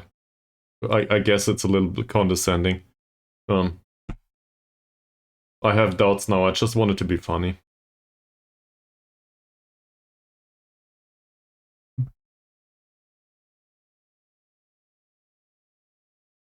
Don't make me apologize, please.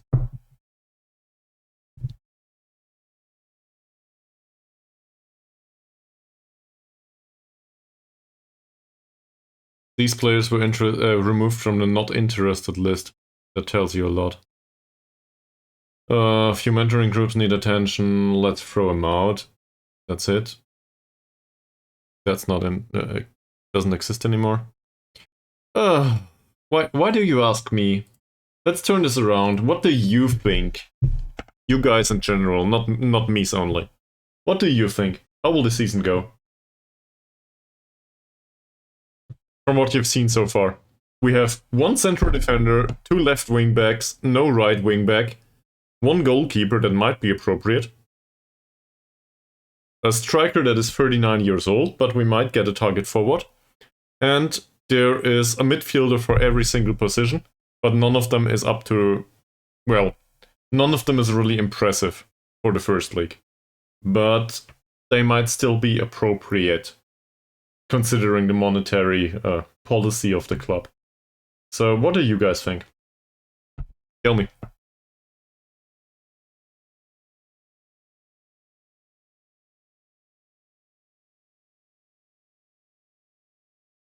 Is Gironella around? Somebody must say we will go to Asian Champions League.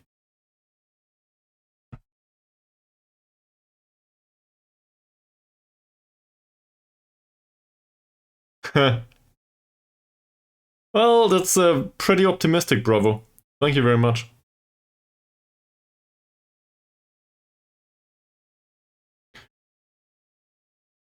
So, we also face a ton of 4-4-2s. And 4-4-2s in general... the major weakness with the middle of the pitch. Not more than 20 points. Wow. Wow. Well, that is still better than Armed Forces, they had 7. So... I guess we still stand a chance to make a better impact there and have better reputation. Also, now that we've turned professional, prove me wrong. You realize that the team playing forward wants to score 15 goals, right?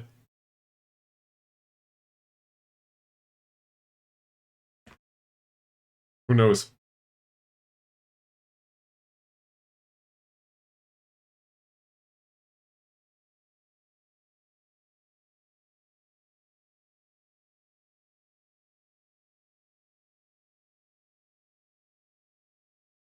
Messages 8, to be more precise. Rachili is still with the club, true. I think we should change this recruitment focus. Because it comes up with too many. And we should make it more specific, I think.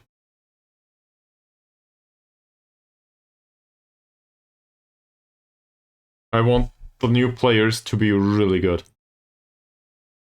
That's way better. Season update day? What's season update day?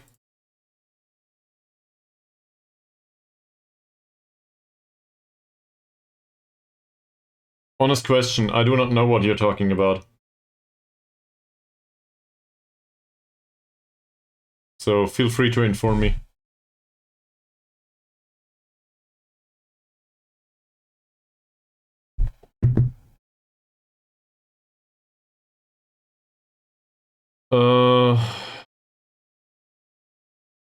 I don't know. I guess we can have a look. When did it happen last season, though?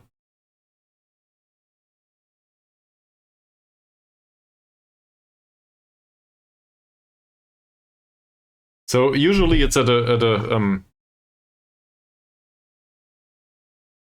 usually it's at the breaking point of a month, right? So at the start of a month or at the end of a month. It might be in the middle somewhere. But transfer window opens in December. So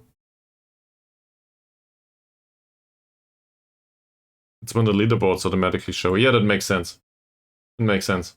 I do not know when this happens though. So I have no idea. In China it's 15th of January. Well,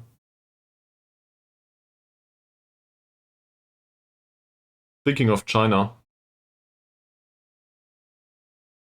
no trades.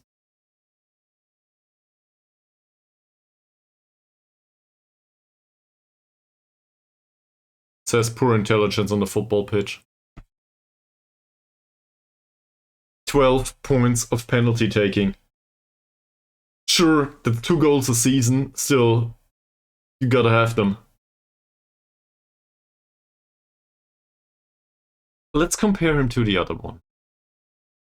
Slow and steady. Song Rutong.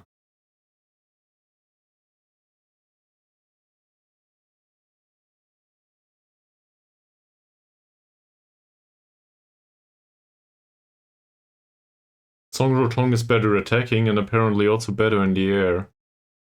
Why am I excited by the other guy? Because he's better overall, I think.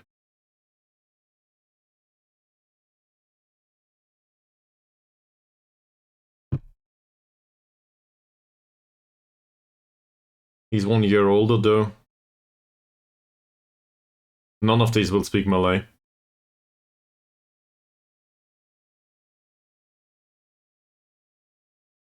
What do you guys think?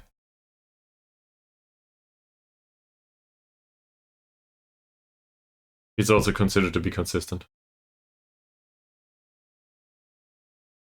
Low consistency on him. Yeah. Okay! These are not loans. These are potential signings. Both of them are unsettled. These are trialists.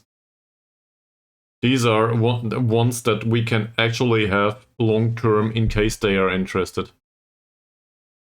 Yeah, I agree with that. I want to sign him too.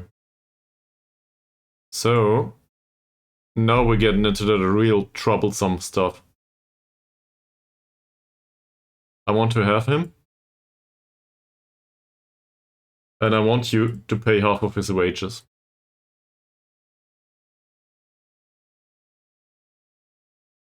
They want 70k for him, fuck me. It was worth a try. Just give him to me for free.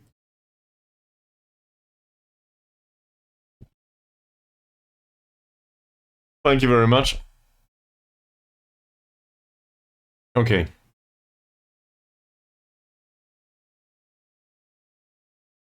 Now we just need to be able to pay his wages. But that's easier. He's on 325 now. So even if he wants 500 or something, that would be horrible.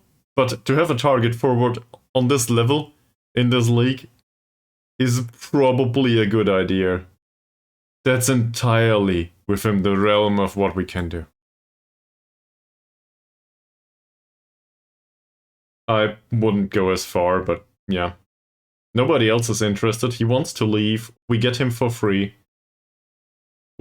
Maybe we could have gotten 20 or 30 euros wage contribution out of them.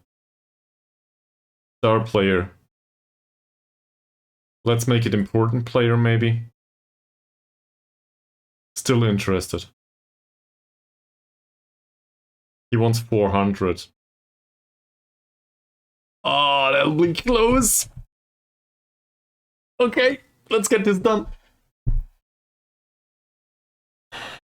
You get 1k as a signing on fee. Wait until we have him.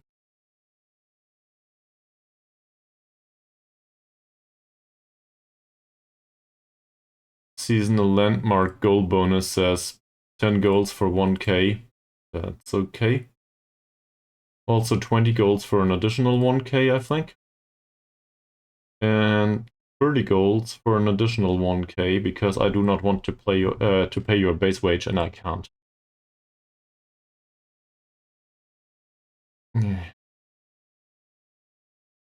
He says this is reasonable.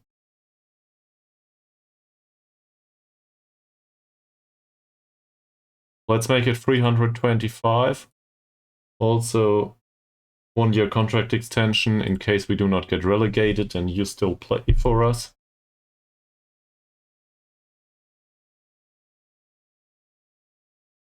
Come on, man, I cannot pay this.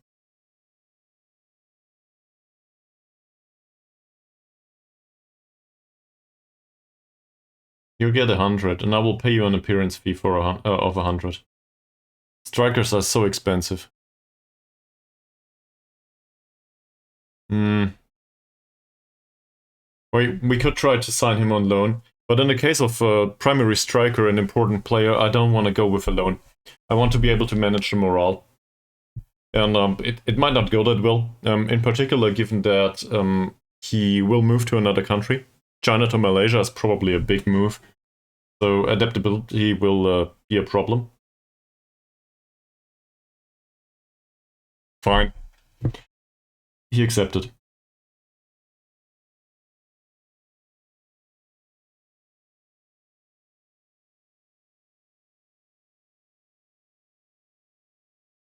No, Haaland, no, sorry.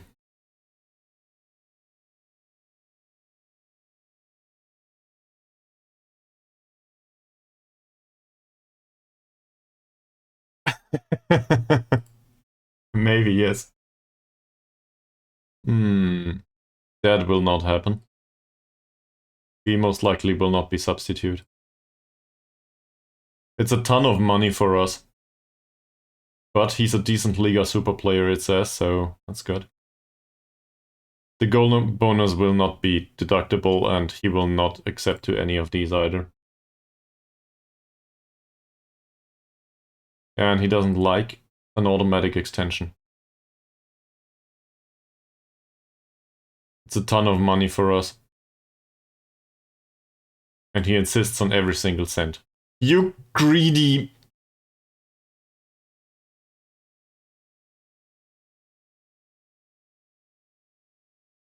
Okay. Slow and steady. We're going there. Good. We might just have found a striker. And in my defense, he's pretty well rounded. He can do a lot of stuff. We can actually focus him on deep lying forward, in case we want to. For the future, as soon as physical decline sets in, which might be 10 years out, so I don't know. Might also focus on target forward, and he will probably be able to at least challenge most of the defenders in this league. So that's a positive. First foreign player slot, by the way. I do not think we have another foreign player signed for now. So the first one is a Chinese one, which means he's Asian, but not from a Pacific region, right? Okay. I like snow leopards, in general. The animals. don't know about a football club. Choo-choo's retired, by the way. We forgot about that. We should have given him a send-off. He's gone now. Sad choo-choo noises.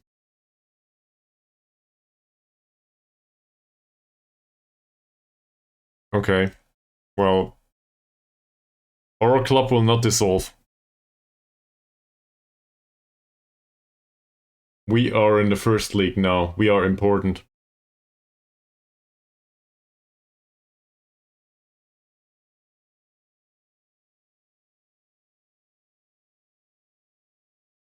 Just to put this out there, I also didn't imagine that the stream today would go for 9 hours.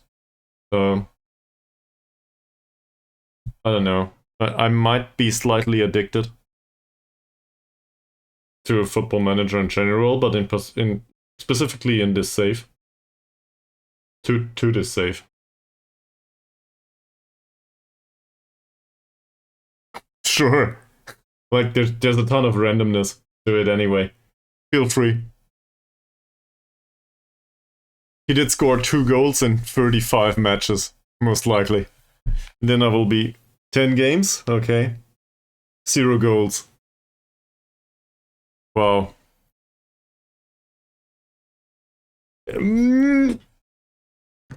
Thanks.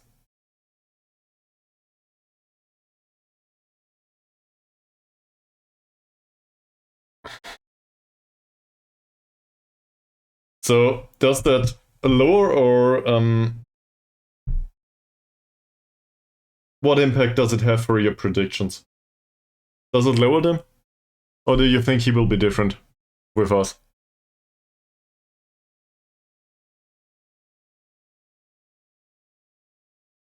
None. Okay. We might actually just promote him. True.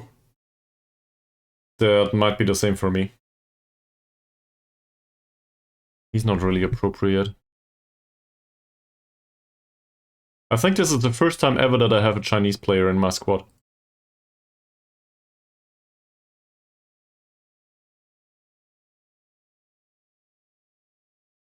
Okay, so he barely made an appearance. I see.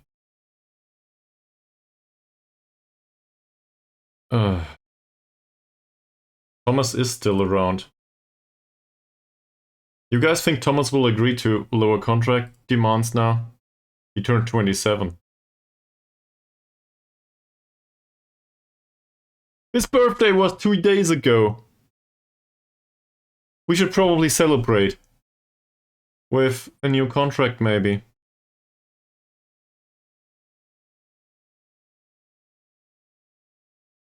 Still thinking we'll do this.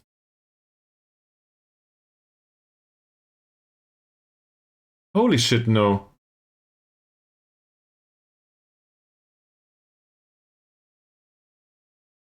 Squad player is enough for you. And we do not have the money for this. We can afford something like this, maybe.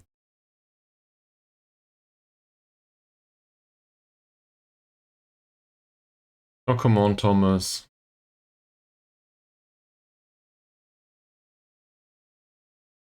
Seems like budget's at its end. I might have a little bit overspent. On the other hand, well, defenders are still a big thing. So now we need loans. But we have 1.5 strikers, including the 39-year-old. We should probably plan the squad properly at this point.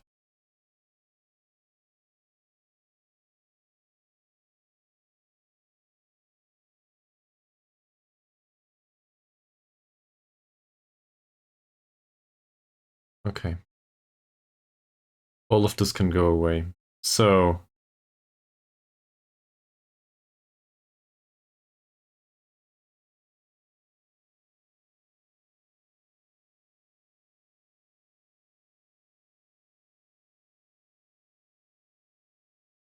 I will delete this. the defensive formation will be a little bit different. Like this, I think.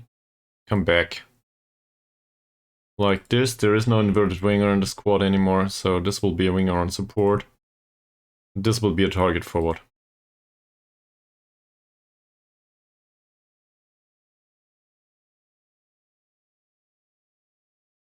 I think this is a little bit too defensive maybe, but Diego can also be central midfielder on attack if he wants to.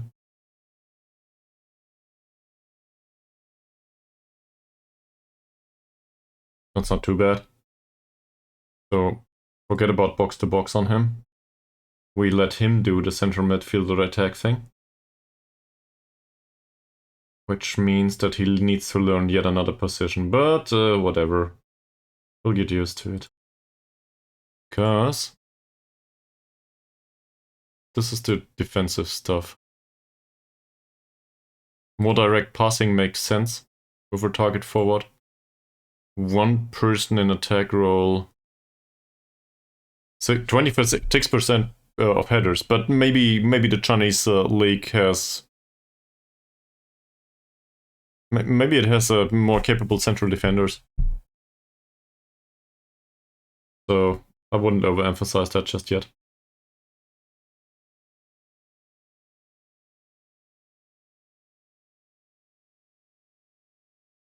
He was offered a new contract. That's here. Squad planner.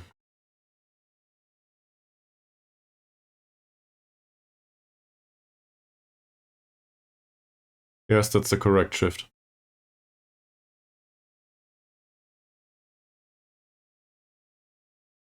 Doesn't really matter much. We do play with a target forward up front. And with a winger here. So this is really, really boring. Okay. Boring is good.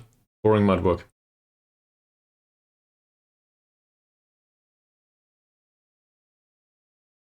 Where did you come from?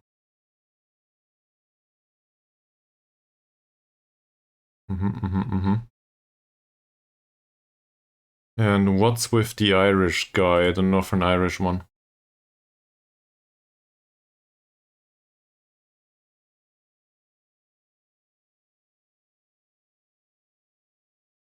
Well, there's a bunch of players on. That's the released players shortlist. Go away. This one.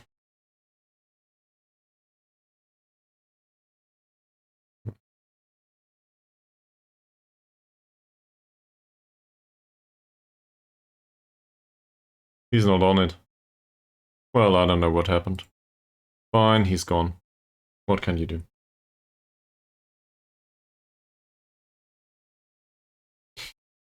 Still, squad planner says you both can go away.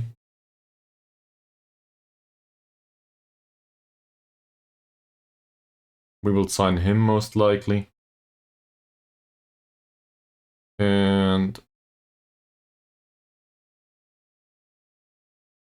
there should be somebody. No, I will not ask the assistant.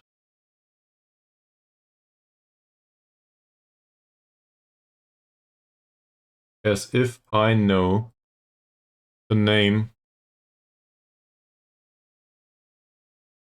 of our future signing.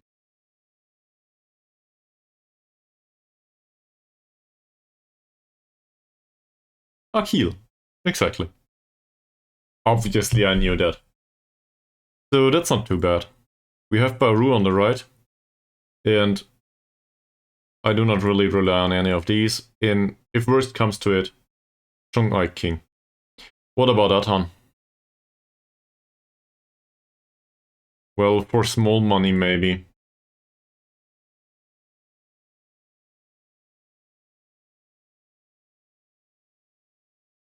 For very small money maybe.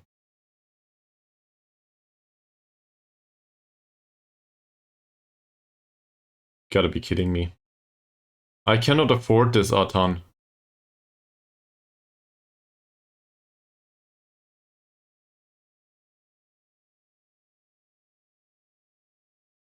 So we have a problem there. There is nobody but Carrier here. Safri doesn't count. Neither does this guy.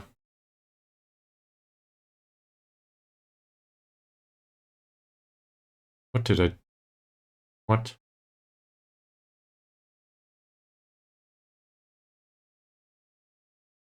Who is Mustafa?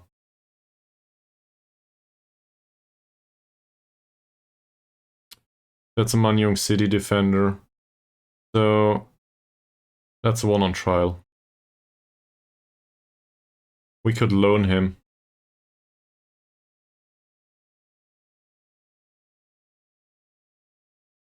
He probably doesn't cut it. Not in defensive midfield, and neither does he cut it for... It goes away. Azri. Might as well play our own in that case. Johor DT, give or take. I don't think that's appropriate. All of these need to go. So we assume that Mustafa might make it here.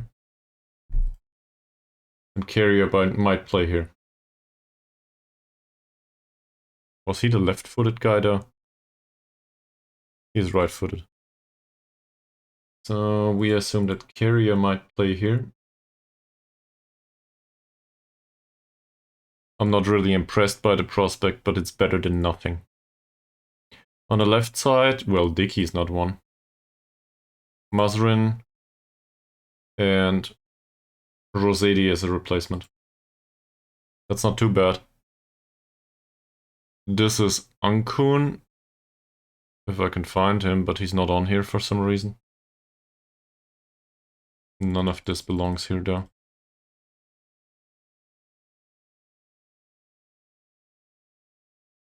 This is Ankun, and no replacement so far. We have no defensive midfield whatsoever. We need one though. Well, there's somebody in the under 21s. These two are correct. I'm not very fond of the prospect of playing Chong Ai King. I'd rather have Atan available, but we can't really do much about it. This guy doesn't belong here. We can have Thomas here for now, but that might not happen. Here. And if worst comes to it, I think Diego will probably play there. Just because, well, you know, experimenting and stuff. Doesn't really belong there. This is correct. And on the left, RC is correct. We do not really have a replacement yet. I will also copy this to next season. Yes, thank you. And to the season after, because why not? So this is pretty bad overall. Goalkeeper still missing? No, it's not. He'll come in.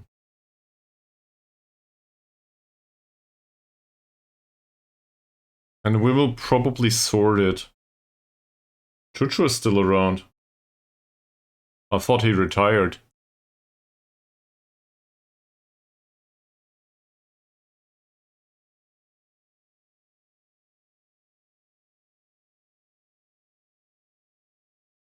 I thought he retired.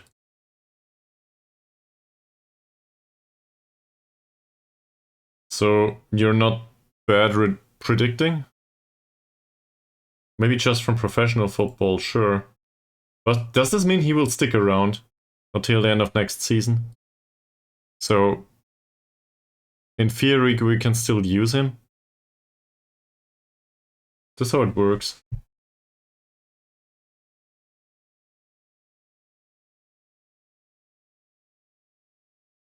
Transfer window should open at some point over there. Maybe I'll just go on holiday for a week or two.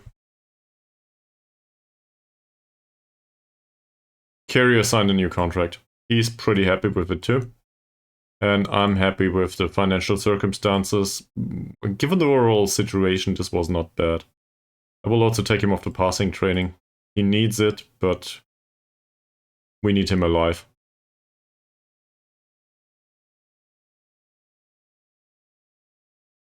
AD players at the club. I think we should sort this. Preferably the bunch of youth players that I brought in. Everybody will need to leave.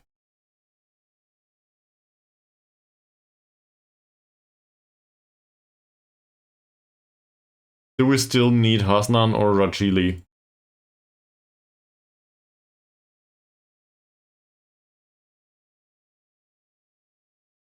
We do need a defensive midfielder.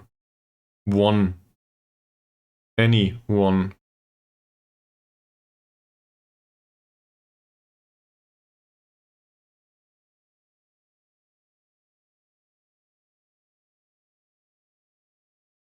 Suhardi never really made it in the under-21s. Don't think that'll happen.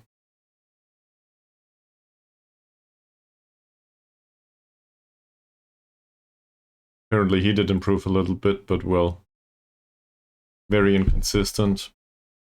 Not a big fan.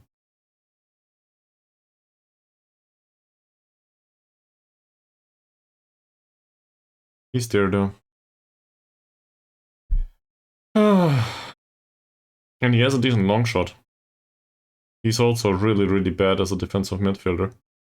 But if we don't play anyone there, well, then it will be deserted. So I guess we go into the season with somebody from the under-21s. We cannot afford anyone else. Can we give him a contract for like hot prospect or something that makes him train full-time? Something like this, yes, maybe youngster instead. You gotta be kidding me. You want 120 euros per week as a youngster? No.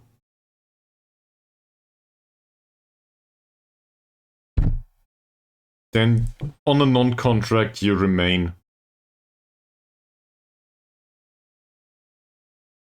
These people, you want to give them options in the future and they want money.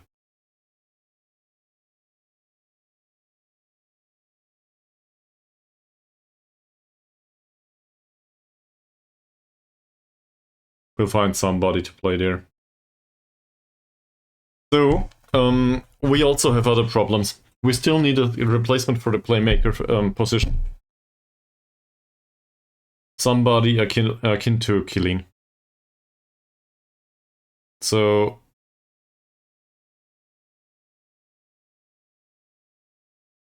somebody capable of deploying playmaker in defensive midfield as well as in central midfield.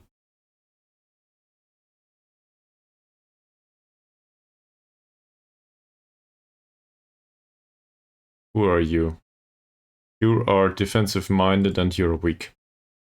I don't like that. Mustafa, I wanted to bring him in on loan, right? He is a leading Liga M3 player, so still better to have him available than nobody.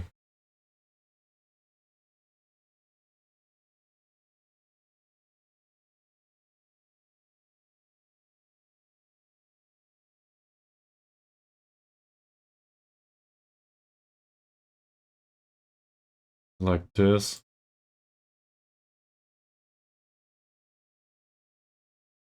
Okay. They would be willing to let him leave. Sure. I will not complain. Thank you, Manjung. That's pretty great. So Mustafa would be central defender number 2. And, well, given the comparison to Carrier, I guess that's a big plus. I had a look at Ryan Rossal. I want to compare this. He's fairly inconsistent, sadly. To Sophie. Is it Sophie? Yeah, Sophie.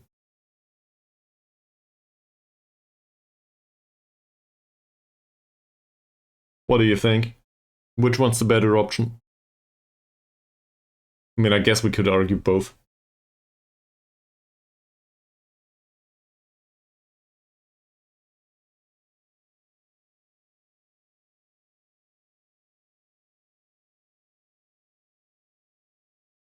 That would be a foreign player.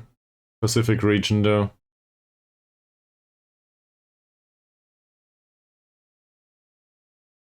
Maybe he doesn't know his value. He does know his value. That's okay. Make it squad player. I'm just looking for the money now. He insists on being star player though. Okay. Following on from our previous discussions, I'm not fully convinced by the prospect with playing for a cup. If you start like this, I will offer you 70 euros. He wants 600. Fuck off. No. I do not have that kind of money. So you don't play here. The Sophie case is still one of highly susceptible to injury. It didn't happen throughout the loan. But I really have a hard time considering him seriously for that reason. And I like his tackling overall. I just think we need an alternative. Like this. Maybe. Maybe not.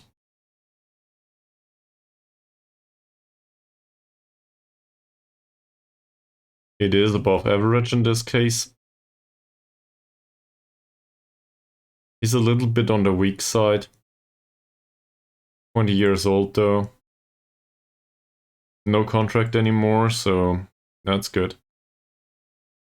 We could try to play him, given that he's very consistent. He will probably not emphasize on being a star player. He wants to be a regular starter and has some demands. Okay. That's pretty lowballed. It's not bad. As a squad player, as a replacement behind the rest of the squad, basically. But the primary concern here is he does not want that much money. What do you think? Is this better? Let's have a look at the attributes again. He's not that impressive. We just don't have anyone that can play ball-winning midfielder for now. In particular, the marking is really bad. We might also argue he's a playmaker-ish option. But he's even worse at that, so... Pretty fit, though. So he doesn't need much time on the pitch to... He's shit.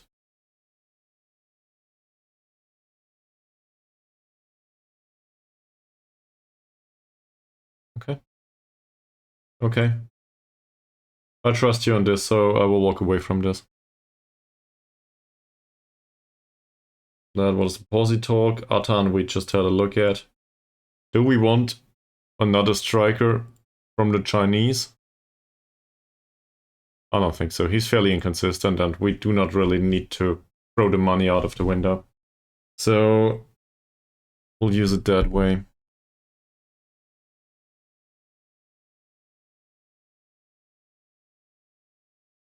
Be pretty great. Then he can play First League, so he will probably agree to this.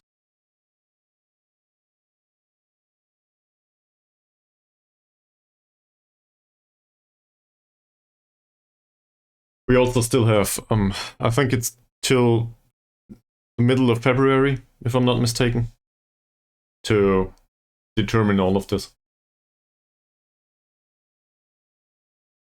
We still do not have a single right back, by the way. That's also something that needs to come in on loan now. That or... I mean... Is he still around? Yeah, Hussein is still around. So obviously non-contract works. In case we want to do that. It says he's a good player for Liga M3 sides.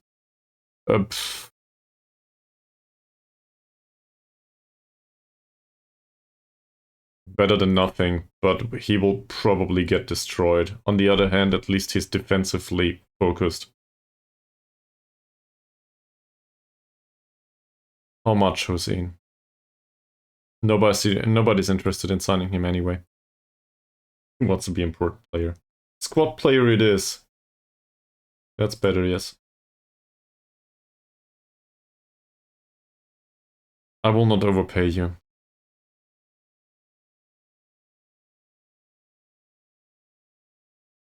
These two can go as soon as we have a replacement. The strikers can go as soon as we have a replacement. None of them earn much money anymore. Zulkifli does retire. Chong-Ai King is really just here because he is too old to be in the under-21s. In his defense, at least he's consistent. He will consistently get us a 5.9 rating in his position. Is there a way in Football Manager to simulate until a certain point? And don't tell me to go on holiday. Is there something like simulate until this point and aggregate all the messages in case it's not needed to answer it immediately? Usually I had the time, but in this case I just want to move it forward and striker coming in. We have a striker.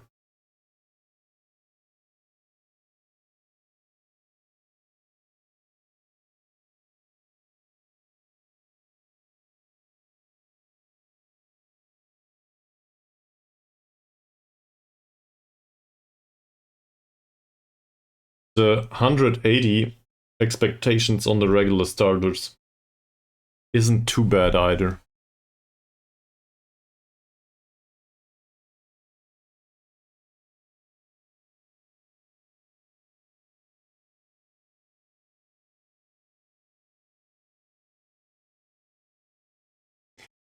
Bravo posted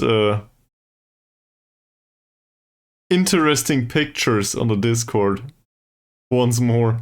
I guess this is also something that happens on the Discord server in case anyone watches this at some point. Bravo posting interesting stuff.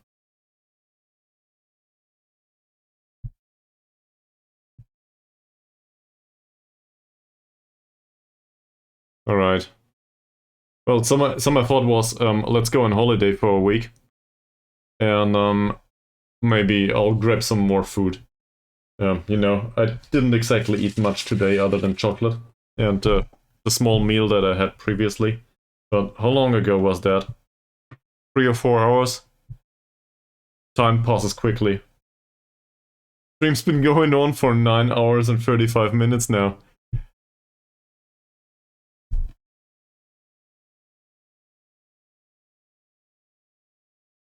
Or I just skip forward whilst eating. Okay, so we'll do that. Like, we will probably go forward yet another week or two. You have to stop me at some point and send me to bed, I guess. Let's not do a 24-hour stream. This, it's not good for my health. Food. I will see you in a few minutes. And I will move forward with this and inform you in case there's something going on.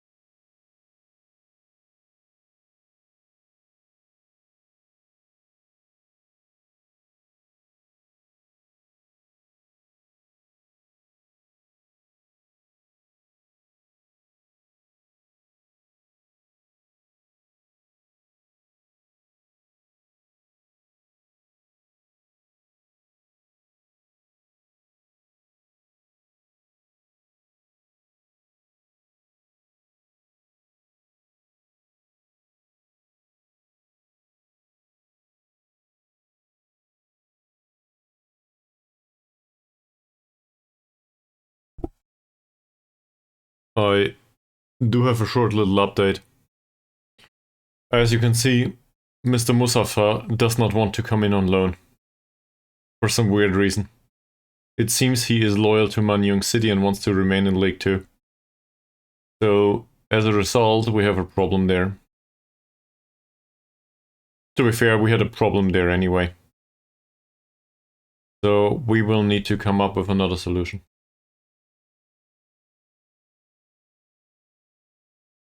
We'll probably have a look at those pretty soon.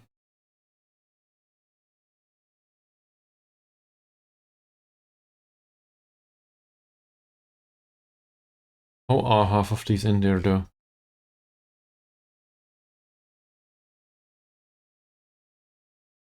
They're not even thoroughly scouted. What's going on here? Well, okay. Still have to deal with the food.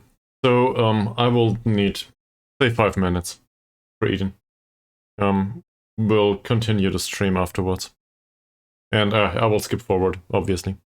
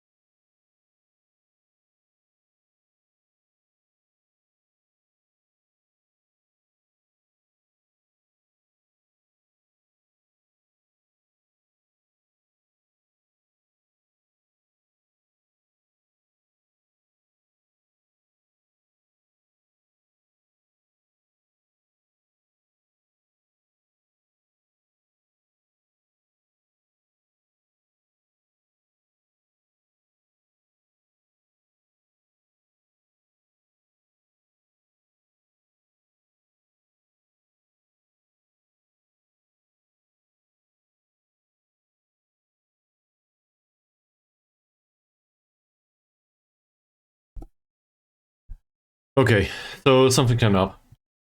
I don't know yet why. I guess he's on the staff shortlist or something. But we have Juan Muñiz, or however it's pronounced. And apparently he's available as a former Johor DT player. Now he's a scout. That said, the ability to scout is pretty acceptable for us. And he doesn't know about Spain. So that would be a good idea. Never mind, he doesn't want to work for us. We're done. I thought maybe we stand a chance. Also, Pearl is United have a new manager. So there's that. Pearl is, yeah, it's also United. Every club is United, apparently, with the exception of those that are in a city.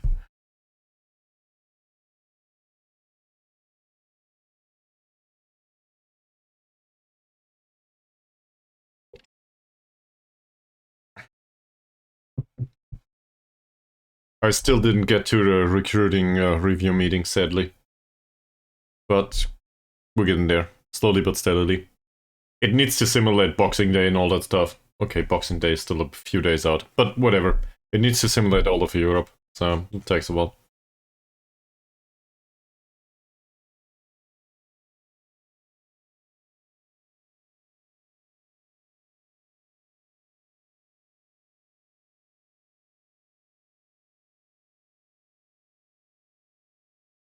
Still thinking about Killeen.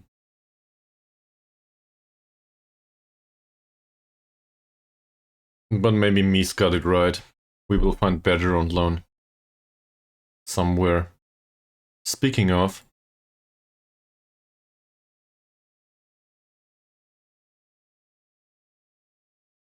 Didn't we...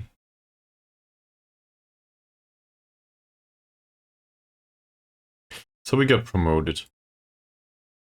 Didn't we scout players over here? I think so, yes. Well, within their own league.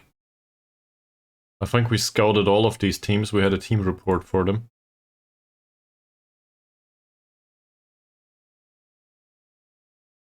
And apparently it got done too. But there do not seem to be many players available for loan. Oh, we can also just move to Perak. In case we want to. Jobs available.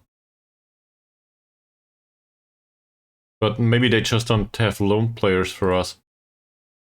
Can you... Do you have an idea? Where would we get loan players that would be willing to move here? Other than we're within the rest of Malaysia.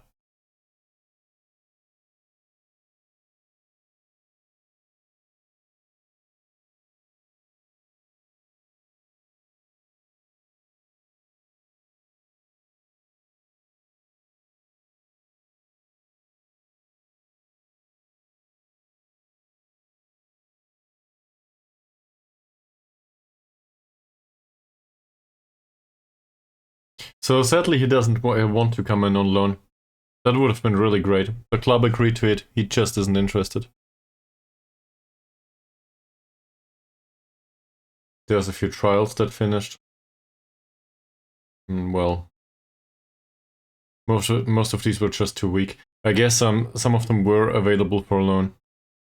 Let's look for players. Don't want to go into that.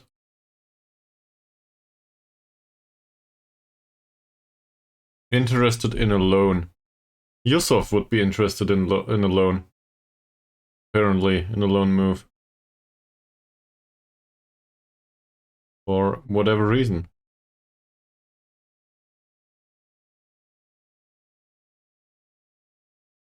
We also have a few options on the transfer market now, it seems. Not too bad. But we're looking for loanees. Okay. So. Yusuf matches 2 focuses. He's not horribly bad and we need a central defender. Who the hell is Rusty?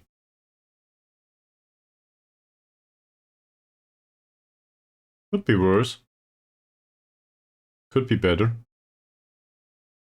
Not gonna be excited just yet.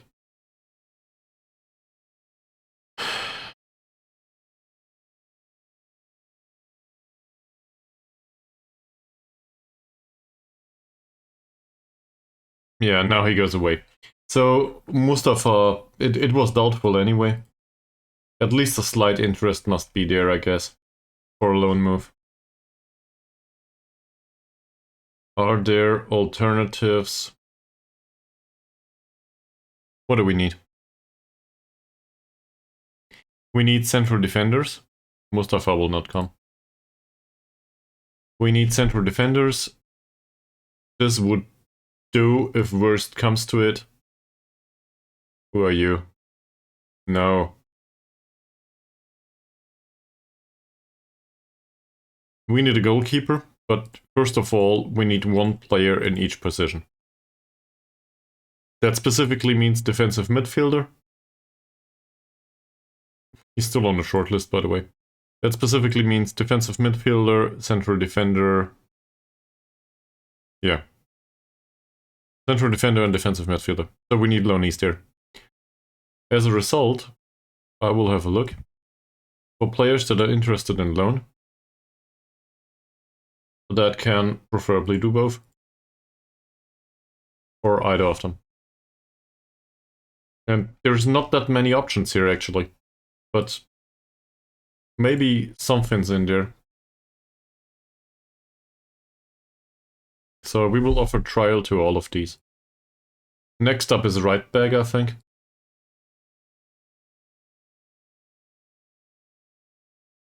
Still looking for somebody there.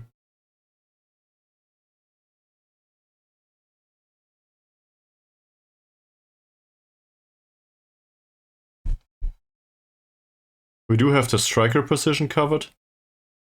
We do not have an attacking midfielder, but Thomas, right? On the other hand, this is not the primary concern right now. Primary concern afterwards would be to sign a winger that can play both wings, and preferably is a little bit better than both of them. So, loan move for a winger. I do not think there's a limit to the number of loans. Great. Same here. Interested in a loan? Sure. We'll offer you a trial and then hopefully you will find a nice new home over here. Of course. Of course trials are not a thing for this. No, we have to send scouts. Sure.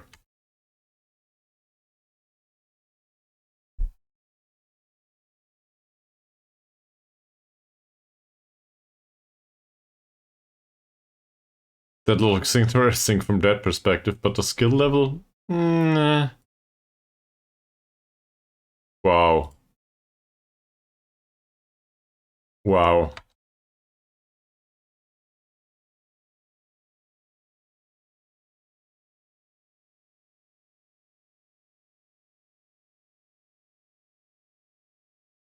It looked good at first glance. I think we had a look at him previously, right?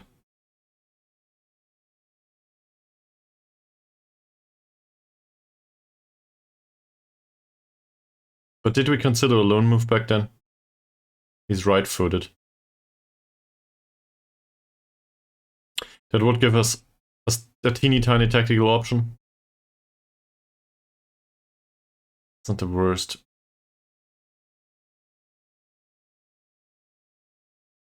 In comparison to Harsey, I think I had a look at that.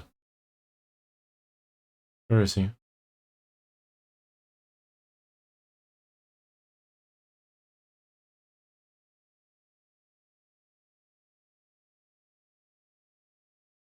Am I confused? His name is Harsey, right?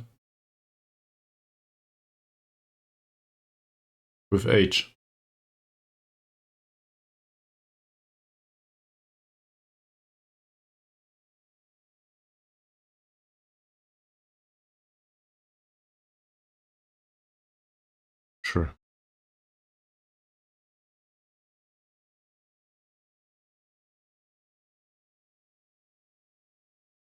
So, assuming he plays inverted winger,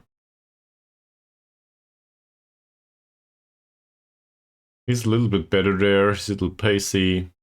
Not really a good long shot, but that doesn't matter much. A decent finisher. I have my doubts about some of the mental stuff, like the vision. That's not much better on Harsey though.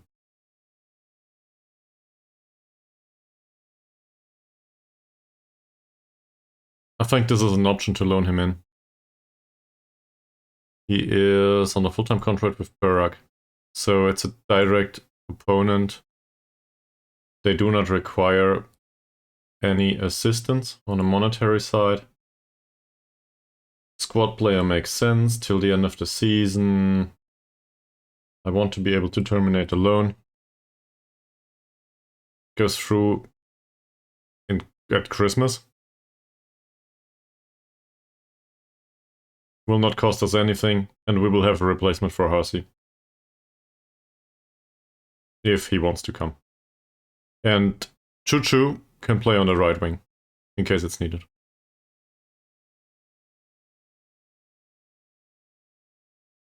That's not really impressive just yet.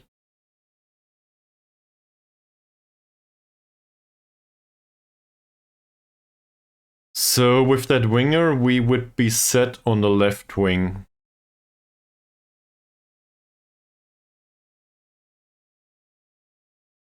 Still not really sure if I should be impressed by the transfer business so far. There's a lot of change.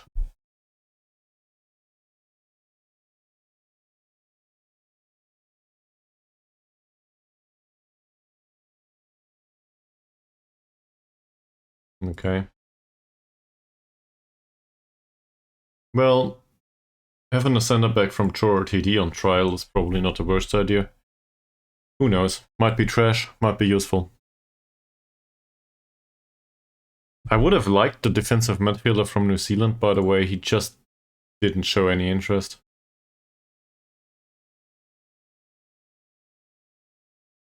The level of play, though. Seems like central defenders are really hard to come by.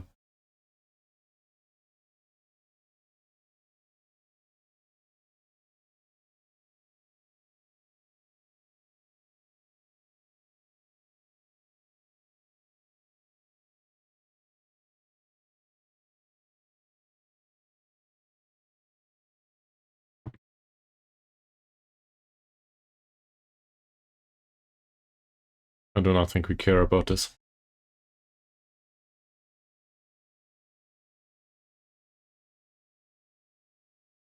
Apparently everybody got a replacement for their manager. Not sure what's going on there. We didn't.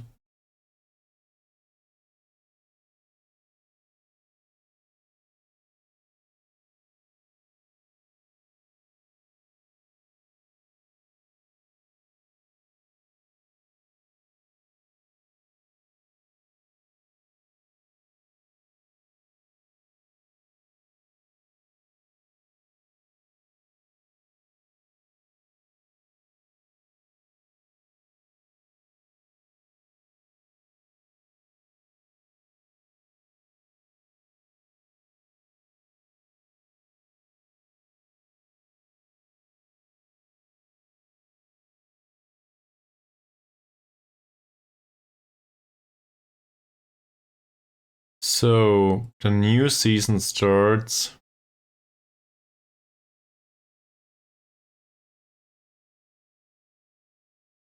It ends tomorrow. So the new season starts in February though. But that will settle that.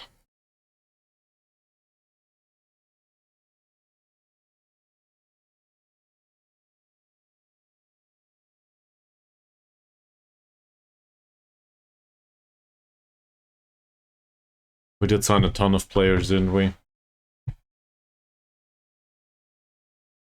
The goalkeeper's new. 2 strikers are new. Some of the former loanees come in. So that's how many additions? 3 at least. He is chief scout in... that seems to be in Spain. I guess that's to be expected.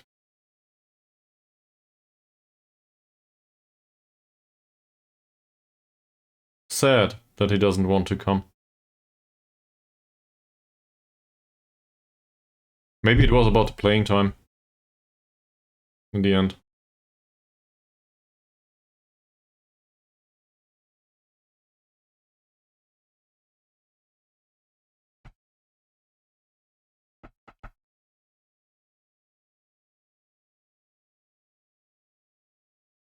Give me a second, please.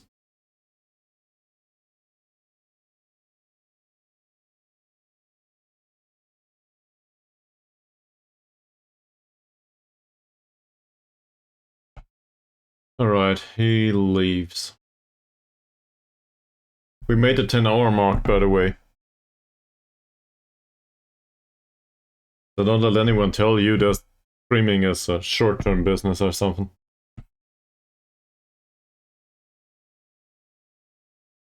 This is probably the longest episode ever that I ever did. I'm not sure if it's a good idea, but it is what it is. Oh, look at that!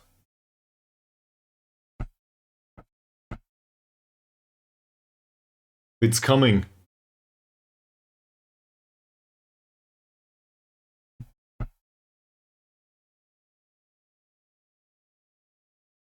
Any of you still awake? It's 1 AM over here in Germany.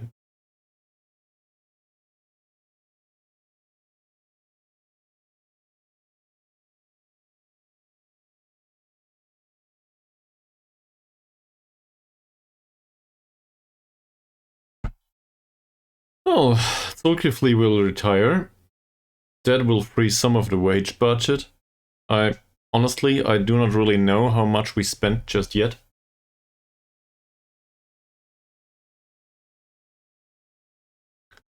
But I fear we might need to sort through the under 21s and the under 19.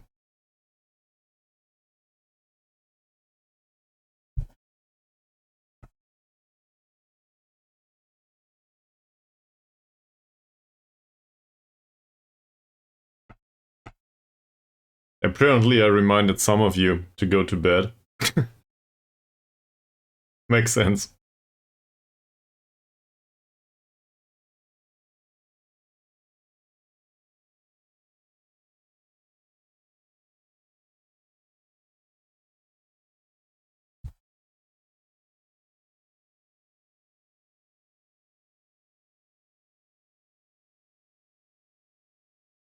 Okay, why is he important though?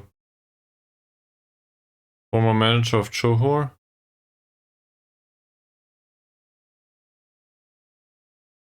That's not very interesting to me, is it? Move on. Which reminds me, there is still the process ongoing of our future assistant manager. He doesn't really know yet that he wants to be assistant manager, but I think we should probably have a look at that. You know, the Spanish guy. Was he Spanish? I think he was Spanish. First of all, let's have a look at him though. Did we make an offer for him? No. We offered for somebody else. He is somewhat interesting though, but he's a winger. And we offered for an inverted winger, and that gives us tactical flexibility. So, I'm okay with that. Alright. Staff. Shortlist. It's been a while since we offered money to Mr. Moreno. And his contract runs out really soon. So I think we can afford that at this point. Last time, we offered him 200 euros for a job as an assistant manager per week. I think I'm happy to offer him 250 now. You know, bribing people is my favorite pastime. Please, do the assistant manager job here. Gerald wants to leave.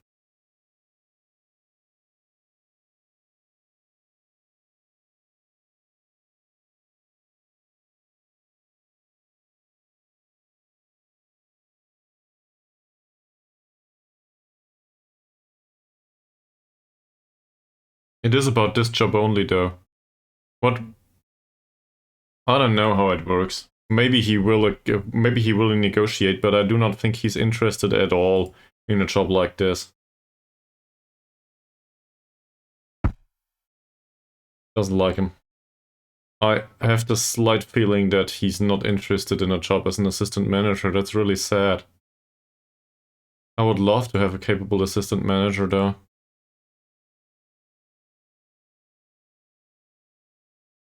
Well.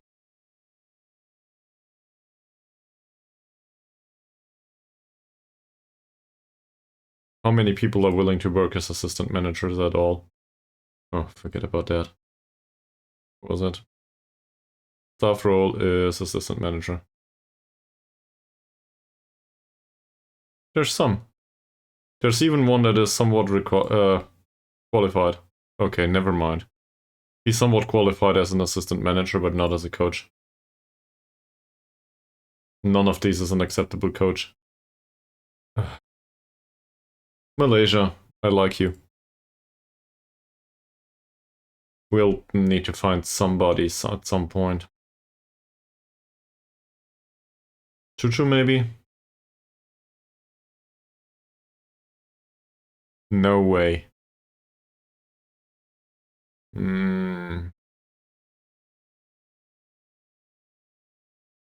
He's our director of football right now. Might as well retire him entirely. Tell him to do assistant manager alongside it.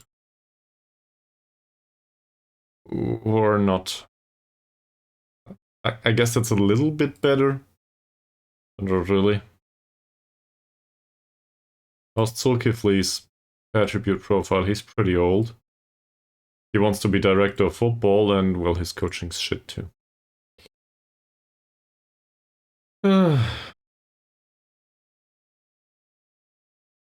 Who else did retire recently?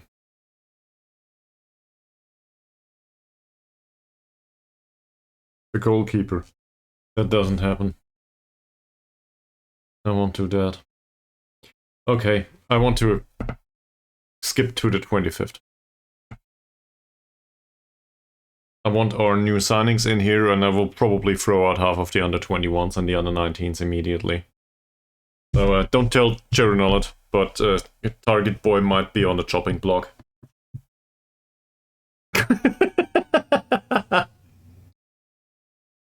Yes, apparently this is a big signing.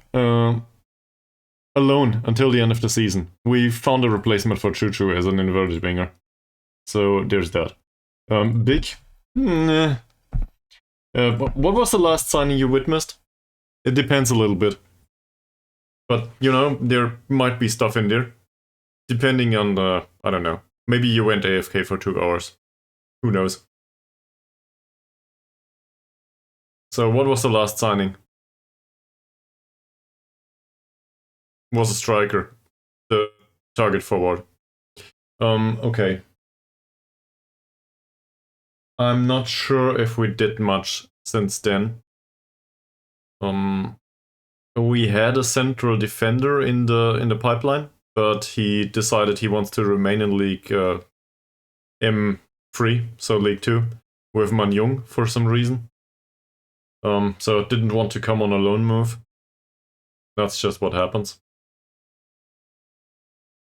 I think we signed a replacement for a left back ever since then. You might have seen that, though. I'm not sure about the order anymore. It's all jumbled up in here, given that the stream has been running for 10 hours.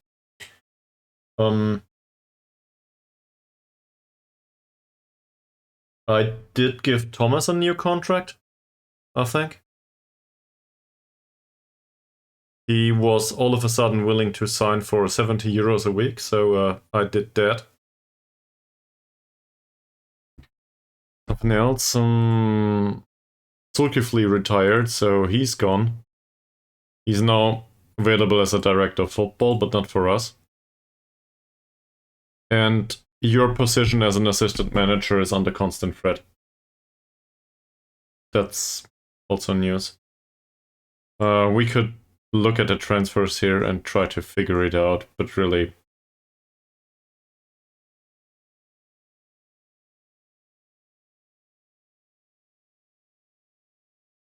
Potential cost of wages offered 1.1k. How many wages do we have left?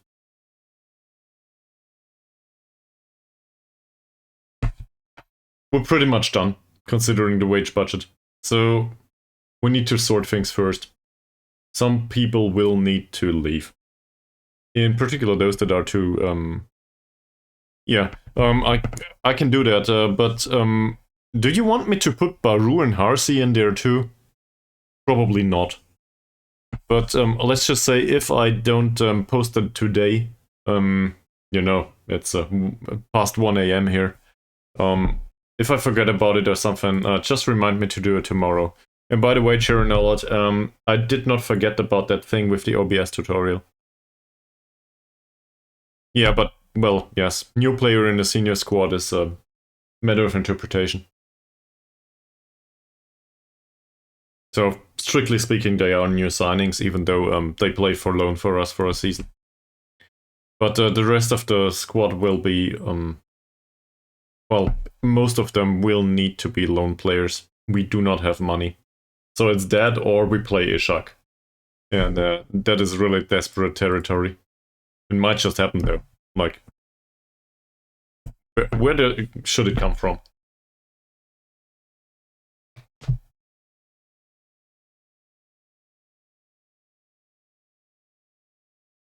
I mean, I guess we can do the friendly against Sarawak once every 2 weeks. Maybe that helps a little bit. It made us 80k last season. That's not too shabby. It basically financed the entire season. But hopefully, the matches will get some spectators now that we play in the first league. And if it doesn't, don't know what to do.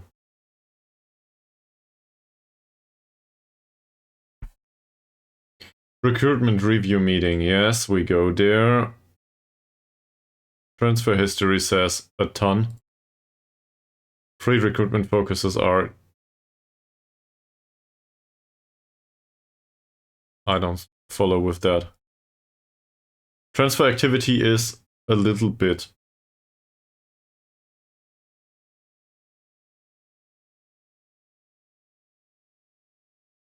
Completely new players who have never been in the Sarawak United FC system before and might feature for the senior team this season. Specific enough. Yeah, that's pretty specific. I will try to remember. But, you know, feel free to drop me a message in case I forget something. And thank you very much for being interested. As always. It's much appreciated.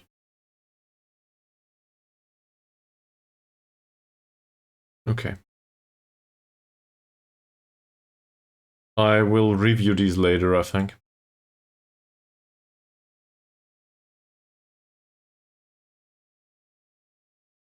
There are players that are recommended. This Talib person I do not think I want to have. Rusty. I think we've been here and he's probably... Is he one of those that is susceptible to injury or something? But God, maybe we made a loan offer. Like a celebrity. What kind of celebrity would that be? Oh, a specific one. Okay, so chances are I have no idea who he's talking about. So most likely it will be Arnold Schwarzenegger or something.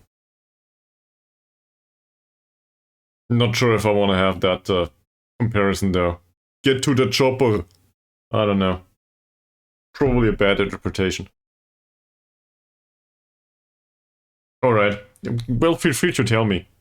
But it's Edward Snowden, isn't it? It's all Edward Snowden again.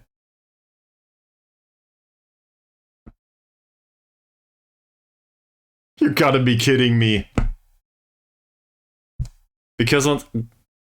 Seriously? Because I cannot string a whole sentence together. Is that it?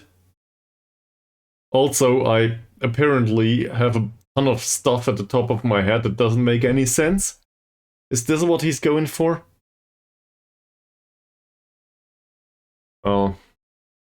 Thank you very much. Thank you for the feedback. And you are free to tell your friend, male or female, I don't know, or whatever in between. Feel free to tell the person that Elon Musk does not seem to be very concerned with actual value of stuff, fundamentally speaking. But as a football manager streamer, I'm somewhat inclined to go with fundamental value, given that I do not have spare money for everything. Like, the valuations of, for me, are usually something tangible and not some fantasy. So that's what separates me from Elon Musk, I think. First and foremost. Let that sink in.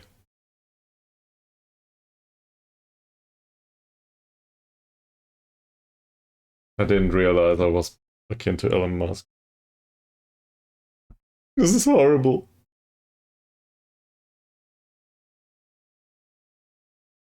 Maybe I should talk like this and really old, because I want to be like Warren Buffett or somebody. I don't know.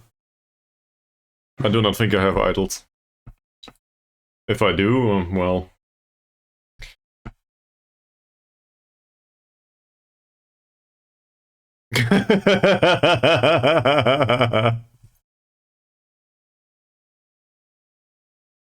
This is me doing Bernt's Brot impression. I don't know.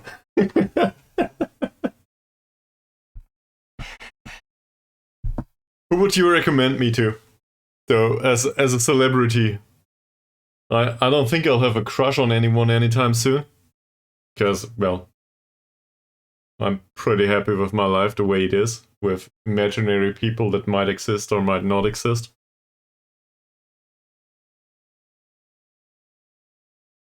But is there like a celebrity that one should go for?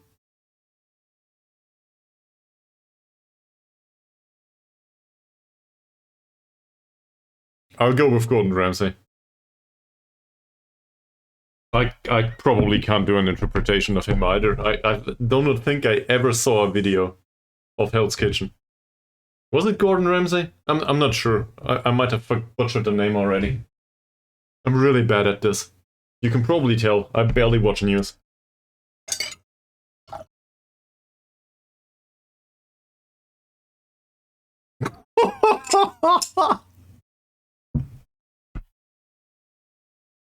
Okay. Do I need a speaking car?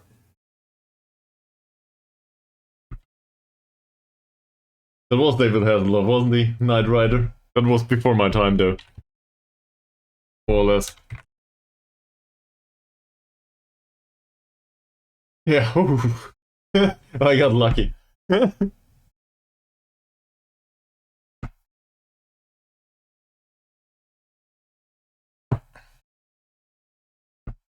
Who is Alexander Marcus?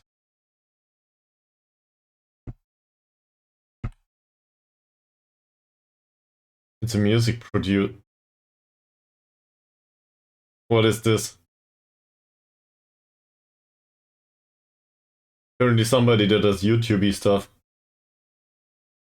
Interesting outfit.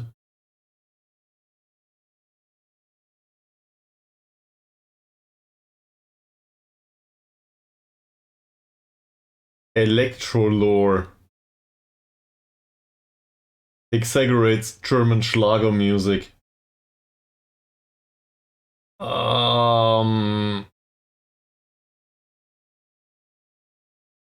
Okay.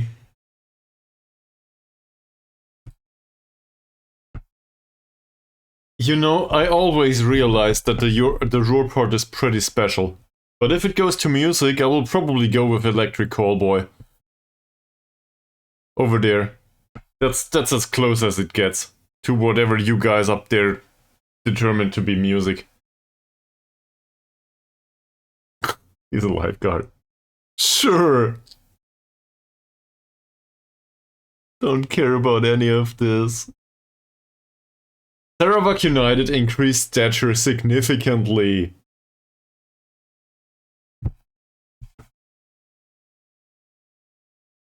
Apparently Bukit Tambut's stature within Malaysian football has taken a sharp decline. Who could be responsible for that? Oh, I love it. Let's have a look at whatever happened. Malaysia clubs. We still have no good reputation rating just yet. So it didn't change much, but we might overtake Kelatan and Armed Forces after this season. Maybe also Saints, PIB and Immigration, who knows. There's a ton of clubs above us. On the other hand, I think we were way below at some point. So that's a pretty big move. I'm proud of it. I am. Do you compare all the streamers to celebrities? Or is it just me? I really thought it would be Edward Snowden for the rest of my life. So I guess I'm getting old.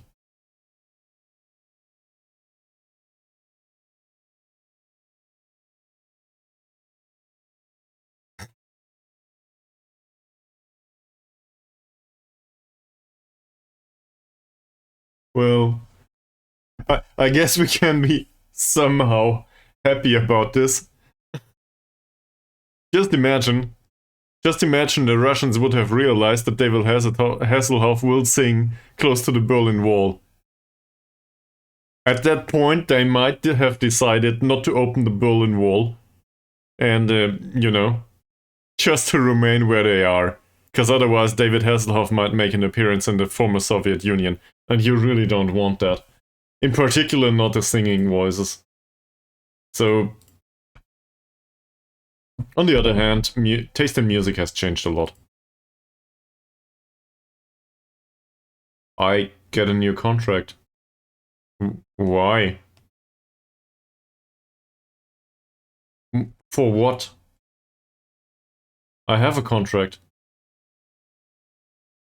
It is expected that we attempt to avoid relegation this season. And we should be competitive here. Wage budget is 2.3k. It got reduced even more.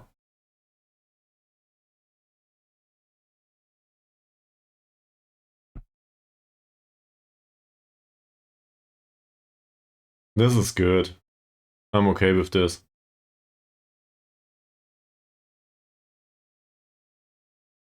This is also good. We agreed on this. Doesn't matter much. Sure. Still don't care about this. There it is. Season switch. Okay. We can have no more than 9 foreign players. There's registration. No more than 8 foreign players, not including Southeast Asian players. No more than 7 foreign players, not including Asian players. I think we will probably be fine with that. Given that we have 1 foreign player and he's Chinese. Or we will have. Starting 11 rules are a bit more restrictive. In general, this focuses on, well, Malaysian players.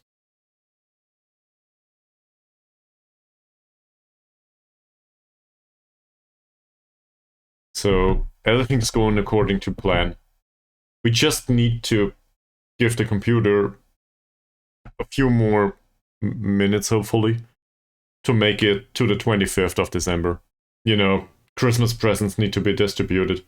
And obviously I want mine. Which reminds me, I'm prepared. This is like, it's too late in real life, but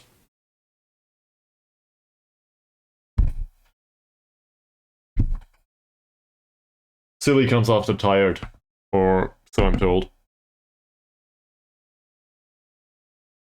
Also, Mies apparently made it to the silly comes after tired department too. This is €1 to the Phrasenschwein, whatever that is translated to. Is there something similar? I don't think. That's a German thing. The Phrasenschwein. Can you explain what it is, Mies? How would you explain Phrasenschwein? Okay, I see. Well, in that case, that will be important. Still waiting for my presents. So I guess I can take the time to explain Phrasenschwein. I think it is derived from a TV thing in Germany. Is anyone interested in this at all?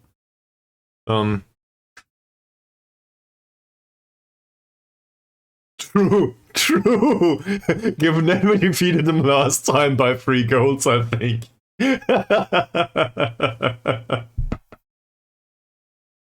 It will be easy. We'll be crowned champions. 0 Gernold. Nothing. Nada. If I did my job correctly. And if I didn't, then we will probably either make him earn nothing or he might just earn nothing after we fired him. I think we gotta, we will keep some players. We gotta reconsolidate financially though. Gotta be careful with that. I tend to sign too many players and, well, there must be an exit process for all of these. So we gotta find a solution. It's better to have 2 or 3 players that might make it than 200 or 300 that don't serve any purpose. I will. We need all of the loans we can get.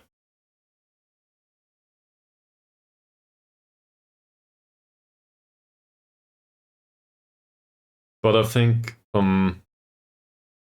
it will be easier and easier to find transfers on the staff side as well as on the player side if we remain in the league for a season or 2. It really has to do with reputation overall. So as soon as we get there, stay in the league for a season or 2, then maybe we get another scout that might just have an idea about, I don't know, Indonesia or something close, something that it might be viable. Maybe somebody from Northern Ireland all of a sudden considers us, given that the director of football already came up with that. Which reminds me, we could still ask the director of football once more. He barely had any idea. On the other hand, he came up with the 2 Chinese strikers, and one of them was the one we signed. So that's pretty good.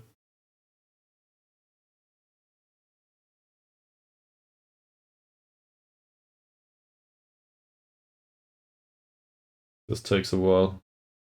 Also, by the way, you should be proud of me. I switched from Coke to water. Drinking Coke all day is really not healthy. Don't do that. It probably would be more healthy to... Nah, but I'd rather not go there. But, you know, alcohol is bad and stuff.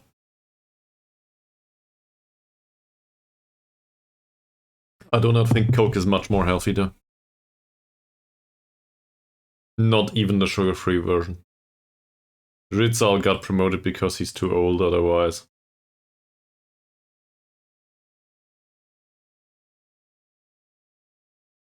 We will get 70k for Liga Super TV rights. Ah, nice. We will also play the Piala Belia. Oh, that's the under 19 stuff. There's no other competition just yet. Fixture list got released.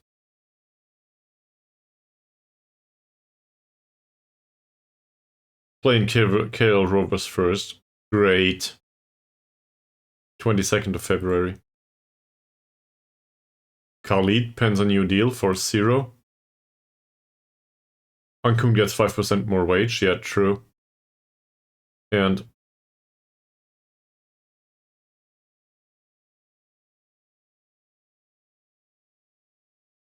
what happened there?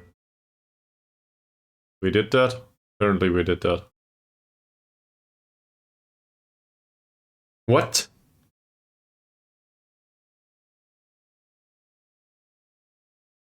Oh, that was part of his old contract. I see. Okay. 5 days to go.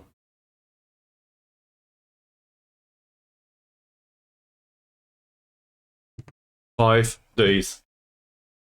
And then, first we will have a look at what's missing in the senior squad, and have a look at the loans, and then we will take out the trash. And you guys should probably be excited for that too. I'm no good at this.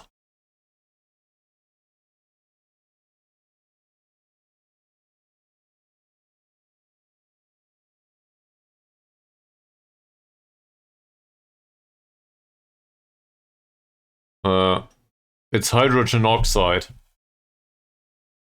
I'm vaguely aware with English ways to express chemistry. I think it's hydrogen oxide. Hydrogen... Dihydrogen oxide, right?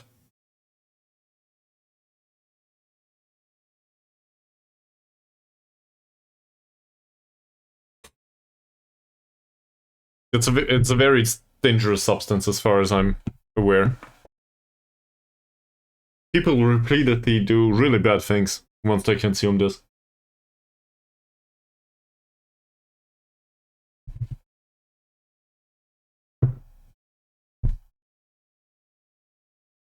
Apparently also this stream is not really appealing to other people coming in. Because, I don't know, maybe it's just boring me sitting in front of the screen and watching at a processing thing all day. Also, this is not really serious. Hydrogenated water or something like that. Okay, I don't know what that is, Chernolet. I have no idea. Is this something serious or is this a joke?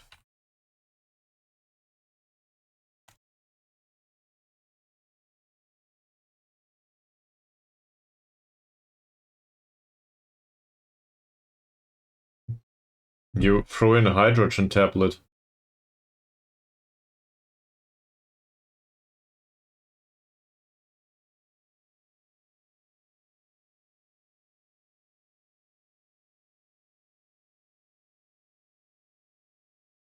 This is not sparkling water, is it? I don't... Holy shit. I wouldn't even know a you know, a famous Hasselhoff tune. What's he famous for?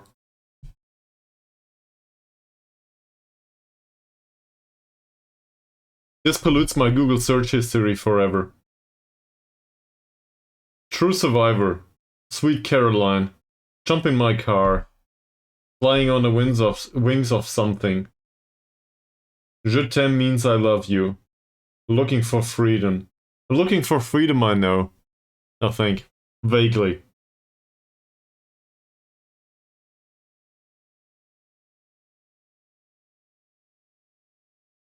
Also, David Hasselhoff did Damn It, I Love You. But I think I know a German version of that. Okay.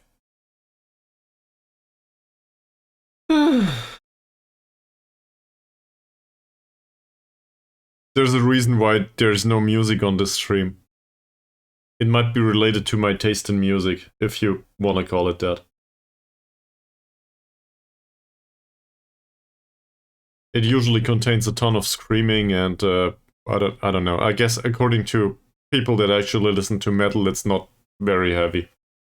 Not very hard and not very, I don't know. I like core in general, but also all metal overall.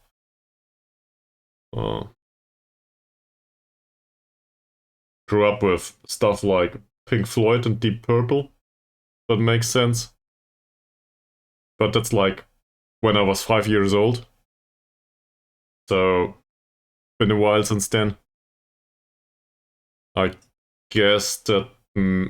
I wouldn't say that made an impression on me. How do you phrase that? It's just... socializing? No. Social education? I'm not sure. The stuff that you have around you when you grow up.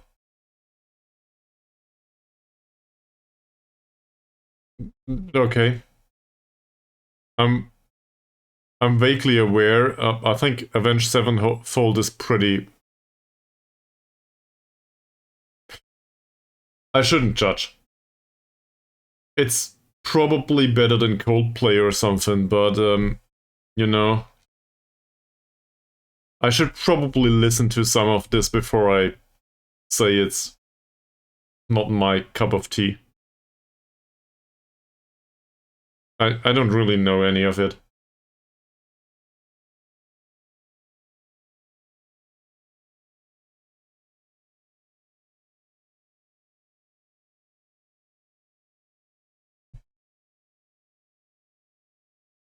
No, my taste in music to, I don't know, to bring up something more familiar to everyone.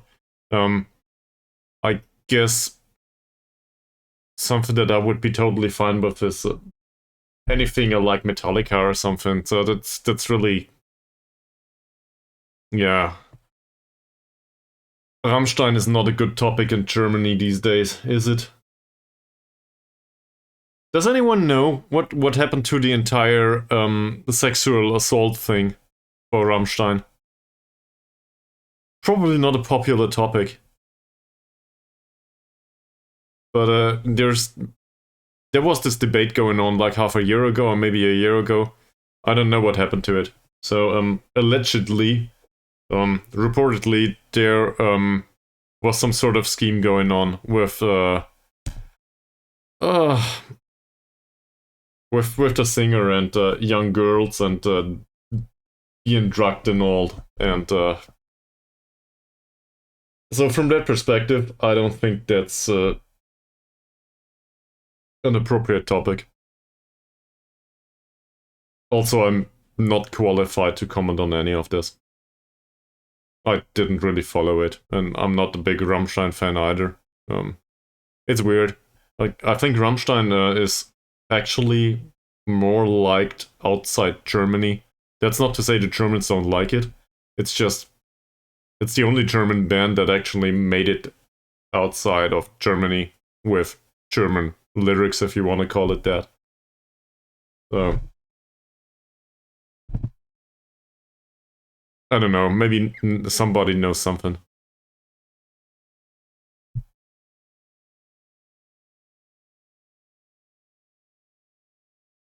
That's fine, man. Everybody's taste is different in music. Like, Mies listens to rap or hip-hop or something, as far as I know. So...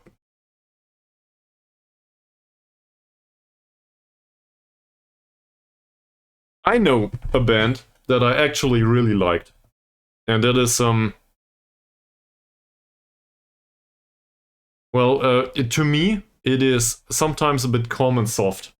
But it combines aggressive rap and, well, I guess alternative metal, if you want to call it that. Band's been gone for 15 years, though, or something. Because the singer died of some sort of medical complication. Nothing drug related, though, other than, you know, being on a regular medication. The band was called Third Strike, and they had one really great album called Lost Angel. So if you ever stumble upon this, it might just be on YouTube, I don't know. This is really damn good music. And this adheres pretty well to my taste. But it combines a few different genres, like rap, definitely metal elements in there, core elements in there, even though core wasn't really a genre back then, I think. I guess you could call it new metal, but that doesn't really describe it that well.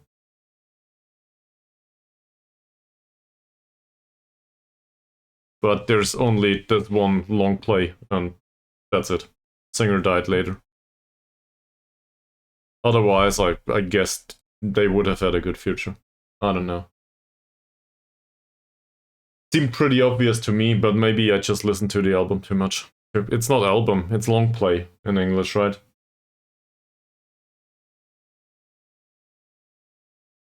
What's it called?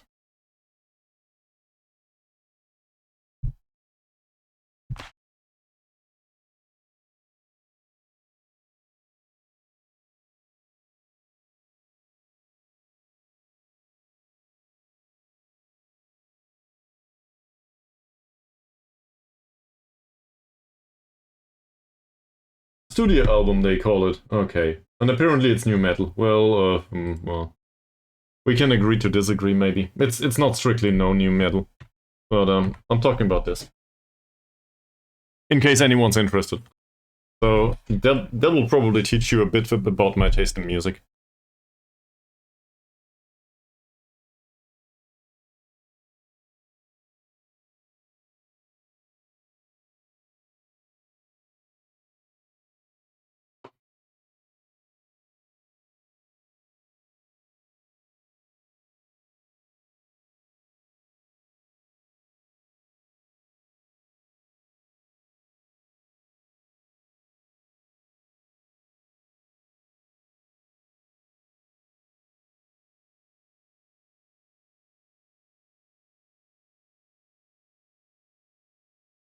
I'm also somewhat fond of, I don't know.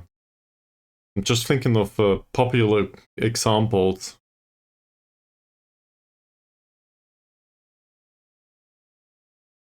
Well, obviously I wear band shirts from time to time, so these might tell you something. What else?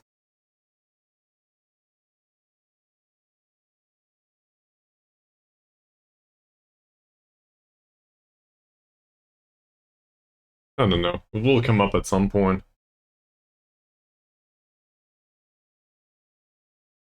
Wasn't there, like, one of the viewers was around for a while that did their own music, if I'm not mistaken.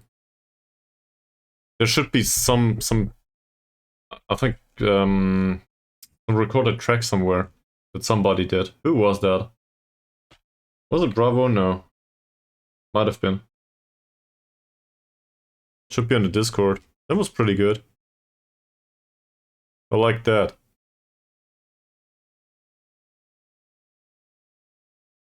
It's been ages ago, though.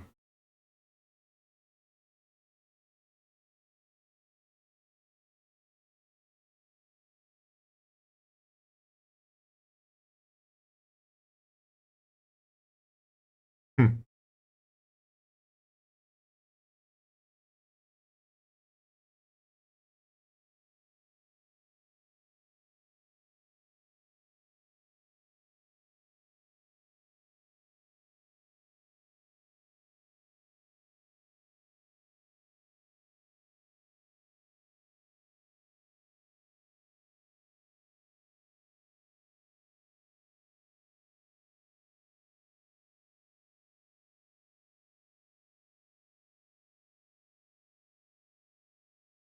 One day until the presents are here.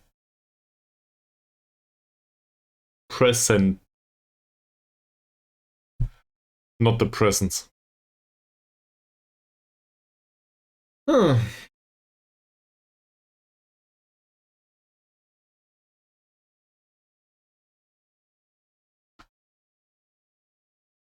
What is this?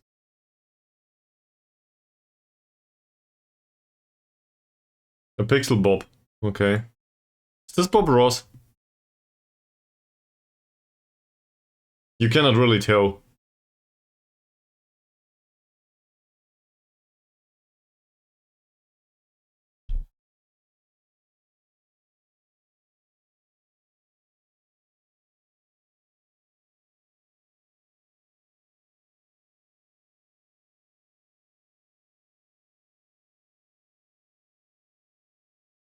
And I think I want to give a few of the players nicknames. In particular, those that threaten the character limit of the player name.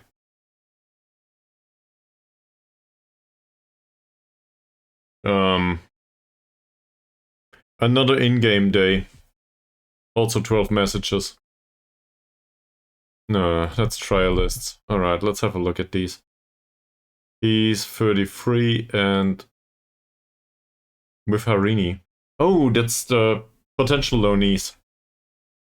But it says he's a good player for most Liga M3 sites. Oh yeah, true. So apparently now we're going for better player material. I see.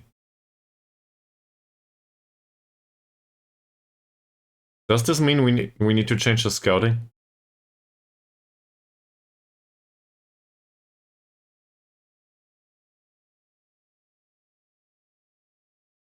No, it doesn't, does it? I don't think so. Summary. He comes in on loan anyway. Amirudin, not a viable option. Abba. With that name, definitely not. Chahari.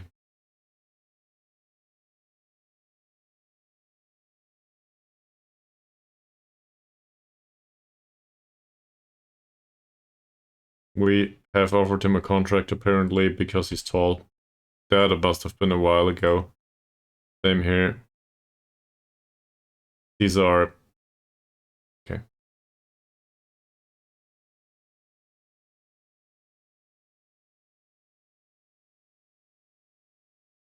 These are players that we offered for a while ago.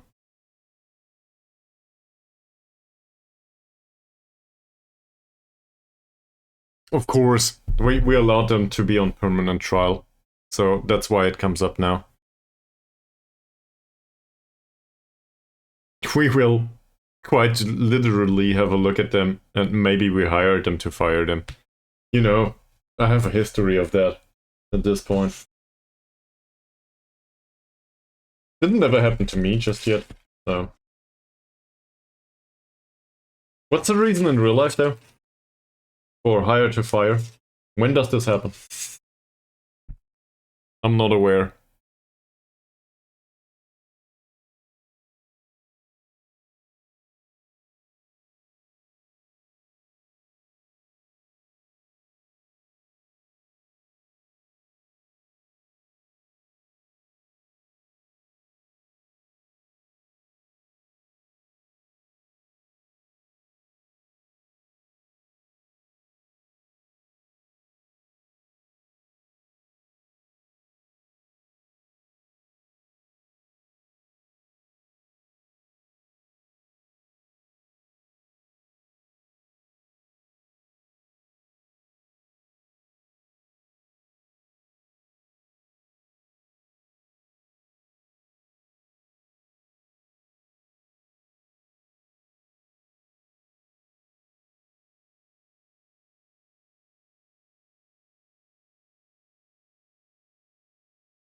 It does take forever. It's Boxing Day now, though. Well, after, I guess on the 25th.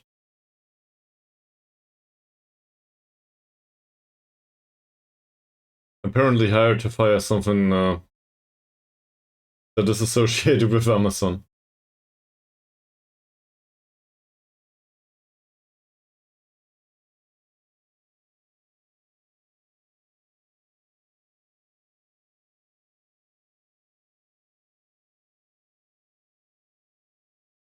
Okay. Transfer windows opened. Which means... Sure. The Liga Super window opens. There is a transfer window for Giancarlo Gallifuccio, an Australian.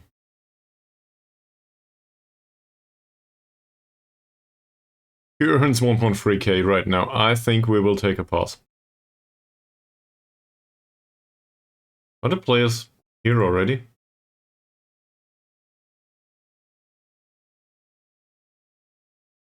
I might be too early. Go, go, go! Give me my players. I want to find out what's missing. No transfer windows open though. So I guess we can have a look for loanees. I promised to Mies. And it rhymes, so it must be true. There we go. Somebody comes in on loan. So we have a winger on the left now. This stuff can go away. Sure, he needs that, but he's right-footed. We will put him on inverted winger board.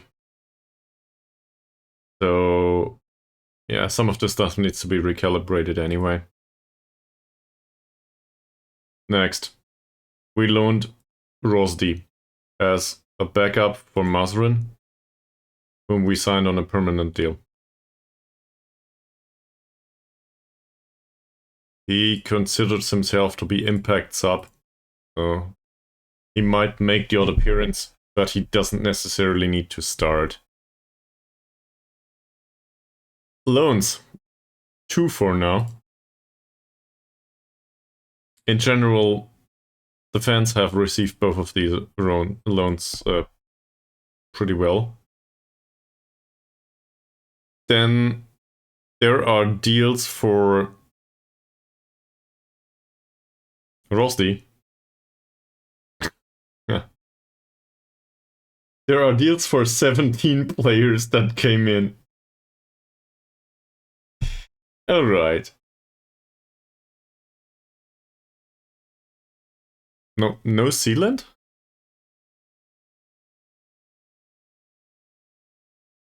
I'm utterly confused now, Mies. It's been close to 11 hours of streaming. Don't confuse me. Oh. Oh, I got it, yeah. But, like, this is not a sealant thing specifically. It's just vital to play in Football Manager in some circumstances. And to be fair, you don't have to. You can also take the detour. This is not a sealant exclusive, is it? Alright. He's not for the first team. He's for the under 21s. He's stuck there. We will put him on some reasonable training. He's on a non-contract and does not get paid. Next. Mr. Umar here doesn't really serve any purpose either, other than being a fairly professional player. I wanted a fairly professional player. He's in the youth team now. I don't think he'll make it to the senior squad anytime soon. That said, let him train there, maybe it helps. RC. RC is in the senior squad, and RC might just start. I didn't think so, but going forward, well, it's not like we have much of a choice, right? He is considered to be a good player for the league below, though. Mazrin. Mazrin is probably our starting option, given that he knows how the club works. In general, I think Mazrin can actually still train as a wingback on attack. We do still have the option to play with an overlapping wingback. It will be pretty risky though. Baru, look at the finances of these two. Baru comes in for cheap. Yeah, probably will play on the right wing. It's not like we have much of a choice here. I don't know if it will go attack. I guess we can go attack duty. Doesn't matter much. Good player for M3 level though. Sentil Depnath. I think I signed him because he's lighthearted and that's it. Also he can jump, but not much else. Strictly a youth signing. Modakil. This is the 39-year-old replacement for what? I like the technicals overall, physical stuff is obviously pretty low. He probably won't make any international clearances anymore either. But he's rubbish at scouting. Okay.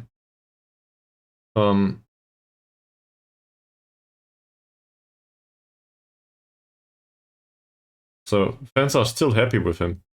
Happy to sign a proven leader. Interesting. Mod Jalil, on the other hand, is much better from my perspective. We needed a goalkeeper, now we have one. He just can't hurt himself. Then again, that's not very likely to happen, so hopefully it's fine. Next. That's another goalkeeper. I actually forgot that we signed one. That must have been ages ago though.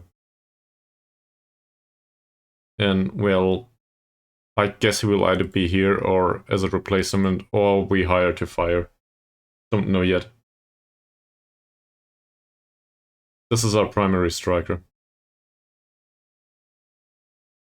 They have some doubts about his recent performances. Oh, 52 matches, 10 goals. Yeah, I have some doubts too. But I still think he is a good player, and we can help him turn this thing around, I guess. He's also a damn good penalty taker in general, so that should help. Not much of a specific focus needed. Where was I? Talib. That's for the under 21s anyway. People are annoyed by this. I think we signed him because he's fast. That's it. Osman. Similar approach. I think we might have signed him at some point because we wanted to complement the youth intake. There's not much else to tell here. Malek, defensive midfielder. I mean, in comparison to the remainder of Malaysia, he's pretty strong and he knows how to tackle somewhat. So I guess that's a positive, but definitely on youth level. Ahmad, midfielder, playmaker-ish material, I think.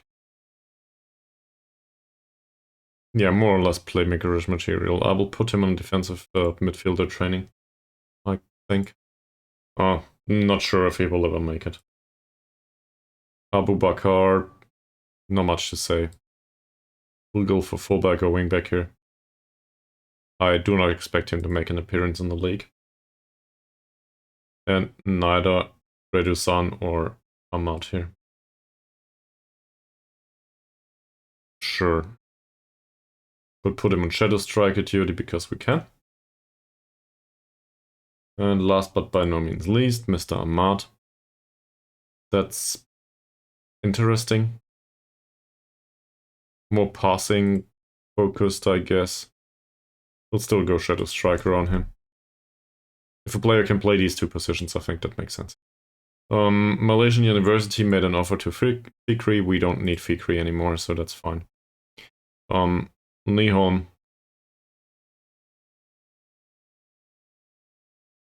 He is on the shortlist of released players. And apparently he's pretty good. A 31-year-old central defender. Let's try to offer a trial instead. I do not think he will come though. Kamarudin. I do not think I want him, given the jumping and all that. So he can be left out. What position did you feel the squad could do with strengthening in?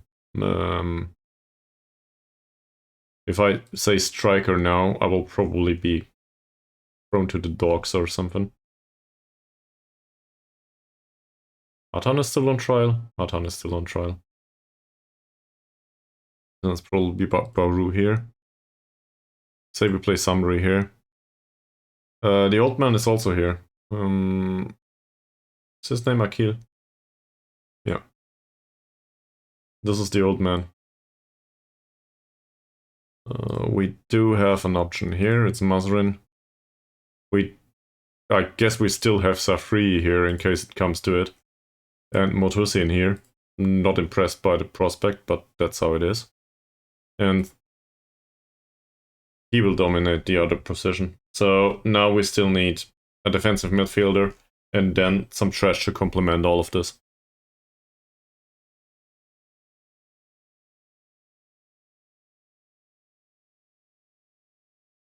We all sound like madmen here.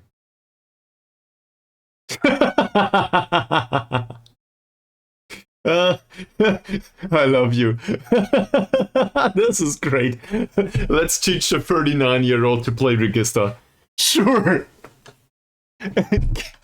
Well, say at the age of 30, I would probably have agreed.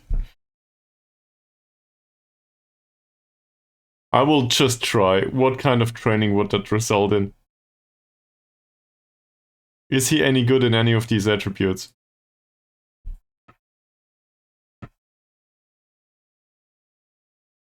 Probably a bit late for that career change, Mies. It also doesn't really use his good finishing.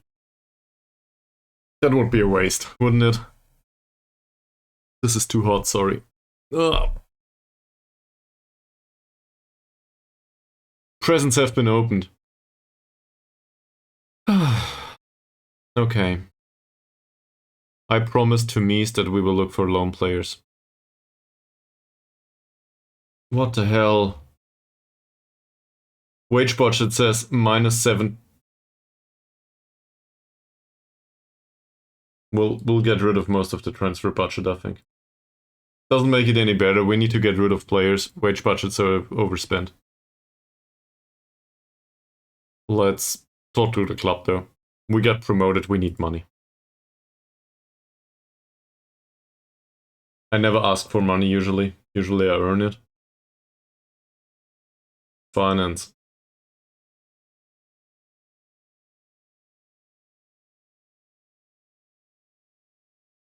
I need none of these. I need a bigger wage budget. Where is it? Give me a wage budget increase. It's not in here. Unavailable. So right from the get-go, we struggle financially. Great.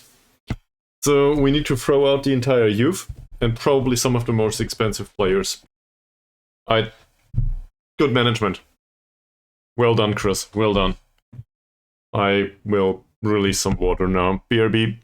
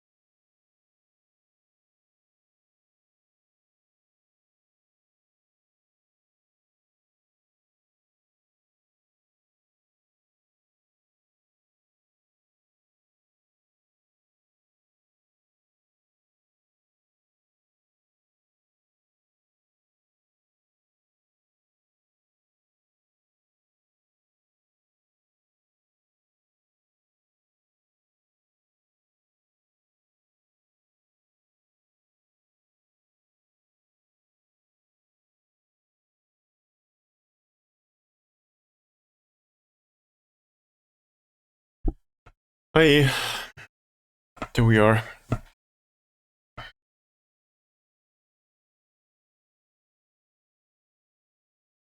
So, he isn't any good.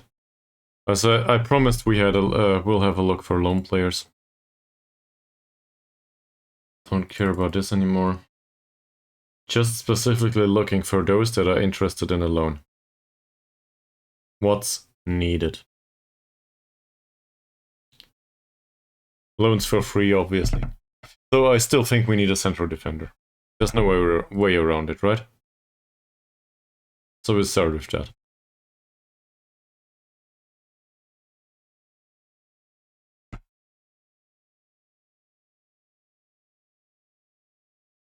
Still, I guess Yusuf would be an idea.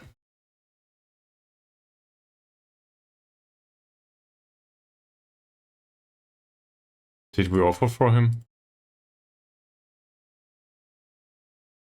Says he would be very interested in a loan. He's not good, but it's better than nothing, and we need somebody to cover there. The alternative is to scout all of these clubs, all of these players. Who are you? No. That's the one that's on trial right now with us, so I think we scout those and then we decide. Alright, next. What else do we need? A defensive midfielder. Anyone. You think he reduced his contracting requirements just yet? He's still an amateur. And his contract runs out and, well, pretty soon. I think he would be appropriate for us, we just can't pay him.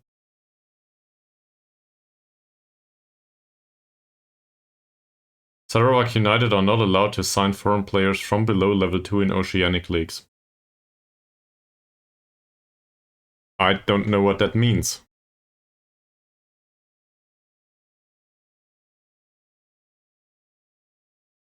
Apparently this is forbidden. Cool.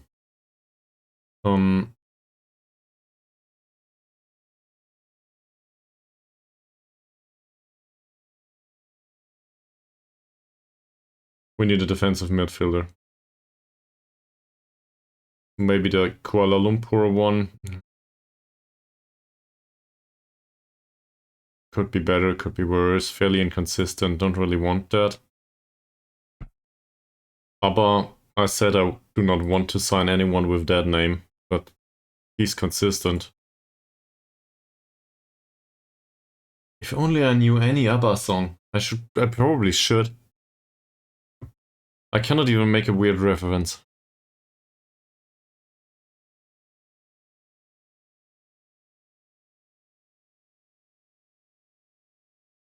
Let's scout these. I do not expect much. So a transfer might be needed here. And we do not have money. So Sulaiman, for example. Probably not Sulaiman, he's not even... I think Sophie maybe. Sophie might be needed after all. And we do not have the money for it.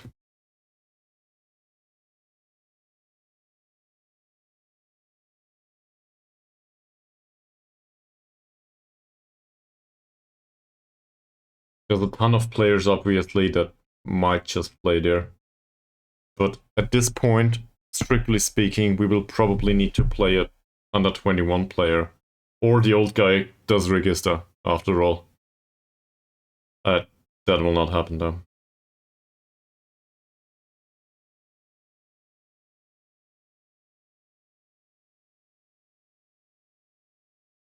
Okay. We have 59 days. And within these 59 days, we can come up with a solution to the budget problem. I don't know how we will resolve this just yet. But transfer window is open now. We have a ton of loanees available. Most of them are trash.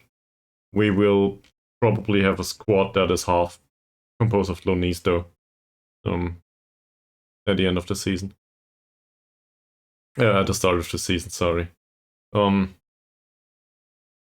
There's also quite a few players here that are on non-contract for now. So it's probably better to bring loanees in just for the improvement in training time. The others will probably be part-time. So I don't want that anymore. We went professional. We gotta have the training appropriately, disposed. That's not the right word. The players need to train full-time. That's what I'm going for. Yeah. And I think this is probably enough for today. It is tomorrow at my place. Quite late tomorrow, actually. Or quite early, depending on your interpretation. Also, we need to send Mies into bed. So, there's that. I'll wrap it up now. No promises for tomorrow. Or both interpretations for tomorrow. Maybe, just maybe, I will take a rest day. And, well, on the other hand, it's New Year's Eve, so I don't know yet what to do. Thank you all very much for watching. Thanks for keeping me company. We did at least make it through off-season. So, transfer window's open now, and hopefully next time out it will be a little bit more interesting. Hell, we might even find an assistant manager that's better than Sharon Allett. See you all soon. Bye.